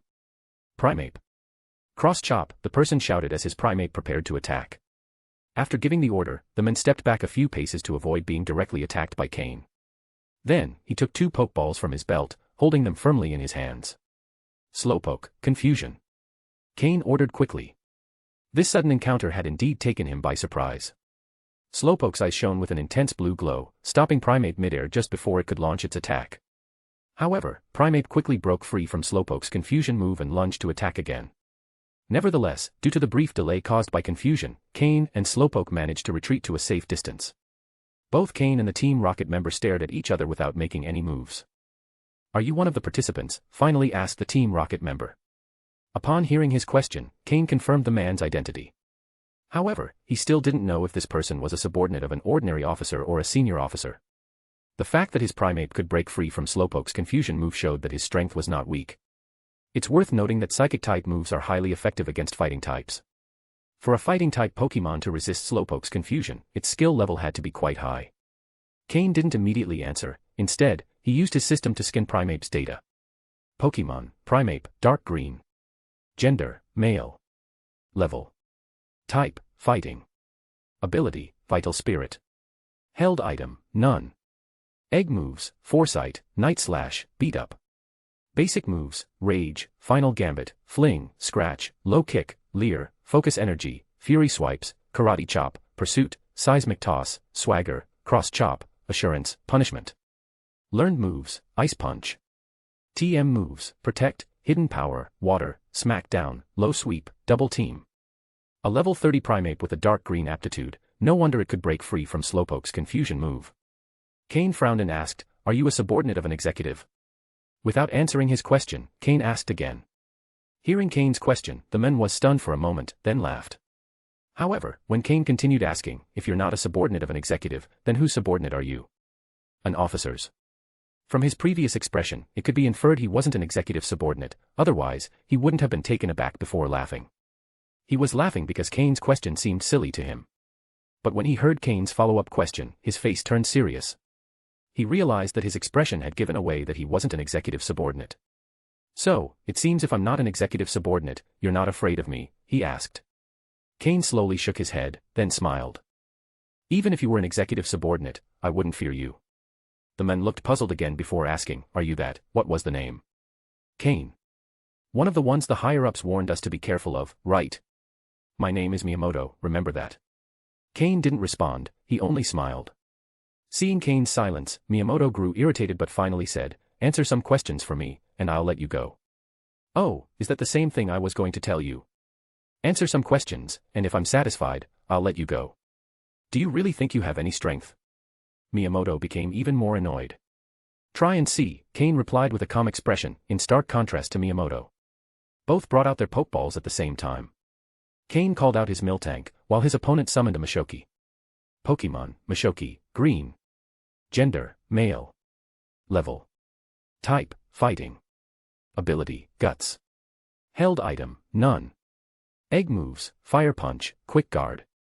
Basic moves, Low Kick, Leer, Focus Energy, Karate Chop, Foresight, Low Sweep, Seismic Toss, Revenge, Knock Off, Vital Throw, Wake Up Slap. Learned moves, Ice Punch, Helping Hand. TM moves, Protect, Hidden Power, Fire, Brick Break, Bulldoze. A Fighting-type Pokémon, and still, against Slowpoke, he chose to send another Fighting-type Pokémon. That meant they either fully trusted their abilities or were specialized in training Fighting-type Pokémon. Either case was a disadvantage against Slowpoke. Slowpoke, Calm Mind. Miltank, block followed by Rollout. Cain ordered. Although Miltank was only level 26, it wouldn't be a problem to hold out for a while, so Slowpoke could use Calm Mind. Primeape, use Punishment. Machoke, Ice Punch. They both shouted orders almost simultaneously. In wild encounters like this, there's no turn to attack or room for courtesy. Here, it's decided who wins and who lives. Primeape and Machoke, clearly trained to work together, quickly advanced, closing the distance to Miltank. They knew the biggest threat at the moment was the pink Pokémon that looked so adorable. For Fighting-type Pokémon, the biggest danger was Psychic types. As for Miltank, blocking their path, she didn't seem like a significant threat. Miltank used Rollout just before the two Pokémon's attacks reached her. Boom. Boom. Primeape's punishment move grows stronger as the opponent's ability increases. Although Miltank boosted her defense with Rollout, that also made the punishment move more powerful. If it weren't for Machoke's Ice Punch being partially blocked by Miltank's Thick Fat ability, she might have been defeated instantly. Slowpoke. Sicehawk. Let's finish off Machoke first. Cain ordered coldly, watching as Miltank was pushed back. End of chapter. Chapter 296, Chapter 296, Repulsion. To fight, first attack the enemy's weak point. Among the opponent's two Pokémon, Machoke is the easiest to defeat. Primeape, use Cross Chop. Machoke, use Protect. Then, follow up with Low Sweep. Hearing Cain's commands, the men reacted quickly as well.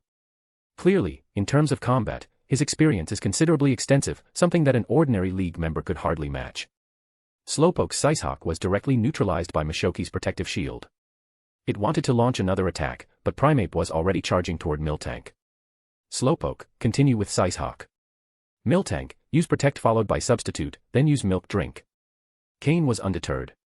Although Miltank isn't very strong in battle, her survival skills are exceptional. However, the opponent hadn't expected Cain to have Slowpoke continue attacking instead of protecting Miltank. Originally, the plan was to pressure Cain into protecting Miltank, thereby limiting Slowpoke's attack options. If he managed to take down Miltank, he could directly attack Slowpoke, significantly reducing the threat to his Pokémon.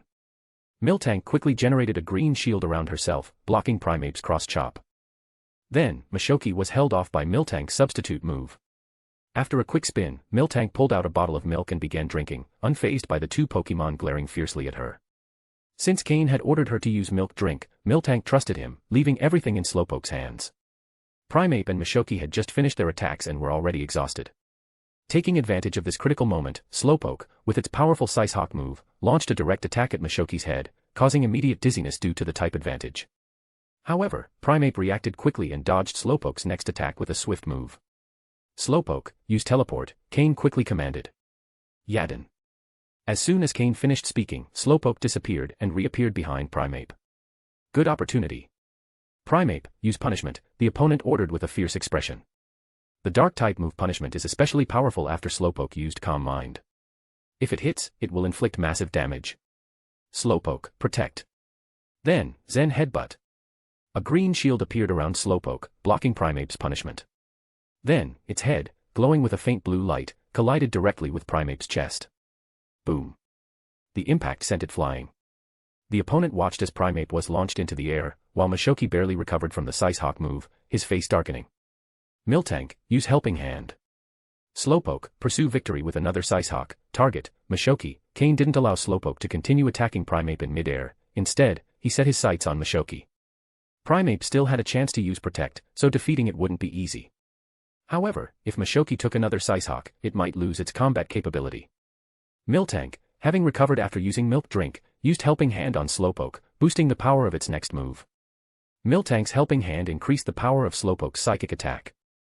With the combined effects of Calm Mind and Helping Hand, the Sicehawk hit Machoke squarely. Machoke, upon taking another psychic impact, rolled his eyes and collapsed, losing his combat ability.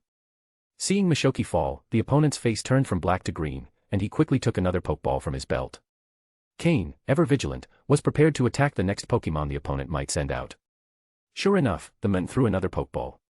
Just as Cain was ready, a Dodrio appeared on the field. Dodrio? A normal-type Pokemon. Suddenly, the opponent mounted Dodrio and quickly attempted to recall Primeape and Mishoki to their Pokeballs. At that moment, a dark shadow darted toward him. Although the opponent didn't react in time, one of Dodrio's heads did, pecking the shadow with its sharp beak. To avoid Dodrio's attack, the dark shadow changed direction slightly, snatching one of the Pokeballs from his hand. The man's hand began bleeding profusely, and Primeape's Pokeball was snatched by the shadow. The shadow, which didn't disappear, settled beside Cain. It was Murkrow, who had been scouting ahead. After waiting a long time and not seeing Cain, Murkrow decided to return, just in time to witness the scene. The man, his hand bleeding, stared intently at the Pokeball in Murkrow's grasp. He could give up Mishoki, but Primeape was his strongest card, his most powerful and talented Pokemon. Although Dodrio had a higher level, it wasn't a combat match for Primeape. Otherwise, he would have taken it with him into the forest from the start. However, Primeape's Pokeball was now in the opponent's possession. Furiously eyeing Murkrow, the man decided to retreat quickly. The opponent's strength was clearly superior, and he also had a type advantage. If he continued fighting, he could end up trapped here. A Pokemon can be recaptured, but if he lost his life, there was no turning back. Without hesitation, he turned to flee. Dodrio began running in long strides. Slowpoke, Sicehawk, Cain attempted to stop him, but they had both maintained a safe distance during the battle to avoid surprise attacks. After running a few meters, the distance grew even greater. When Slowpoke's Sicehawk arrived, Dodrio had already advanced several meters further. Caw! Murkrow cried out, suggesting it could pursue him. But Cain stopped it. Let him go, we don't need to chase him. His two main Pokemon have been defeated, he's already lost half of his strength. If you chase him and we don't arrive in time, you could be counterattacked, Cain said wisely. In moments like this, it's important to keep a cool head. Don't chase a fleeing enemy. End of chapter. Chapter 297, Chapter 297, The Crow's Mouth. Judging by this person's appearance, he's probably not one of the elite officer's subordinates. Otherwise, Cain wouldn't have had such an easy fight against him. Although Cain didn't use his full strength in the previous battle, he didn't even mention that the Haunter hidden in the shadows didn't intervene. Part of the reason is that he couldn't be certain the opponent was alone, so he needed to maintain some response capability. Another reason is that the opponent's two Pokemon didn't pose a significant threat to him. Although the opponent's Pokemon had considerable power, they didn't pressure Cain too much. If he had really been willing to risk taking damage, Slowpoke could have defeated the opponent on its own. The reason he didn't pursue the opponent was that he couldn't be sure if he was alone. In this unknown forest, although the opponent appeared suddenly and it's unlikely he had companions, popular wisdom says not to pursue a cornered enemy. Cain had Slowpoke and Miltank work together to defeat Mishoki and then took the Pokeball Murkrow had delivered, trapping the still furious Primeape who was trying to attack. This high-quality Primeape, if evaluated by its value alone, could be worth close to $1 million Pokedollars. Furthermore, the opponent had trained Primeape quite well, which could further increase its value. Cain had Murkrow and Slowpoke clean up the scene and then released a Grimer to absorb the remains of Mishoki. Actually, this Mishoki had decent quality and combat ability, but since it had already been captured by the opponent, Cain couldn't control it, so he decided to dispose of it to avoid risks. Being absorbed by Grimer is at least not a total waste of resources, it's like recycling something that no longer serves a purpose. Cain took out a medicinal spray from his ring and treated Miltank's wounds, as she had been injured in the battle. Though her milk restored energy, some bodily wounds couldn't heal immediately, and the spray would speed up recovery. Miltank closed her eyes in satisfaction and let out a pleased sound. Cain smiled, patting Miltank's head, and said, "Good job, Miltank." To avoid revealing his full strength, he had to let Miltank withstand the first blow from Mishoki and Primeape. Miltank shook her head firmly. She knew that in terms of direct combat, she no longer had a primary role in Cain's team. She used to have some combat responsibilities, but now that Skorupi and the others have grown, she's taken a back seat. Still, she was happy to keep fighting. The injuries she suffers now are much less than those she endured when she lived alone. Cain understood Miltank's feelings and sighed quietly. Miltank, due to her natural limitations, was gradually being left behind. However, Cain was looking for solutions. Besides using Whitney's family method, the energy crystals provided by the system could also improve Miltank's quality. With continued use, even if Miltank's quality doesn't improve much, it will at least be enough to deal with simpler enemies. After all, her primary function is support. Once the scene was thoroughly cleared, Cain continued advancing in the forest in the direction indicated by Slowpoke. After walking for over an hour, Cain realized he was probably at the other end of the trial island. Because in this area, he could smell the salty sea air, and there were small shells and other marine remnants on the ground, suggesting the ocean wasn't far away. Furthermore, as he ventured further, the levels of the wild Pokémon increased as well. Compared to the other part of the island, which had been cleared by Team Rocket, the wild Pokémon here had higher levels. After a battle, Murkrow stopped moving ahead to scout. Many people could recognize Murkrow. If someone ambushed him while he was alone, it could be dangerous. Now, he stayed close to Cain along with Slowpoke, both Pokémon constantly on alert, just like the old days. Gradually, Cain began to notice the presence of various Pokémon hidden under trees or among the leaves. They didn't attack but kept their eyes fixed on him. 5 or 6 Pokémon that looked like purple spheres started to gather silently behind Cain. Murkrow and Slowpoke had noticed them from the beginning, but since they weren't attacking, they didn't pay attention. However, as time passed, more joined the group. And with their growing numbers, their courage increased, and they stopped fearing Murkrow and Slowpoke. Cain also slowed his pace, realizing that not only were they behind him, but many of these purple Pokémon were appearing in the trees and bushes in front of him. Their red, compound-like eyes glowed in the dark jungle, as if emitting a faint reddish glimmer. These purple Pokémon were Venonat, covered by a layer of hard purple fur, with 2 large eyes serving as their insect-like compound eyes. Venonat are fairly timid Pokémon, but when their numbers reach dozens or hundreds, even the smallest of them stops being timid. I hope I haven't accidentally entered Venonat territory, Cain thought. From what he was seeing, he probably had. If it's just Venonat, it's manageable. I just hope no Venomoth appear, Cain said, stopping and observing the increasing number of Venonat around him, sweating a little. Venomoth is Venonat's evolution, occurring when Venonat reaches level 31. So, if a Venomoth appears, it'll be a level 30 or higher Pokémon. The difference between a level 30 Pokémon and a level 21 is significant. Moreover, if there's one Venomoth among so many Venonat, it's likely not the only one. Fuyuan. From deep within the forest, a strange sound reached Cain. Hearing it, his expression immediately changed. Damn it, I've summoned it. Murkrow, Slowpoke, be on alert.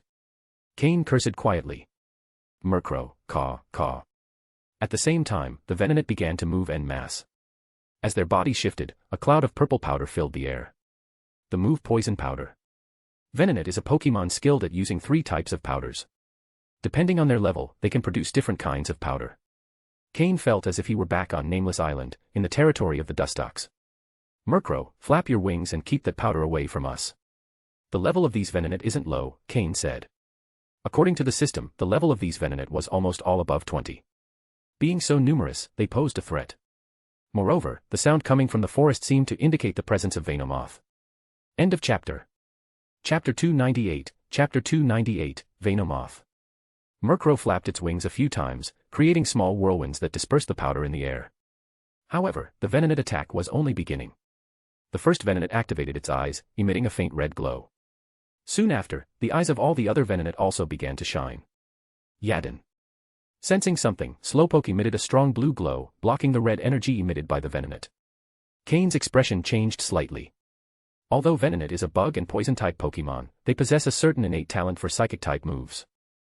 Adult Venonat can directly learn moves like Confusion and Psybeam, with the red light they emitted earlier signaling the Confusion move.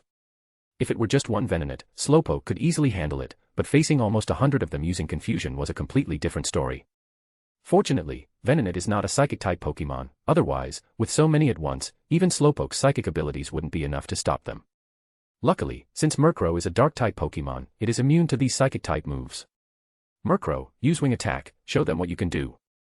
In the next second, Murkrow, following Cain's orders, flew directly at them, ignoring moves like Confusion and Psybeam, and the poison powders couldn't reach Murkrow either. In the dark jungle, Murkrow's black feathers blended with the surroundings, and it quickly started knocking down the Venonat perched in the trees.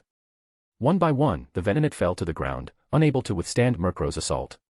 Another group of Venonat, troubled by Murkrow's sudden attack, couldn't fully concentrate on their psychic attacks against Slowpoke, which greatly reduced the pressure on him. However, with so many concentrated psychic waves, Slowpoke couldn't use the teleport move, so if they wanted to escape, they'd have to do it on foot. With the pressure on Slowpoke reduced, Cain began moving in a different direction with him. In the opposite direction from Cain, a crowd of grayish insect Pokémon started to appear. Murkrow, retreat. Murkrow, who was fiercely attacking, heard Cain's order, and seeing the approaching Venomoth, turned to fly back to join Cain. In this part of the forest, even Venomoth appeared in groups, and Cain decided it wasn't worth continuing the fight. The situation wasn't bad yet, but if they got cornered by a swarm of Venomoth, they'd be in real danger. The challenge island was more dangerous than it seemed. Cain tossed a Pokeball, and a sturdy-looking Pokémon appeared. He jumped onto its back, and along with Slowpoke, who was still resisting the psychic attacks, they climbed onto Tropius's back. Tropius, move. Cain ordered hurriedly as he patted Tropius's back. Tropius looked around and then glanced at Cain, as if to say, do we really have to run from these little bugs? Cain wasn't in the mood for jokes and gave Tropius a friendly tap on the head. Look over there and change your expression. Tropius looked in the direction Cain was pointing, and instantly its expression changed to one of seriousness. Quickly flapping its wings, with a gust of wind, Tropius rose into the air. However, due to the massive trees and branches everywhere, Tropius couldn't ascend quickly. And the Venomoth were already almost upon them. Even Tropius, who was at level 40, sensed the imminent danger, feeling that one or two of those Venomoth were particularly threatening. Murkrow, use Tailwind, give Tropius a boost. As they navigated between the trees, Tropius's speed was limited, while the Venomoth, being smaller, didn't struggle as much with the complicated terrain and approached rapidly. Murkrow let out a caw, and a current of air surrounded Tropius, increasing its speed thanks to the Tailwind move. Unfortunately, being among the trees, with dense branches and leaves above them, Tropius couldn't ascend through the forest canopy, and sunlight couldn't reach him, meaning his chlorophyll ability couldn't activate. Though Murkrow's Tailwind move increased Tropius's speed, it still wasn't enough to match the Venomoth. Especially the ones flying in the lead, which were closing in fast. Cain used his system to gather information on the leading Venomoth. Pokémon, Venomoth, green. Gender, female. Level. Type, bug plus poison. Ability, shield dust. Held item, none. Egg moves, screech, toxic spikes. Base moves, gust, quiver dance, bug buzz, silver wind, tackle, disable, foresight, supersonic, confusion, poison powder, psybeam, stun spore, signal beam, sleep powder, leech life, zen headbutt. Learned moves, bug bite, defog, snore. TM moves, none. Seeing the information about the leading Venomoth, Cain's expression darkened. At level 44 and with a green quality, Venomoth surpassed Tropius in both level and quality, and in addition, its small size allowed it to move more easily in the dense forest. If it were only one Pokémon, Cain wouldn't be so worried, but with dozens of Venomoth behind, if they formed a blockade and Slowpoke couldn't use teleport, they'd be in serious trouble. Cain took off Murkrow's weight controller and deactivated the weights it was carrying. Murkrow, clear a path for Tropius. Murkrow, faster than Tropius and smaller, could move through the forest without trouble, breaking branches that blocked Tropius's path, allowing it to speed up. But that wouldn't be enough since if Tropius had a clear path, the Venomoth would also have an easier time flying through. Slowpoke, use confusion to create barriers and delay them as much as possible, Cain instructed Slowpoke beside him. Yadin. Slowpoke nodded. It had endured a lot of pressure dealing with so many Venonat with the confusion move, and only after climbing onto Tropius's back was it able to start recovering. Fresh out of its meditation, Slowpoke's psychic energy had regained some of its strength. A blue barrier of psychic energy appeared in front of the Venomoth. The leading Venomoth was momentarily halted since, although it could also use psychic-type moves, Slowpoke's natural ability surpassed it. With the slight decrease in the Venomoth's speed, Tropius was able to buy a little time to catch its breath. End of chapter. Chapter 299, Chapter 299, Escaping with Life. Tropius is a flying and grass-type Pokémon. Although the flying type may be effective against Venomoth, Venomoth's bug type is also effective against Tropius's grass type, and Venomoth's poison type even more so. Thus, Tropius was at a clear disadvantage. The shadow of death drove it to keep fleeing. Just hold on a bit longer. Once we're out of Venomoth's territory, we'll be safe, Cain said, giving Tropius some Pokeblocks to calm its nerves. In its mind, Tropius reflected on how it used to be the king of a small island, though life was a bit boring, with a small territory and little food. But when it thought about food, it put aside its regrets. Food is the most important thing, after all. Chewing on the delicious Pokeblocks, it seemed to be letting off steam. After finishing, it still wanted more, and every time it opened its mouth, Cain gave it another Pokeblock. Tired but happy, that's how Tropius felt at that moment. Gradually, it started to see flashes of light ahead. After flying a bit more, the light grew brighter. Tropius, full speed ahead. Just ahead is the edge of the forest. Once we're out, Venomoth should stop chasing us, Cain said, giving Tropius another Pokeblock. Hearing this, Tropius felt like a ray of hope was approaching. Without sunlight and flying at full speed, its body was already somewhat fatigued. Although the Pokeblocks helped it recover, the demand exceeded its recovery capacity. It was like a runner who could complete a 3,000-meter race without issues, but if running 200 meters at full sprint, they might collapse. Pushing beyond its body's limits, Tropius felt extremely exhausted. The light seemed close, but time passed so slowly. Finally, after 3 minutes, Tropius emerged from the forest, startling a crowd of birds and insect Pokémon feeding nearby. Once outside, unsure if Venomoth had stopped pursuing it, Tropius kept flying a bit longer. Seeing no more enemies behind, it finally landed on the grass. Tropius collapsed onto the grass, gasping for breath. Looking back at the forest, it saw the Venomoth, glowing faintly with a phosphorescent light, stop at the forest's edge. After observing Cain and Tropius for a moment, the Venomoth returned to the forest, clearly frustrated. Venomoth is a nocturnal Pokémon that prefers to act at night, and the dark forest was its ideal habitat. That forest was its territory, but the wide meadow outside probably belonged to other Pokémon. Cain jumped off Tropius's back. Not only was Tropius exhausted after this escape, but Slowpoke, who had been creating barriers to delay the Venomoth, was also worn out. Slowpoke, using the last bit of its psychic energy, floated down from Tropius's back, but as it ran out of energy just before touching the ground, it stumbled upon landing. Murkrow, who had been clearing the path for Tropius, was also somewhat fatigued. This time, all 3 of Cain's Pokémon had given it their all. Cain approached Slowpoke, gave it some special Pokeblocks to meditate, and then returned it to its Pokeball. After giving Tropius more Pokeblocks and patting its head in encouragement, he also returned it to its Pokeball. When Cain tried to return Murkrow to its Pokeball after giving it its Pokeblocks, Murkrow stopped him. With Slowpoke resting, Cain's protection had significantly decreased. Although Haunter was present, it wasn't enough, so Murkrow insisted on staying outside. Even though it would recover more slowly, it wanted to ensure Cain's safety. Finally, Cain relented and allowed Murkrow to rest on his shoulder. In just half a day, 4 of Cain's Pokémon were injured or exhausted to varying degrees. Miltank, Slowpoke, Tropius, and Murkrow all needed time to rest. This showed that the final trial was much more challenging than the daily exploration of the trial island. During the first 3 months on the island, Cain could explore areas at his own pace, ensuring the area behind him was safe. But in the final trial, with random teleportation to any location on the island, anything could happen.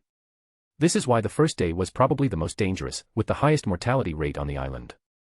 Those who were unlucky could be teleported directly into the nest of a wild Pokémon, and if they couldn't react in time, they might be devoured.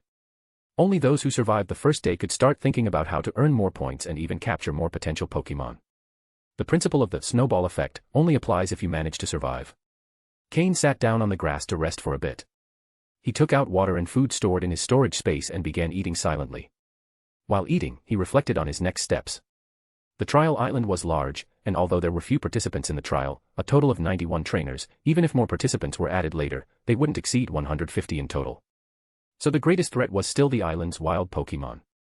The fact that Cain had encountered someone teleported nearby, after just 1 hour, was an extremely low probability, almost like winning the lottery. Thinking about it, perhaps he shouldn't have let them go. Previously, Cain was concerned that the other person might have had the ability to choose their teleportation point, which would explain the coincidence. So his worry wasn't unfounded. If that group wanted to trap him, they could have sent someone to lure him in, while others ambushed him in the escape direction. It wasn't impossible. Looking back, there was only a bit of regret. Cain stood up, brushing off the dust and leaves from the trees. Venomoth, due to its innate limitations, isn't the best Pokémon for primary combat, but as a support Pokémon, it's quite excellent. With its 3 types of powder and various psychic abilities, it can exert some control. It naturally learns the move Quiver Dance, which boosts its special attack, special defense, and speed. If combined with moves like Toxic Spikes, Baton Pass, and Heart Swap, along with the Tinted Lens ability, it becomes an almost perfect support. It can use the move Toxic Spikes and the Quiver Dance move, then pass its benefits to another Pokémon using Baton Pass, and then switch abilities with Heart Swap. The Tinted Lens ability allows normally less effective moves to become effective. For instance, a Fire-type move against a Water-type Pokémon would normally have half or even a quarter of the power. But with Tinted Lens, resistance would be ignored, returning the move to its normal power, which greatly neutralizes defensive Pokémon. Therefore, if the opportunity arises, capturing a Venomoth as a support Pokémon wouldn't be a bad idea. End of chapter. Chapter 300, Rhyhorn. However, as a support Pokémon, Venomoth requires some very specific abilities and egg moves. Additionally, Cain won't be able to enter Venomoth's territory for a while. If he tries, he'll likely be attacked by a swarm. Maybe another opportunity will arise in the future. Now that his Pokémon are exhausted, Cain decided not to continue on his path and opted to rest first. Judging by the situation in Venomoth's territory, it's likely that the Pokémon they encounter ahead will be even stronger, posing a greater danger. It's better to wait until all his Pokémon have recovered before moving forward, to ensure safety. Cain sat in the meadow for half an hour, allowing his Pokémon to have a simple lunch, before continuing to walk in the direction Slowpoke had previously indicated. Before entering the final trial, Cain had considered marking his 3 subordinates with a psychic mark, which would allow him to find them quickly. But in the end, he decided not to do it. First, even if he gathered those 3 people, they wouldn't be much help. He'd have to put effort into protecting them, which wouldn't be worth it. Additionally, while the final trial is filled with dangers, it's also an opportunity. Exploring uncharted areas of the trial island and encountering high-potential Pokémon could result in capturing 1 or 2, significantly boosting his strength. Each person has their own luck, and fate is uncertain. For this reason, Cain decided to let them find their own path. After observing the meadow for a while, Cain realized this area was a relatively common place where many herbivorous Pokémon came to graze. Of course, a common environment doesn't mean it's safe, as many aggressive Pokémon also frequent this place to hunt. Murkrow, perched on Cain's shoulder, was closely watching the surroundings. Numerous unevolved bug-type Pokémon could be seen wandering around. Weedle, Caterpie, and Ledyba, among other relatively weak Pokémon before evolving, were in this area searching for food. This also attracted many flying-type Pokémon like Spearow, Fearow, Pidgey, and Pidgeotto, who feed on these weaker bug Pokémon. In Cain's view, a Pidgeotto suddenly descended from the sky, targeting a Weedle munching on leaves in the meadow. Sensing the shadow that appeared over them, the surrounding bug Pokémon froze, trying to hide in the tall grass to avoid being seen by Pidgeotto. But Pidgeotto had already set its sights on its target. Just as Weedle resigned itself to its fate, a Spearow emerged from the other side of the grass, blocking Pidgeotto's path to its prey. The species of Spearow and Pidgeotto have always been rivals, so the 2 Pokémon began to fight in the air, allowing Weedle to escape, narrowly avoiding death. However, the fight between Spearow and Pidgeotto soon turned into a battle between their respective flocks. 2 flocks, totaling dozens of flying-type Pokémon, clashed in the sky above the meadow, forming a dark cloud. For the other Pokémon that frequented this place, the battle of these flying types was a common sight. These fights happened several times a day and generally didn't result in significant casualties, so many simply watched them as entertainment. Particularly Pokémon like Tauros, powerful and in large herds, would only glance over before returning to grazing. No matter how fiercely Pidgeotto and Spearow fought, neither would dare provoke a Tauros. If they did, the aggressive nature of the Tauros would mean they might destroy their nest. This vast meadow had an atmosphere similar to the wild area, where Pokémon ecology had been artificially simulated, but here it was a natural and evolved ecosystem. One shouldn't think that just because Pidgeotto and Spearow hunt Weedle, they don't have predators. When Weedle or Spinarak fully evolve into Beedrill or Ariados, they can hunt Spearow and Pidgeotto. It all depends on who's stronger at the time. The presence of Cain and Murkrow didn't attract much attention, they were too small compared to the vast meadow. Walking through the meadow, the Pokémon here had relatively low aggression, so as long as they weren't intentionally provoked, the area was quite safe. As Cain observed his surroundings and moved slowly, he suddenly noticed some sturdy, gray-armored Pokémon moving through the grass. Rhyhorn. Cain's eyes lit up. Rhyhorn is a relatively rare Pokémon, and its evolution, Rhydon, has considerable combat power. However, Rhyhorn is a rock and ground-type Pokémon with many weaknesses, being 4 times vulnerable to water and grass-type attacks and twice weak to fighting, ground, steel, and ice types. Overall, it's a Pokémon with many disadvantages. But it has high attack, defense, and physical endurance, sacrificing its special attack and defense, which makes it a purely physical Pokémon. Although its speed is somewhat slow, its stat distribution is quite efficient. Most importantly, Rhyhorn is a relatively rare Pokémon, and if it has good potential, its value would be quite high, potentially fetching a good price at the Hunters Guild. For the wealthy, having such an imposing Pokémon is a status symbol. And for some trainers, Rhyhorn's evolution, Rhydon, is synonymous with strength and endurance. Moreover, Cain knew that Rhydon has an additional evolution, Rhyperior. Currently, this evolved form likely hasn't been discovered, and people believe Rhydon is Rhyhorn's final form. If this evolution that further boosts its strength were revealed, Rhyhorn's value would skyrocket. Interested, Cain began to approach stealthily. Rhyhorn is a Pokémon highly sensitive to its surroundings, unlike Tauros, which doesn't bother as long as there's no red clothing nearby, even if you approach within a meter. But Rhyhorn is different, any movement around them puts them on alert. Imagine the power of a group of Rhyhorn charging, it would be even more terrifying than a Tauros stampede. After all, they're fully armored Pokémon. Comparing them to tanks wouldn't be wrong. To avoid attracting the attention of the Rhyhorn, Cain crouched down slowly, hiding in the tall grass. He approached step by step. At this distance, if the Rhyhorn charged, it would be difficult for Cain to escape. Fortunately, Rhyhorn are powerful in a straight line, but turning is quite slow for them. End of chapter. Chapter 301, Searching for Shelter. Pokémon, Rhyhorn, light green. Gender, female. Level. Type, ground plus rock. Ability, rock head. Held item, none. Egg moves, crunch, magnitude. Basic moves, horn attack, tail whip, fury attack, scary face, smack down, stomp, bulldoze, chip away, rock blast. Learned moves, snore, drill run, stealth rock. TM moves, none. These are the details Cain scanned from that group of Rhyhorn, among which this female had the best characteristics and highest level. If Cain had just entered Judgment Island, this Rhyhorn would be an excellent choice in terms of both capacity and strength. However, people continue to progress. Honestly, for the current Cain, this Rhyhorn doesn't meet his expectations. Although a group of level 30 Rhyhorn, even with average qualities, can be quite dangerous due to their numbers. It wasn't worth the risk for this light green quality Rhyhorn, so Cain decided not to bother them and slowly retreated. With his Pokémon still recovering, there was no need to take risks for something of such little value. After moving away, Cain continued forward. What he had just experienced would become the norm for him in the coming days. There were many Pokémon on the prairie, some caught Cain's interest, but upon approaching, he would discover their qualities didn't meet his standards, so he would simply withdraw. In reality, the Pokémon on Judgment Island already have a high level of quality. Outside of it, Cain would hardly find a Pokémon with light green quality. But here, any group of Pokémon of a certain size would at least have one with that quality. Simply, Cain's standards are now higher, so some no longer interest him. However, the day was not entirely fruitless. Cain found a point card among a group of Tauros in the prairie. Although it only had 2 points, at least Cain no longer had to face the discomfort of having only 1 point. He inserts the card into the point device and watches as the number in black and white changes to 3. Could it be that Team Rocket threw these point cards from the sky? If they hid them one by one, how long would it take them? Besides, the wild Pokémon here are high level. If you're not at least captain ranked, coming and going here wouldn't be easy, Cain thought. So, the map fragments that supposedly show the location of the point cards, could they not be simple pieces of paper? Maybe they are data that can be stored in the point device, or a small computer that can communicate with the point cards. Otherwise, how would the device react when approaching a map fragment? Cain pondered as he moved forward. As time passed, the sun began to set on the horizon, painting the sky with a beautiful sunset. After walking all afternoon, Cain finally left the prairie, a relatively safe place. If he only wanted to pass the time waiting for the 7-day judgment to end, this place would be a good shelter. Before leaving, Cain ordered his fully recovered Slowpoke to leave a psychic mark in the area. If he managed to find his subordinates and they didn't want to compete with him, he could bring them here to hide temporarily. However, subordinates without ambition will not receive more resources from Cain in the future. They would not be worth keeping.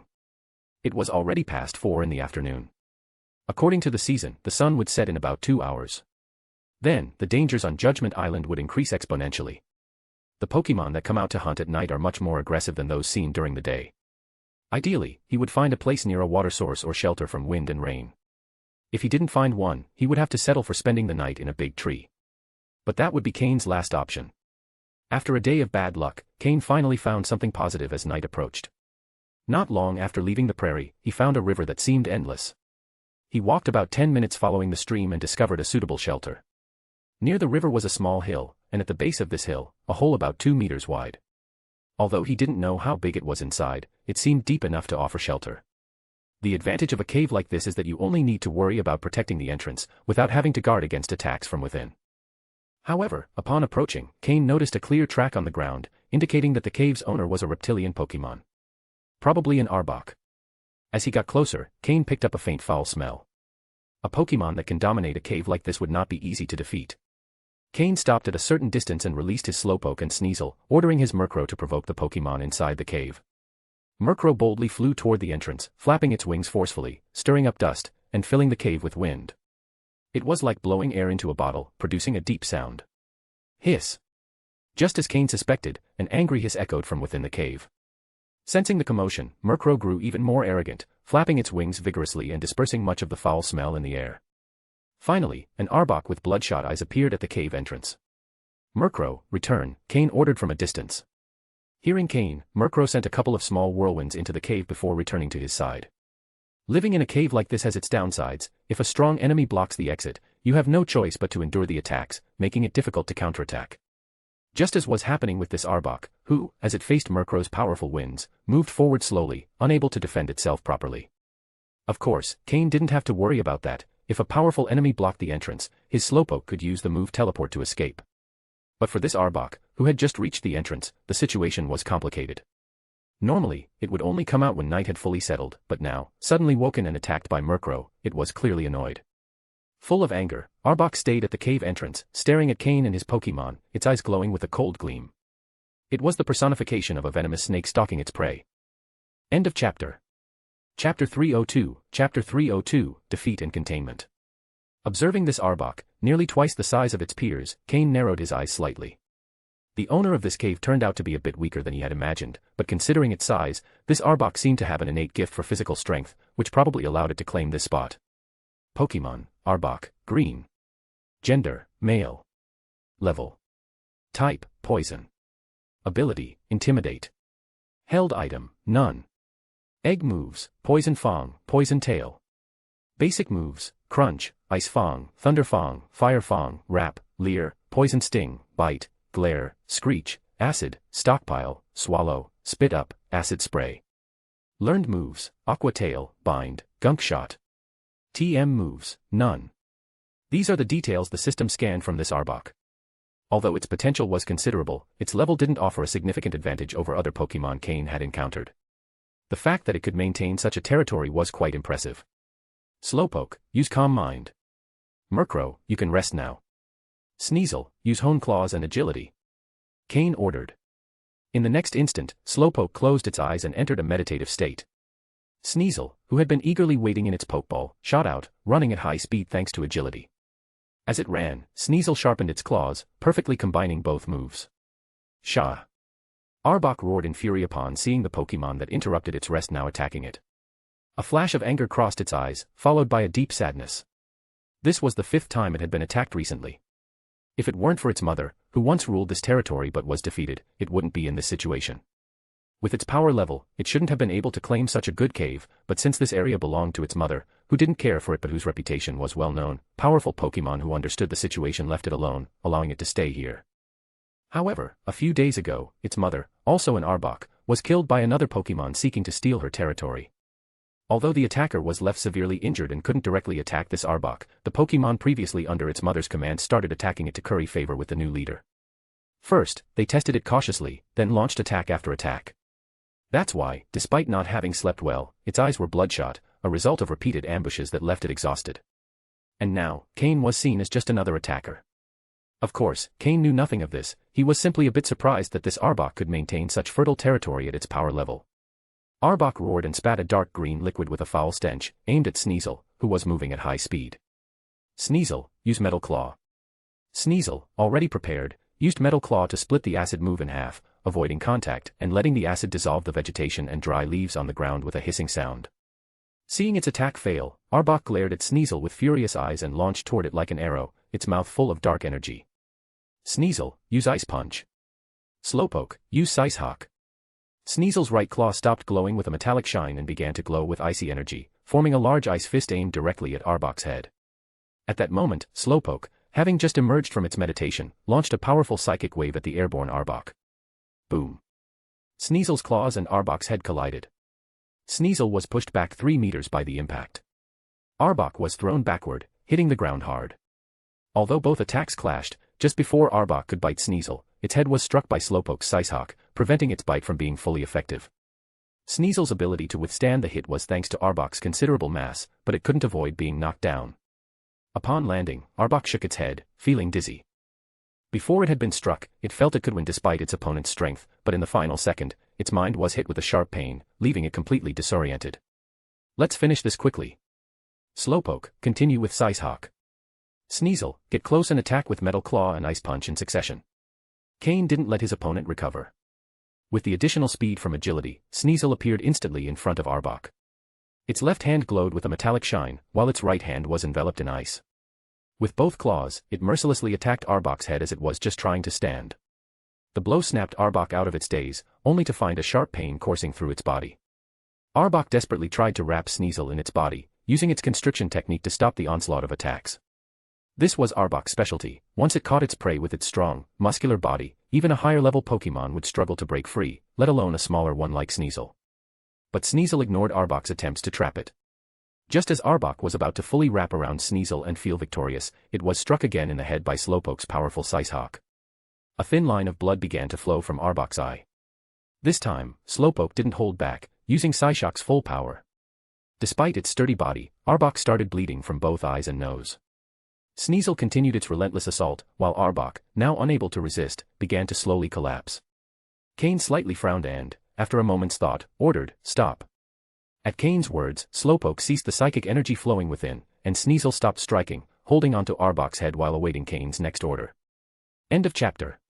Chapter 303, Chapter 303, Confusion and Treatment. While observing the weakened Arbok, Cain's frown deepened. Although this Arbok was a poison-type Pokémon, making it vulnerable to Cain's Slowpoke and its psychic moves, and had been aggressively attacked head-on by Sneasel, it shouldn't have been this fragile. Losing the ability to fight was expected, but this Arbok seemed to be on the verge of death, breathing laboriously. Given its robust constitution, it shouldn't have fallen so quickly. After Slowpoke's first psychic attack, Cain had already noticed something strange in Arbok's mental state, and Slowpoke's second psychic attack confirmed his suspicions. This Arbok has something unusual about it, Cain murmured to himself. Cain took a Pokeball from his pocket and threw it toward Arbok.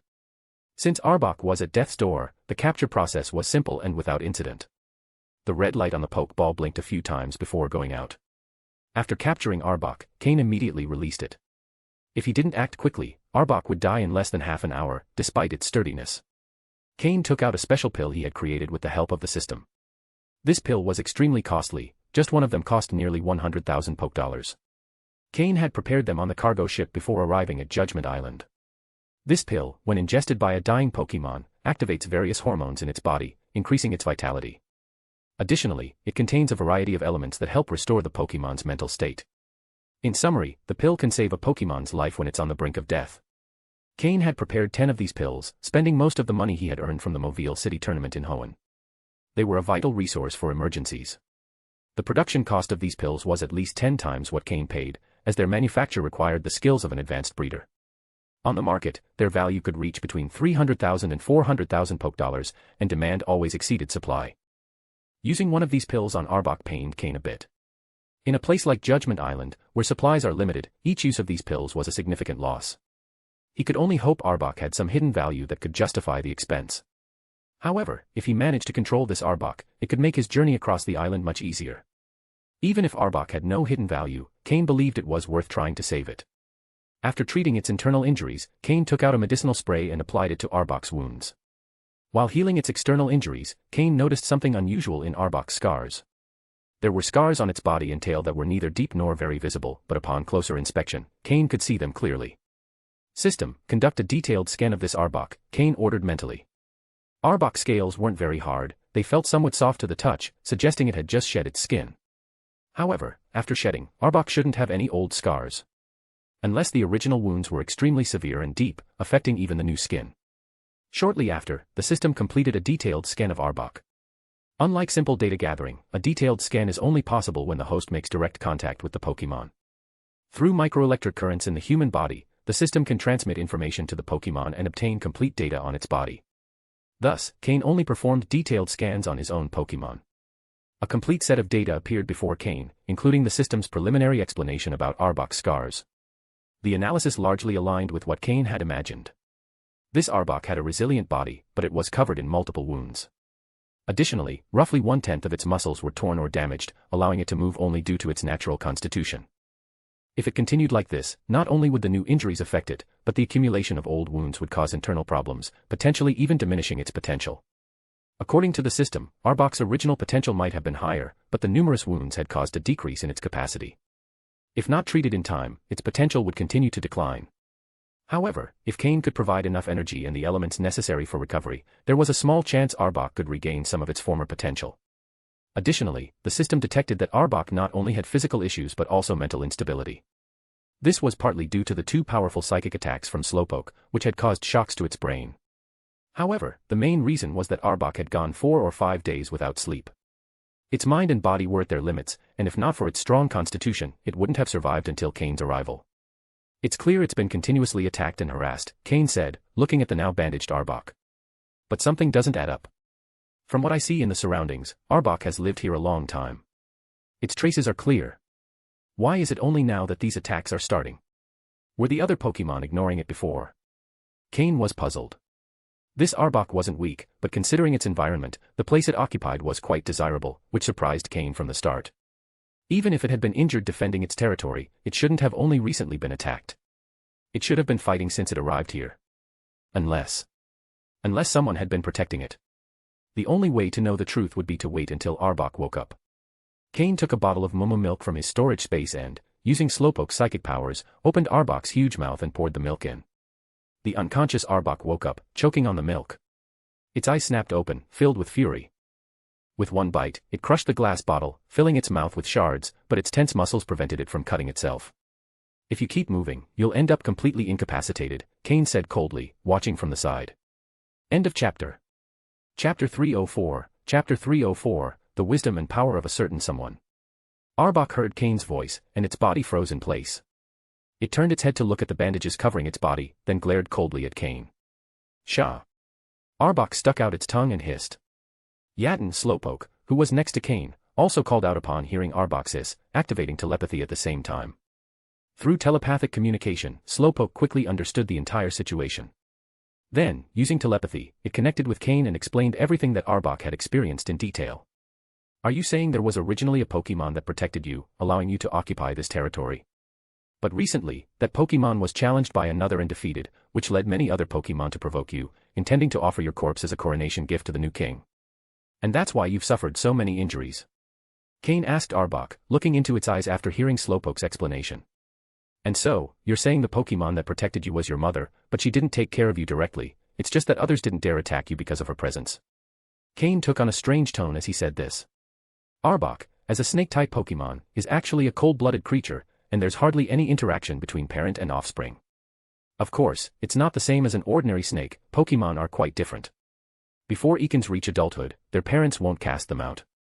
However, once they're able to survive on their own, their parents will no longer show mercy. If an Ekans doesn't venture out independently, its parents will stop providing food and protection, leaving it to fend for itself.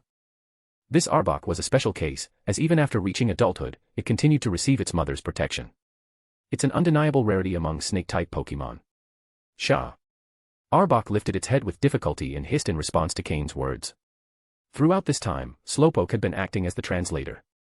Are you saying you want revenge on that Pokémon, but not for your mother, rather for the suffering you've endured during this time? Cain, understanding Arbok's words, let out a laugh. An unyielding pride. Though snakes are cold-blooded, Pokémon are not mere animals.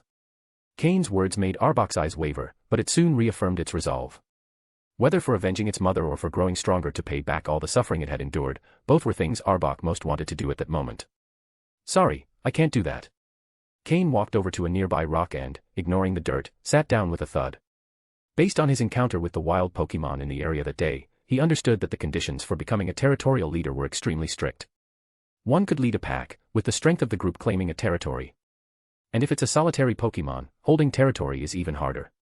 In the case of the Venomoth colony Cain encountered earlier, the highest level Venomoth, likely the leader, was around level 40. Having a group to back it and a level close to 40, it could hold a territory.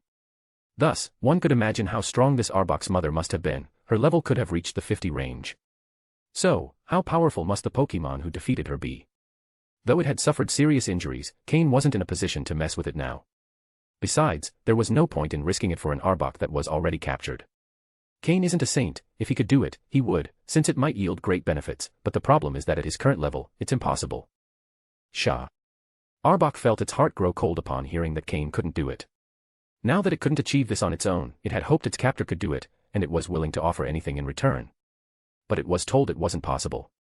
However, Arbok soon perked up again. It was still young, and if it couldn't do it now, it would work hard to grow, and sooner or later, it would regain its honor. It was time to go out, see the world, and train, rather than remain trapped here. As if reading Arbok's thoughts, Cain laughed disdainfully, don't even think about it. Now that I've captured you, you can't go off to train without my permission. Cain shook the Pokeball in his hand, showing it to Arbok, the object he had just used to capture it. Seeing the red and white Pokeball in Cain's hand, Arbok nearly lunged at it to attack and break it with a bite.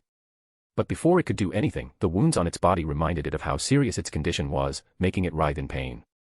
In addition, Slowpoke, who was next to Cain, and Sneasel, also by his side, were watching it coldly. Any wrong move, and they'd bring it down again. And do you think you're the only one who wants to grow stronger? Don't you think the others want the same? They have the resources of an entire territory, their growth speed is much greater than yours. Besides, the injuries you suffered earlier have left you in decline, and if you don't receive timely treatment, your condition will only worsen. Cain continued speaking, each word like a needle piercing Arbok's heart. Hearing this, Arbok felt a deep despair, all the passion it had felt began to fade. But, with a smile on his face, Cain looked directly at Arbok, seeing the disappointment, pain, and regret in its eyes. If you're willing to follow me, I won't stay more than 7 days on this island. During those 7 days, if you follow me and act according to my orders, and tell me everything you know about this place, I'll help you regain your potential, give you the chance to grow stronger, and show you the path to achieve it. Of course, this will only be valid for those 7 days.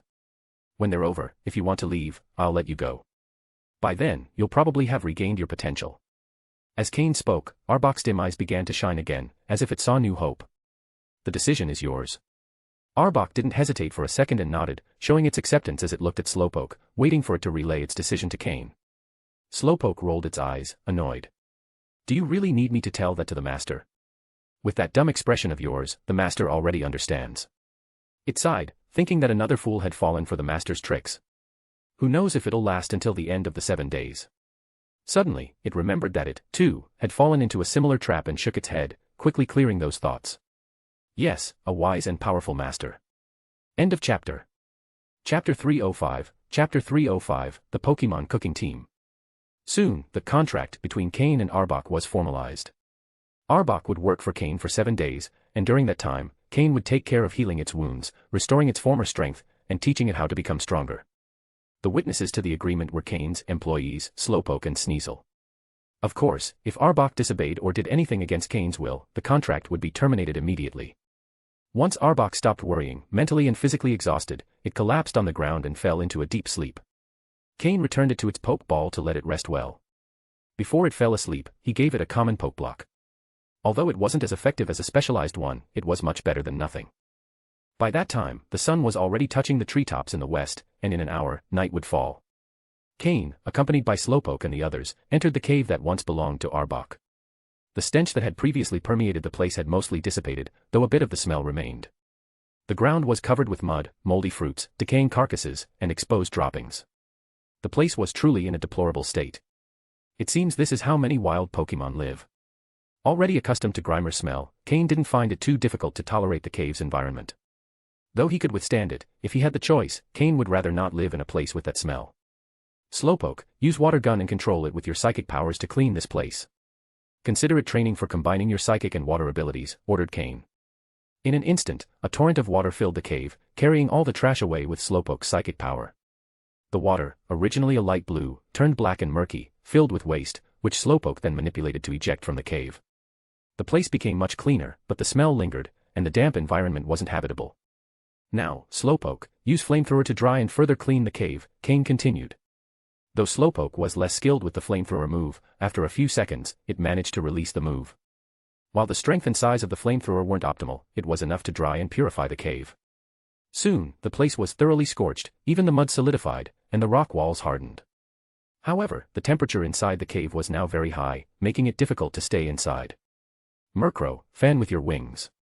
Sneasel, use icy wind to cool the place, but control the temperature, don't cool it too much. Nights in the forest tend to be cold, so it's better to keep the cave somewhat warm. Cain continued assigning tasks to his Pokémon. Then, Cain released Miltank, Skorupi, and the others. Gyarados, upon emerging, immediately dove into the nearby river, and Cain let it enjoy itself. Tropius lay on the ground, a bit inactive due to the lack of sunlight. Fearow was sent to keep watch from above, securing the perimeter. Cain left Tropius and the others in the cave and went out hunting, accompanied by Slowpoke and Skorupi. Though he had a lot of food stored, if conditions permitted, he preferred to hunt directly, as food in the storage space wouldn't spoil and was ideal for emergencies. Near the water, there were both wild Pokémon and wild animals. Cain walked a few minutes along the shore and found a group of mountain goats drinking from the river. Cain signaled to Skorupi.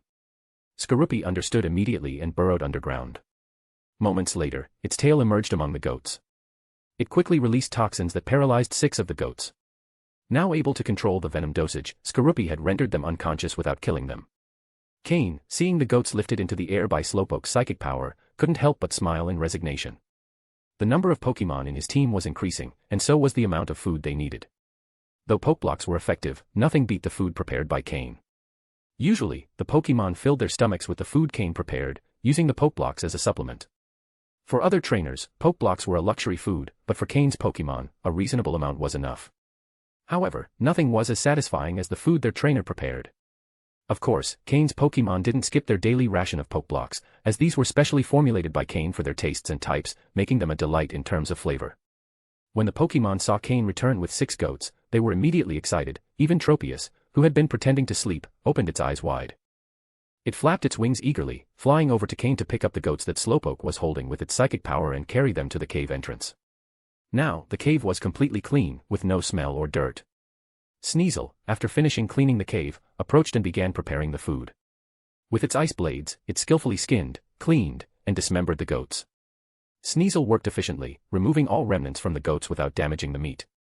After completing the process, it tossed the clean goats into the air, and Slowpoke caught them with its psychic power, using water gun to wash them. Automatic washer. Once cleaned, the goats were placed on palm leaves prepared by Tropius, where Miltank seasoned them with various ingredients and spices, using her strength to ensure the flavors penetrated the meat well. Then, Cain grilled the meat on his barbecue, while Murkrow used its wings to control the fire under his orders. All the Pokémon worked in perfect harmony. Clearly, it wasn't the first time they collaborated in preparing food, performing each task with speed and efficiency. End of chapter. Chapter 306, Chapter 306, The Time Provoked by Food. Skorupi used its poison to capture the food, Sneasel handled the ice blades, Slowpoke combined its psychic power with water energy to clean it, Tropius spread its leaves, Miltank struck with its strength, Cain roasted the meat, and Murkrow controlled the fire's temperature. This was practically a feast prepared by Pokémon. Cain thought that if he weren't a trainer, he could probably make a lot of money by opening a Pokémon restaurant. But he set that idea aside as a joke. On a large grill, 4 entire mountain goats were roasting. Under the eager gaze of all the Pokémon, the juicy meat of the goats was slowly turning into a roast. Cain carefully applied salt and a barbecue oil sauce to the meat, which turned a bright golden color as the meat's natural juices dripped down, falling onto the fire and creating a sizzling sound. There wasn't just roasted meat. To the side, Cain had prepared a large pot with the remaining meat from the other 2 goats, cut into chunks. Though the Pokémon would enjoy all 6 roasted goats, a bit of variety in the food was always welcome, right? As the aroma spread through the air, the Pokémon's eyes grew even more expectant. Arbok, who was lying on the ground as if dead, couldn't help but open its eyes at the smell. Seeing Cain's Pokémon, Arbok showed an expression of amazement. It thought that the 2 Pokémon it had seen earlier were this human's entire strength, but it didn't expect him to have so many powerful Pokémon. Even at its peak, Arbok would only have been able to guarantee victory against 2 or 3 of them. This human truly had something special. Moreover, the irresistible aroma stirred hunger and desire in Arbok's eyes. Could something this delicious really exist in this world? When the meat was almost ready, Cain cut off a front leg from one of the goats for himself, then served a bowl of hot lamb soup. The combination with the roast meat was simply perfect. As for the rest, it was all for the Pokémon. Cain asked Sneasel to cut a hind leg and placed it in front of the newly awakened Arbok. Sitting in his chair, watching the Pokémon enjoy their meal, Cain felt completely satisfied. He looked at Arbok, who was sniffing the air, and said, "Eat. Your body needs nutrients right now, but overeating won't help you. 1 leg of lamb is enough." Upon hearing Cain, Arbok, unable to resist any longer, swallowed the entire lamb leg in 1 gulp. As it tasted the meat, Arbok's eyes widened in surprise as it looked at Cain, astonished. It had lived for so many years and never knew something this delicious existed in the world. Cain patted Arbok's head, feeling the coldness of its scales, and smiled as he said, "All right, now rest. The sooner you recover, the sooner you'll learn how to become stronger. Remember, you only have 7 days." Understanding what Cain meant, Arbok stopped obsessing over the delicious food. Though the flavor was incredible, compared to its goal, it seemed insignificant. However, whenever Cain prepared a barbecue in the wild, the aroma inevitably attracted some wild Pokémon who couldn't resist their instincts and desires. For example, now, in the surrounding forest around Cain and his Pokémon, several red eyes were fixed on them. Arbok had never had complete control over the Pokémon in this area, and with such a tempting aroma, it was impossible not to attract other Pokémon. In fact, some of those approaching were subjects from Arbok's mother's territory. Initially, the wild Pokémon hesitated upon seeing Cain's Pokémon's strength and numbers. However, seeing that the food was being consumed quickly, some couldn't resist any longer. It seemed as though some stronger wild Pokémon presented themselves as representatives. The first to emerge from the forest was an Ursaring. Its chest bore 3 parallel scars, and rather than looking weak, it emanated a commanding and powerful presence. When Ursaring appeared, Arbok, who had been resting, immediately got up. The wounds that had just healed reopened instantly, but Arbok didn't care in the slightest. Its snake-like eyes fixed on Ursaring, its tongue flicking silently, yet the intensity of its anger and bloodlust was palpable. Ursaring also saw Arbok on the ground, noticed the bandages on its body, and gave a mocking smile. This Ursaring was one of the Pokémon that used to provoke Arbok to curry favor with the new ruler and had injured it on several occasions. Of course, Ursaring alone wouldn't have been enough to face Arbok, but it never came alone, it always brought along 3 or 5 other Pokémon. For this reason, Arbok's resentment toward him was immense, even ignoring the pain of its wounds. If it lost in a one-on-one battle, it would accept it, but being outnumbered every time. Suddenly, a figure appeared next to Arbok, and a small but powerful hand pressed down on its head, forcing it slowly to the ground. Arbok tried to use its strength to break free, but the words it heard next stopped it completely. "Do you want your natural talent to weaken again? If so, I won't stop you," said Cain, firmly pressing down on Arbok's head, word by word. Cain's hand, in comparison to Arbok's large body, created a striking contrast, making it seem as though Cain was dominating Arbok with authority. "Stay still and watch. Though you can't go after the Pokémon who killed your mother, this big guy in front of you isn't a problem," said Cain, rising and removing his hand from Arbok's head. Of course, Ursaring wasn't foolish enough to come alone. Shortly after it appeared, a rustling sound came from the underbrush, and another Ursaring emerged. This one had a scar on its face, specifically on its eye. 2 Ursaring. Along with them, a pincer stepped out of the forest, its gaze fixed on the roasted food. These 3 Pokémon were the representatives of the wild Pokémon. Both Ursaring were well built, and due to their constant battles in the wild, were incredibly strong. According to Cain's system, both Ursaring had a light green talent level, and their level was identical, 30. Pincer, compared to the Ursaring, had an even more dominant presence. Cain's system revealed that this Pincer was level 31 and also had a light green talent level. 3 wild Pokémon with light green talent, all level 30 or above. "Alright, hold on. We'll fight, and then you can keep eating," Cain said with a smile. End of chapter. Chapter 307, Chapter 307, One-on-One Battles. The 2 Ursaring looked at each other, they clearly knew each other. As for Pincer, being a Pokémon from the same forest, they had seen it several times, so there was a certain familiarity among them. The 3 Pokémon moved almost simultaneously, with a very simple goal, the delicious food on the grill. As for defeating or taking down a Pokémon, the Ursaring probably only intended to finish off the semi-conscious Arbok lying on the ground. For Cain's Pokémon, being interrupted while eating was something they weren't going to tolerate easily. Even Tropius, who usually didn't enjoy battles, showed a glimmer of fighting spirit in its eyes as it looked at them.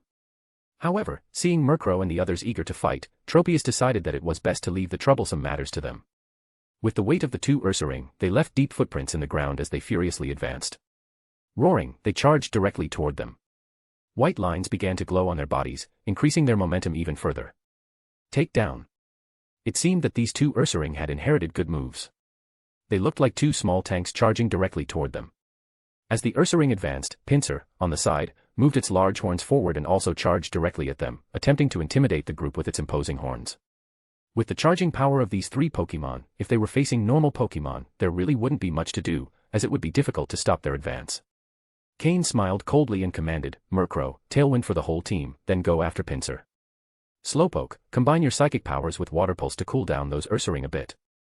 Sneasel, use Icicle Crash and chill their heads." Murkrow quickly used the Tailwind move, increasing the team's speed. Then, with its wings charged with flying-type energy, it fearlessly flew directly to clash with Pincer, who was charging forward. Boom. Pincer, seeing its opponent was just a small crow, tried to increase its power, but in the face of Murkrow's prankster ability, all its attempts were in vain, and instead, Murkrow took advantage of Pincer's power boost.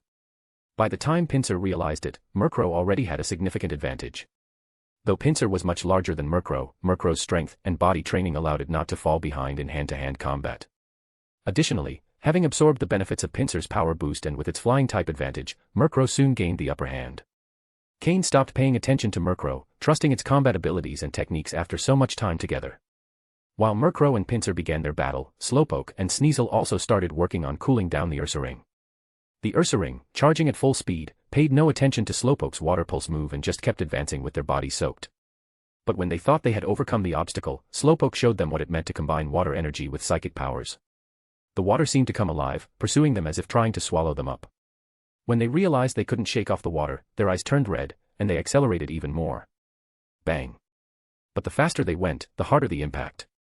Sneasel, who was already waiting, launched the Icicle Crash move, creating a large block of ice right in front of them. To keep it from breaking, Sneasel made the ice harder and thicker. The result was that both Ursaring collided with the ice, as if crashing into a cold steel wall. Although the ice showed 2 impact marks, its thickness was enough to withstand the blow. As the Ursaring tried to shake their heads and recover from the crash, the water controlled by Slowpoke engulfed them completely. They finally experienced what it meant to feel like they were drowning. Sneasel, use Ice Beam to freeze and calm them down. Slowpoke, add more water, ordered Cain. Slowpoke and Sneasel responded to the orders, coordinating again. Slowpoke used Water Gun to add more water to the whirlpool, while using its psychic powers to keep the Ursaring trapped within it. Sneasel, in turn, began to freeze the water surrounding them. While Cain's Pokémon were busy in their battles, a dark shadow quickly descended from the hill behind them, launching itself directly at Cain. Feeling the gust of wind behind his head, Cain's hair stood on end instantly, and a sense of danger washed over him. However, Cain didn't react at all. Haunter, who always hid in his shadow, finally found a Pokémon trying to attack Cain. When Haunter stopped it, it discovered that it was a level 30 Golbat. Apparently, it had patiently waited for the moment when Cain's Pokémon were most relaxed to strike. But it didn't expect that such a strong Pokémon was hiding in Cain's shadow. All day, Haunter had remained silent, even in Venomoth's territory, it hadn't appeared. This was because it needed to be constantly by Cain's side, ready for situations like the one that had just occurred. Haunter's patience finally paid off. With a swift tackle, Haunter subdued the Golbat, repeatedly striking its face with the Shadow Ball move. Beside him, Skorupi eagerly watched its teammates battling, having grown to a size of about a meter, similar to a calf. Its blue eyes sparkled, looking at Cain with anticipation. So far, the Pokémon they had encountered on the Isle of Trials were high level, and Skorupi, being one of the lower level Pokémon in Cain's team, hadn't had many opportunities to fight. Of course, this was also due to Cain's conscious protection. But now, Skorupi was eager. Cain sighed and, reluctantly, said, "You can take a lap around the forest, but be careful not to attract too many Pokémon. If you find one that's too strong, come back immediately." The battle between Sneasel and Slowpoke against the Ursaring was coming to an end, so even if Skorupi attracted some strong Pokémon, they could handle it now. The fledglings always grow up. Now, Skorupi no longer needed to be treated like a baby, battles would be its best way to grow. End of chapter. Chapter 308, Chapter 308, Cleaning Up the Aftermath. After receiving Cain's approval, Skorupi let out an excited shout and dove straight into the forest. Immediately, the Pokémon of the forest began to scatter in all directions. Meanwhile, the 2 Ursaring, who had originally been full of fury, were now completely frozen thanks to the combination of Slowpoke and Sneasel. Inside a massive block of ice, the 2 Ursaring were trapped. The only thing they could move were their eyes, which occasionally shifted, indicating they were still alive. However, no other part of their bodies could move. One of the Ursaring even showed a pleading expression as it looked at Cain. It wasn't dumb, it understood that this group of Pokémon revolved around this human. Once the Ursaring were frozen, the battle between Murkrow and Pinsir also came to an end. Murkrow, panting, flew in the air, while Pinsir lay lifeless on the ground. Clearly, Murkrow had shown no mercy, completely defeating Pinsir to intimidate the wild Pokémon still watching from the surroundings. The red eyes glowing in the forest began to slowly fade away. Murkrow returned to Cain, and after eating the high-quality poke block Cain had prepared, it perched on Tropius's back to rest. Tropius, lying on the ground, only cast a sidelong glance at Murkrow, showing no reaction. These Pokémon were really getting bolder. Thinking this, Tropius turned its attention to the battle between Golbat and Haunter behind Cain. This Golbat was not weak, but against Haunter, who now had enhanced poison abilities thanks to its potential increase to a light blue level, it didn't have much chance of resisting. It could only keep taking hit after hit. Originally, it was thought that tonight's battle had come to an end, as the intimidation toward the surrounding wild Pokémon was already sufficient. After all, they were on the edge of the territory of a very powerful Pokémon, and since it was severely injured, it didn't have time to concern itself with what was happening here. But Skorupi surprised Cain by returning from the forest after a brief skirmish. Behind him followed a group of wild Pokémon. Each of them bore injuries on their bodies, clearly inflicted by Skorupi. But upon reaching the blocks of ice containing the Ursaring, all the Pokémon stopped immediately. They looked fearfully at Slowpoke and Sneasel, who were standing beside Skorupi, and began to retreat slowly, forgetting even their own injuries. Once they were far enough away, the Pokémon scattered in a rush. Skorupi also bore several wounds of different sizes on his body, but he was incredibly happy. He had just fought against several Pokémon at once in the forest, which had thrilled him immensely. As for the wounds, to him, what battle didn't bring some damage? Every time he saw Murkrow or Slowpoke injured, Skorupi felt envious. After all, scars are the best symbol of strength. Cain patted Skorupi on the head, saying with a wry smile, "You really know how to get into trouble, don't you?" Skorupi could only respond with a goofy laugh. Bam! Suddenly, Golbat's body fell from the sky in front of Skorupi, freezing his smile instantly. Haunter had finally finished its battle with Golbat and successfully defeated it. Seeing Skorupi's dumbfounded face, Haunter, who had perfectly inherited Ghastly's mischievous nature, couldn't resist the temptation to drop Golbat's body right in front of Skorupi. Skorupi had learned from Haunter how to control poison-type energy, so the two Pokémon had a close relationship. As soon as Skorupi realized what had happened, he jumped at Haunter, baring his fangs. Haunter, who had perfectly inherited Ghastly's playful nature, enjoyed having fun as long as he wasn't busy protecting Cain. He was the perfect companion for Skorupi, who was still young and full of energy. When Golbat's body hit the ground, the forest Pokémon finally dispersed. For powerful Pokémon had fallen before them, which was enough to intimidate the others. Although there might be more Pokémon as strong as the Ursaring, none dared to confront them. It wasn't that they didn't notice the presence of the strongest Pokémon, Tropius, lying on the ground. Although Tropius wasn't a fan of battles, the aura it exuded was enough to scare the wild Pokémon. After all, they didn't know that Tropius avoided fighting. Finally, this intimidation battle came to an end. According to the survival rules of wild Pokémon, this territory could now be considered part of Cain's domain. At the very least, the Pokémon in the vicinity recognized it as such. The two bodies on the ground and the Ursaring still frozen in ice were the best evidence of this. Without bothering to clean up the blood or repair the damage caused by the battle, the Pokémon soon gathered once more and began enjoying the meal they hadn't finished earlier. Every time Cain prepared delicious grilled meat in the wild, there were always many Pokémon who came to challenge him. For Murkrow and the others, this had already become part of their nightly routine, like a pre-sleep training session. Arbok had observed the entire battle from start to finish, and as it looked at Cain, its eyes shone with admiration. This human hadn't lied to it, he truly had the ability to make it stronger. Even Skorupi, the youngest of Cain's Pokémon, was quite strong. If Arbok had been in its prime, it would have had a hard time defeating Cain's Pokémon. Finally, Arbok felt at ease and could sleep peacefully, no longer worrying about other Pokémon trying to attack or challenge it again. After finishing dinner, Cain took out more Pokeblocks and distributed them to each Pokémon in fixed amounts. These Pokeblocks contained energy crystals added by Cain, which could improve the Pokémon's potential. As delicious as the dinner was, a set amount of Pokeblocks had to be consumed each day. While the Pokémon ate their Pokeblocks, Cain took out his tools from his ring and began preparing materials, setting them neatly next to his tools. Since he had promised to help Arbok recover its potential and enhance its strength, Cain was determined to fulfill his responsibility as a trainer, even if he only had 7 days to do so. Unlike the intermediate Pokeblocks he had made before with basic tools, this time Cain planned to create advanced Pokeblocks that could restore Arbok's potential. These would be much more effective and require less time for continuous use, just 3 days of use would be enough to restore the Pokémon's potential. After dinner, the Pokémon took it upon themselves to clean up the mess they'd left while eating and to store away the tools. End of chapter. Chapter 309, Chapter 309, Truly Foolish. When Cain finished making the Pokeblocks, the Pokémon had already cleaned up all the debris from the ground, leaving only 2 still warm Pokémon corpses outside as a warning and a threat. Cain looked at the 2 Ursaring frozen in blocks of ice. Now that they were prisoners, Cain had the final say on what to do with them. In fact, these 2 Ursaring, who looked large and clumsy, could be useful as heavy labor Pokémon. If Cain managed to control them, he could avoid a lot of trouble on the island. At the very least, they could handle the tougher tasks, and as they walked through the forest, other Pokémon would likely avoid attacking them upon seeing the Ursaring. Even stronger Pokémon might prefer not to cause trouble.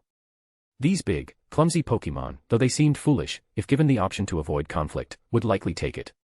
Though it's hard to say they're brainless since they devised a plan to harass Arbok to gain favor with the new leader, when they get caught up in the heat of the moment, their reasoning skills diminish considerably. However, if Cain managed to capture them, they could be useful for strengthening his other Pokémon. According to the data Cain scanned earlier, the strongest Pokémon among his opponents didn't exceed level 30, and their aptitudes were mediocre. Although these 2 Ursaring also had mediocre aptitudes in Cain's eyes, for his opponents, they were very valuable Pokémon, and at level 30, they could become key assets if captured. Sneasel, get them out of there. Sneasel nodded, condensed ice on its claws, and with a couple of cuts to the large block of ice, freed the Ursaring. The ice split into 2, forming perfect molds of the Ursaring. When the Ursaring emerged, they remained motionless, frozen in place. Seeing their state, Cain let out a laugh. Ha ha ha, Slowpoke, warm them up a bit. Use Flamethrower. Slowpoke, with a glint of mischief in its eyes, launched Flamethrower at them. Roar. The alternation between cold and heat abruptly woke the Ursaring. As bears, if they were wild animals, they would need to hibernate, although Pokémon don't need to hibernate, cold is still one of their biggest fears. Some of their fur was singed by Slowpoke's Flamethrower, but they didn't react, merely shaking themselves free from the ice. Ahem. Cain cleared his throat to remind them of their situation. The two Ursaring, still trembling, looked fearfully at Slowpoke and Sneasel, surprised that two such small Pokémon possessed such overwhelming power. The Ursaring with a scar on its chest roared furiously, attempting to launch another attack, but before it could take a step, the Ursaring with a scar over its eye stopped it. It pointed to the bodies of Pinsir and Golbat lying nearby. They recognized these two Pokémon. In the same forest area, all Pokémon with similar abilities knew each other. They couldn't believe that Pinsir, who attacked alongside them, was now lying on the ground, and that the cunning Golbat was also there. This proved that the enemy's power was far greater than they had imagined. The Ursaring exchanged looks, and it became clear that the one with the scar over its eye was the decision-maker. They began to back away slowly, forcing what they believed to be a natural smile. But before they could take another step, a strong wind blew them back. Turning around, they saw a Murkrow flying behind them, with a mocking expression in its eyes. The Ursaring froze, realizing the gravity of their situation. Things didn't look good. The Ursaring with the scar over its eye, noticing Arbok resting in the distance, had an idea. Thud. The Ursaring with the scar over its eye knelt on the ground, pulling its companion to do the same. What happened next made Cain burst into laughter. Two big, sturdy Ursaring knelt on the ground, begging for mercy. Who said bears are dumb? Cain said with a grin. The Ursaring surrendered under the gaze of Cain's Pokémon. Cain threw two Pokeballs and captured them. There was no resistance, the two Ursaring were captured immediately. When Cain released them again, the Ursaring scratched their heads, unsure of what had just happened. They simply felt as if they had suddenly entered a small space and then returned. Now you're captured in the Pokeballs, you have no chance of escaping. Cain showed the Pokeballs in his hand. But the confused expression on the Ursaring's faces left Cain speechless. Who said they were smart? I take that back.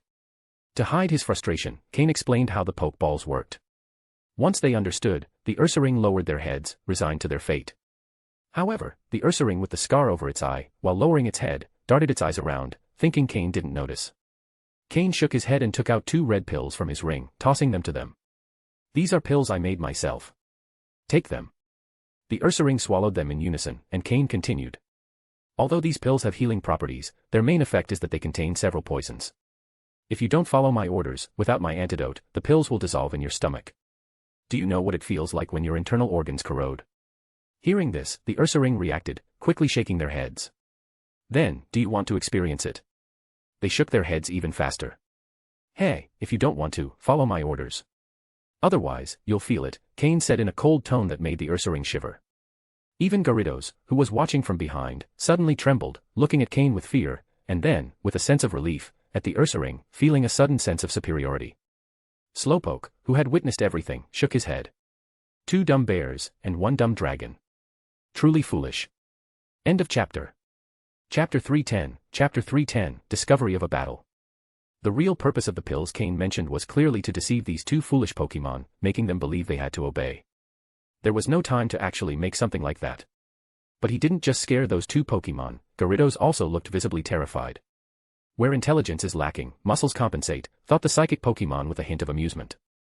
In this way, the two Ursaring were completely under Cain's control. If he told them to go east, they wouldn't dare to go west. If he asked them to carry stones, they would never dig into the ground. And although they had spent a long time frozen and their fur had been singed by Slowpoke's fire, they proved to be extremely efficient at their tasks. Cain gave them names to make things easier. He called the Ursaring with the scar over its eye Bear 1 and the one with the scar on its chest Bear 2. Cain stationed the two Ursaring at the entrance of the cave while he and his Pokémon retreated inside to rest. The next day, on the trial island, Cain and his Pokémon woke up promptly, as always. Cain woke the Ursaring, who were still asleep at the cave entrance, and proceeded to prepare breakfast. It was the second day of the final trial. Cain, already familiar with the surroundings, decided to continue exploring.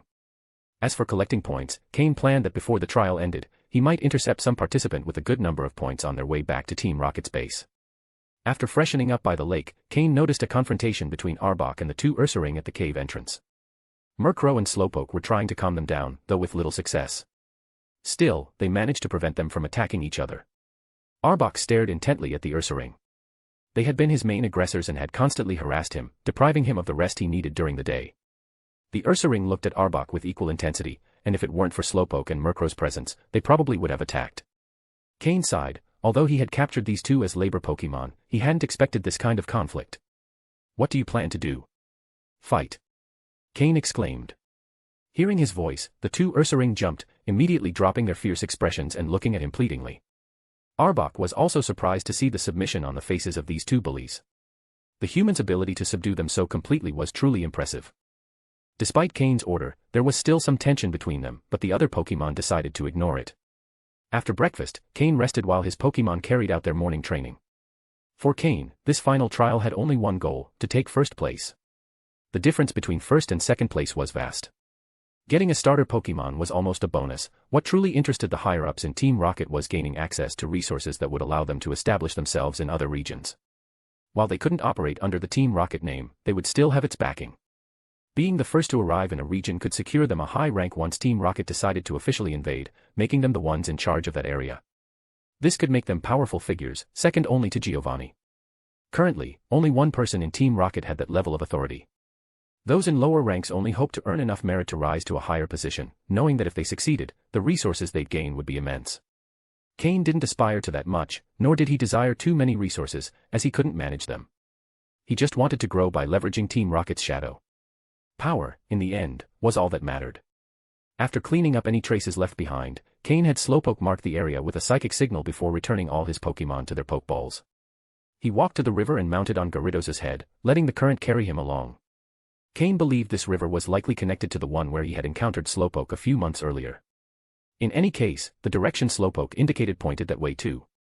Gyarados, having witnessed Cain's absolute control over the Ursaring, was now more obedient than ever. Carefully, he followed the current. Although Gyarados' level wasn't as high compared to the Pokémon on the island, his reputation preceded him, and wild Pokémon preferred not to provoke him. If any wild Pokémon dared to confront him, Slowpoke and Murkrow would quickly handle it. Not long after, a light drizzle began to fall over the mountains. Slowpoke created a psychic barrier, covering both Cain and Murkrow. Gyarados, on the other hand, enjoyed the rain and showed no signs of discomfort. Cain frowned. He knew being close to the river in the rain could be dangerous if the wild Pokémon in the water became agitated. He clearly remembered the chaos he had witnessed last time, when a Gyarados and a Milotic had fought fiercely in the river, a scene he hadn't forgotten. Cain patted Gyarados' head and said, "Let's move to the shore." Obediently, Gyarados swam to the shore, allowing Cain to dismount with Slowpoke's help. Caw. Upon reaching land, Murkrow perched on Cain's shoulder, softly calling for his attention. You're saying you detected a fight up ahead? Murkrow nodded, and Slowpoke, his eyes glowing blue, confirmed with a telepathic nod. This made Cain think about the need to improve his psychic skill, aiming to become a basic-level user. If he could master telepathy, he could communicate far more effectively in battle. After receiving confirmation, Cain prepared himself, taking a camouflaged rain cloak from his ring and advancing stealthily. As he got closer, Cain began to hear the sounds of a fight. End of chapter. Chapter 311. Chapter 311, They Are All Acquaintances. Test Island. It was drizzling. Cain heard the sounds of a battle and approached slowly, wearing a camouflage raincoat. Slowpoke's psychic ability was applied to his feet, allowing him to walk without making any noise. As he got closer, Cain finally saw a few people in the middle of a fight. The rain made the air very foggy, especially with this kind of light drizzle, making it possible to see only shadows, not people clearly. Cain could see that some people were commanding their Pokémon in battle, but they weren't fighting wild Pokémon. It was a battle between trainers.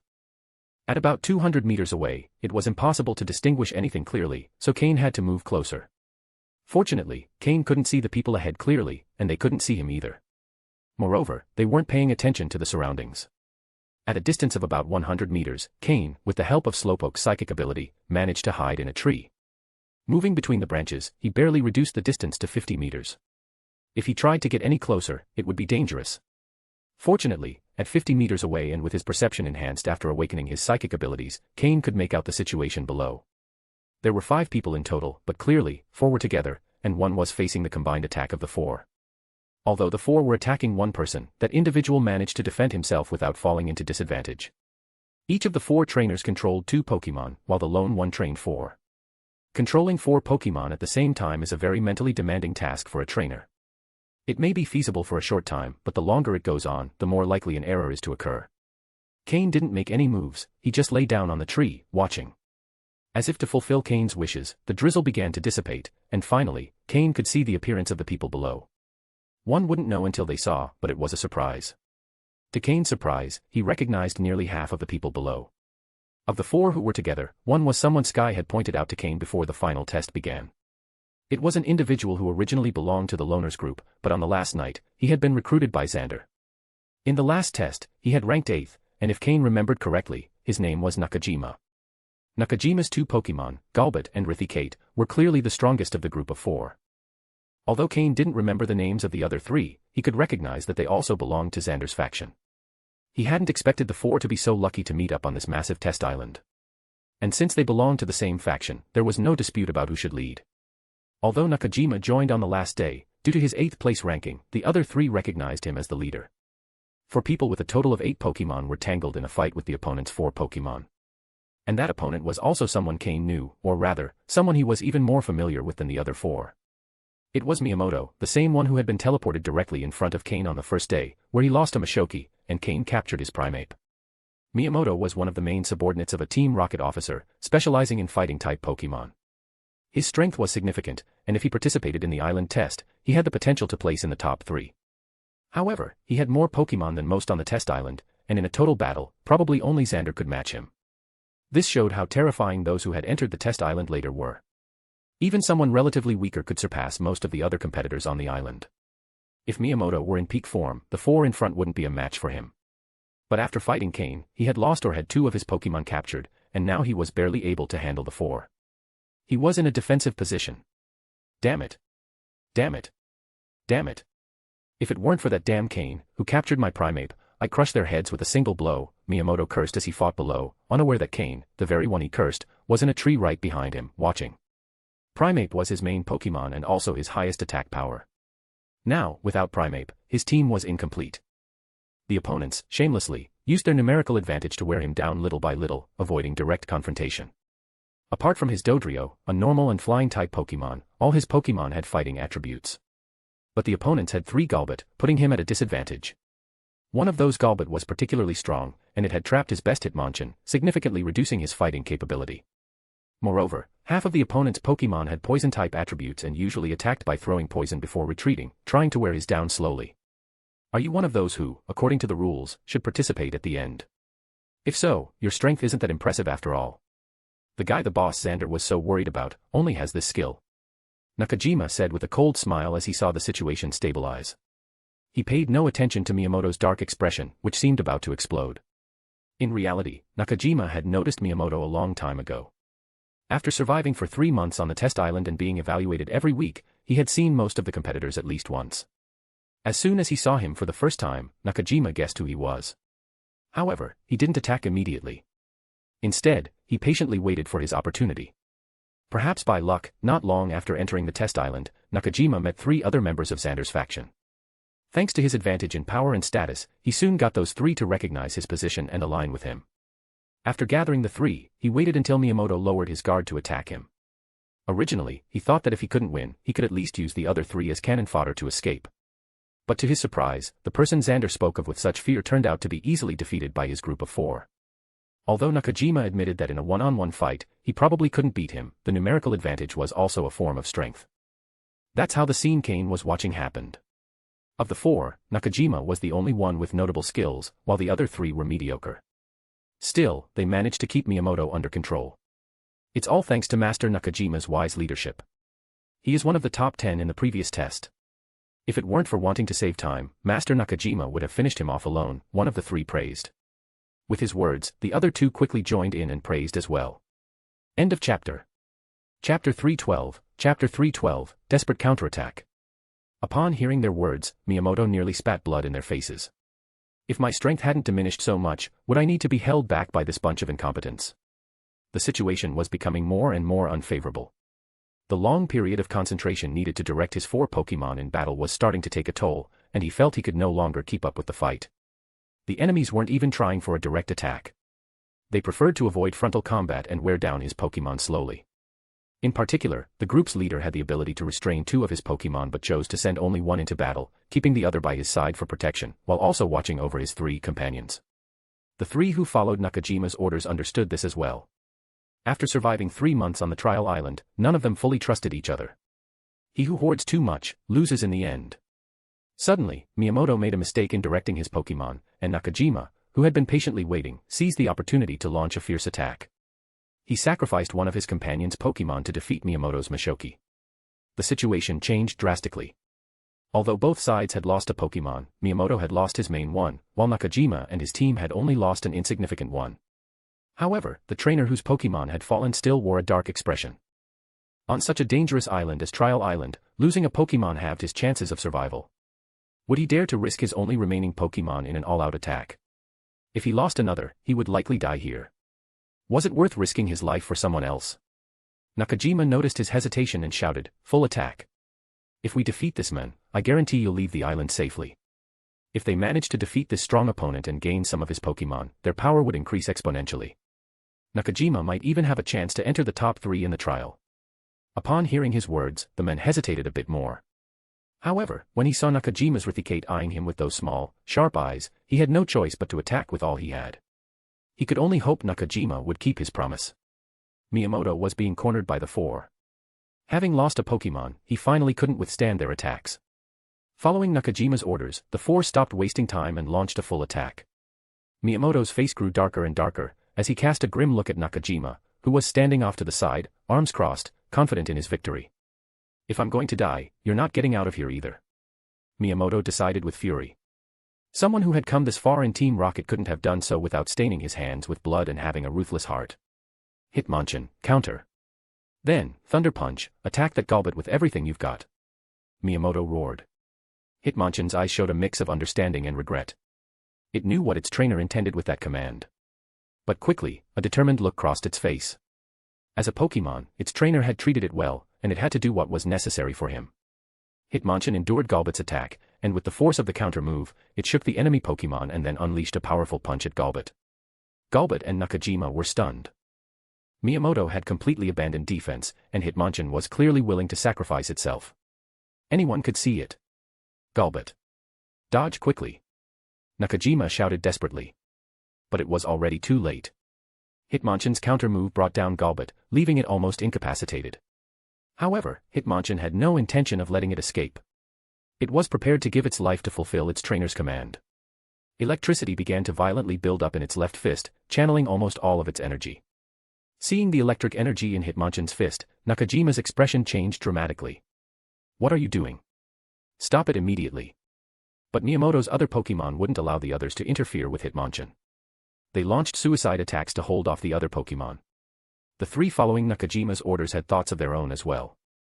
Nakajima had treated them like cannon fodder, like shields. Now that they finally had a chance to weaken him, they pretended to fight with all their strength, but only they knew how much effort they were actually putting in. "Damn it. Raticate, go." With no other choice, Nakajima sent out his Raticate, which had been by his side the entire time, hoping it would arrive in time to save the situation. He then took out a Pokeball and released a Coughing as personal protection. Almost all trainers in the top 10 had 3 Pokémon. 2 were their main ones, and the third was typically much weaker. In Nakajima's case, that weak Pokémon was Coughing. Raticate advanced quickly, but Hitmonchan, who was already charged, wasn't going to be stopped. Its fist transformed into lightning. Boom. It struck the Golbat lying on the ground directly. Electricity surged through its body, dissipating into the ground. Golbat, defeated. A faint smell of cooked meat could even be detected. "I'll kill you. I'll take you with me." Raticate, Hyperfong. Nakajima ordered furiously, seeing that Golbat showed no signs of life. But it didn't matter, because when Hitmonchan launched its attack, it had already given up its own life. The final move had drained all of Hitmonchan's energy. Raticate pounced and bit Hitmonchan's neck, killing it instantly. Miyamoto, upon witnessing the scene, showed a brief sadness in his eyes, which quickly transformed into madness. "Dodrio, Mankey. Forget the other Pokémon. Kill that Raticate," Miyamoto ordered through gritted teeth. With bloodshot eyes, he stared directly at Nakajima. "Even if I die, I won't let you get out of here unscathed. If I manage to kill your 2 main Pokémon, do you think that Coughing can save your life? Sooner or later, you're going down with me." Nakajima, in disbelief, watched as Dodrio and Mankey ignored the other Pokémon and furiously attacked his Raticate. At that moment, he understood what Miyamoto intended. That mad look finally frightened him. Crazy. Crazy. He's absolutely insane. Raticate, return. What are you all waiting for? Don't you see I'm about to kill that bastard's Raticate? Are you really going to let yourselves be manipulated like this? Don't you have the will to fight? If he dies, and then I do, imagine all that you could gain. If he doesn't die, how much do you think will be left for you? End of chapter. Chapter 313, Cain intervenes. Upon hearing Miyamoto's words, the other three remained silent, especially the one who had lost a Pokémon from the beginning.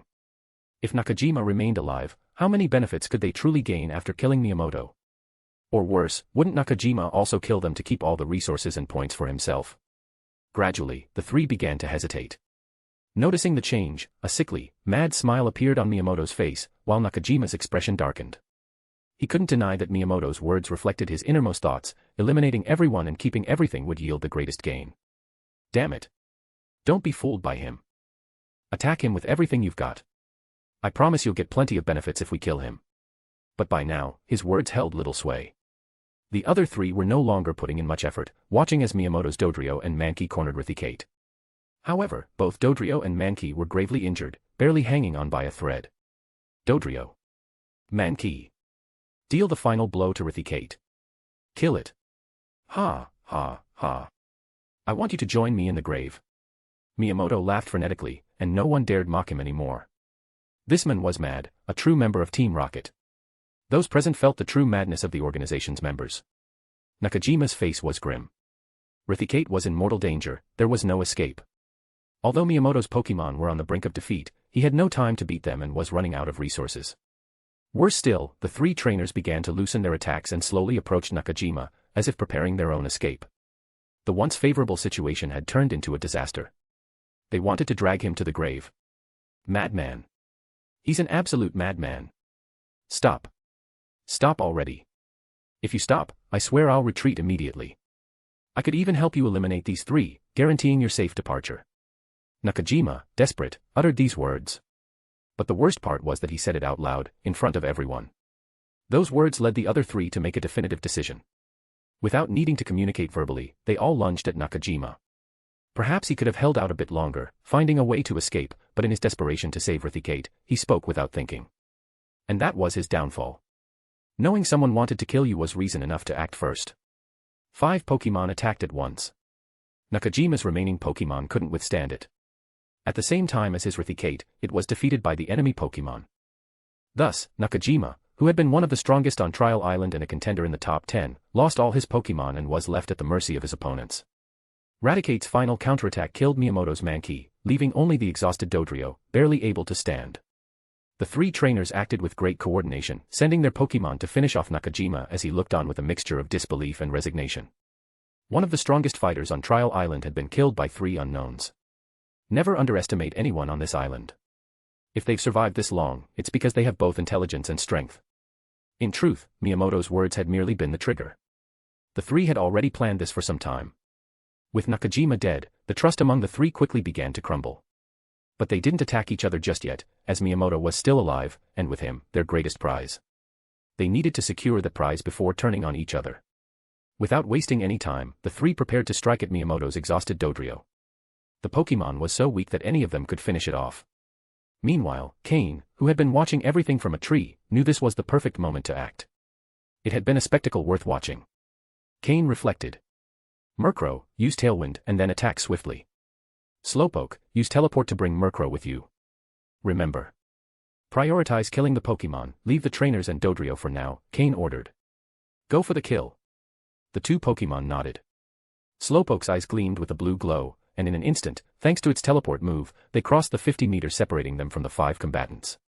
When the 4 trainers saw the 2 Pokémon suddenly appear, their faces turned pale. The 3 immediately recognized Cain's Murkrow. It was his starter Pokémon, famous for having defeated Xander on the island. Miyamoto, on the other hand, recognized Slowpoke, the same one that had caused him so much trouble before. But instead of hatred or resentment, his eyes reflected a glimmer of hope and a strong desire to survive. Cain wanted information on all participants in this conflict, and he was the only one who had it. If he was here, then there had to be a chance to live. The resentment for the death of his Pokémon and the capture of his others vanished from his mind. For a member of Team Rocket, the bond with his Pokémon wasn't that important. Otherwise, he never would have sent Hitmonchan on a suicide mission earlier. Life was the most important thing. The 3 trainers exchanged glances and decided to attack, underestimating Cain since he only had 2 Pokémon.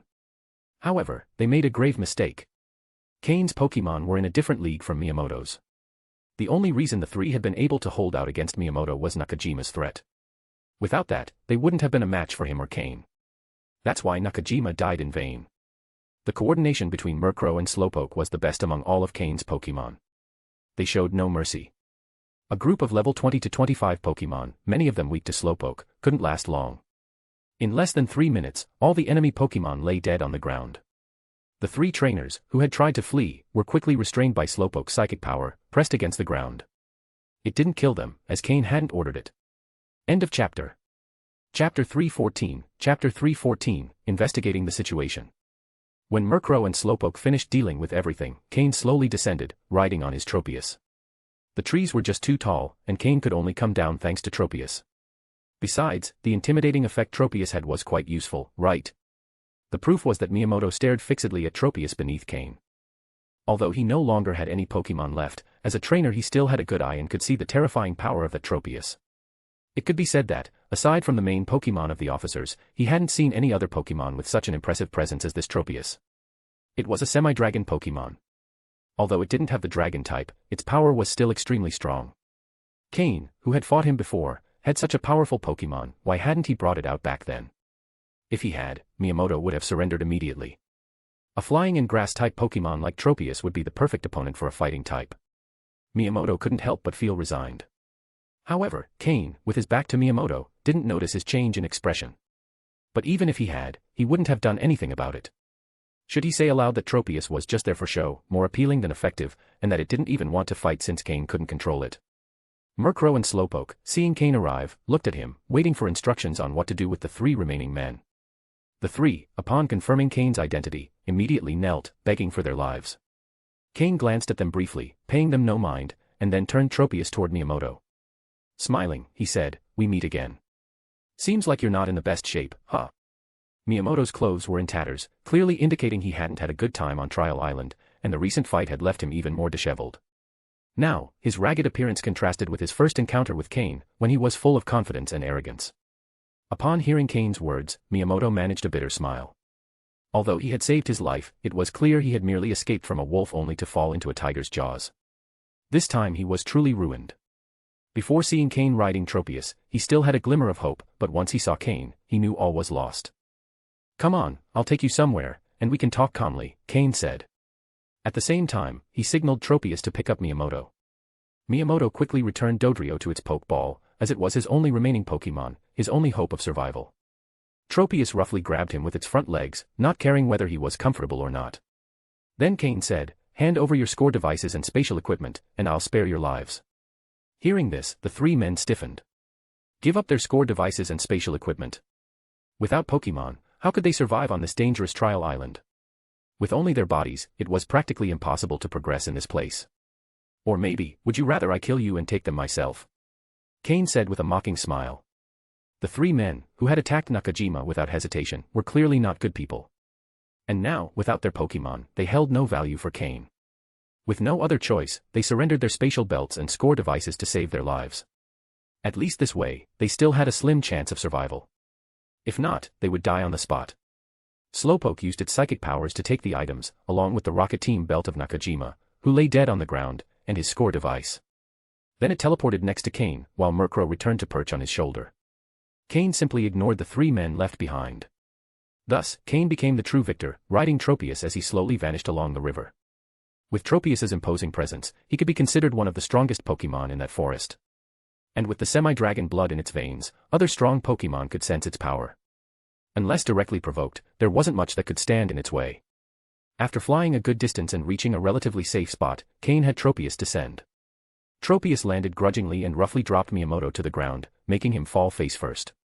Now even dirtier, Miyamoto had no choice but to bear it. He couldn't even complain about Tropius's roughness, in fact, he had to smile and pretend he didn't mind. Cain and Slowpoke floated down from Tropius, looking at a disheveled Miyamoto. Cain smiled. "Well, now we can talk calmly, right?" Cain said. Miyamoto nodded awkwardly. He still remembered how, when he first met Cain, he had been arrogant, demanding answers to his questions. But now, seeing Murkrow and Slowpoke at Cain's side, and Tropius relaxing behind him, what other choice did he have? Did he want to end up like the 3 men Cain had left behind, stripped of everything? Wasn't that the same as waiting for death? Seeing Miyamoto's obedient attitude, Cain's smile grew even wider. "So, tell me about your group," Cain said. Miyamoto nodded. In truth, he had an idea of what Cain wanted to know. If he wanted to survive in the future, he might only be able to rely on Cain. With an injured Dodrio, he might not even be able to leave the island on his own. After organizing his thoughts, Miyamoto began to speak. My name is Miyamoto. I'm a member of a group participating in this trial island competition. In our group, there are a total of 24 people, led by 4 of the strongest and most well-connected individuals. These 4 people are Reggie, a subordinate of Team Rocket Executive Lieutenant Surge, and the strongest in our group. He specializes in electric-type Pokémon. Aurelia, a woman subordinate to Executive Ariana of Team Rocket, who specializes in grass-type Pokémon. Vexer, a man subordinate to Executive Lucius of Team Rocket, who specializes in bug-type Pokémon. Glacius, a man subordinate to Executive Darius of Team Rocket, who specializes in ice-type Pokémon. These 4 are the strongest in this competition. Although Reggie is slightly stronger, the other 3 are fairly equal in power. End of chapter. Chapter 315, Chapter 315, Setting the Target. Upon hearing Miyamoto's words, Cain's eyes flashed with an unknown light. What is the approximate strength level of these 4? If you fought them, what could you do? Cain asked. Miyamoto thought for a moment before replying, I'm not exactly sure how strong they are since I've never fought them. However, any Pokémon they send out is stronger than my most powerful Primeape. But knowing their character, they wouldn't show their strongest Pokémon out in the open. Conservatively, I'd say that a direct subordinate of one of the executives could take on 2 of me. Of course, that's a cautious estimate. If I had to guess, their strongest Pokémon is probably similar in strength to your Tropius. Cain displayed a serious expression. A Pokémon with strength comparable to Tropius. Capable of facing 2 like Miyamoto. It seemed unlikely he could be their match. Tropius still wasn't a Pokémon Cain could control in battle. After all, its main role remained as an aerial mount. There was no coordination between them, and Tropius hadn't participated in Cain's specific training. Generally speaking, Tropius could only be considered half a Pokémon of Cain's. Even so, though he couldn't win, Cain was confident in his ability to escape, so there was no need to be afraid. Besides, there might be an opportunity to take down a few. Cain quickly thought it over. What else? Apart from the subordinates of the 4 executives, there are 5 more individuals whose strength is also quite remarkable. Although their bosses hold elite officer ranks, their true strength is at the peak of the elite trainer rank, so in Team Rocket they are called pseudo-executives. They're not weak either, though compared to the executive subordinates, they are somewhat inferior. If I make a basic estimate, if I face one without a type advantage, the match would likely be 70 to 30, in their favor. Of course, most likely, all of my Pokémon would fall, while they might retain 2 to 3 Pokémon, one of which could be in full form, while the others would be injured and unable to fight.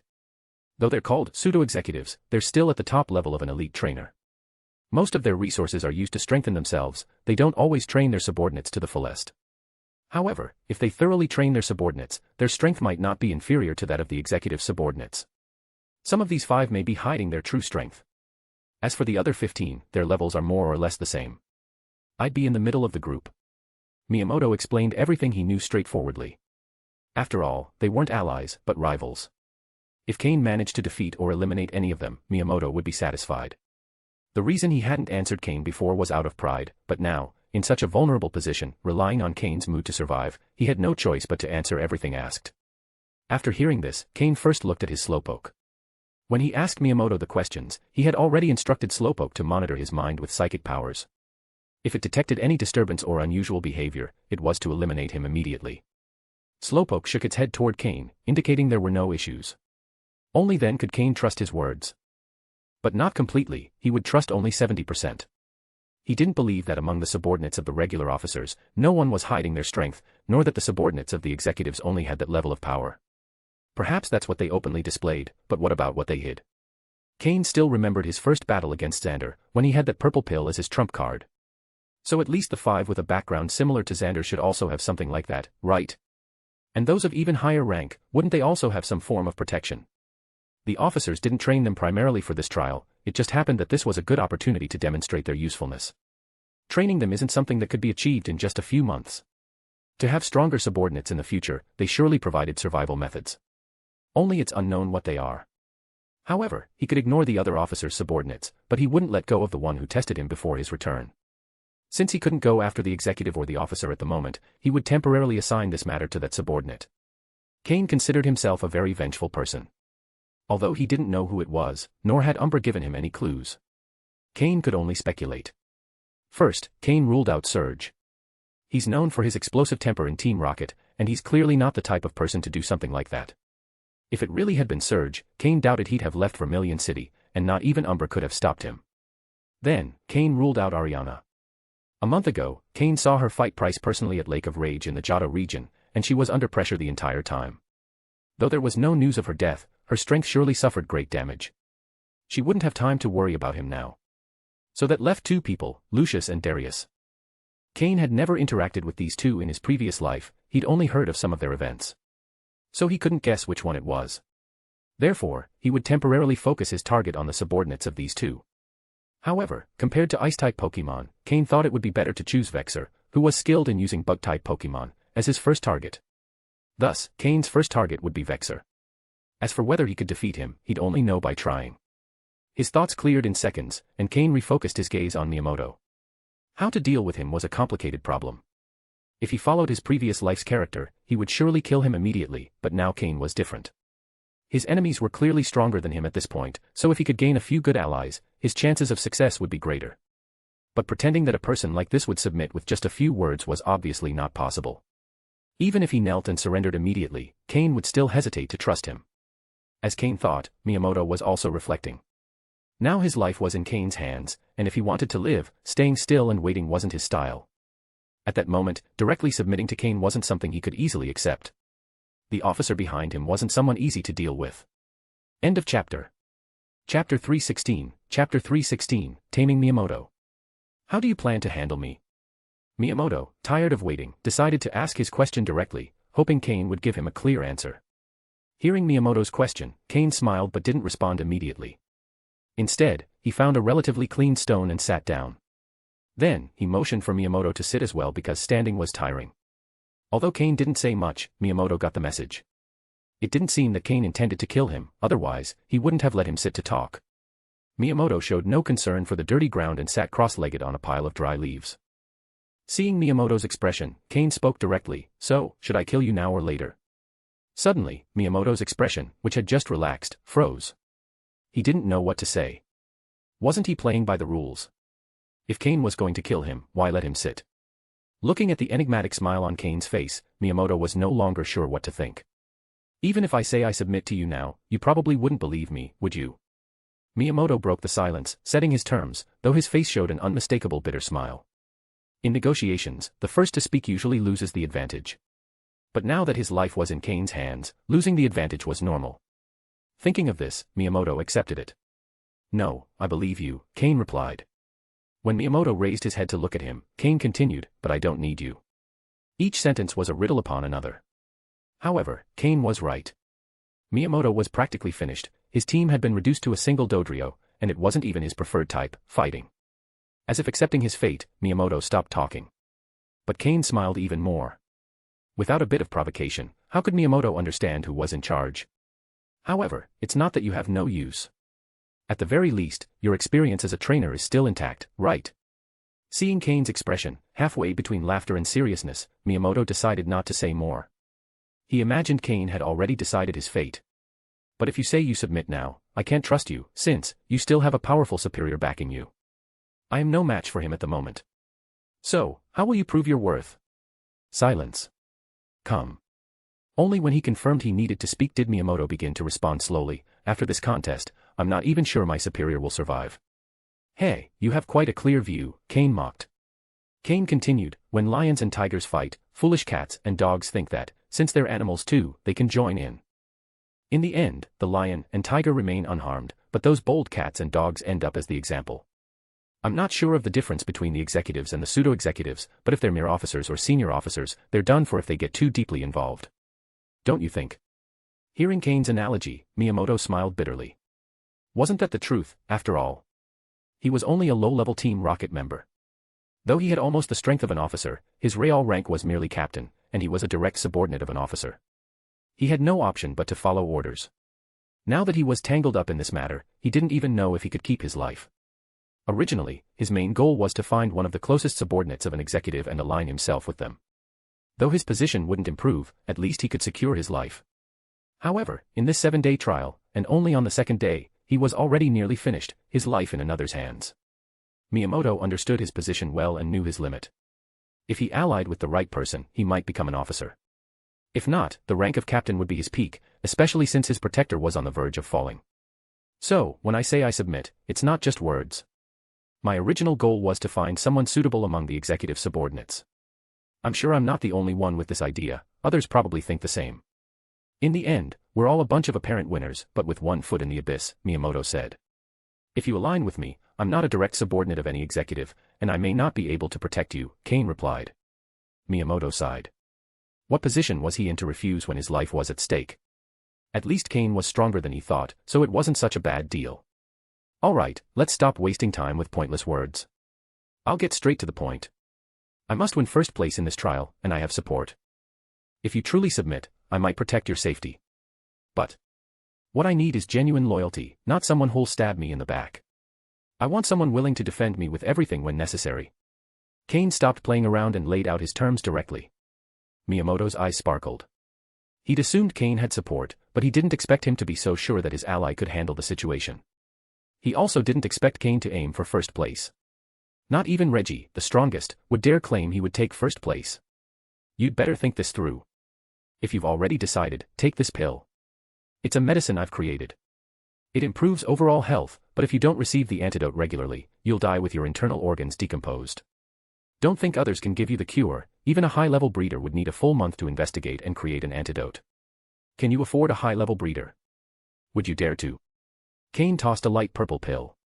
This wasn't the fake pill he used before to fool the Ursaring, it was real medicine created using the system's database. And there's one more thing you should know, my goal, in addition to first place, is to kill one of those 4 executive subordinates. If you take the pill, you'll have to follow my orders. Holding the pill, Miyamoto felt it as heavy as gold. However, he didn't hesitate. He swallowed it in one gulp. What other choice did he have? It was clear that if he didn't take it, he would die. So why not take his chances with Cain? After all, he'd die either way. What if Cain's crazy plans worked? End of chapter. Chapter 317, Chapter 317, a bunch of empty words. When he saw Miyamoto swallow the pill without hesitation, Cain nodded in satisfaction. Miyamoto was a smart person. This was evident from the things he had said and done earlier. He was someone who clearly understood his position, he didn't have grand ambitions. His goal was probably just survival, and becoming stronger was the most effective way to achieve that.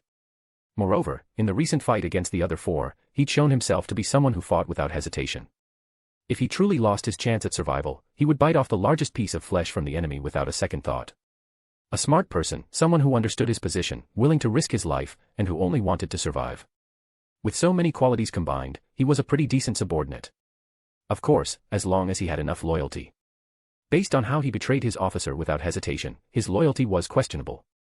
However, he was also a man who valued his life, and now that Cain held his fate in his hands, as long as he didn't send him on a suicide mission, there wouldn't be a problem for the time being. As for how to handle him after leaving the island, that would be seen later. I like dealing with smart people. Bring out your Dodrio, if I don't treat it, I doubt it will last until tomorrow, Cain said.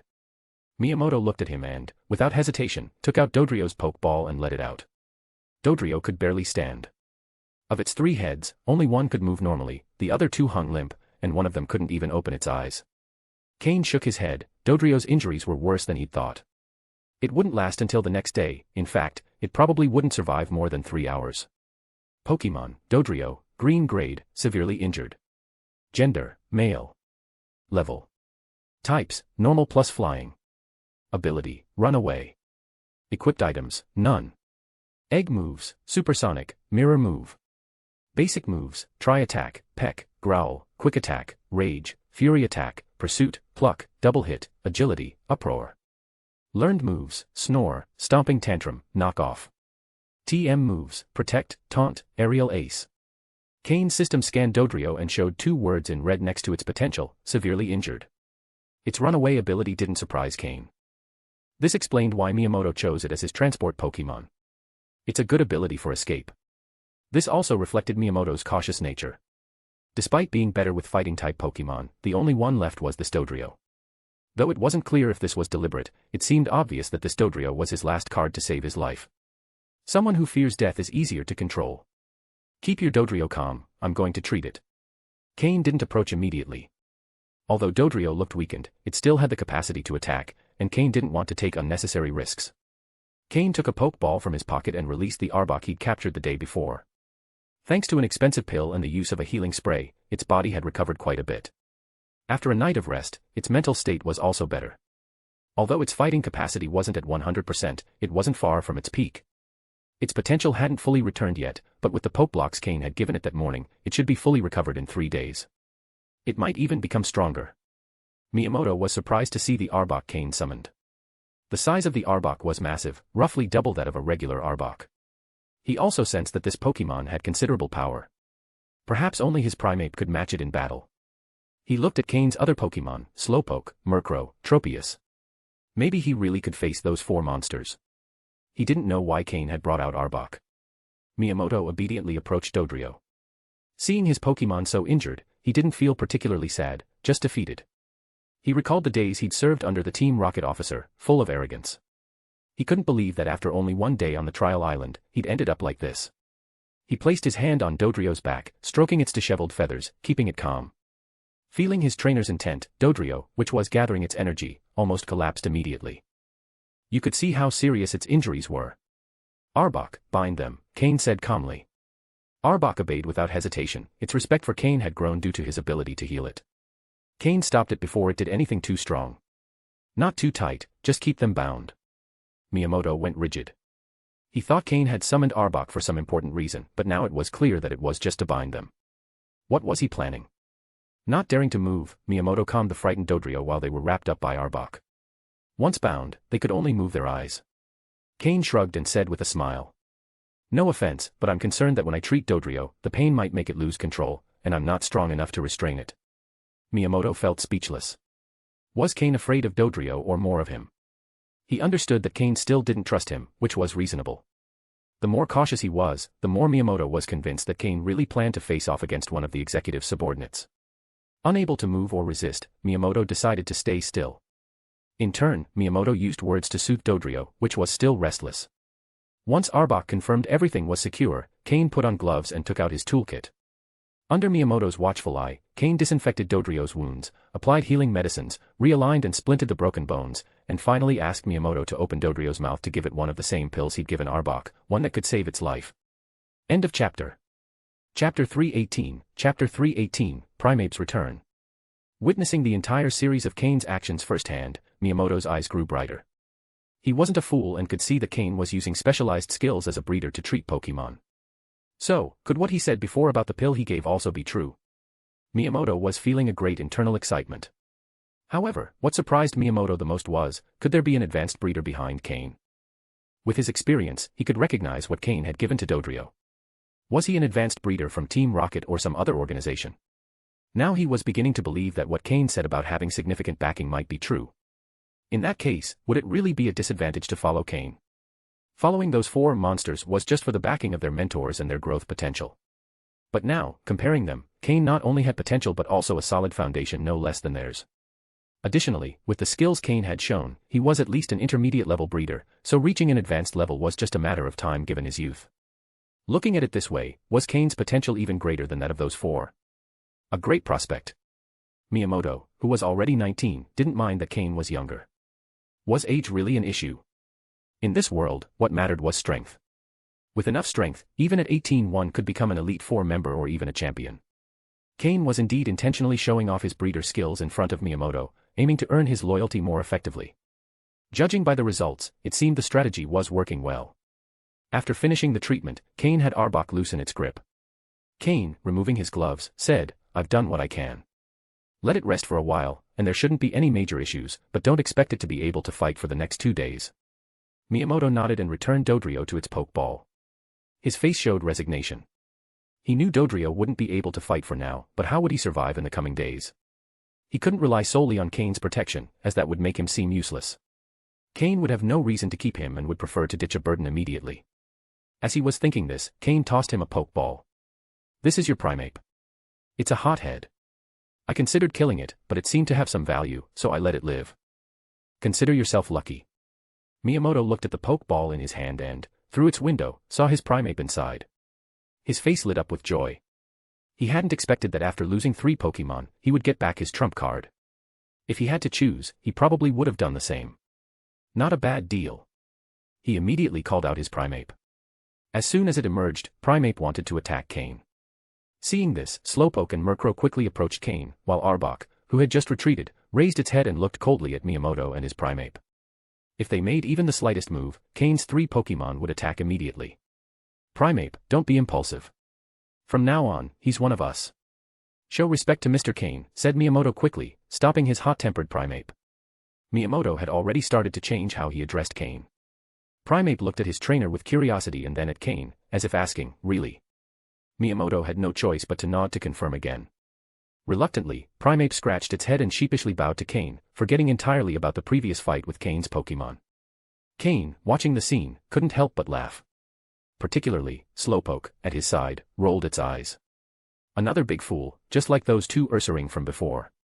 However, now that Miyamoto had his Primeape back, he felt more confident. His trump card was back.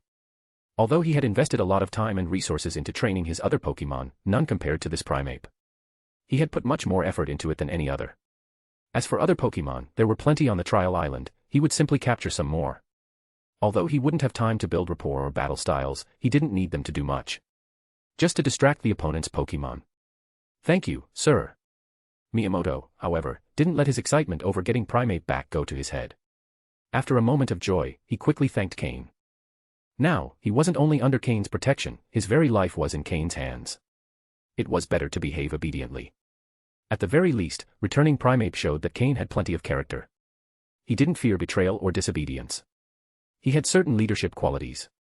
Get ready, we'll be leaving soon. Let's see if we can find someone else, Cain said. Miyamoto immediately nodded, taking Primeape to the river to wash up. Meanwhile, Cain took out the 4 belts from the Team Rocket members and the 4 score devices he had obtained earlier. First, he transferred all the points from the 4 men's devices to his own. Nakashima was ranked 8th in the last trial, so his device had 5 points. However, it seemed he'd been lucky in obtaining additional score cards or in stealing points from others, as his device showed a total of 8 points. The other 3 were ranked between 20th and 50th, and each had 2 points. After transferring all the points to his device, Cain now had a total of 17 points, which wasn't bad at all. When Miyamoto returned, he saw Cain transferring points. After a moment of thought, he took out his own scoring device, which showed 10 points. Viper had great respect for them, and each of their devices started with 10 points, equivalent to the top 3 on the trial island. Cain looked at his device and waved his hand. Keep them. In the future, from any points we obtain, I'll take 80% and you 20%. Now that you're under my orders, I can't let your ranking be too low at the end of the trial. Understood. Miyamoto hesitated for a moment before responding. Then, Cain took everything out of the 4 storage belts. After all, these were people who had survived on the trial island for 3 months, but they didn't have many useful items. Most of them traded any valuable items they obtained for things that boosted their combat ability. Take a look to see if there's anything useful for you, and make sure to clean up this area, Cain said to Miyamoto as he took some daily use items. End of chapter. Chapter 319, Chapter 319, The Strange Woman. When they appeared again, Cain and Miyamoto were already walking through the forest. 2 large Ursaring were clearing the way, with Cain and Miyamoto following behind, making it much easier to navigate through the dense woods. When Miyamoto first saw Cain's 2 Ursaring, he was stunned. 2 powerful Ursaring just for clearing the path. If Miyamoto knew that the real purpose of Cain's Tropius was to use it as an airborne mount, he wouldn't know how to react. Of course, clearing the path this way was much more convenient, but it also provoked many wild Pokémon. Upon seeing the 2 Ursaring, most Pokémon were annoyed for a moment, but in the end, they didn't dare attack and let them pass. If the Pokémon were a bit stronger and had a territory to protect, the Ursaring only caused minor damage, so they usually preferred to ignore the intruders. However, if they faced truly aggressive and powerful Pokémon, these would not hesitate to attack. But the Ursaring were also violent by nature, so as long as the power gap wasn't too large, the 2 brothers would immediately jump into the fight. If things got too difficult, Slowpoke, Murkrow, and Sneasel would also join the battle. Likewise, Miyamoto's Primeape was one of the Pokémon participating in the fights. In just half a day, Miyamoto had come to understand Cain's strength quite clearly. If only Slowpoke and Murkrow were considered, they were powerful but not at the level of the 4 big monsters. However, if you counted Tropius, Cain also had a fighting chance. During this time, Miyamoto had been providing Cain with information on the other trainers. If he'd previously only given a superficial description, he was now revealing crucial details that Cain might need to know when facing them in the future. This showed that Miyamoto had held back some secrets before. At the same time, Cain was also teaching Miyamoto how to control Bear 2. Though it wasn't a fighting-type Pokémon, which was the type Miyamoto excelled at, having Bear 2 under his command added a lot of combat power, especially now that he only had 2 Pokémon in his team. Furthermore, the 2 Ursaring still believed that the remedy Cain had given them was actual poison, so they didn't dare disobey him. Even if Miyamoto managed to control them, they wouldn't dare attack Cain. Suddenly, the scoring devices in Cain and Miyamoto's pockets started vibrating simultaneously. They exchanged glances. According to the final trial rules, the only thing that could make the scoring devices vibrate like that were map fragments containing scorecards. They took out their scoring devices and adjusted their direction. They discovered that when pointing in a specific direction, the vibration became slightly stronger. After confirming the direction, they decided to temporarily withdraw the Ursaring. They still didn't know whether the map fragment was guarded by any Pokémon or if someone had already obtained it. Following the direction indicated by the device, they both advanced with caution. The scoring device could only detect map fragments within a 1 kilometer radius, so the fragment wasn't far from them. When the device's vibration became more intense, the two stopped at the same time and looked toward the forest's interior. There was a person there, a woman. She was a woman dressed very provocatively. Cain had seen her before on the trial island. She was probably one of Jasmine's group. Seeing her appearance, Cain frowned. He knew Jasmine's group members. They had joined forces to protect themselves from the men on the island. But this woman wore overly provocative attire. As if she were waiting for someone, and her appearance was too clean, not at all like someone who had been surviving on the trial island. The source of the vibration is on her, the map fragment is in her possession, but this woman. Miyamoto also frowned, feeling something was off. A woman in the middle of a deserted forest, dressed provocatively, with no Pokémon to protect her and no wild Pokémon attacking her. She's a participant, but why is she sitting here like this? And her expression seems empty, Cain said in a low voice. The woman was quite attractive, and her clothing was scant, which would be a huge temptation for any inexperienced man. But Cain wasn't just anyone. He had been a Team Rocket senior officer candidate in his previous life and had seen all sorts of women. And Miyamoto, at 19, had already had all the experiences a young man should, so the woman didn't have much of an effect on them. Could she be controlled by a Pokémon? Miyamoto suggested. Slowpoke, check, ordered Cain. However, after a quick scan with its psychic powers, Slowpoke shook its head, indicating there was no trace of abnormal energy. The woman was in full possession of her own consciousness. No matter, I'll go take a look, said Miyamoto, gritting his teeth and preparing to approach. In uncertain situations, it was the subordinate's role to go out and check things first. Cain didn't stop him, but he couldn't shake the feeling that there was something strange about this woman. Miyamoto stepped out of the forest, with Primeape right beside him. The woman saw Miyamoto approaching from the forest, but her eyes showed no emotion, as if she were looking at an inanimate object. Miyamoto approached slowly, noticing nothing unusual, while the scoring device in his hand vibrated more intensely. The map fragment was on her. So why was she sitting there, unmoving? Waiting for whom? A target. It was a trap. Cain, thinking quickly, finally understood why something had felt off. It was the classic hunter's tactic. Leaving the most tempting bait in a fixed spot and patiently waiting for the prey to approach, only to suddenly attack and capture it in one swift strike. If it had only been a scoring device, perhaps no one would risk approaching, but an apparently defenseless, scantily clad woman would be irresistible for an inexperienced man, especially with the constant lure of the map fragment. Sure enough, after Miyamoto approached the woman, an Ariados suddenly appeared from a tree. Then, from the other side of the forest, a Scyther rushed out.